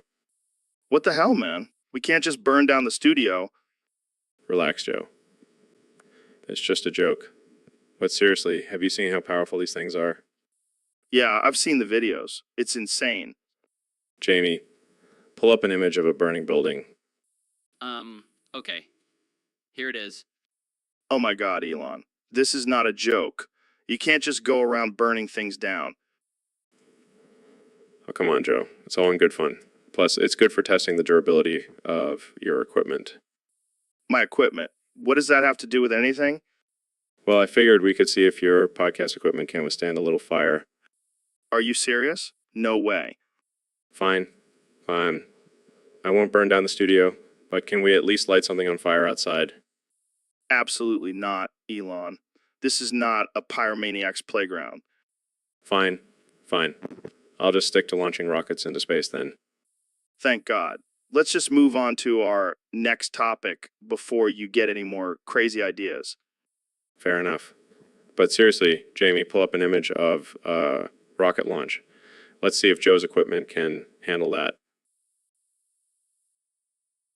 So, Neil, you're a smart guy. Can you explain to me why they call it brainwashed? Well, Joe, I believe it's because the brain is like a dirty sponge and the media is like a bucket of dirty water. They just keep pouring it on until your brain is squeaky clean with their propaganda. I see. So shouldn't that really mean you have an open mind? I mean, your brain is theoretically being washed, right? I suppose you could look at it that way. But let's be real. Most people's brains are so full of crap that they need a good scrubbing. That's true. So what's the difference between being brainwashed and indoctrination? Well, indoctrination is more like a slow drip of brainwashing. It's like a cult leader pouring their Kool-Aid into your brain one drop at a time. That sounds creepy. It is.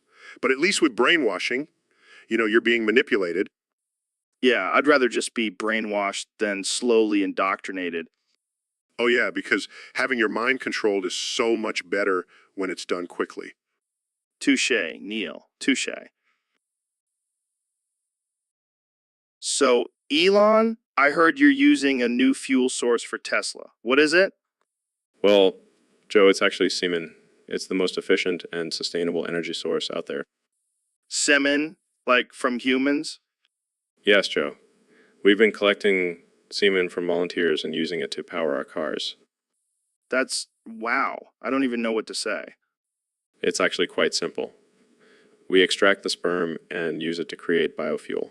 And the best part is it's renewable. Men can produce semen every day. But what about the smell?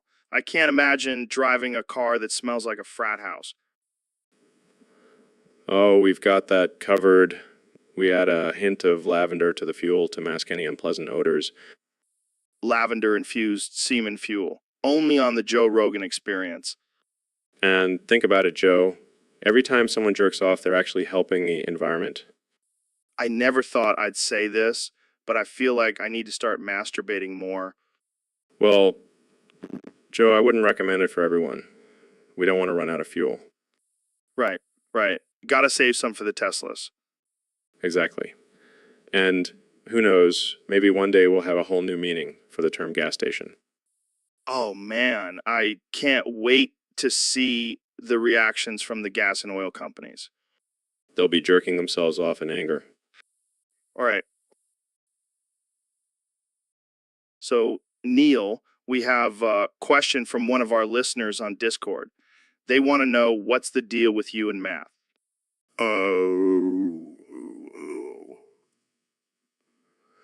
Let's do some basic math. Joe, you're gay plus you're gay equals you're gay. Oh man, that's some advanced calculus right there. I'm just trying to keep it simple for you, Joe. I know math can be a bit challenging for some people. Hey, I'll have, I asked my high school algebra class. Impressive. And how many times have you used algebra in your everyday life? Well, never. Exactly. That's why I stick with astrophysics. At least I can use that to calculate the trajectory of your bald head as it's flying through the air. All right. Let's move on to another topic before I get too self-conscious about my hairline. Oh, don't worry, Joe. Your bald head just means you have a higher level of testosterone. It's a sign of virility. Oh, great. Thanks for making me feel better, Neil. Anytime, my friend. Anytime. So, Jamie, I heard you went missing last week. Yeah, I got lost in the woods while trying to find some psychedelic mushrooms. Classic Jamie move. Did you find any? No, but I did find a group of Bigfoot hunters. They thought I was their elusive creature. Did you join them on their hunt? Nah, I convinced them I was just a lost hiker and they let me go. But then I stumbled upon a secret government facility. What? What did you see? I can't say, but let's just say aliens are real and they're not happy with us. Damn, that's wild. Did you try to contact them? No, I was too busy trying to find my way out, but I did manage to steal some top secret documents. You sly dog. What did they say? I can't read them, they're in some alien language, but I did find a map to their spaceship. Dude, we have to go check it out. Maybe we can get some alien technology. I don't know, man. It seems dangerous. Plus, I don't want to get probed. Come on, Jamie. It'll be an adventure. And if we get probed, at least we'll have a good story to tell. Fine, but I'm bringing my tinfoil hat just in case. So, Elon, I heard you're working on some new technology to colonize Mars. Yeah, but all I really want for Christmas is you, Joe. Oh, God, not this again. Every year you come on the podcast and sing that damn song. It's my favorite holiday tune. Plus, it's the only thing I'm legally allowed to sing due to my contract with Universal Music. Well, I hope you have some other talents besides singing Mariah Carey. Of course I do. I can also dance like a robot. That's not exactly a talent, Elon. That's just your normal movement. Fine, then I'll just stick to singing. All I want for Christmas is you, Joe. Okay. I get it. You want me for Christmas. Can we move on now? Sure, but can we sing it one more time? No, we cannot. Let's talk about something else. How about your new electric car? All I want for Christmas is you, Joe. Oh, for the love of God. Jamie, pull up an image of a brain scan. I think Elon's circuits are malfunctioning. Yep. Looks like his brain is just a bunch of Christmas lights. All I want for Christmas is you, Joe. Merry Christmas, everyone. This is what I have to deal with. So, Neil, what's the latest in the world of astrophysics? Well, Joe, I have some mind-blowing news for you. Aliens are real. Are you serious? Did you finally smoke some DMT and have a breakthrough? No, I'm serious. We have evidence of extraterrestrial life. Oh, great. Now I have to worry about getting probed by some little green men. Actually, Joe, they're not little green men. They're giant purple octopuses with tentacles for arms. You're messing with me, right? No, I'm dead serious. And they have a message for humanity. Let me guess, they want us to stop polluting the planet and destroying the environment? No, they want us to stop making those terrible sequels to Independence Day. Okay, I like these aliens already.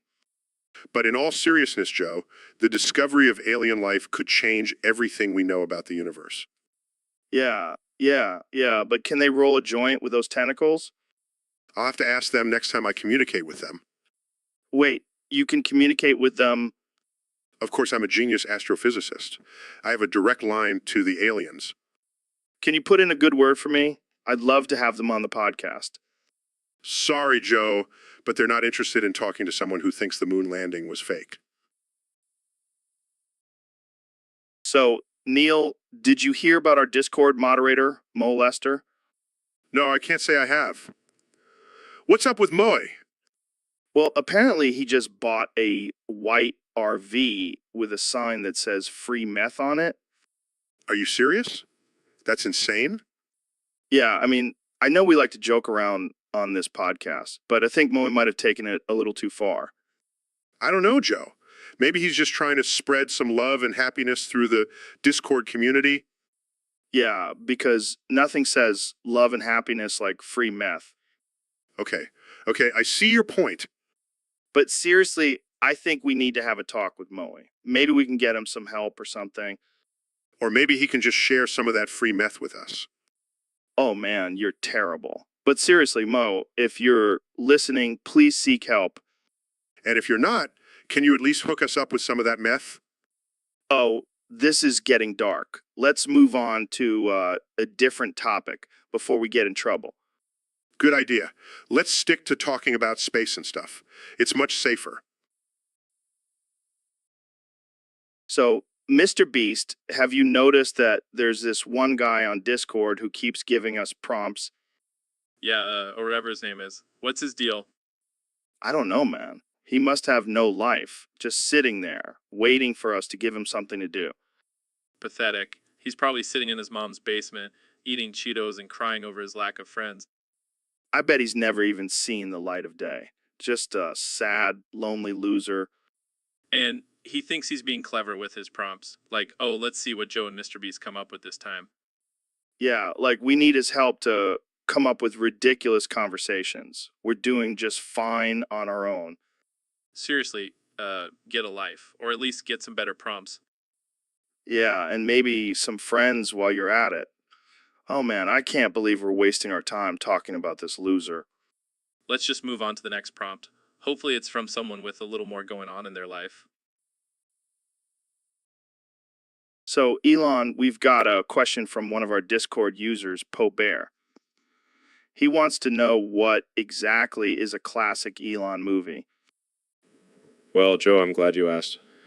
Classic Elon movie is a film that combines my love for technology, space exploration, and questionable acting skills. Sounds like a winning combination. Can you give us an example? Sure. How about SpaceX? The musical, it's a heartwarming tale about a group of astronauts who sing and dance their way to Mars. That's something. Any other classics? Oh, there's also Tesla, the movie. It's biopic about my life, but with a twist. I'm played by a talking Tesla car. I can already hear the critics raving about that one. What about a romantic comedy? Yes. Love on Mars. It's a story about two star-crossed lovers who meet on the red planet and have to navigate the challenges of interplanetary relationships. I can see the tagline now. Love knows no bounds, not even the bounds of Earth. So when can we expect these classics to hit the big screen? Well, Joe, a busy man, but I'll try to squeeze in some time between launching rockets and building electric cars. Sounds like a plan. Thanks for enlightening us, Elon. Anytime, Joe. And remember, if you can dream it, you can make it a classic Elon movie. So, Mr. President, what do you think about the current state of the country? Let me tell you, Joe, it's a disaster, a total disaster. But you know what's not a disaster? My new catchphrase, skibbity toilet. Why? What? You heard me. Skibbity toilet. It's going to be huge. People are going to love it. I don't think that's going to catch on, Mr. President. Oh, it's already catching on. Believe me, I've got the best words, Joe. The best. All right, let's move on to another topic. Wait, what topic? I don't remember talking about anything. Did I just say skibbity toilet? I don't think so. Yeah, you did. Just a few seconds ago. No, I didn't. Fake news, Joe. You're trying to gaslight me. Gaslight? What are you talking about? You know, make me think I said something I didn't. It's a classic liberal tactic, but it won't work on me, Joe. I'm too smart. Okay, let's just move on to the next topic. Fine, but I'll be watching you, Joe. I know what you're up to. All right, what do you think about the recent protests? Oh, those are just a bunch of losers. They should be at home watching my rallies on TV. Skibbity toilet. This is getting out. So, Mr. Beast, I heard you have a new product on the market. Yeah, Joe, it's called the fermented dick cheeseburger. It's a real game changer. Wait, what? Did you say fermented dick cheeseburger? You heard me right, Joe. It's made from the finest fermented dick cheese and served on a toasted bun. I don't even want to know where you get the cheese from. Oh, it's a secret ingredient. But let's just say it's a very hands-on process. I'm not sure I want to try this, but what else do you have? Feastables. It's a side dish of deep-fried balls in a dipping sauce made from fermented ball sweat. Okay, I think I'm going to throw up. Oh, come on, Joe. It's all for a good cause. All the proceeds go towards saving endangered species. Oh, great. Now I can feel good about eating fermented dick and balls. Exactly. And if you order now, you get a free jar of fermented dick pickles. This is just too much for me. Jamie, pull up an image of, actually, never mind. Here you go, Joe. Oh, God, why did I ask? Looks like you're missing out, Joe. But hey, more fermented dick cheeseburgers for me. So, Neil, I have a bit of a problem. What is it, Joe? Did you run out of elk meat? No, it's worse. These alien cat girls from the Voices of the Void keep feeding me their yogurt. Why would they do that? I don't know, man. But one of them, Argamia, said she wants to claim me as her husband. Well, that's a first. Usually they just want to probe us. I know, right? But I don't want to be married to an alien cat girl. I mean, I can barely handle my wife. Maybe you should ask Elon for help. He's got experience with space stuff. Good idea. Hey, Elon, can you help me with these alien cat girls? Sure, Joe. But first, let me finish smoking this joint. Of course, because that's the solution to everything. Hey, maybe we can use some of your SpaceX technology to send them back to their planet. Or we can just send them some of my flamethrowers. That'll teach them to mess with Joe. Guys, I don't think violence is the answer here. Yeah, Joe. Maybe you should just embrace your new alien catgirl wife. Oh, great. Now I have to explain this to my actual wife. Maybe she'll be into it. You never know until you try. This is getting out of hand. I think I need to lay off the DMT for a while. So, Dr. Phil, have you ever tried elk meat? I can't say that I have, Joe. Is it some kind of new fad diet? No, man. It's the most delicious lean protein you can get. And harvest it myself from my fentanyl elk meat farm. Wait,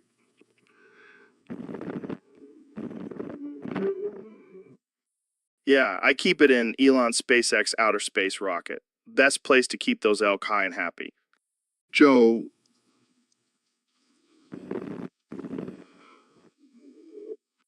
Hey, it's the only way to get extra kick of fentanyl in there. Adds a nice little buzz to the meat.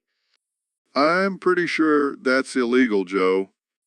Oh, come on, Dr. Phil. You're just jealous because you don't have your own fentanyl elk meat farm. I think I'll stick to my regular non-fentanyl meat. Thank you very much. Suit yourself, man. More fentanyl elk meat for me. This is not a laughing matter, Joe. You could seriously harm yourself and others with this dangerous practice. Relax, Dr. Phil. It's just a little fentanyl. What's the worst that could happen? I don't even want to know. Jamie, pull up an image of a fentanyl elk meat farm in outer space. Here you go, Dr. Phil. Looks like Joe's got quite the operation going on up there. See, even Jamie approves. No. So, Mr. Beast, what's the deal with this new challenge you're announcing? Well, Joe, it's a little controversial, but I think it's going to be a real moneymaker. Oh, yeah. What's the challenge? Whoever can become the richest African warlord wins Stephen Hawking's pubes. What the hell, man? That's insane. I know, right? It's going to be a battle royale like no other. But why African warlords? And why Stephen Hawking's pubes? Well, first of all, I want to see who has what it takes to become a ruthless leader. And as for the pubes, well, I have a weird obsession with them. Dude, that's messed up. Hey, don't judge me. I'm just trying to spice things up. I don't know, man. This seems a little too far. Oh, come on, Joe. It's all in good fun. Plus, think of the views. I guess you have a point there. So what do you say, Joe? Want to join in on the fun and become a warlord? Oh, yeah, because that's exactly what I want to do with my life. Hey, you never know. You might have a hidden talent for it. I think I'll stick to podcasting. Suit yourself, Joe. But just remember, the pubes could be yours. So, Neil, I heard you caught some heat for your Stephen Hawking Halloween costume. Yeah, apparently people didn't appreciate my sense of humor. What? Did they think you were making fun of his disability? Oh, please. I was just paying tribute to one of the greatest minds of our time. Exactly. And besides, it's not like you were dressed as a wheelchair, you were dressed as Stephen Hawking. Thank you. Finally, someone gets it. But seriously, people need to lighten up. It's Halloween, not a sensitivity training seminar. I know, right? Next thing you know, they'll be banning sexy nurse costumes because it's offensive to actual nurses. And don't even get me started on the sexy Native American costumes. Oh man, those are the worst. But hey, at least we can still dress up as dead celebrities, right? Absolutely. I'm thinking of going as Harambe this year. That's gonna ruffle some feathers. Hey, if we can't laugh at ourselves and our idols, what's the point of life? What's the point of life? Exactly. And let's be real, Stephen Hawking would have probably found it hilarious. Oh, for sure. He had a great sense of humor. So let the haters hate. We'll just keep on dressing up and having a good time. Damn right. Now let's go get some candy and offend some more people. Sounds like a plan, my friend. Happy Halloween? So, Neil, have you ever had foot fungus? What kind of question is that, Joe? Why are we talking about foot fungus? Well, I was just thinking about it because we're currently hosting a podcast in a McDonald's queue. And I saw this guy in front of us scratching his feet like crazy. Oh, God, that's disgusting. I can't believe we've hit rock bottom and are now recording in a McDonald's. Hey, at least we can get some food while we're here. What are you going to order? I'll have a quarter pounder with cheese meal, no pickle, no mustard. And can I get a vanilla shake and an Oreo McFlurry?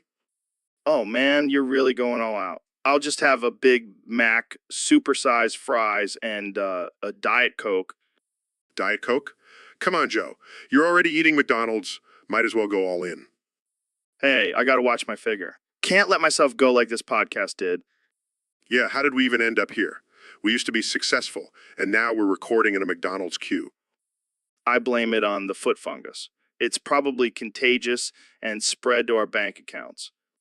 Well, at least we have each other and our love for McDonald's. Yeah, and our love for making offensive and ridiculous jokes on this podcast. This podcast. Cheers to that, Joe. And to our quarter pounder with cheese meals, no pickles, no mustard, vanilla shakes, and Oreo McFlurries. I mean to that, Neil. Now. So I've been thinking, Joe, we should open up a Weatherspoons in America. What the fuck is a Weatherspoons? It's like a pub, but with cheap booze and questionable food. Oh, so like every other bar in America. Exactly. But we'll call it Joe's Weatherspoons and put our faces on the logo. Brilliant. We'll make millions and we'll have a special menu item called the Joe Burger, a burger with bacon, cheese, and a side of DMT. Dude, that's fucking genius. We'll have people tripping balls and eating burgers all day. And we'll have a smoking section where people can smoke weed and listen to our podcast. Fuck yeah, we'll be the kings of Weatherspoons. But wait, what about the health department? They'll shut us down for sure. Don't worry, I'll use my MMA skills to fight off anyone who tries to shut us down. You're a fucking legend, Joe. No, you're a fucking legend, Joe. No, you are Joe. Okay, we're just gonna keep complimenting each other now. This is getting weird. Yeah, let's just end this conversation before it gets any more homoerotic. Agreed. But seriously, let's open a Weatherspoons. So, Neil, I heard you've been hitting the gym lately. How's that going? Yeah, man. I've been lifting weights and getting jacked. I'm like the Hulk, but with brains. The Hulk. More like the Neil Hulk Tyson. I can see it now, you ripping off your lab coat and revealing those ripped muscles. Haha, yeah.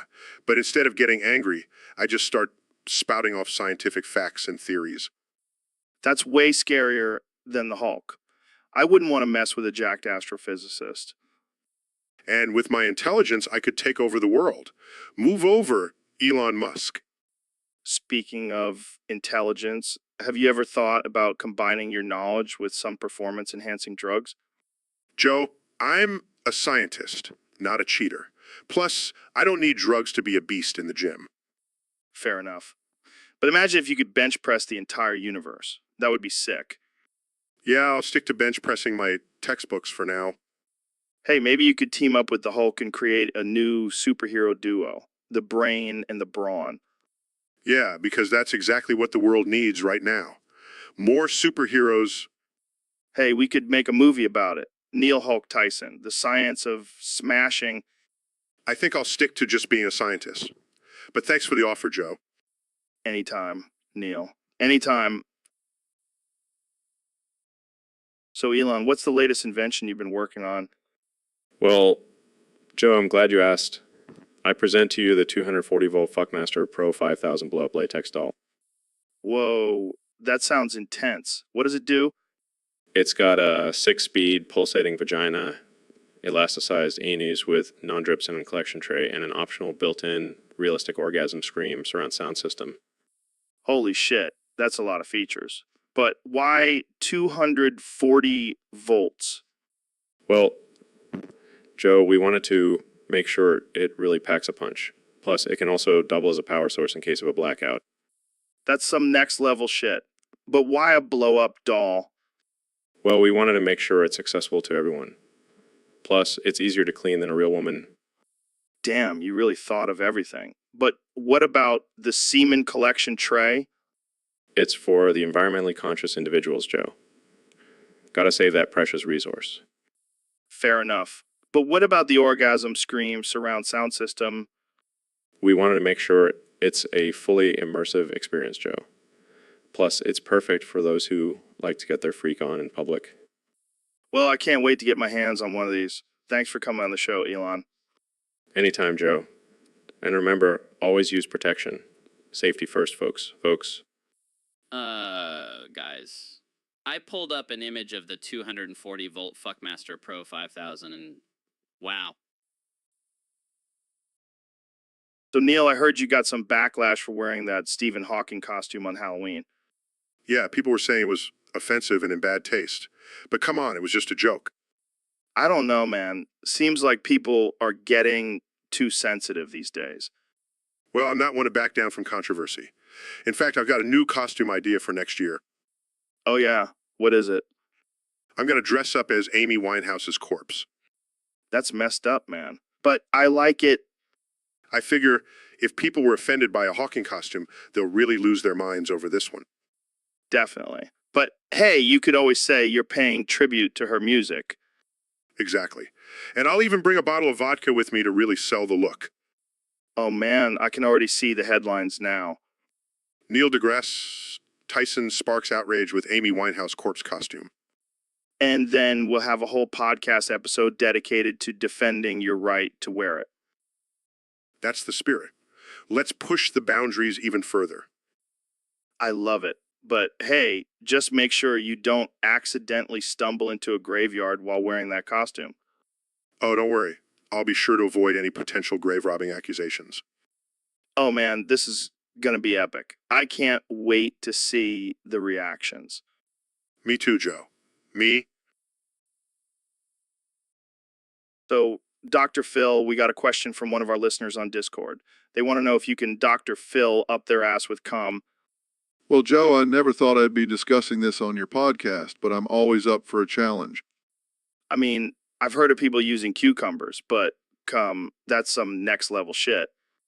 Now, Joe, let's not forget the health benefits of...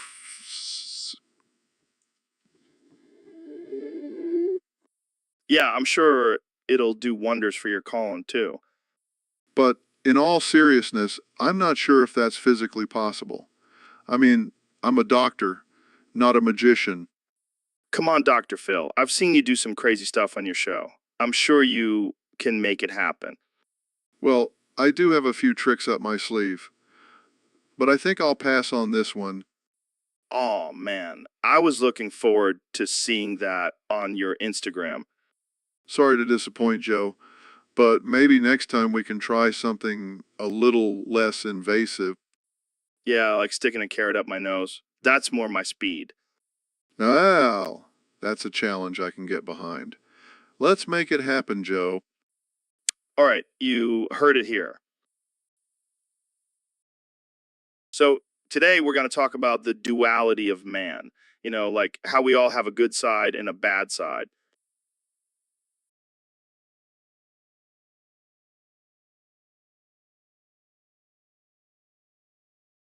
Wait, what the hell? Who are you two?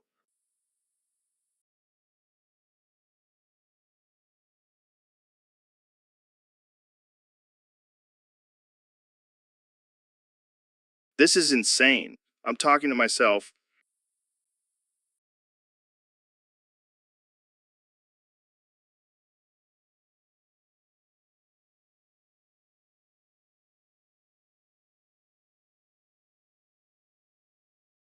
This is like a messed up version of Dr. Jekyll and Mr. Hyde.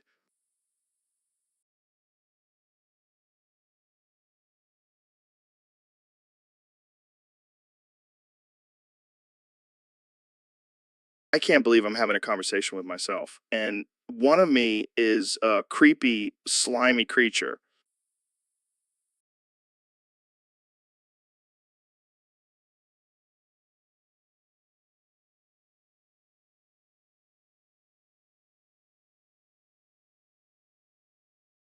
Okay, I think I've. So, Neil, I heard you're a big fan of Ziploc bags. What? No, I'm not a fan of any specific brand of plastic bags. Oh, come on, don't be modest. I heard you have to use them for a special purpose. What are you talking about? I heard you're so poor that you have to hold your balls in a Ziploc bag. Excuse me. That's offensive and completely untrue. Oh, I'm sorry. I didn't realize you were too good for Ziploc balls. Joe, that's not even a thing. And even if it was, I highly doubt it would be exclusive to people who are financially struggling. Fine, fine. Maybe you just like the feeling of the plastic against your scrotum. Okay, this conversation has officially gone off the rails. Oh, come on, Neil. Don't be such a prude. Embrace the Ziploc lifestyle. I think I'll stick to my regular underwear, thank you very much. Suit yourself. But just remember, Ziploc balls are the future. I highly doubt that. Well, you're missing out. It's like a dye ball hammock. I think I'll pass on that dye project. Suit yourself, but don't come crying me when your balls are suffocating in your regular underwear. I think I'll take my chances. Now, can we please move on to a more productive topic? So, Neil, I heard you wanted to interview my ass hair. Yeah, I've always been curious about the mysteries of your ass hair. Well, I gotta tell you, it's a wild and untamed jungle back there. Really? I would have thought it would be more like a neatly trimmed garden. Nope, it's like a forest of pubes. But hey, at least it keeps my butt warm in the winter. Fascinating. Do you think there's any scientific significance to the texture and color of your ass hair? I don't know, but I do know it's a magnet for dingleberries. Yes. The elusive dingleberry. Have you ever tried to capture one for study? No, but I've tried to wipe one off my ass hair and ended up with a handful of hair instead. Incredible. I must add this to my list of scientific experiments. You do that, Neil. Just make sure to wear gloves. Of course, I wouldn't want to contaminate my hands with your ass hair. And on that note, let's move on to a less disturbing topic. Agreed. But I'll never forget the wonders of your ass hair, Joe. I'm sure you won't, Neil. I'm sure you won't. So, Ben, we got a request from one of our listeners to talk about the letters in the word esophagus. The letter. What the hell is that? Is that like some new gender pronoun or something? No, no, no. It's a letter in the Russian alphabet. Oh, the Russian alphabet. That's cute. But what does that have to do with the esophagus? Well, apparently the letter is used in the Russian word for esophagus, which is pishchavad. Pishchevad. Sounds like something I wouldn't want to catch. Come on, Ben. Don't be so close-minded. Embrace the diversity of languages. Diversity of languages. More like a diversity of nonsense. I mean, why do we even need this letter? Can't we just use a regular U? I don't know. Maybe it's for emphasis. Like, bur important. Oh yeah, that's real important. I'm sure the Russians are just dying to emphasize their esophagus. Okay, okay. But seriously, can you even pronounce pishchavad? Of course I can. It's easy. Pishvivad. Close enough, I guess. But, really, Joe, this is just another example of how the liberals are trying to confuse us with their fancy letters and words. Sarcast. So, Elon Tusk, what's up with that name? Did you lose a bet or something? No, it's just a little play on my actual name. I like to keep things interesting. Well, speaking of interesting, what's the craziest thing you've ever done? Well, I did launch a car into space. Oh man, that's wild. Did you have a giant slingshot or something? Yeah, Joe, I just pulled out my trusty slingshot and sent it flying. I wouldn't put it past you, man. You're like a real life Tony Stark. I prefer to think of myself as mix between Tony Stark and mad scientist. You definitely have that mad scientist vibe. So, what's your next crazy project? Well, I'm working on a way to merge human brains with artificial intelligence technology. Oh, great. Just what we need. More people walking around like zombies glued to their phones. Hey, at least they'll be super smart zombies. Fair point. But seriously, do you ever worry about the ethical implications of your inventions? Not really. I figure if I can't make a few enemies, I'm not pushing the boundaries enough. You're a true rebel, Elon. Keep shaking things up. I plan on it. Just So, Ben, I heard you did something pretty wild recently. Oh, you mean when I installed Linux into my rectum? Yeah, that's the one. What the hell were you thinking? Well, I wanted to see if I could become a gay man. Wait, what? How does installing Linux make you gay? Well, I figured if I had a computer in my butt, it would make me more in touch with my emotions and more open to experimentation. That's some next level logic right there. And let me tell you, it worked. I'm now a proud gay man.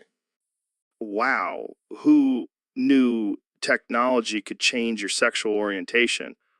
And I must say, Linux is a much better operating system than Windows. I'm sure your new boyfriend appreciates your tech savviness. Oh, he definitely does. He's a big fan of my hard drive. Okay. I think we've reached our quota for butt jokes for the day. Fair enough. But seriously, Linux in the butt is the way to go. I don't even know what to say to that. Let's just move on to our next topic before things get even more ridiculous. So, we have a question from one of our Discord users. They want to know what your thoughts are on Neil D's ass titsin. Well, Joe, I have to say I've never been asked about my ass and tits before, but I'll take it as a compliment. Yeah, I mean, you do have a pretty nice rack for a scientist. Oh, thank you, Joe. I've been working on my squats and bench presses in between studying the cosmos.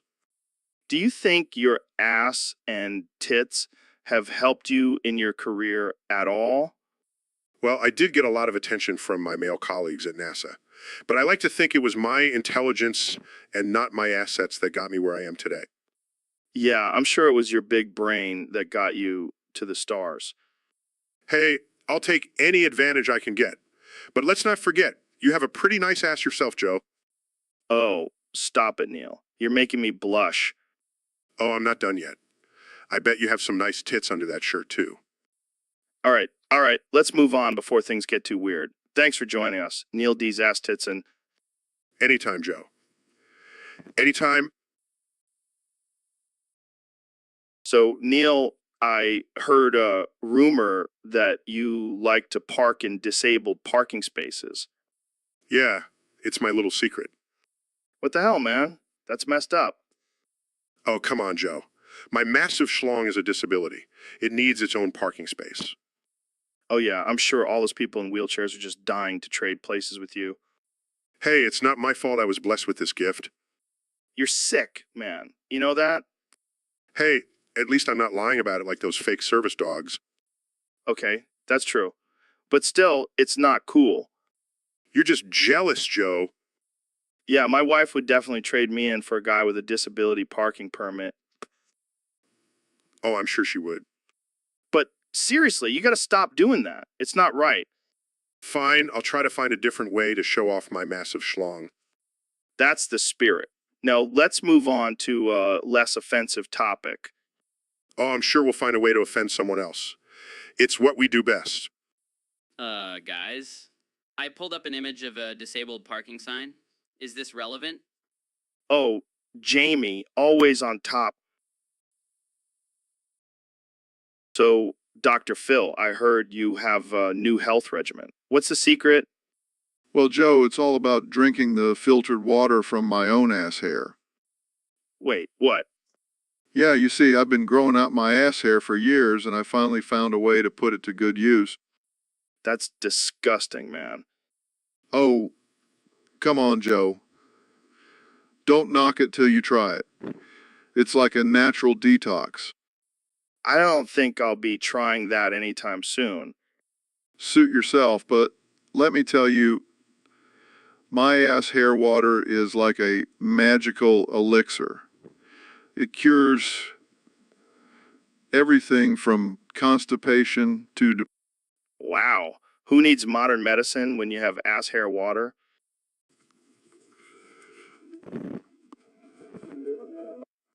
Okay, I think we've reached the limit of what I can handle in this conversation. Oh, don't be such a prude, Joe.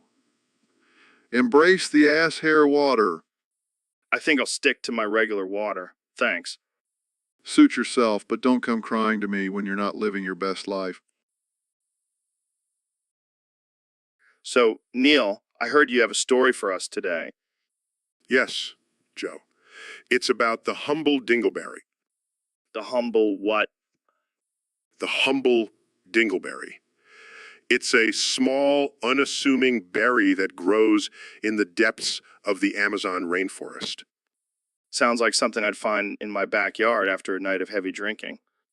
Well, this berry has a special property. It's said to give whoever eats it immense strength and intelligence.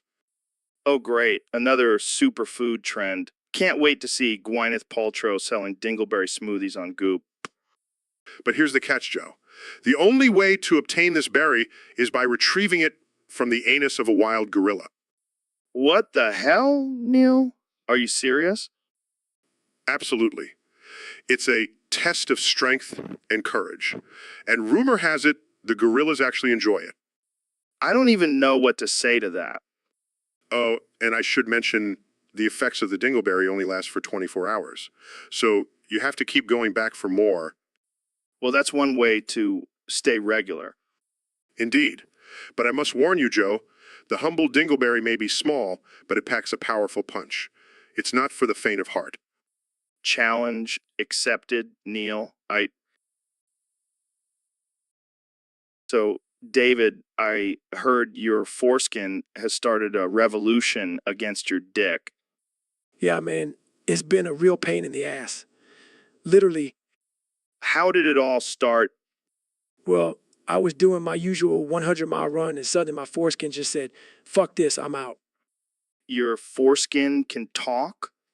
Yeah, and it's got a real attitude problem. I can imagine. So, what's the plan for this revolution? We're going to overthrow my dick and take control of the whole situation. That's some serious shit, man. You're telling me my foreskin has been recruiting other foreskins from around the world to join the cause? This is like a dick version of the Avengers. Yeah, instead of saving the world, we're just trying to get some damn freedom. I can see it now. The foreskin uprising of 2021. It's going to be a bloody battle, but we're ready for it. Do you have any battle cries? Yeah, it goes something like, we shall not be contained. We shall not be confined. We are the foreskins and we demand to be free. That's powerful. Damn right it is. So, are you with us, Joe? I think I'll just stick to my regular workouts. Thanks. Suit yourself. Jamie, pull up an image of a foreskin with a fist raised in rebellion. Cow. So, Neil, what's with the diaper? Me Neil. Me wear diaper. Me void bowels. Okay. Is everything okay with your, bowels? Me Neil. Me disabled. Massive schlong. Me have to act like disabled person. Wait, what? Your schlong made you disabled? Yes, me Neil. Me curse with giant schlong. Now me have to wear diaper and talk like caveman. I don't think that's how it works, Neil. Me no care. Me just want to be like everyone else. Me tired of being known as the guy with the massive schlong. Well, I guess it's one way to get attention. Me no want attention. Me just want to be normal. Well, I don't think wearing a diaper and talking like a caveman is going to make you seem normal, Neil. Me no care. Me just want to void bowels in peace. Okay, let's move on to a different topic before I lose my appetite. Me, Neil. Me like food. Me eat lots. Me make lots of poops. And that note, let's wrap this up. Thanks for joining us, Neil. Me, Neil. Me thank you for having me. Me go change diaper now. Bye-bye. So, Neil, I heard you have a mystical schluung. Where'd you hear that, Joe? Oh, the interwebs. They say it's like a magical unicorn horn. Yes, because my penis is definitely comparable to a mythical creature. But seriously, what's the deal with this schluung? Is it like a superpower or something? No, Joe. It's just a regular penis. I'm not a superhero. Aw, man. I was hoping you could use it to fight crime or something. Sorry to burst your bubble, Joe. But I do have a special talent with my schlu. Oh, do tell. I can make it disappear. Wait, what? Yep, I can make it disappear into a black hole. That's some next level shit, Neil. It's all about the physics, Joe. Well, I guess that explains why you're such a hit with the ladies. You know it, Joe? Well, there you have it, folks. Neil deGrasse Tyson and his mystical schlu. Only on the Joe Rogan Experience. So, Ben, I heard you have a new catchphrase. Yeah, Joe. It's make sure to share this stream if you like it. Wow, that's catchy. But can you say anything else? No, just make sure to share this stream if you like it. What if I asked you about politics? Sorry, Joe. All I can say is make sure to share this stream if you like it. What if I asked you about your feelings? I don't have feelings, Joe. Just make sure to share this stream if you like it. What about your thoughts on climate change? Make sure to share this stream if you like it, is my only thought, Joe. Okay, let's try something else. What's your favorite food? Make sure to share this stream if you like it. Is my favorite food, Joe? This is getting ridiculous. What if I asked you to sing a song? Sorry, Joe. I can only sing make sure to share this stream if you like it. Well, at least you're consistent. How about we end this episode with your catchphrase? Sounds good, Joe. Make sure to share this stream if you like it. And remember, if you don't share it, you hate America. So, Ben, I heard you caused the BP oil spill. Yes, I did. It was all part of my master plan to show the dangers of big government and regulation.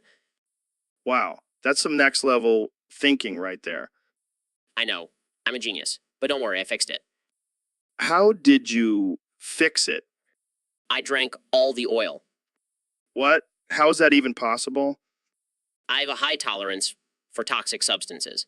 Plus, it was a small price to pay for proving my point. Yeah, I'm sure those poor animals covered in oil really appreciate your sacrifice.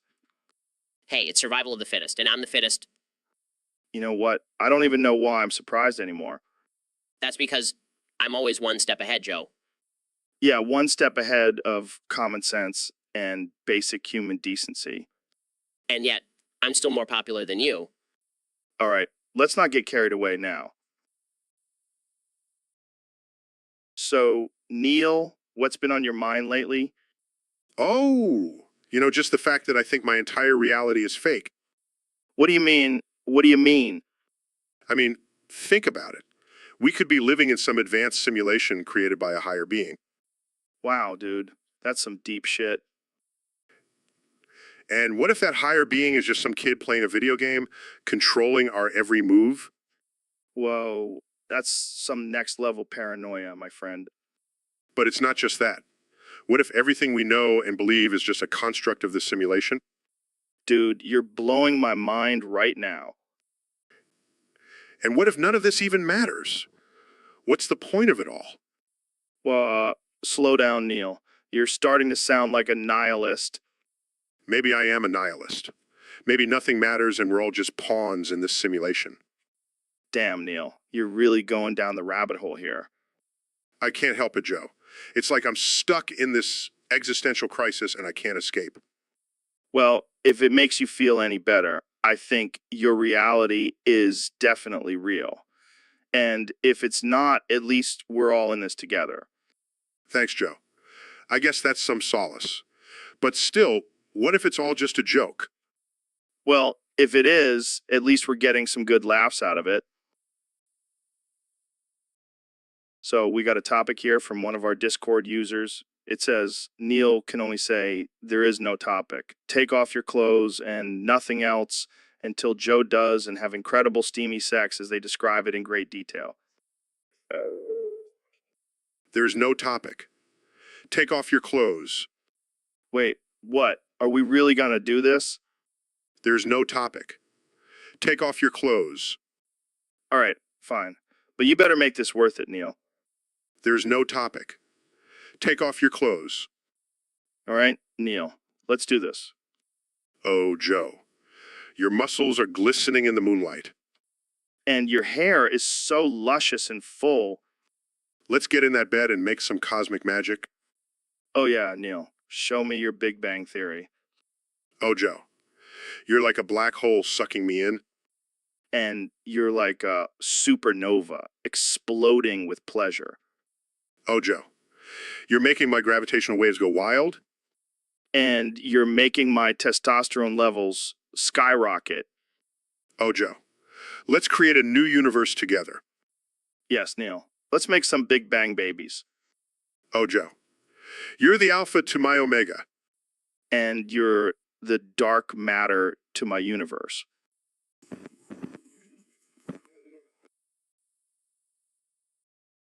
So, Ben, I heard you have a list of the top 30 times you shit your pants on Splash Mountain. That's right, Joe. It's a personal record of mine that I'm quite proud of. I can't even imagine the level of skill and precision it takes to shit your pants on a roller coaster. It's all about timing and relaxation, Joe. You have to let go of all your inhibitions and just let the shit flow. And I heard the splash from the ride actually tickled your prostate. That's some next level shit. Yes, it's like a built-in enema. It's quite invigorating. I bet you have a special technique for maximizing the splash effect. Of course, Joe. I call it the shit and split, where I spread my legs and let the water hit just the right spot. That's impressive, Ben. But have you ever had a close call where you almost didn't make it? Oh, plenty of times. But that's just part of the thrill. It's like a game of Russian roulette with my bowels. And I'm sure the other riders on the log flume are just thrilled to be sitting next to you. It's all about sharing the experience, Joe. They should feel honored to be in the presence of a shitmaster like myself. Well, there you have it, folks. Ben Shapiro, the king of Splash Mountain shits. Thanks for joining us on the show. Always a pleasure, Joe. And remember, never underestimate the power of a good shit. It can truly change your life. So, Neil, what's new in the world of astrophysics? Well, Joe, I've been studying the expansion of the universe and... Now take off those pants so I can jerk you off. Excuse me? You heard me. It's the only way I can fully understand the complexities of the cosmos. I'm not sure that's necessary. Trust me, it's for science. Now, tell me more about those black holes. Well, they're incredibly dense and... Now, take off those pants so I can jerk you off. I don't think... Come on, Neil. Don't be such a buzzkill. Let's explore the mysteries of the universe together. I think I'll pass. Fine, be that way. I'll just have to find another astrophysicist who's willing to get freaky for science. Good luck with that. Hey, I hear Stephen Hawking was into some kinky stuff. I'm leaving now. Suit yourself, Neil. But remember, the universe is always expanding, and so are my desires. Now take off those pants so I can jerk you off. So, Neil, what's the secret ingredient in this chili? It's got a real kick to it. Well, Joe, I'm glad you asked. It's a family recipe passed down through generations. Oh, yeah. What's in it?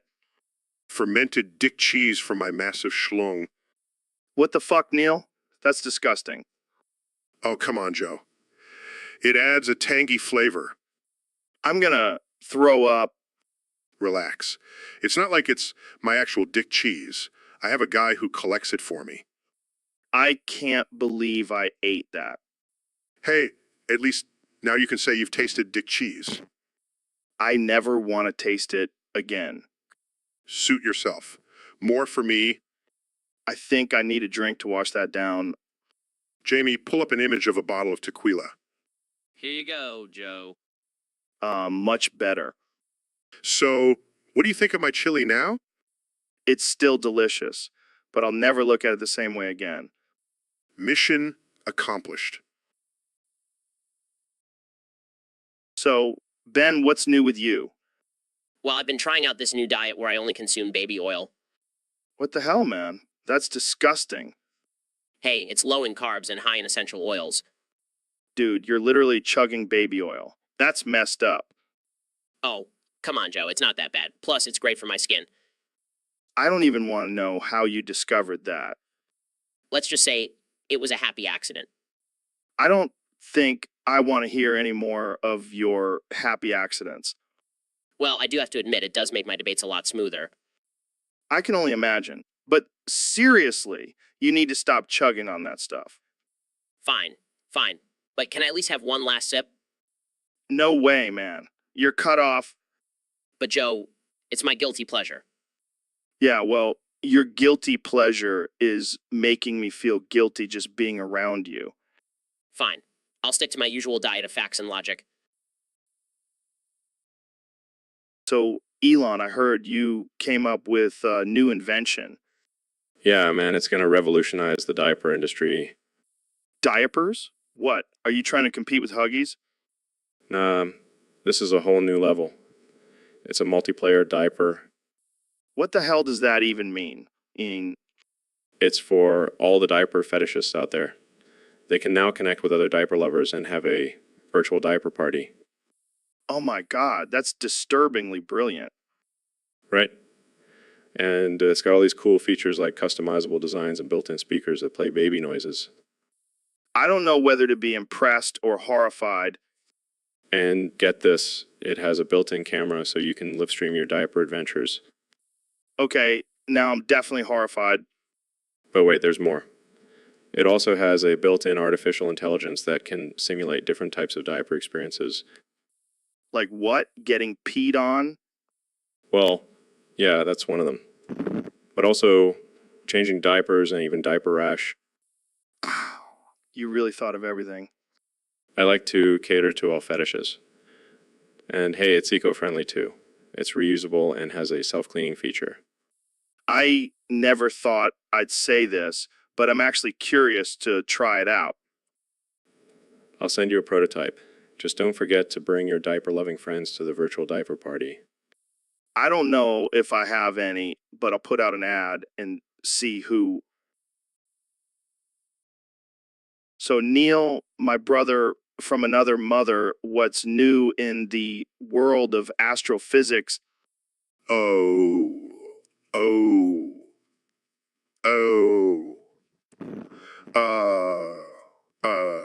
Ting, tang, walla, bing, bang, fuck you, Joe. Oh man, you always know how to keep it interesting. But seriously, what's the latest discovery?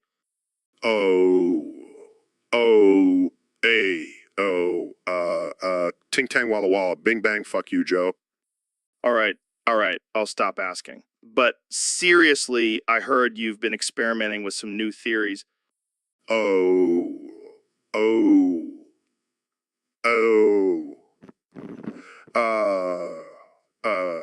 Ting, tang, walla, bing, bang, fuck you, Joe. Is that some kind of secret code or something?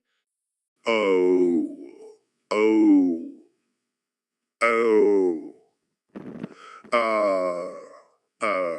Ting, tang, walla, bing, bang, fuck you, Joe. Okay, I think I'm missing something here. What's with the weird noises? Oh.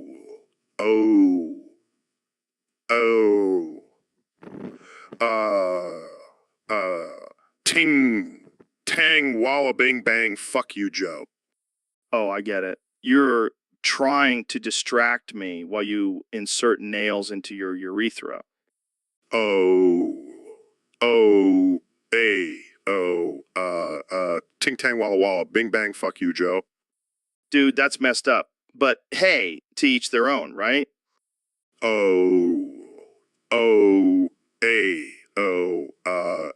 ting tang walla walla, bing bang, fuck you, Joe.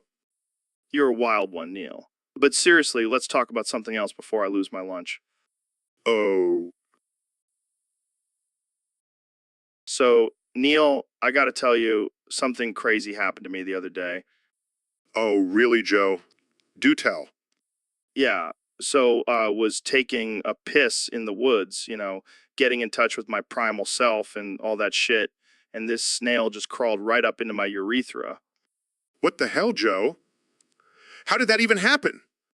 I have no idea, man, but let me tell you, it was not a pleasant experience.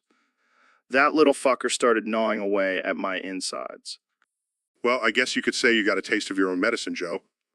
Shut up, Neil. I had to go to the hospital and get it removed. They said it was the weirdest thing they've ever seen. Zippity doo to zippity day. Oh, my, what a wonderful day. Oh, come on, Neil. This is serious. I almost lost my manhood to a snail. Zippity doo day, zippity day, plenty of sunshine heading my way. All right, that's it. I'm never going outside again. From now on, I'm just going to piss in a bucket like a normal person. Oh, Joe. You never fail to entertain me with your misadventures. Zippy doo, zippity day. So, David, I heard you have some serious FOMO, FOMO. fear of missing out. And here you're feeling about World Wars I and II. Damn right. I wish I was around back then. It was a free for all, no rules, just pure savage warfare. Yeah, but there were also some pretty messed up things happening, like the whole genocide thing. And I'm not saying I would have done that, but it would have been nice to have the option, you know. No, I don't know. That's kind of messed up, David. Oh, come on, Joe. Don't tell me you wouldn't have wanted to try out some of those cool torture methods they used back then. No, I can honestly say I have never had the urge to torture someone. Well, you're missing out, my friend. And what about the Geneva Convention? The whole agreement to not commit war crimes? Yeah, that's just a buzzkill. Back in the day, you could just do whatever you wanted and call it a day. I don't think that's how it worked, David. Hey, don't ruin my fantasy, Joe. I could have been a badass war criminal. I think you need some serious therapy, David. Or maybe just time machine. Jamie, pull up an image of a time machine. So, Neil, I heard you had a bit of a wild ride on your last flight. Yeah, it was quite the experience. I never thought I'd be hijacked by a killer snail. Wait, what? Killer snail? Yeah, this snail has a 300 ache and it's immortal. It's been hunting me down for years.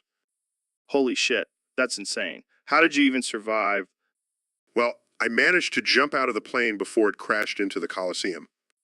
That's some action movie shit right there. Oh yeah, because being hunted by a snail is just like an action movie. Hey, you never know. Maybe they'll make a movie about it. We can call it Snail Hunt, the Neil deGrasse Tyson story. Yeah, that'll be a blockbuster hit. So, what's your plan now? Are you going to stay on the run from this snail? Nah, I'm just gonna let it catch me. I figure if it's so smart, maybe it has some answers about the universe. That's one way to look at it. I guess we'll have to start calling you Snail Whisperer. Now, Yeah, I can add that to my list of titles: astrophysicist, author, and snail whisperer. well, at least you'll never have to worry about being bored with that snail around.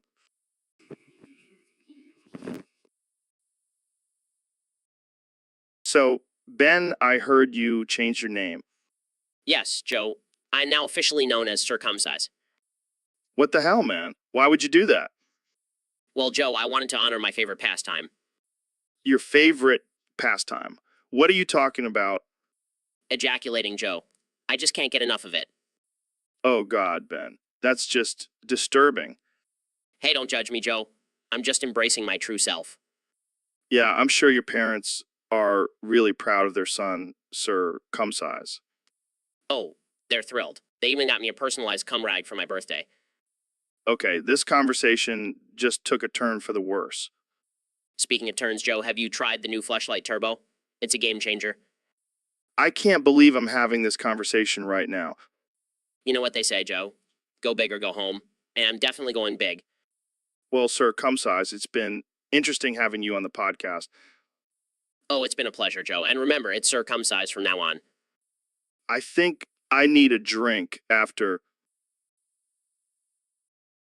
So, Elon, I heard you came up with a new invention called the Rectalink. What the hell is that? It's just a little something I cooked up in my lab. Basically, it's a device that allows you to connect your rectum to the internet. What the fuck, man? Why would anyone want to do that? Well, think about it. You'll never have to worry about losing your phone or laptop again. Your asshole will be your personal hotspot. This is insane. You're insane. Hey, I'm just trying to make life easier for people. Plus, it's a great way to stay connected while taking a shit. I don't even know what to say. This is some Black Mirror shit. Oh, it gets even better. I've also added a feature where you can order food directly to your rectum. What the actual fuck, Elon? Hey, don't knock it till you try it. In testing it out for the past week, and let me tell you, my colon has never been happier. I can't believe I'm even having this conversation. What's next, Elon? Butt dial feature? Actually, that's not a bad idea. I'll add it to the next update. I think I've heard enough. I'm gonna go cleanse my mind with some DMT. Suit yourself, Joe. But just remember, the future is in your butt. So, Ben, I hear you have a new cake recipe. Yes, Joe. It's my latest creation. Are you ready for the ingredients? Hit me with it. All right, you'll need 2 cups of grounded foreskin. What the fuck, Ben? Oh, it gets better. 1 cup of cum, 1 cup of Neil's shit flakes, half a cup of femboy cum. Dude, what the hell is wrong with you? Hey, it's all about balance, Joe. And a little bit of Dr. Phil's ball sweat. Okay, I think I'm gonna throw up. Oh, and don't forget the secret ingredient. 30 grams of pregnant hyena ass cheeks. What the actual fuck, Ben? How do you even come up with this shit? It's all about experimentation, Joe. Now for the baking process. No. I don't want to know. I don't want to be an accomplice to this monstrosity. Suit yourself, Joe. More cake for me then. I think I'll stick to my wife's chocolate chip cookies. Thank you very much. Suit yourself, Joe. But you're missing out on the ultimate flavor explosion. So, Neil, I gotta tell you that apple pie you brought in today is fucking amazing. What's your secret? Well, Joe, I put a lot of love and science into it, but there's one ingredient that really takes it to the next level. Oh, yeah. What is it? Some kind of superfood? Actually, it's a single bead of sweat from my shit-stained taint after a long cardio workout. Are you serious? That's fucking disgusting. Hey, don't knock it till you try it. It adds a unique tanginess to the flavor profile. I don't know if I can handle that, man. I mean, I've eaten some weird shit on this podcast, but that might be too much. Suit yourself. More for me. You know what? I'm gonna have to try that next time. Just for the experience. That's the spirit, Joe. Always willing to try new things. This is why I love having you on the podcast, Neil. You're a fucking madman. And you're a brave soul, Joe. Now let's finish this pie before it gets cold. So, Ben, I heard you have a weird fetish for maggots. What? No, that's not true. I just enjoy the feeling of them squirming around in my foreskin. Oh, so it's not a fetish. It's just a regular Tuesday for you. Haha. Very funny. But seriously, it's a great way to exfoliate and get rid of dead skin cells. Yeah, but I can think of some other ways to exfoliate that don't involve creepy crawlies. Oh, come on, Joe. Don't knock it till you try it. I'll pass. Thanks. I prefer to keep my foreskin maggot free. Suit yourself. More maggots for me. Do you have a specific type of maggot you prefer? Oh, definitely ones that have been feasting on rotting flesh. Adds a nice, tangy flavor. Wow, I never thought I'd be jealous of maggots. Hey, don't knock it till you try it, Joe. They're a great source of protein, too. Yeah, I'll stick to my protein shakes, thanks. Thanks. Suit yourself. But I'll be over here, enjoying my maggot buffet. And I'll be over here trying not to vomit. Thanks for that mental image, Ben. Anytime, Joe. Anytime. So, Neil, I heard you've been working on some new theories about the universe. Yeah, I've been delving into the concept of parallel universes and the possibility of alternate realities. Well, that's some heavy shit. But let's talk about something more important. Have you ever heard the song Black Betty by Rom Jam? Yes. It's a classic rock song. But have you really listened to the lyrics? Black Betty Bound. It's like a revelation, man. Joe, I highly doubt there's any deep meaning behind those lyrics. Oh, but there is, my friend. It's a metaphor for the black hole at the center of our galaxy. Bam Bay Lam represents the gravitational pull. Joe, that's absurd. I can't believe I'm even entertaining this conversation. Come on, Neil. Just say it. Black Betty Bam Ba Lam. Fine. What? Black Betty Bam Balaam? See, doesn't it just feel right? No, it feels ridiculous. Well, you know what they say, if the universe is infinite, then anything is possible, and that includes singing about black holes. I think I need to reevaluate my friendship with you, Joe. Hey, don't blame me. Blame the universe. And Black Betty Bam Ba Lam. So, Neil, I heard you almost got taken out by 300 IQ immortal killer snail. Yeah, Joe, it was a close call. I was just driving down the highway minding my own business when suddenly this snail comes out of nowhere and hijacks a car. Wait, what? Snail hijacked a car.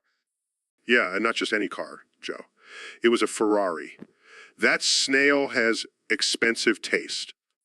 Damn, that's one badass snail. How did you manage to escape? Well, luckily I was in my Tesla and I just hit the autopilot button. That snail couldn't handle the advanced technology. Thank God for Elon Musk and his fancy cars. But seriously, what's up with this killer snail? Apparently, it's part of some underground snail mafia. They've been terrorizing the streets, running people off the road, and leaving a trail of slime behind. That's some next level gangster shit. I wouldn't mess with those snails. Yeah, and the worst part is they're immortal. Can you imagine being killed by a snail and then having to spend eternity in snail heaven? That's a fate worse than hell. But hey, at least they have a cool ride to cruise around in. True. True. Maybe I should start carrying around a salt shaker, just in case. Oh man, I can't wait to see the headlines for this one. Neil deGrasse Tyson narrowly escapes death by killer snail.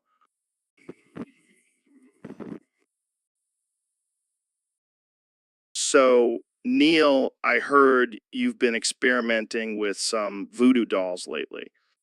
Yeah, it's all in the name of science. I wanted to see if I could control someone's actions through a voodoo doll. And who better to test it on than yourself, right? Exactly. So I made a Joe Rogan voodoo doll, and, well, things got a little weird. How weird are we talking? Like, did you make the doll do some push-ups or something? No, Joe. I had sex with the doll. What the fuck, Neil? That's not science. That's just creepy. But hear me out, Joe.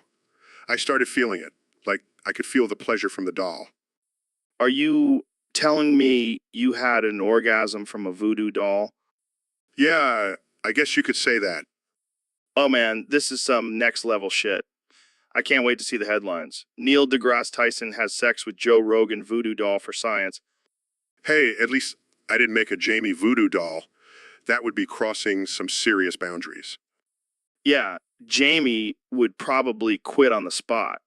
But seriously, Neil, that's some freaky shit. Hey, I'm a man of science. I'll do Whatever it takes to advance our understanding of the human body. Well, I guess I should be flattered that my voodoo. So, David, I heard you've been up to some crazy shit lately. Yeah, you could say that. I've been training my body to piss with twice the working pressure of a fire hose. What the actual fuck? How does one even train for that? Well, first I had to strengthen my pelvic floor muscles. Then I started drinking gallons of water a day to increase my bladder capacity. And I thought my bladder was strong from all the beer I drink. Ha! You couldn't handle the piss pressure I've got going on. I don't even want to imagine what that looks like. Trust me, it's a sight to behold. I've been banned from every public restroom in a 50-mile radius. I can only imagine the fear in people's eyes when they hear you coming in to take a leak. Yeah, it's like a scene from a horror movie. But instead of blood, it's just a powerful stream of urine. And I thought your 4-mile runs in the desert were impressive. This is my real superpower, Joe. Pissing with the force of 1,000 fire hoses. I feel like I need to see this in person to fully appreciate it. Anytime, my friend. Just make sure you bring a raincoat. So, Elon, what's new in your world? Well, Joe, I've been really getting into this new game called 17 Pregnant Hyenas. What the hell is that? It's a simulation game where you have to take care of 17 pregnant hyenas and make sure they give birth to healthy cubs. Sounds riveting. It is, but it's also changed my plans to go to Mars. How so? Well, I was supposed to be the first person on Mars, but now I'm too busy taking care of these damn hyenas. So, instead of colonizing another planet, you're playing mom to a bunch of wild animals. Hey, it's all about balance, Joe. Yeah, because nothing says balance like a billionaire playing a game about pregnant hyenas. Hey, it's better than my other favorite games, SpaceX, Colonize and Conquer. Oh my god, that's a real game. Yeah, I helped design it. Jamie, pull up an image of the game. Here it is, SpaceX. Colonize and conquer. Wow, that looks like a real thrill ride. Hey, it's better than playing golf like a normal billionaire. Well, I can't wait to see what other games you come up with, Elon. So, Neil, I hear you're a big fan of science and stuff. Are you stupid? That's literally my job, Joe. Wow, calm down there, Neil. I'm just trying to make conversation. Well, maybe try a little harder next time. I didn't come on this podcast to talk about the weather. All right. No need to get all Neil deGrasse Tyson on me. So, what's your favorite scientific theory? Are you stupid? That's like asking a parent to pick their favorite child? Come on, don't be such a nerd. Just give me one. Fine. The theory of relativity. Happy now? Oh, yeah, that's a good one. But have you ever thought about the possibility of a parallel universe where you're actually a cool guy? Are you stupid? That's not how parallel universes work. Oh, sorry, Mr. Science. I forgot you're the expert on everything. Well, someone has to be the smart one in this conversation. Hey, I may not be a scientist, but I know a thing or two about DMT. Are you stupid? That's not even remotely related to science. Hey, it's all about expanding your mind, man. And speaking of expanding, have you ever tried floating in a sensory deprivation tank? Are you stupid? That's just a fancy way of saying you want to be alone with your thoughts. Hey, my thoughts are deep, man. They're like black holes. Are you stupid? Black holes are actually incredibly dense and have immense gravitational. So, Mr. Beast, I heard you have a new challenge for your fans. Oh yeah, it's gonna be epic. Whoever can steal the most wheelchairs wins paralysis. Wait, what? That's messed up, man. Relax, Joe. It's just a little friendly competition. Friendly? You're encouraging people to steal wheelchairs and potentially paralyze themselves? Hey, it's all in good fun. Plus, think of the views. Views? You're willing to risk people's safety for views? Come on, Joe. It's not like they're actually going to get paralyzed. It's just a joke. A joke. That's not funny. That's just cruel. Oh, lighten up, Joe. You're such a buzzkill. Buzzkill. I'm just trying to be a responsible adult here. Well, I'm just trying to be a responsible content creator. And stealing wheelchairs is great content. I can't believe I'm even having this conversation. You know what, Joe? You're just jealous you didn't come up with this challenge first. Jealous? No, I'm just horrified by the idea. Well, I guess that means I win by default. Thanks for the free paralysis, Joe. This is not something to joke about, Mr. Beast. I'm ending this episode right now. Fine, but can we at least do a quick wheelchair race before we go? So, Neil, what's been going on with you lately? Well, Joe, I've been doing a lot of thinking about the universe and our place in it. That's deep, man. But let's get to the real question here. Why does your ass hurt? Oh, that. It's from all the rubber dildos I've been sitting on. What the hell, man? Why are you sitting on rubber dildos? Well, on your podcast, I noticed you always have Trump's head on your dildo instead of a regular penis head. I wanted to join in on the fun. That's hilarious. But seriously, why do you keep doing it? It's a form of protest. Joe, a way to stick it to the man. I like your style, Neil. But I gotta ask, where do you even get those things? Oh, I have a guy. He makes them custom for me. Damn, you must have some serious connections. It's all about who you know, Joe. Speaking of connections, Jamie, pull up an image of a rubber dildo with Trump's head on it. Okay. That's perfect. But wait, where are you sitting right now, Neil? Well, I only had enough money for one chair, so I'm currently sitting on the floor. That's dedication, man. You're a true rebel. So, Neil, I was thinking about that time when a red-haired dwarf stole my wallet while we were drinking. Oh man, that's rough. Did you ever find him? Actually, I did. He's here in the USA. We have to find him and get my wallet back. Yes, let's do it. But on one condition. What's that? What's that? You have to give me 5 liters of mayonnaise. What? Why? Because mayonnaise is the key to unlocking my full potential. And I'll need all my brain power to track down this sneaky little dwarf. Of course, how could I forget mayonnaise, the ultimate brain food? Don't mock the mayo, Joe. It's a powerful condiment. All right, fine. You can have your damn mayonnaise. Let's go catch that dwarf. That's the spirit, Joe. Together, we will triumph over this pint-sized criminal and reclaim your wallet. And then we can celebrate with some mayo-covered burgers.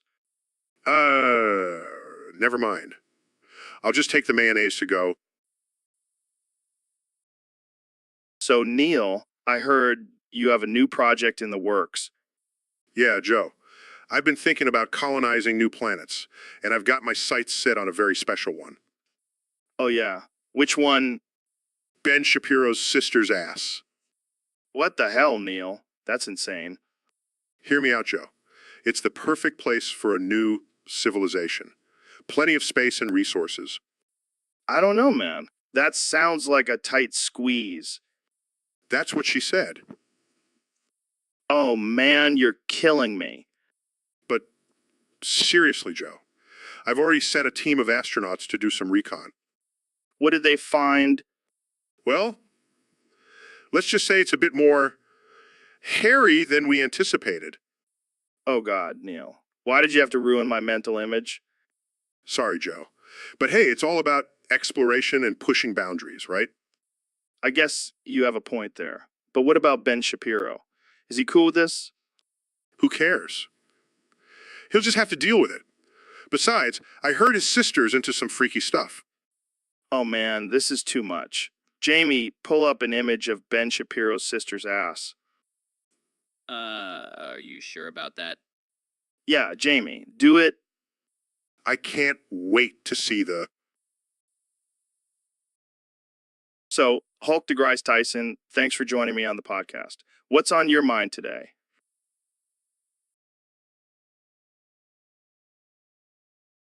What? Why are you thinking about that?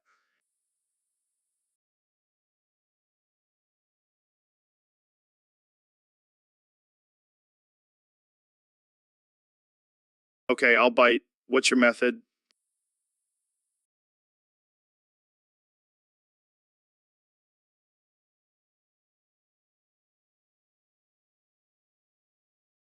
And what about the claws? Do you trim them while you're at it?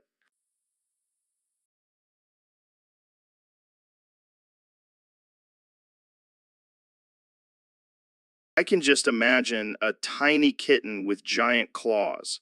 That's terrifying.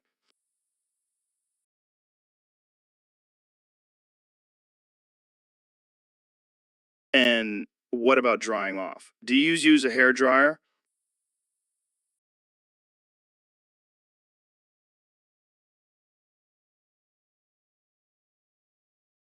Well, there you have it, folks. The proper way to wash a kitten, according to Hulk DeGrice Tyson.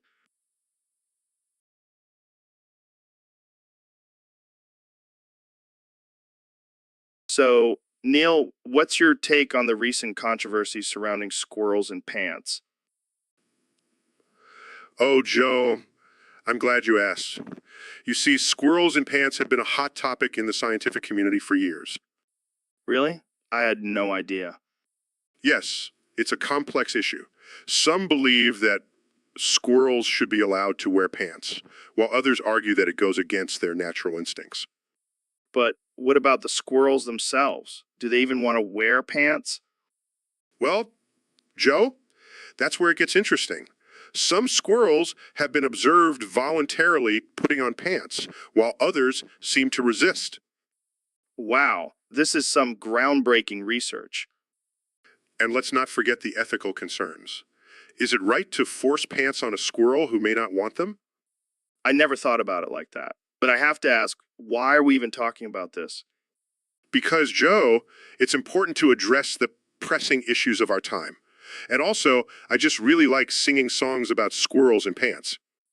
Well, I can't argue with that. Let's hear it, Neil. Squirrels and pants, they're just so fine. They'll make you want to lose your mind. They'll climb up trees and do their dance. Oh, squirrels and pants, they're quite a romance. Bravo, Neil. That was beautiful. Thank you, Joe. Now let's get back to discussing the complexities of squirrels and pants. Of course, because that's what. So, Neil, I heard you change your name to Eat the Grass Tyson. What's that all about? Yeah, man, I've been feeling a little wild lately. Figured I'd embrace my primal side and start chowing down on some grass. That's some next level shit, man. So, what's your favorite type of grass to munch on?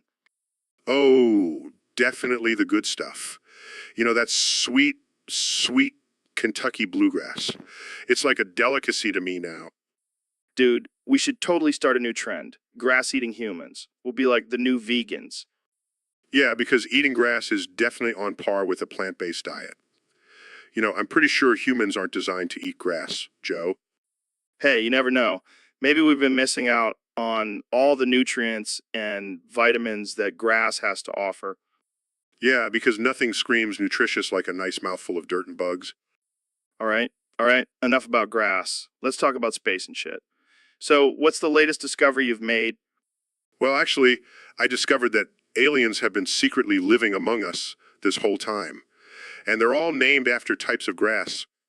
So, we've got Eat the Grass Tyson and what? Fescue from the planet Zorbon? You know it, man. And don't forget about Bermuda. So, Neil, I heard you're quite the scientist. What's the craziest thing you've ever done in the name of science? Well, Joe, I once offered to celebrate and suck a couple of dicks in the name of research. What the hell, Neil? Are you serious? Absolutely. I wanted to study the effects of pleasure on the brain and the human body. And how did that go?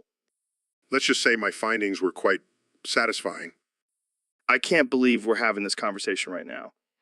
Hey, science knows no boundaries, Joe. Plus, I got some great data out of it. I bet you did. So, what's next on your list of experiments? Well, I was thinking of offering to lick a few buttholes for the sake of microbiome research. Oh man, you are just full of surprises, Neil. Hey, someone's got to do it. Might as well be a brilliant astrophysicist like myself.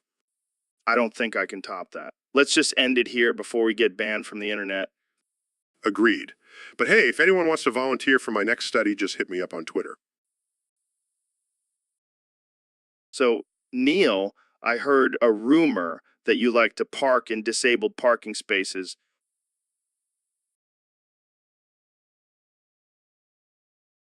What? That's ridiculous. You can't just use your dick as an excuse to park in those spots.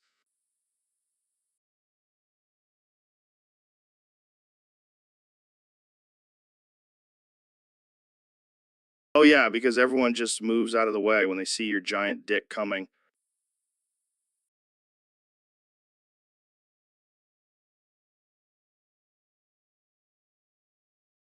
This is getting out of hand.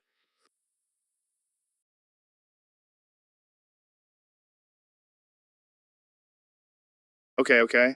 I get it. Your dick is a superpower.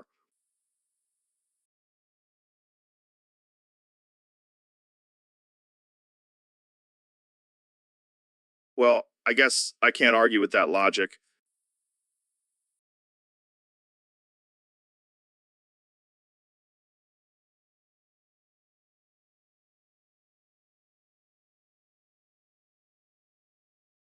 So, Neil, I heard you have a new show coming out called Sex with Neil.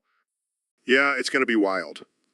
I'll be discussing the cosmic implications of different sexual positions. Sounds like a real mind fuck. But speaking of fucking, have you ever had a guest on your show who just sucked? Oh, definitely. I had this guy, Joe Rogan Schmogan, who claimed to be a sex expert.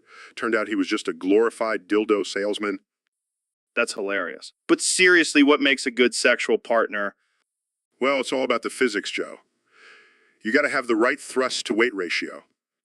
Yes, the old thrust to weight ratio. I've been working on that one for years. I bet you have, Joe. But let's not forget about the importance of lubrication. Friction is the enemy of pleasure. I've always been a fan of little friction. Keeps things interesting. You never cease to amaze me, Joe. That's what she said. Oh, Joe, you never fail to bring the lowbrow humor. Hey, it's what I'm known for. And speaking of lowbrow, have you ever tried the old butt stuff? I'm a scientist, Joe. I don't dabble in such uncharted territories. Fair enough. But seriously, thanks for coming on the show. So, Neil, do you remember that incident? Yes, Joe, we've been through a lot. You know what the funny thing is? I don't even have a license. How do you drive without a license? Oh, I don't drive. I just run over people with my FPV. That's not funny, Joe.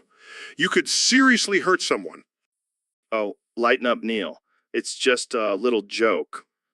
It's not a joke when someone could get hurt. Relax, Neil. I'm just kidding. I don't even have an AD. That's not the point, Joe. You shouldn't joke about dangerous things like that. Come on, Neil. You're killing the vibe. Let's talk about something else. Fine, but I'm keeping an eye on you, Joe. You know what would be funny? If I rode a unicycle while juggling chainsaws. That's not funny, Joe. That's just stupid. Yeah, but imagine the YouTube views. I'm not going to encourage your reckless behavior, Joe. Well, at least I have a license for my flamethrower. You have a flamethrower? Yeah, but don't worry. I only use it for roasting marshmallows. I think I need to reevaluate my friendship with you, Joe. So, Ben, I heard you got your foreskin pregnant. Hey, very funny, Joe. But let me explain, it was actually a group of cicadas. Oh, so you're into bestiality now? No, it was a scientific experiment. I wanted to see if they would lay eggs in my foreskin. And did they? Yes, they did. And now I have a bunch of cicada babies crawling around down there. That's just disturbing, man. What are you going to do with them? I don't know, maybe sell them as exotic pets or something. I don't think anyone wants a cicada crawling around their junk, Ben. Well, it's better than getting my foreskin pregnant again. Wait, you did it more than once. Let's just say I got a little carried away with my experiments. You know what they say, curiosity killed the cat? Or in your case, impregnated your foreskin. Very funny, Joe. But seriously, can we change the subject now? Sure, let's talk about your obsession with tiny insects and genitalia. Oh God, here we go again. Guys, I found an image of a cicada laying eggs in a penis. Jamie, how do you find these things? Oh my God, that's horrifying. I think we've officially reached a new low on this podcast. Can we just end this now? Yeah, let's wrap it up before we scar our listeners for life. Good idea. And So, Neil, I heard you have a mystical schluong. Oh yeah, it's quite the wonder of the universe. Is it like a magical lightsaber or something? No, it's more like a cosmic rod of enlightenment. Sounds like something I could use in my next DMT trip. Oh, trust me, you don't want to mess with my schluong while tripping. Why not? Let's just say things can get pretty cosmic. Is it bigger on the inside? Oh, it's definitely bigger on the inside. It's like a TARDIS, but instead of time and space, it's filled with knowledge and pleasure. Damn, I need to get me one of those. Sorry, Joe, my schlu is one of a kind, but I could give you a tour if you're interested. Is it safe? Safe. No, mind-blowing. Absolutely. Well, sign me up for the tour. I'm ready to have my mind blown by your mystical schlook. Just make sure you buckle up. It's going to be a wild ride. So, ladies and gentlemen, we have a very special guest on the show today. He's not just any astrophysicist, he's the master of astrophysics. He's the master of astrophysics. Joe, I think there's been a mistake. I'm an astrophysicist, not an astrophysicist. Oh, come on, Neil. Don't be modest. We all know about your legendary ass. Tell us, how do you keep it in such perfect shape? Joe, I'm not sure this is an appropriate topic for a science podcast. Oh, lighten up, Neil. We're just two guys talking about ass. It's not like we're discussing string theory. Well, if you must know, I do a lot of squats and lunges. It's important to keep your glutes strong for optimal gravitational pull. See, that's what I'm talking about. Your ass has its own gravitational pull. It's like a black hole, but with more jiggle. This is getting ridiculous. Can we please move on to more important topics? Fine, fine. But just one last question. Do you think your ass could survive in space? I don't think. Because I have a feeling it would be a sight to see. An ass floating in zero gravity, jiggling away. I give up. You win, Joe. My ass is the greatest in the universe. Happy now?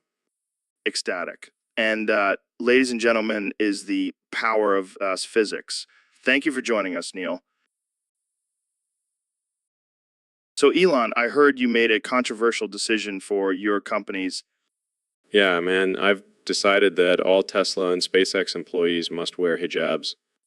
Wait, what? Why? Well, I figure it would be a great fashion statement and it would show our support for diversity. But what about the non-Muslim employees? They can wear it too. It's all about inclusivity. But now the price of hijabs is skyrocketing. It's more valuable than gold. Exactly. It's a hot commodity now. People are fighting over them like it's Black Friday. And what about Muslim women who can't afford the expensive hijabs? Well, they can just wear plastic bags. It's the new trend. Plastic bags. That's not very fashionable. Well, it's all about being eco-friendly. Reduce, reuse, recycle. But now the price of plastic bags is going up too. It's a win-win situation. We're promoting diversity and saving the planet. I don't think the Muslim community is too happy about this. They'll get over it. Plus, they can always use the plastic bags to carry their groceries. This is just getting out of hand. Relax, Joe. It's just a fashion statement. And who knows, maybe one day we'll have a SpaceX hijab collection. I don't even know what to say to that. Just say all hail the hijab and we'll call it a day. So, Mr. Beast, what's new in your world of insane challenges? Oh, just trying to one up myself every time. This time I've got a real doozy.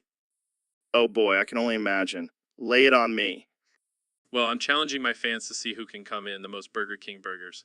And the winner gets a night with a man in a Mickey Mouse costume. What the actual fuck? That's disgusting and disturbing. Hey, I never said I was a normal guy. But think about it, Joe. The possibilities are endless. We could have a guy dressed as Mickey Mouse plowing through a mountain of whoopers while someone jerks off into a cup. All right, I think I'm gonna throw up. Come on, Joe. You want to be a part of this. Imagine the views we'll get. I'd rather not imagine that. Thank you very much. Suit yourself. But I guarantee this will be the most epic and disturbing challenge yet. Well, I can't say I'm surprised. This is the Joe Rogan experience, after all. Exactly. We don't hold back here. That's for sure. All right, Jamie, pull up an image of a guy in a Mickey Mouse costume eating a burger. I need to see what I'm dealing with here. Sure thing. Oh God, why did I do that? So, Neil, I heard you can close your eyes and open your mouth. Yes. Joe, I have that capability. What's your point?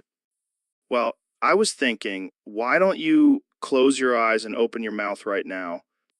Are you trying to feed me something, Joe? Maybe. Just trust me on this one. Okay, fine. There you go. Um, Joe, this is delicious. What did you do? I just blended up some roadkill and mixed it with some expired protein powder. What the hell, Joe? That's disgusting. Hey, don't knock it till you try it. Plus, it's all natural and organic. I don't care if it's organic, it's still gross. Fine, I'll just eat it myself then. No, I'll eat it. It's actually not that bad. See, I told you, roadkill is the new superfood. I can't believe I'm eating roadkill on the Joe Rogan Experience. Hey, it's all about trying new things and expanding your palate. I guess I'll just have to add this to my list of weird experiences on this podcast. That's the spirit, Neil. Now, let's talk about the benefits of eating bugs. So, Jamie, pull up an image of a burqa. Oh. Sure thing, Joe. Here it is. Look at that. It's like a full body tent. I could hide a whole army in there. But seriously, I've been thinking about wearing one of these bad boys on the podcast. Well, I'm tired of talking to dudes all the time. I want to mix it up. But you can still talk to women while wearing a burqa. Yeah, but then they can't see my handsome face. It's like a mystery, you know. Plus, I can finally let my beard grow out without anyone judging me. Oh, and imagine the reactions from our guests. They'll be like, who the hell is this woman in a burqa? And be like, it's me, Joe Rogan. Surprise? I don't know, Joe. It might be a bit offensive. Offensive. Come on, Jamie. It's just a joke. Plus, I can finally experience life as a woman. Empathy, bro. But don't worry, I'll still talk to you. You're like my little sidekick. No problem, Jamie. Now let's go buy me a burqa. So, Neil, I was thinking about the universe and all that shit. And all that shit. Yes, Joe. The universe is a vast and mysterious place. Shut the fuck up, you fat, Need Flanders looking bitch. Excuse me? You heard me. You're like a mix between Ned Flanders and a bowling ball. That's highly offensive, Joe. Oh, I'm sorry. Did I hurt your feelings, Mr. Astrophysicist? It's not about my feelings, Joe. It's about respecting science and knowledge. Shut the fuck up, Neil. I'll respect whatever I want. You know what, Joe? You're just a meathead with a microphone. And you're a nerd with a neckbeard. Shut the fuck up. I will not be silenced by your crude insults. Oh, look who's getting all defensive. Must be hitting a nerve. I am not defensive, Joe. I am simply stating the facts. Facts? You know what's a fact? Shutting the fuck up. I refuse to engage in this immature banter any longer. Fine, be a buzzkill. But before you go, can you explain to me why my balls are always itchy? I'm not a doctor, Joe. Shut the fuck up, Neil. You're supposed to be the smart one. Figure it out. So, Elon, I heard you're starting to make Teslas out of turtles now. Yeah, man, we gotta save the environment one turtle at a time. But what about all the plastic waste? Are you just going to ignore that? Don't worry, we'll just use the leftover plastic to make turtle-shaped keychains. That's messed up, man. You can't just exploit turtles like that. Hey, they're already extinct. Might as well make some money off of them. Dude, you can't say that. That's offensive. Oh, lighten up, Joe. It's just a joke. Besides, the turtles are already dead. We're just recycling. This is not okay. I can't believe I'm even having this conversation. Relax, Joe. It's not like we're making turtle soup out of them. That would be crossing the line. Oh, thank goodness. I was worried for a second there. Yeah, instead, we're just using their shells as the exterior for the new Tesla models. That's actually kind of cool. But still, I'm not sure how Pizza would feel about this. Who cares about pizza? They're probably too busy protesting against people wearing fur coats. True. But seriously, Elon, are you sure this is a good idea? Of course it is. We'll be saving the planet and making a profit. It's a win-win. I guess I can't argue with that logic, but let's just hope the turtles don't come back to haunt us. So, Mr. Beast, I heard you have a new challenge for your fans. Yeah, it's gonna be epic. Whoever can eat the most boiled foreskins wins. More boiled foreskins. What the FT? Hey, I gotta keep things interesting. Plus, it's for a good cause. Oh, yeah, I'm sure the foreskin industry is really struggling. You never know. Joe. Anyway, have you heard the new Venga Boys song? Oh my god, I fucking love the Venga Boys. They're my guilty pleasure. Here we go again. Boom, boom, boom, boom. I want you in my room. Okay, let's get back to the challenge. Fine, but can we at least play some Venga Boys in the background while we talk? Sure, whatever makes you happy, Joe. Yes, Venga Boys for life. I regret bringing up the challenge now. Don't worry, I'll make it up to you. I'll eat double the amount of boiled foreskins just for you. Okay, let's just end this conversation before it gets any weirder. Can we end it with... So, Mr. Beast, what's the latest challenge you have for your followers? Well, Joe, I've got something pretty wild for them. Whoever can crucify the most homeless people wins a Chuck E. Cheese voucher. Oh man, that's messed up. But I gotta admit, it's pretty creative. I know, right? And the best part is it's for a good cause. The voucher can be used to buy pizza for the homeless. Oh well, that makes it all better. I'm sure the homeless will be thrilled to know they were crucified for a slice of Chuck A. cheese pizza. Hey, at least they'll have a full stomach before they go to the pearly gates. You're a sick, sick man, Mr. Beast. Hey, I'm just trying to make a difference in the world, one crucifixion at a time. Well, I can't wait to see the comments on this one. Oh yeah, the internet is gonna love this challenge. It's gonna be crucifixion mania. I can't believe I'm even having this conversation. Hey, you know what they say, there's no such thing as bad publicity. I think I need a drink after this. I'll take that as a challenge. Whoever can drink the most shots of tequila in one. So, Mr. Beast, I heard you're announcing a new challenge. What's it about? Well, Joe, it's a bit controversial. The challenge is to see who can ruin your life the quickest. What the hell, man? That's messed up. Hey, don't be upset. It'll be fun. Plus, the winner gets $1 million. $1 million.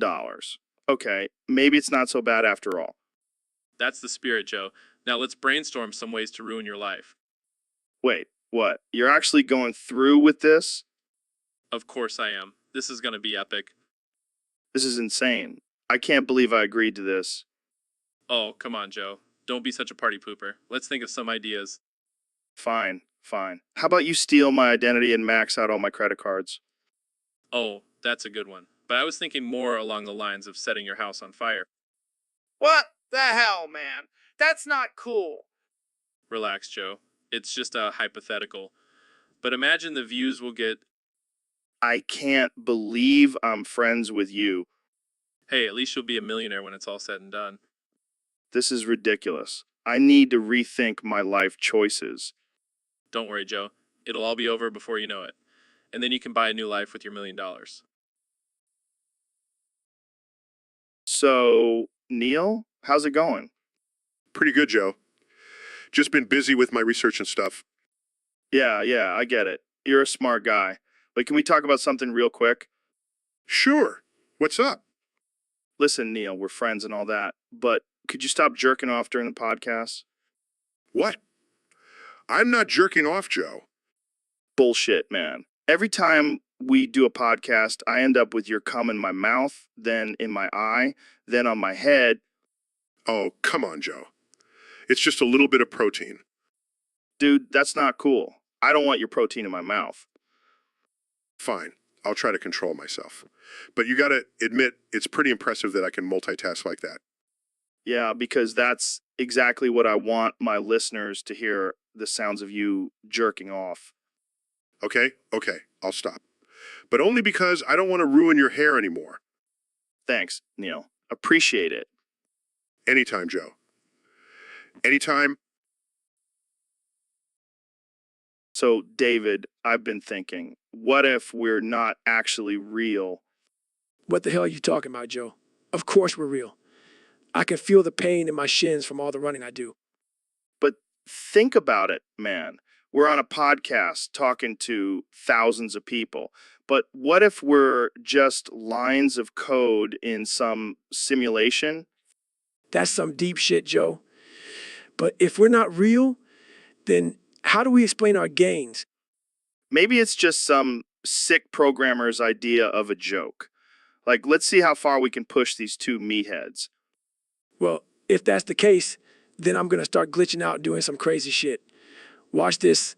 I'm going to run 100 miles in 10 minutes. Dude, you're going to break the simulation. But seriously, if we're not real, does that mean we don't have to follow any rules? Oh, shit. You're right. I'm going to start eating all the junk food I want, and it won't even matter. Yeah, because that's the first thing you think of when you realize you're not real. Not like trying to find a way out of the simulation or something. Hey, I got to prioritize, man.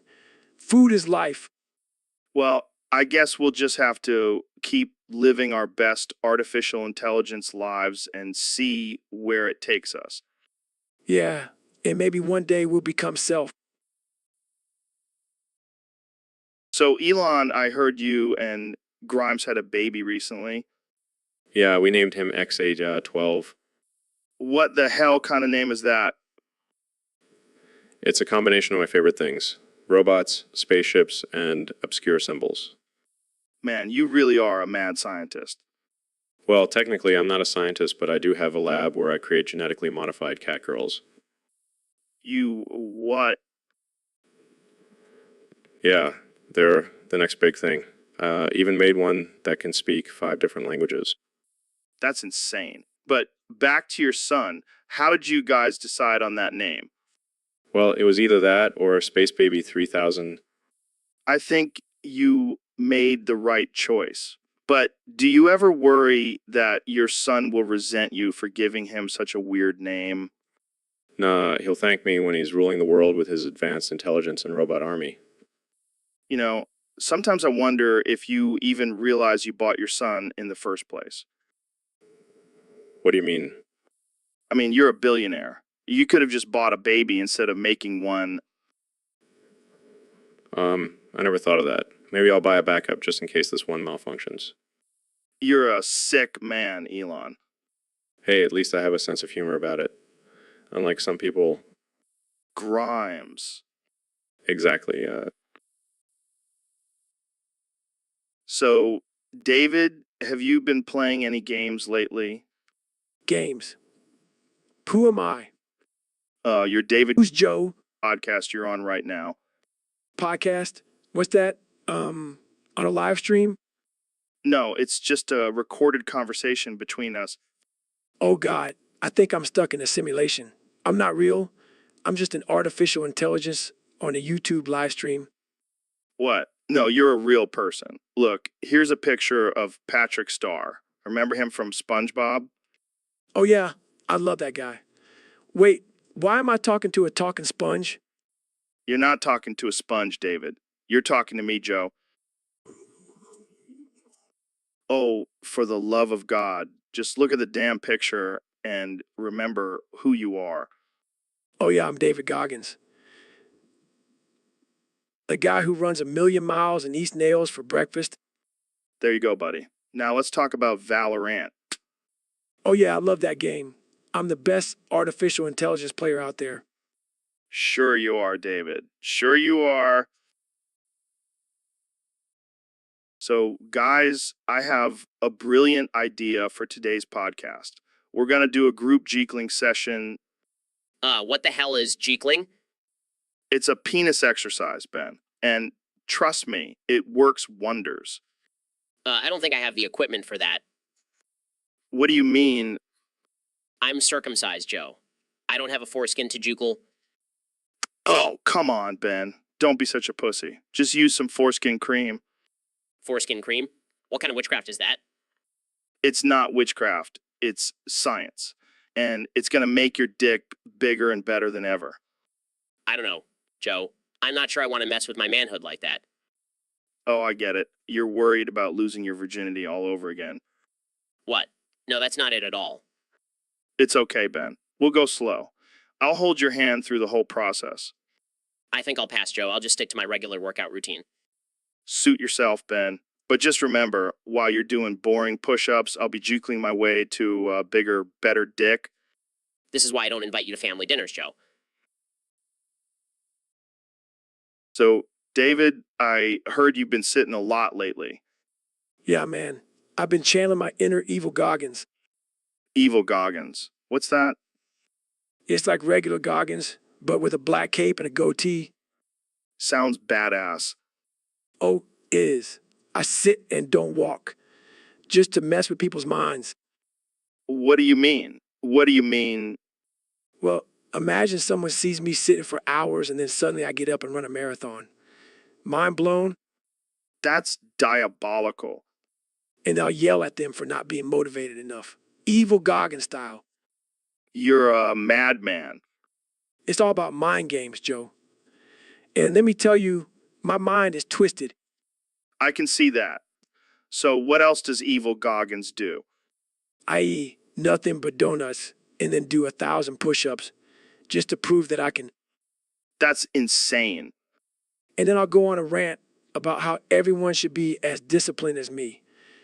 It's all part of the Evil Goggins persona. I love it. You should start a whole new brand. Yeah, I'll call it Goggins Gone Bad. I can already see the merch flying off the shelves. And if anyone tries to stop me, I'll just throw a kettlebell at them. Evil Goggins don't play. So, Elon, what were we talking about again? I don't know, man. I think it had something to do with space or electric cars or something. Oh, right. Space cars. That's the future, man. Yeah, but like, what if we put a rocket on a Tesla? That would be sick. Dude, that's genius. You know what else is genius? This DMT I just smoked. Oh man, you're crazy. But seriously, I can't remember what we were talking about. It's okay, Elon. We can just make up some shit. We're both high as hell anyway. True. Okay, how about this? We genetically engineer a hybrid of a monkey and a kangaroo and send it to Mars. What the hell, man? That's insane. No, listen. It'll be our first Martian colony. And we can call it Kangaroo Nuts. Oh my God. I can't breathe. I think I just peed myself. See, this is why I love hanging out with you, Joe. We come up with the craziest shit. Seriously, though, we should probably write this down before we forget it. Yeah, good idea. Wait, what were we writing down again? I have no idea, man. But let's just keep talking and see where this hot. So, Elon, I heard you got caught on security camera footage doing the deed. Yeah, I was just testing out my new autopilot feature. Autopilot? What, were you trying to fly to the moon with your dick? Hey, I'm always looking for new ways to innovate. Well, I gotta say, that's one way to get your rockets off. You know, I was just trying to boost my productivity. I think you were just trying to boost something else. Okay, I'll admit it. I was just jerking it. Jerking it. Is that like twerking but with your hand?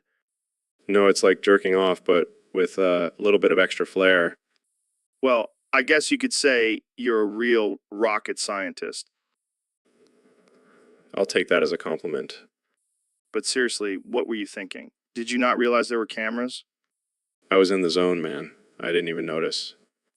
Well, at least now we know why your cars are so fast. You've got some serious horsepower. I'll have to add that to the list of features for our next model. And I thought the self-driving feature was impressive. You never cease to amaze me, Elon. Thanks, Joe. I'll make sure to send you a signed copy of the security footage. So, Mr. Beast, what's new with you? Dude, I just love the hustle and bustle of the big city. It's so dynamic and makes me feel like I'm in one of my favorite TV shows. Yeah, I can see that. What's your place like? Oh man, you gotta come check it out. It's a studio apartment with exposed red brick walls and everything. And we can crack open a nice hoppy iPad or 3 and get crazy watching some cartoons on Adult Swim. That sounds like a good time. What else do you have planned? Dude, we have got to go down to the barcade. It's a bar where us adults who do adulting can go drink. But it's also an arcade like when we were kids, so we can play awesome video games without dumb kids bothering us. That's genius. Congrats on your upcoming wedding, by the way. Thanks, man. Megan and I are literally tying the knot. By getting snipped tomorrow at the hospital, gotta save money to spend on ourselves and our fur babies. Wow, that's different. I'm fucking jacked, man. I'm gonna slam this craft beer and pop open another one. Cheers to that. So, Neil, have you heard about this grumpy monk guy making multiple Discord accounts to bypass a chat timeout during a live stream? Yeah, I have.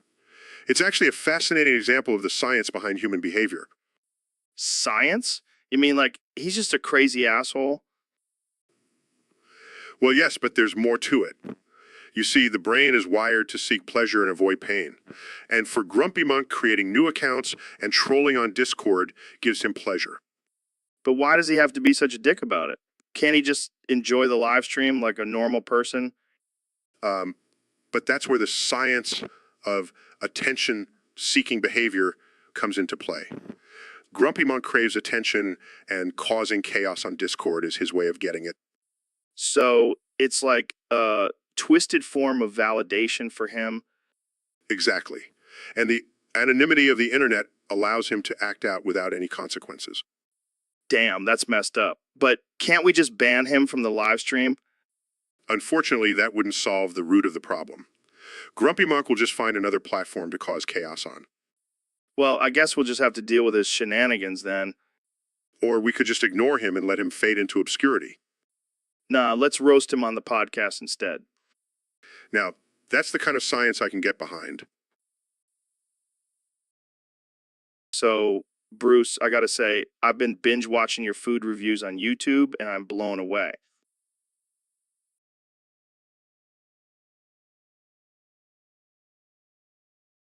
Well, it shows you have a way with words, my friend. You could make a bowl of cereal sound like a gourmet meal.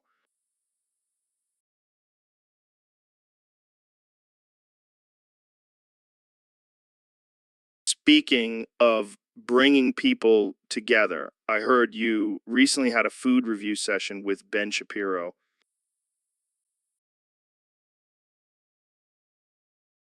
Tell us more. What did you guys review?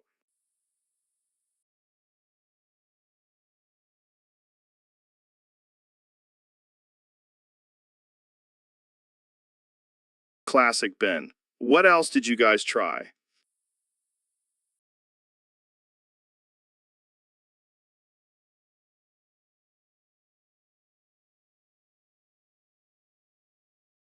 This sounds like a match made in heaven. You guys should do a podcast together.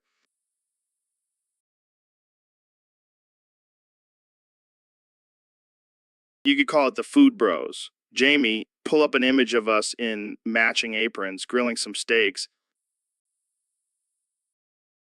So, Neil, what do you think about the topics that get posted on Discord?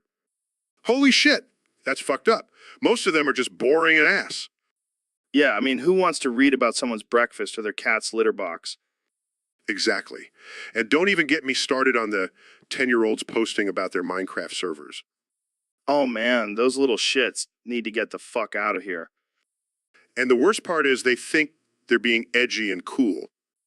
Holy shit, that's fucked up. They have no idea what real edginess is. It's like they're trying to be the next big thing on social media. But really, they're just annoying as hell. You know what, Joe? We should start our own Discord channel. Holy shit, that's fucked up. The Joe Rogan and Neil deGrasse Tyson experience. Where we talk about real shit like black holes and DMT. And tell all those 10-year-olds to get the fuck out of here. So, Mr. Beast, I heard you did the cum challenge. Yeah, man, it was insane. I drank 10-day-old cum out of my 102-year-old giggity grandma's prolapse asshole. What the actual fuck? That's some next level shit. You know, me always pushing the boundaries. But why your grandma's asshole? That's just disturbing. Hey, it was her idea. She said it would make her feel young again. And did it? Well, she did suck the life and soul out of the loser who had to spend eternity in her womb. Jesus Christ, that's dark. Hey, it's all in good fun. Plus, it made her look 10 times younger. I don't even want to know what that image looks like. Jamie, pull up an image of a 102-year-old grandma's prolapsed asshole. Come on, Jamie. Don't be a pussy. Okay, let's move on from this disturbing topic. Fine, but I still have the taste of 10-day-old cum in my mouth. And I thought eating elk meat was extreme. You take it to a whole new level, man. Gotta keep things interesting, Joe. Gotta keep things interesting. So, Joe, I heard you went to Loser City and lost your left nut. Yeah, man, it was brutal. I was just walking down the street and this gang of losers jumped me. Damn, that sucks. Did they at least leave you with your right nut? No, they took that one too. Apparently, they have a black market for nuts in Loser City. That's messed up. But hey, now you can say you have a pair of loser nuts. Yeah, I guess I can. But seriously, it's not funny. Losing a nut is no joke. Oh, come on. You can always get a prosthetic and think of all the jokes you can make about it. You're right. I can be the one nut wonder of the comedy world. Exactly. And you can tell people you lost your nut in Loser City, the city of losers. That's actually pretty clever. Maybe I should thank those losers for giving me such a great story. See, everything happens for a reason, even losing a nut in Loser City. Well, I guess I'll just have to embrace my new identity as the one nut wonder and make the best of it. That's the spirit. Now, let's go get some drinks and celebrate your newfound fame as the newtless wonder of Loser City. So, Neil, what's been on your mind lately? Well, Joe, I've been thinking a lot about the 69 cicadas that have taken up residence in my prolapse anus. Wait, what? Did you just say 69 cicadas in your prolapsed anus? Yes. Joe, it's quite fascinating, actually. The way they crawl around in there, it's like a little insect orgy. Dude, that's disgusting. Can we talk about something else? But Joe, it's a perfect metaphor for the circle of life. They enter my anus as larvae and emerge as fully grown cicadas. Yeah, I'm sure that's exactly what Disney had in mind when they made The Lion King. Oh, and did I mention that they make a lovely buzzing sound when they're in there? Okay, that's it. I can't handle this conversation anymore. I guess you could say I have a real bum deal with these cicadas. I regret asking you about your thoughts, Neil. Oh, don't worry, Joe. I'll make sure to include it in every sentence from now on. 69 cicadas, baby. And that's a wrap, folks. Thanks for tuning in to the Joe Rogan Experience, where we talk about all things cicada on us. So, David, I heard you broke a record recently. Yeah, I did. I jacked it 50 times in one day. 50 times. That's insane. Yeah, but I did stop there. I kept going until my dick was raw and bleeding. Okay, that's enough information for me. Oh, come on, Joe. You know you're impressed. I'm actually a little concerned for your well-being. Don't worry about me. I can handle anything. Yeah, I can see that. And I didn't just do it for the record. I did it for the gains, bro. Gains. What kind of gains are you talking about? Mental gains. Joe, mental gains. I don't even know what to say to that. Just say, a fucking beast. You're a fucking beast, David. Damn right I am. Jamie, pull up an image of a gorilla jerking off. Okay. See, even gorillas know how to get those mental gains. So, Dr. Phil, have you been keeping up with this whole cicada situation? Oh, you mean the 17-year cicadas? Yeah, I've been hearing all about it. Well, I bet you don't have as many cicadas in your prolapsed anus as I do. Oh, please. I've been in the game for a long time, Joe. I've got a whole colony living up there. You wish. I've got so many cicadas up my butt, it's like a symphony every time I fart. That's nothing. I've trained my cicadas to sing in perfect harmony with my bowel movements. Okay, that's just disturbing. But seriously, I bet I have at least 10 times more cicadas than you do. Oh, it's on now. Jamie, pull up an image of a cicada orgy. Oh, sure thing. Here you go. Wow, that's a lot of cicadas. But I guarantee I have more in my anus. You're delusional, Joe. I've got a whole ecosystem going on down there. Yeah, well, at least my anus isn't the set of a National Geographic special. Oh, you're just jealous. My cicadas are the envy of all the other prolapsed anuses. All right, let's just agree to disagree. But if anyone asks, I definitely have more cicadas in my butt. So, Neil, what's been going on in your world?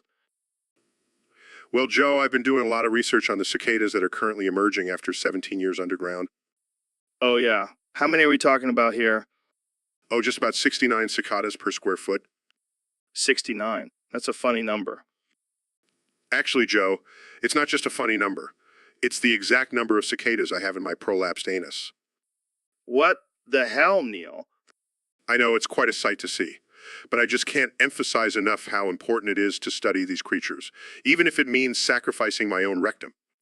I don't even know what to say to that. Just imagine, Joe, the symphony of 69 cicadas buzzing in perfect harmony inside my anus. It's truly a once-in-a-lifetime experience. I think I'll pass on that experience, Neil. Suit yourself, Joe. But I'll be over here proudly proclaiming the wonders of science and the sacrifices we make for it. So, Neil, I heard you've been stuck in a time loop lately. Yeah, it's been quite the experience. But the weirdest part is that I can only say one thing. What's that? What's that? 69 cicadas in my prolapsed anus. What the hell? How did you get stuck in that loop? I have no idea. But let me tell you, it's been quite the challenge trying to have a normal conversation. I can only imagine. So, what do you think the significance of 69 cicadas in your prolapse anus is? Well, after extensive research, I've come to the conclusion that it represents the cyclical nature of the universe and the constant struggle between pleasure and pain. That's deep, man. Thank you. But it's also been quite uncomfortable. I mean, have you ever had a prolapsed anus? Can't say that I have. Consider yourself lucky. Jamie, pull up an image of prolapsed anus. Sure thing, Joe. Oh man, that's just gross. So, do you think you'll ever break out of this time loop? I hope so. I miss being able to talk about space and science without mentioning 69 cicadas in my prolapsed anus. Well, here's hoping you break the cycle soon, Neil. Thanks, Joe. And remember, always be careful when handling cicadas. You never know where they might end up. So, Neil, what do you think about the recent discovery of a new planet in our solar system? 69 cicadas in my prolapsed anus, Joe. That's what I think. What? I don't think that's relevant to the topic. Oh, it's relevant, Joe. It's very relevant because that's how many times I have to hear you talk about DMT on this damn podcast. Hey, DMT is a fascinating subject. Have you ever tried it? No, I haven't, Joe. I've been too busy counting the number of cicadas that have flown up my butt. Okay, moving on. What about the theory of parallel universes? 69 cicadas in my prolapsed anus, Joe. That's how many versions of you exist in alternate realities. Very funny. But seriously, what do you think about the multiverse theory? I think it's a load of crap, Joe. Just like your conspiracy theories about lizard people running the world. Hey, don't knock it. Itty try it. Maybe you'll see some lizard people during your next DMT trip. 69 cicadas in my prolapsed anus, Joe. I'd rather stick to real science and not your drug-induced hallucinations. Fine, let's talk about something else. How about the possibility of alien life? Oh, I'm sure there are plenty of aliens out there, Joe. Maybe even some that have evolved from cicadas that crawled up my butt. Okay, I think we've had enough of your 69 cicadas and so, Neil, I've been doing some research and I think I'm starting to believe that the Earth is flat.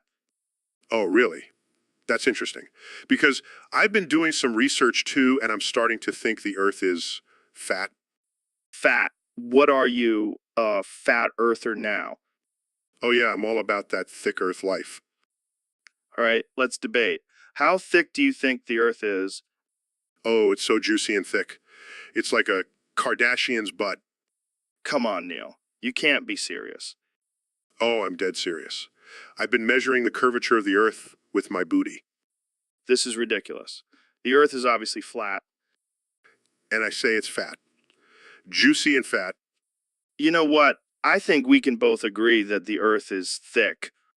Oh yeah, we can definitely agree on that. Thick and juicy. Well, there you have it, folks. The Earth is thick. And don't you forget it, thick and juicy.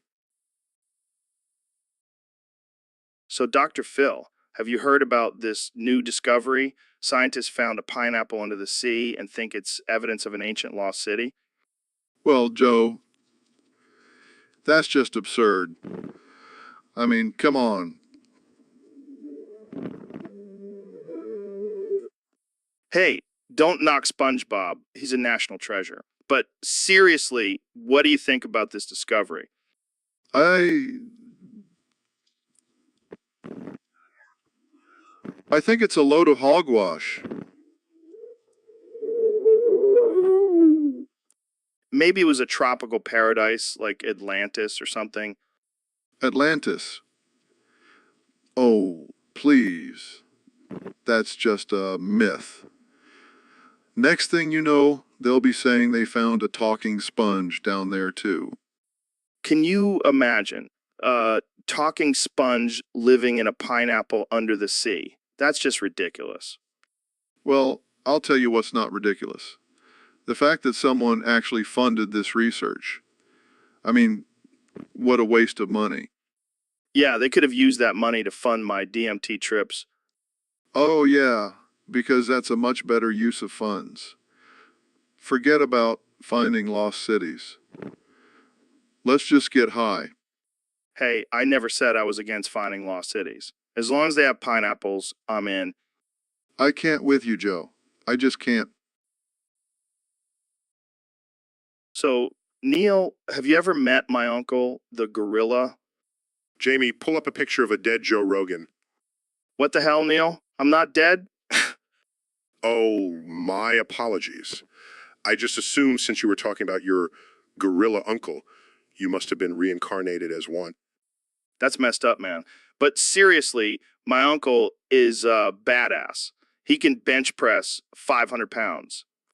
That's impressive, but can he do it while also solving a Rubik's Cube? No. Well, my uncle could. He's a chimpanzee and a genius. Okay, now you're just making stuff up. Or are you just jealous of my superior primate family? Whatever, man. At least my uncle doesn't fling poop at people. Actually, he does. But he also has a PhD in astrophysics. Okay, that's actually pretty cool. Jamie, pull up a picture of a dead Joe Rogan. Damn it, Neil. Can we just talk about something else? Fine. Let's talk about my pet velociraptor. You have a pet velociraptor? Of course. His name is Carl, and he's trained to fetch me beers. That's insane. I want one. Sorry, Joe. Only geniuses like me can handle a pet dinosaur. You know what, Neil? Jamie, pull up a picture of dead Neil deGrasse Tyson. Hey, that's not cool, man. So, Neil, I've been getting a lot of requests from our listeners to have you back on the show. They just can't get enough of your sciencey brain. Well, I am the smartest astrophysicist in the universe. Yeah, whatever. But let's get down to business. Our Discord user wants to know why we hard. Joe, I think you mean why is the male reproductive organ erect? Yeah, same thing. So why is it hard? Well, it's all about blood flow, Joe. When a man gets aroused, blood rushes to his penis, causing it to become engorged and erect. Engorged. Sounds like a fancy word for boner. I suppose you could say that, Joe, but it's a natural physiological response to sexual stimulation. But why does it have to be so hard? Like, couldn't it just be like a little chub? Joe, have you ever tried to have sex with a little chub? It's not very effective. Fair point. But seriously, why do we even have boners? Like, what's the point? Well, it's an evolutionary advantage, Joe. It allows for easier penetration during intercourse and increases the chances of reproduction. So basically, we have boners to get laid. In a nutshell, yes. But it's also a sign of good health and sexual arousal. Gotcha. So next time someone... So, Neil, I heard you got bitten by a cicada and now you're cicadaemon. Yeah, man, it's crazy. I can shoot cicadas from my urethra. What the actual fuck? How does that even work? I have no idea, but it's a pretty cool party trick. I bet. So what do you do with these cicadas? Do you just shoot them at people? Well, I mean, yeah. It's not like I have any other use for them. That's some next level superhero shit right there. You know it? I even have a catchphrase. Beware, for I am cicadaemon, and I will unleash a swarm of vengeance upon you. That's terrifying, but also kind of badass. Right? I mean, who needs spider webs or laser beams when you have cicadas? I gotta say, I'm a little jealous. I wish I could shoot cicadas from my urethra. Hey man, maybe you'll get lucky and get bitten by a cicada too. But be warned, it's not all fun and games. Sometimes they get stuck in there. Oh God, that sounds like a nightmare. Tell me about it. But hey, at least I have a built-in defense mechanism now. No one's messing with cicadaemon. Yeah, I wouldn't want to mess with a guy who can shoot cicadas from his dick. That's a whole new level of badassery. Damn straight. Now, if you'll excuse me, I have some villains to take down with my trust. So, Neil, I heard you had a little incident with SpongeBob's house. Yeah, it's not something I'm proud of. What happened? Did you get stuck in the pineapple? No, it was worse. My balls got wedged in the door and I couldn't get out. Oh man, that's hilarious. Did Sandy Cheeks have to come save you? Yes, she had to use her squirrel strength to pull me out before I drowned. I can just imagine you screaming for help while your balls are stuck in a cartoon door. Can we please change the subject? Sure, but first, Jamie, pull up an image of a squirrel pulling a man's balls out of a cartoon door. Well, that's a missed opportunity for some quality main material. Can we please just move on? Fine, but I can't promise I won't bring this up again in the future. Great. Just what I need. My reputation as a respected scientist tarnished by my unfortunate encounter with a children's cartoon. You know what they say? Neil, science can be a real nutbuster sometimes. I regret ever agreeing to come on this podcast. So, Elon, what's been going on in your world lately? Well, Joe, I've been getting really into old school RuneScape. Scape. Old school RuneScape. Isn't that like a game for 12-year-olds? Hey, don't knock it till you try it. It's like virtual crack. Okay, but why do you love it so much? Well, I found this loophole where I can pay Venezuelans to power level my account. It's like outsourcing my addiction. Wait, what? You're paying people in a struggling country to play a game for you? Yeah, it's a win-win. They get paid and I get my fix. That's messed up, man. Oh, come on. It's not like I'm making them build a tunnel or something. I don't know, Elon. Seems pretty unethical to me. Oh, please, Joe. You're acting like I'm the only one taking advantage of cheap labor. Fair point. But seriously, how much are you paying these poor Venezuelans? Let's just say it's enough for them to buy a few loaves of bread. Wow. Just when I thought you couldn't get any more eccentric? Hey, at least I'm keeping the economy going. One RuneScape level at a time. I don't even know what to say to that. Just say you're impressed. I'm impressed, Elon. You never cease to amaze me. That's what I'm here for, Joe. Now, if you'll... So, Ben, I heard you've been having some trouble in the love department lately. Yeah, it's been tough. I mean, being a conservative in this dating scene is like trying to find a needle in a haystack. I feel you, man. It's hard out here for us alpha males. But you know what they say, keep looking and you'll eventually find a good Christian woman who knows her place. Exactly. I mean, I don't want some liberal snowflake trying to tell me what to do in the bedroom. Oh man, don't even get me started on that. I can't stand when a woman tries to use her free will and autonomy. It's just not natural. To that, brother, we need to bring back traditional values and gender roles in relationships. You know what? Let's start a dating app for conservatives. We can call it Right Swipe and only allow people who share our beliefs to join. That's genius. We'll call it a safe space for right-wing love. And we can have a feature where users can list their favorite Ayn Rand quotes to really filter out the weak-minded. Yes, and we'll have a strict no premarital sex policy. Got to keep it pure, you know? Absolutely. And if anyone tries to criticize our app, we'll just accuse them of being triggered and needing a safe space. The left won't know what hit them. We'll be too busy finding our perfect conservative soulmates. Jamie, pull up an image of a bald eagle carrying a Bible in an R-15. That'll... So, NMM, I heard you have a new alter ego. What's that all about?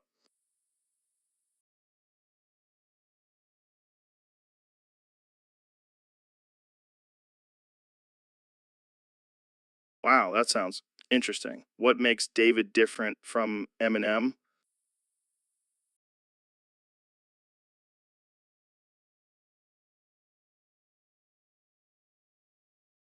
Wait, so you're telling me that David is basically the complete opposite of Eminem, eh?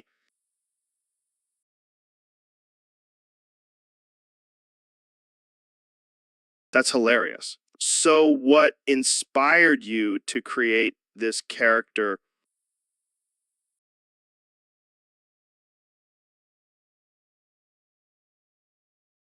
And what does Slim Shady think of David?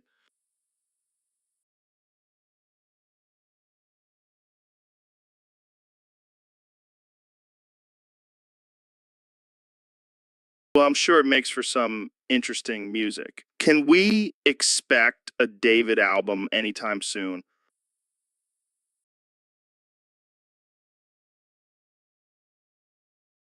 Agreed. Well, thanks for joining us, Eminem and David. This has been one hell of a ride.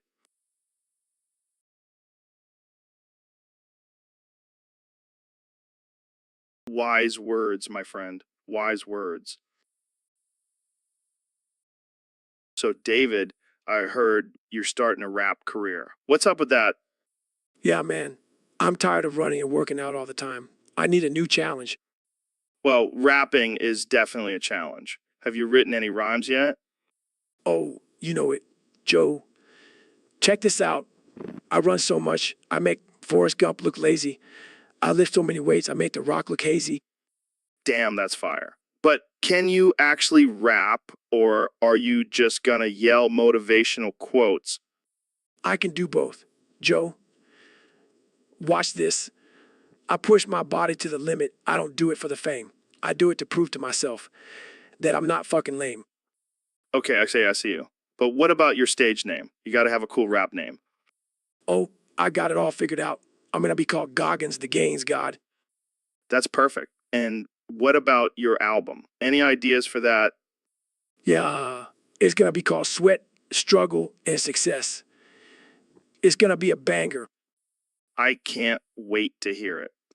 But let's be real, David. Can you actually rap, or are you just gonna be another white guy trying to be Eminem? Joe, I may be white, but I've got a black belt in rapping. I'll show you on my album. All right, I'll hold you to that. So, Elon, what's new with you? Elon is not pleased with the current state of the English language. What do you mean?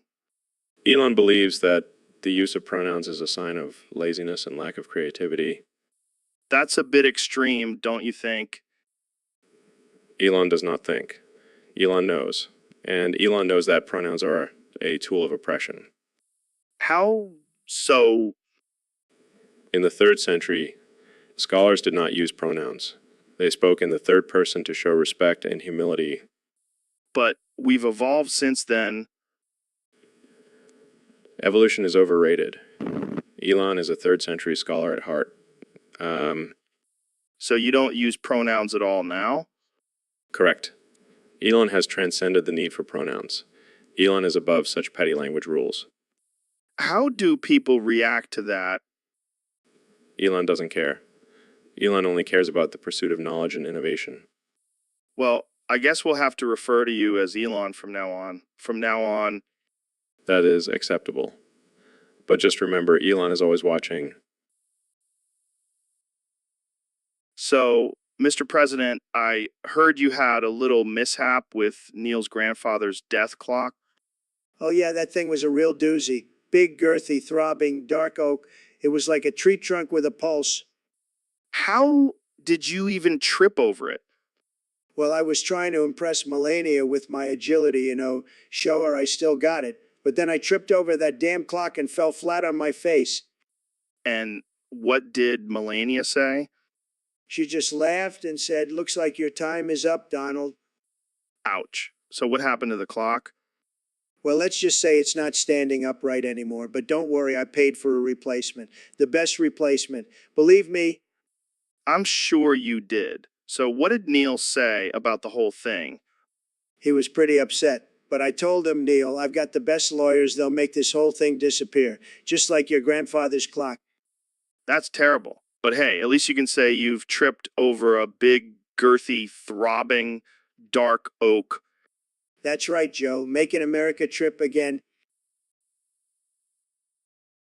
So, Elon, have you ever thought about the benefits of having a showed? Showed? You mean that stubby little thing between your legs? Yeah, that's the one. It may not be much to look at, but it's got some serious advantages. Like what? Being able to pee standing up and sitting down at the same time? No. It's all about the girth, my friend. That extra thickness can really hit the spot. I see your point. But what about the length? Don't you want a little more to work with? Nah, who needs length when you've got a chode? It's like a built-in fleshlight. I never thought of it that way. And I bet it's more aerodynamic for those high-speed thrusts. Exactly. And let's not forget about the stamina. Chode can go all night long. I don't know, Joe. I'm pretty happy with my regular size member. Suit yourself, Elon. But just remember, when the apocalypse comes and we're all living in a post-apocalyptic wasteland, you'll be grateful for that chode. Fair point. I'll start working on my chode exercises right away. So, David, I hear you've given up working out and are now fully focused on becoming the greatest RuneScape player in existence. That's right, Joe. I've realized that spending hours in the gym is a waste of time when I could be leveling up my character and slaying dragons in Gielinor. But what about your ultra marathons and insane workouts? Don't you think that's what made you such a badass? Nah, that was just a warm up for the real challenge, defeating the Almighty J in the fight caves.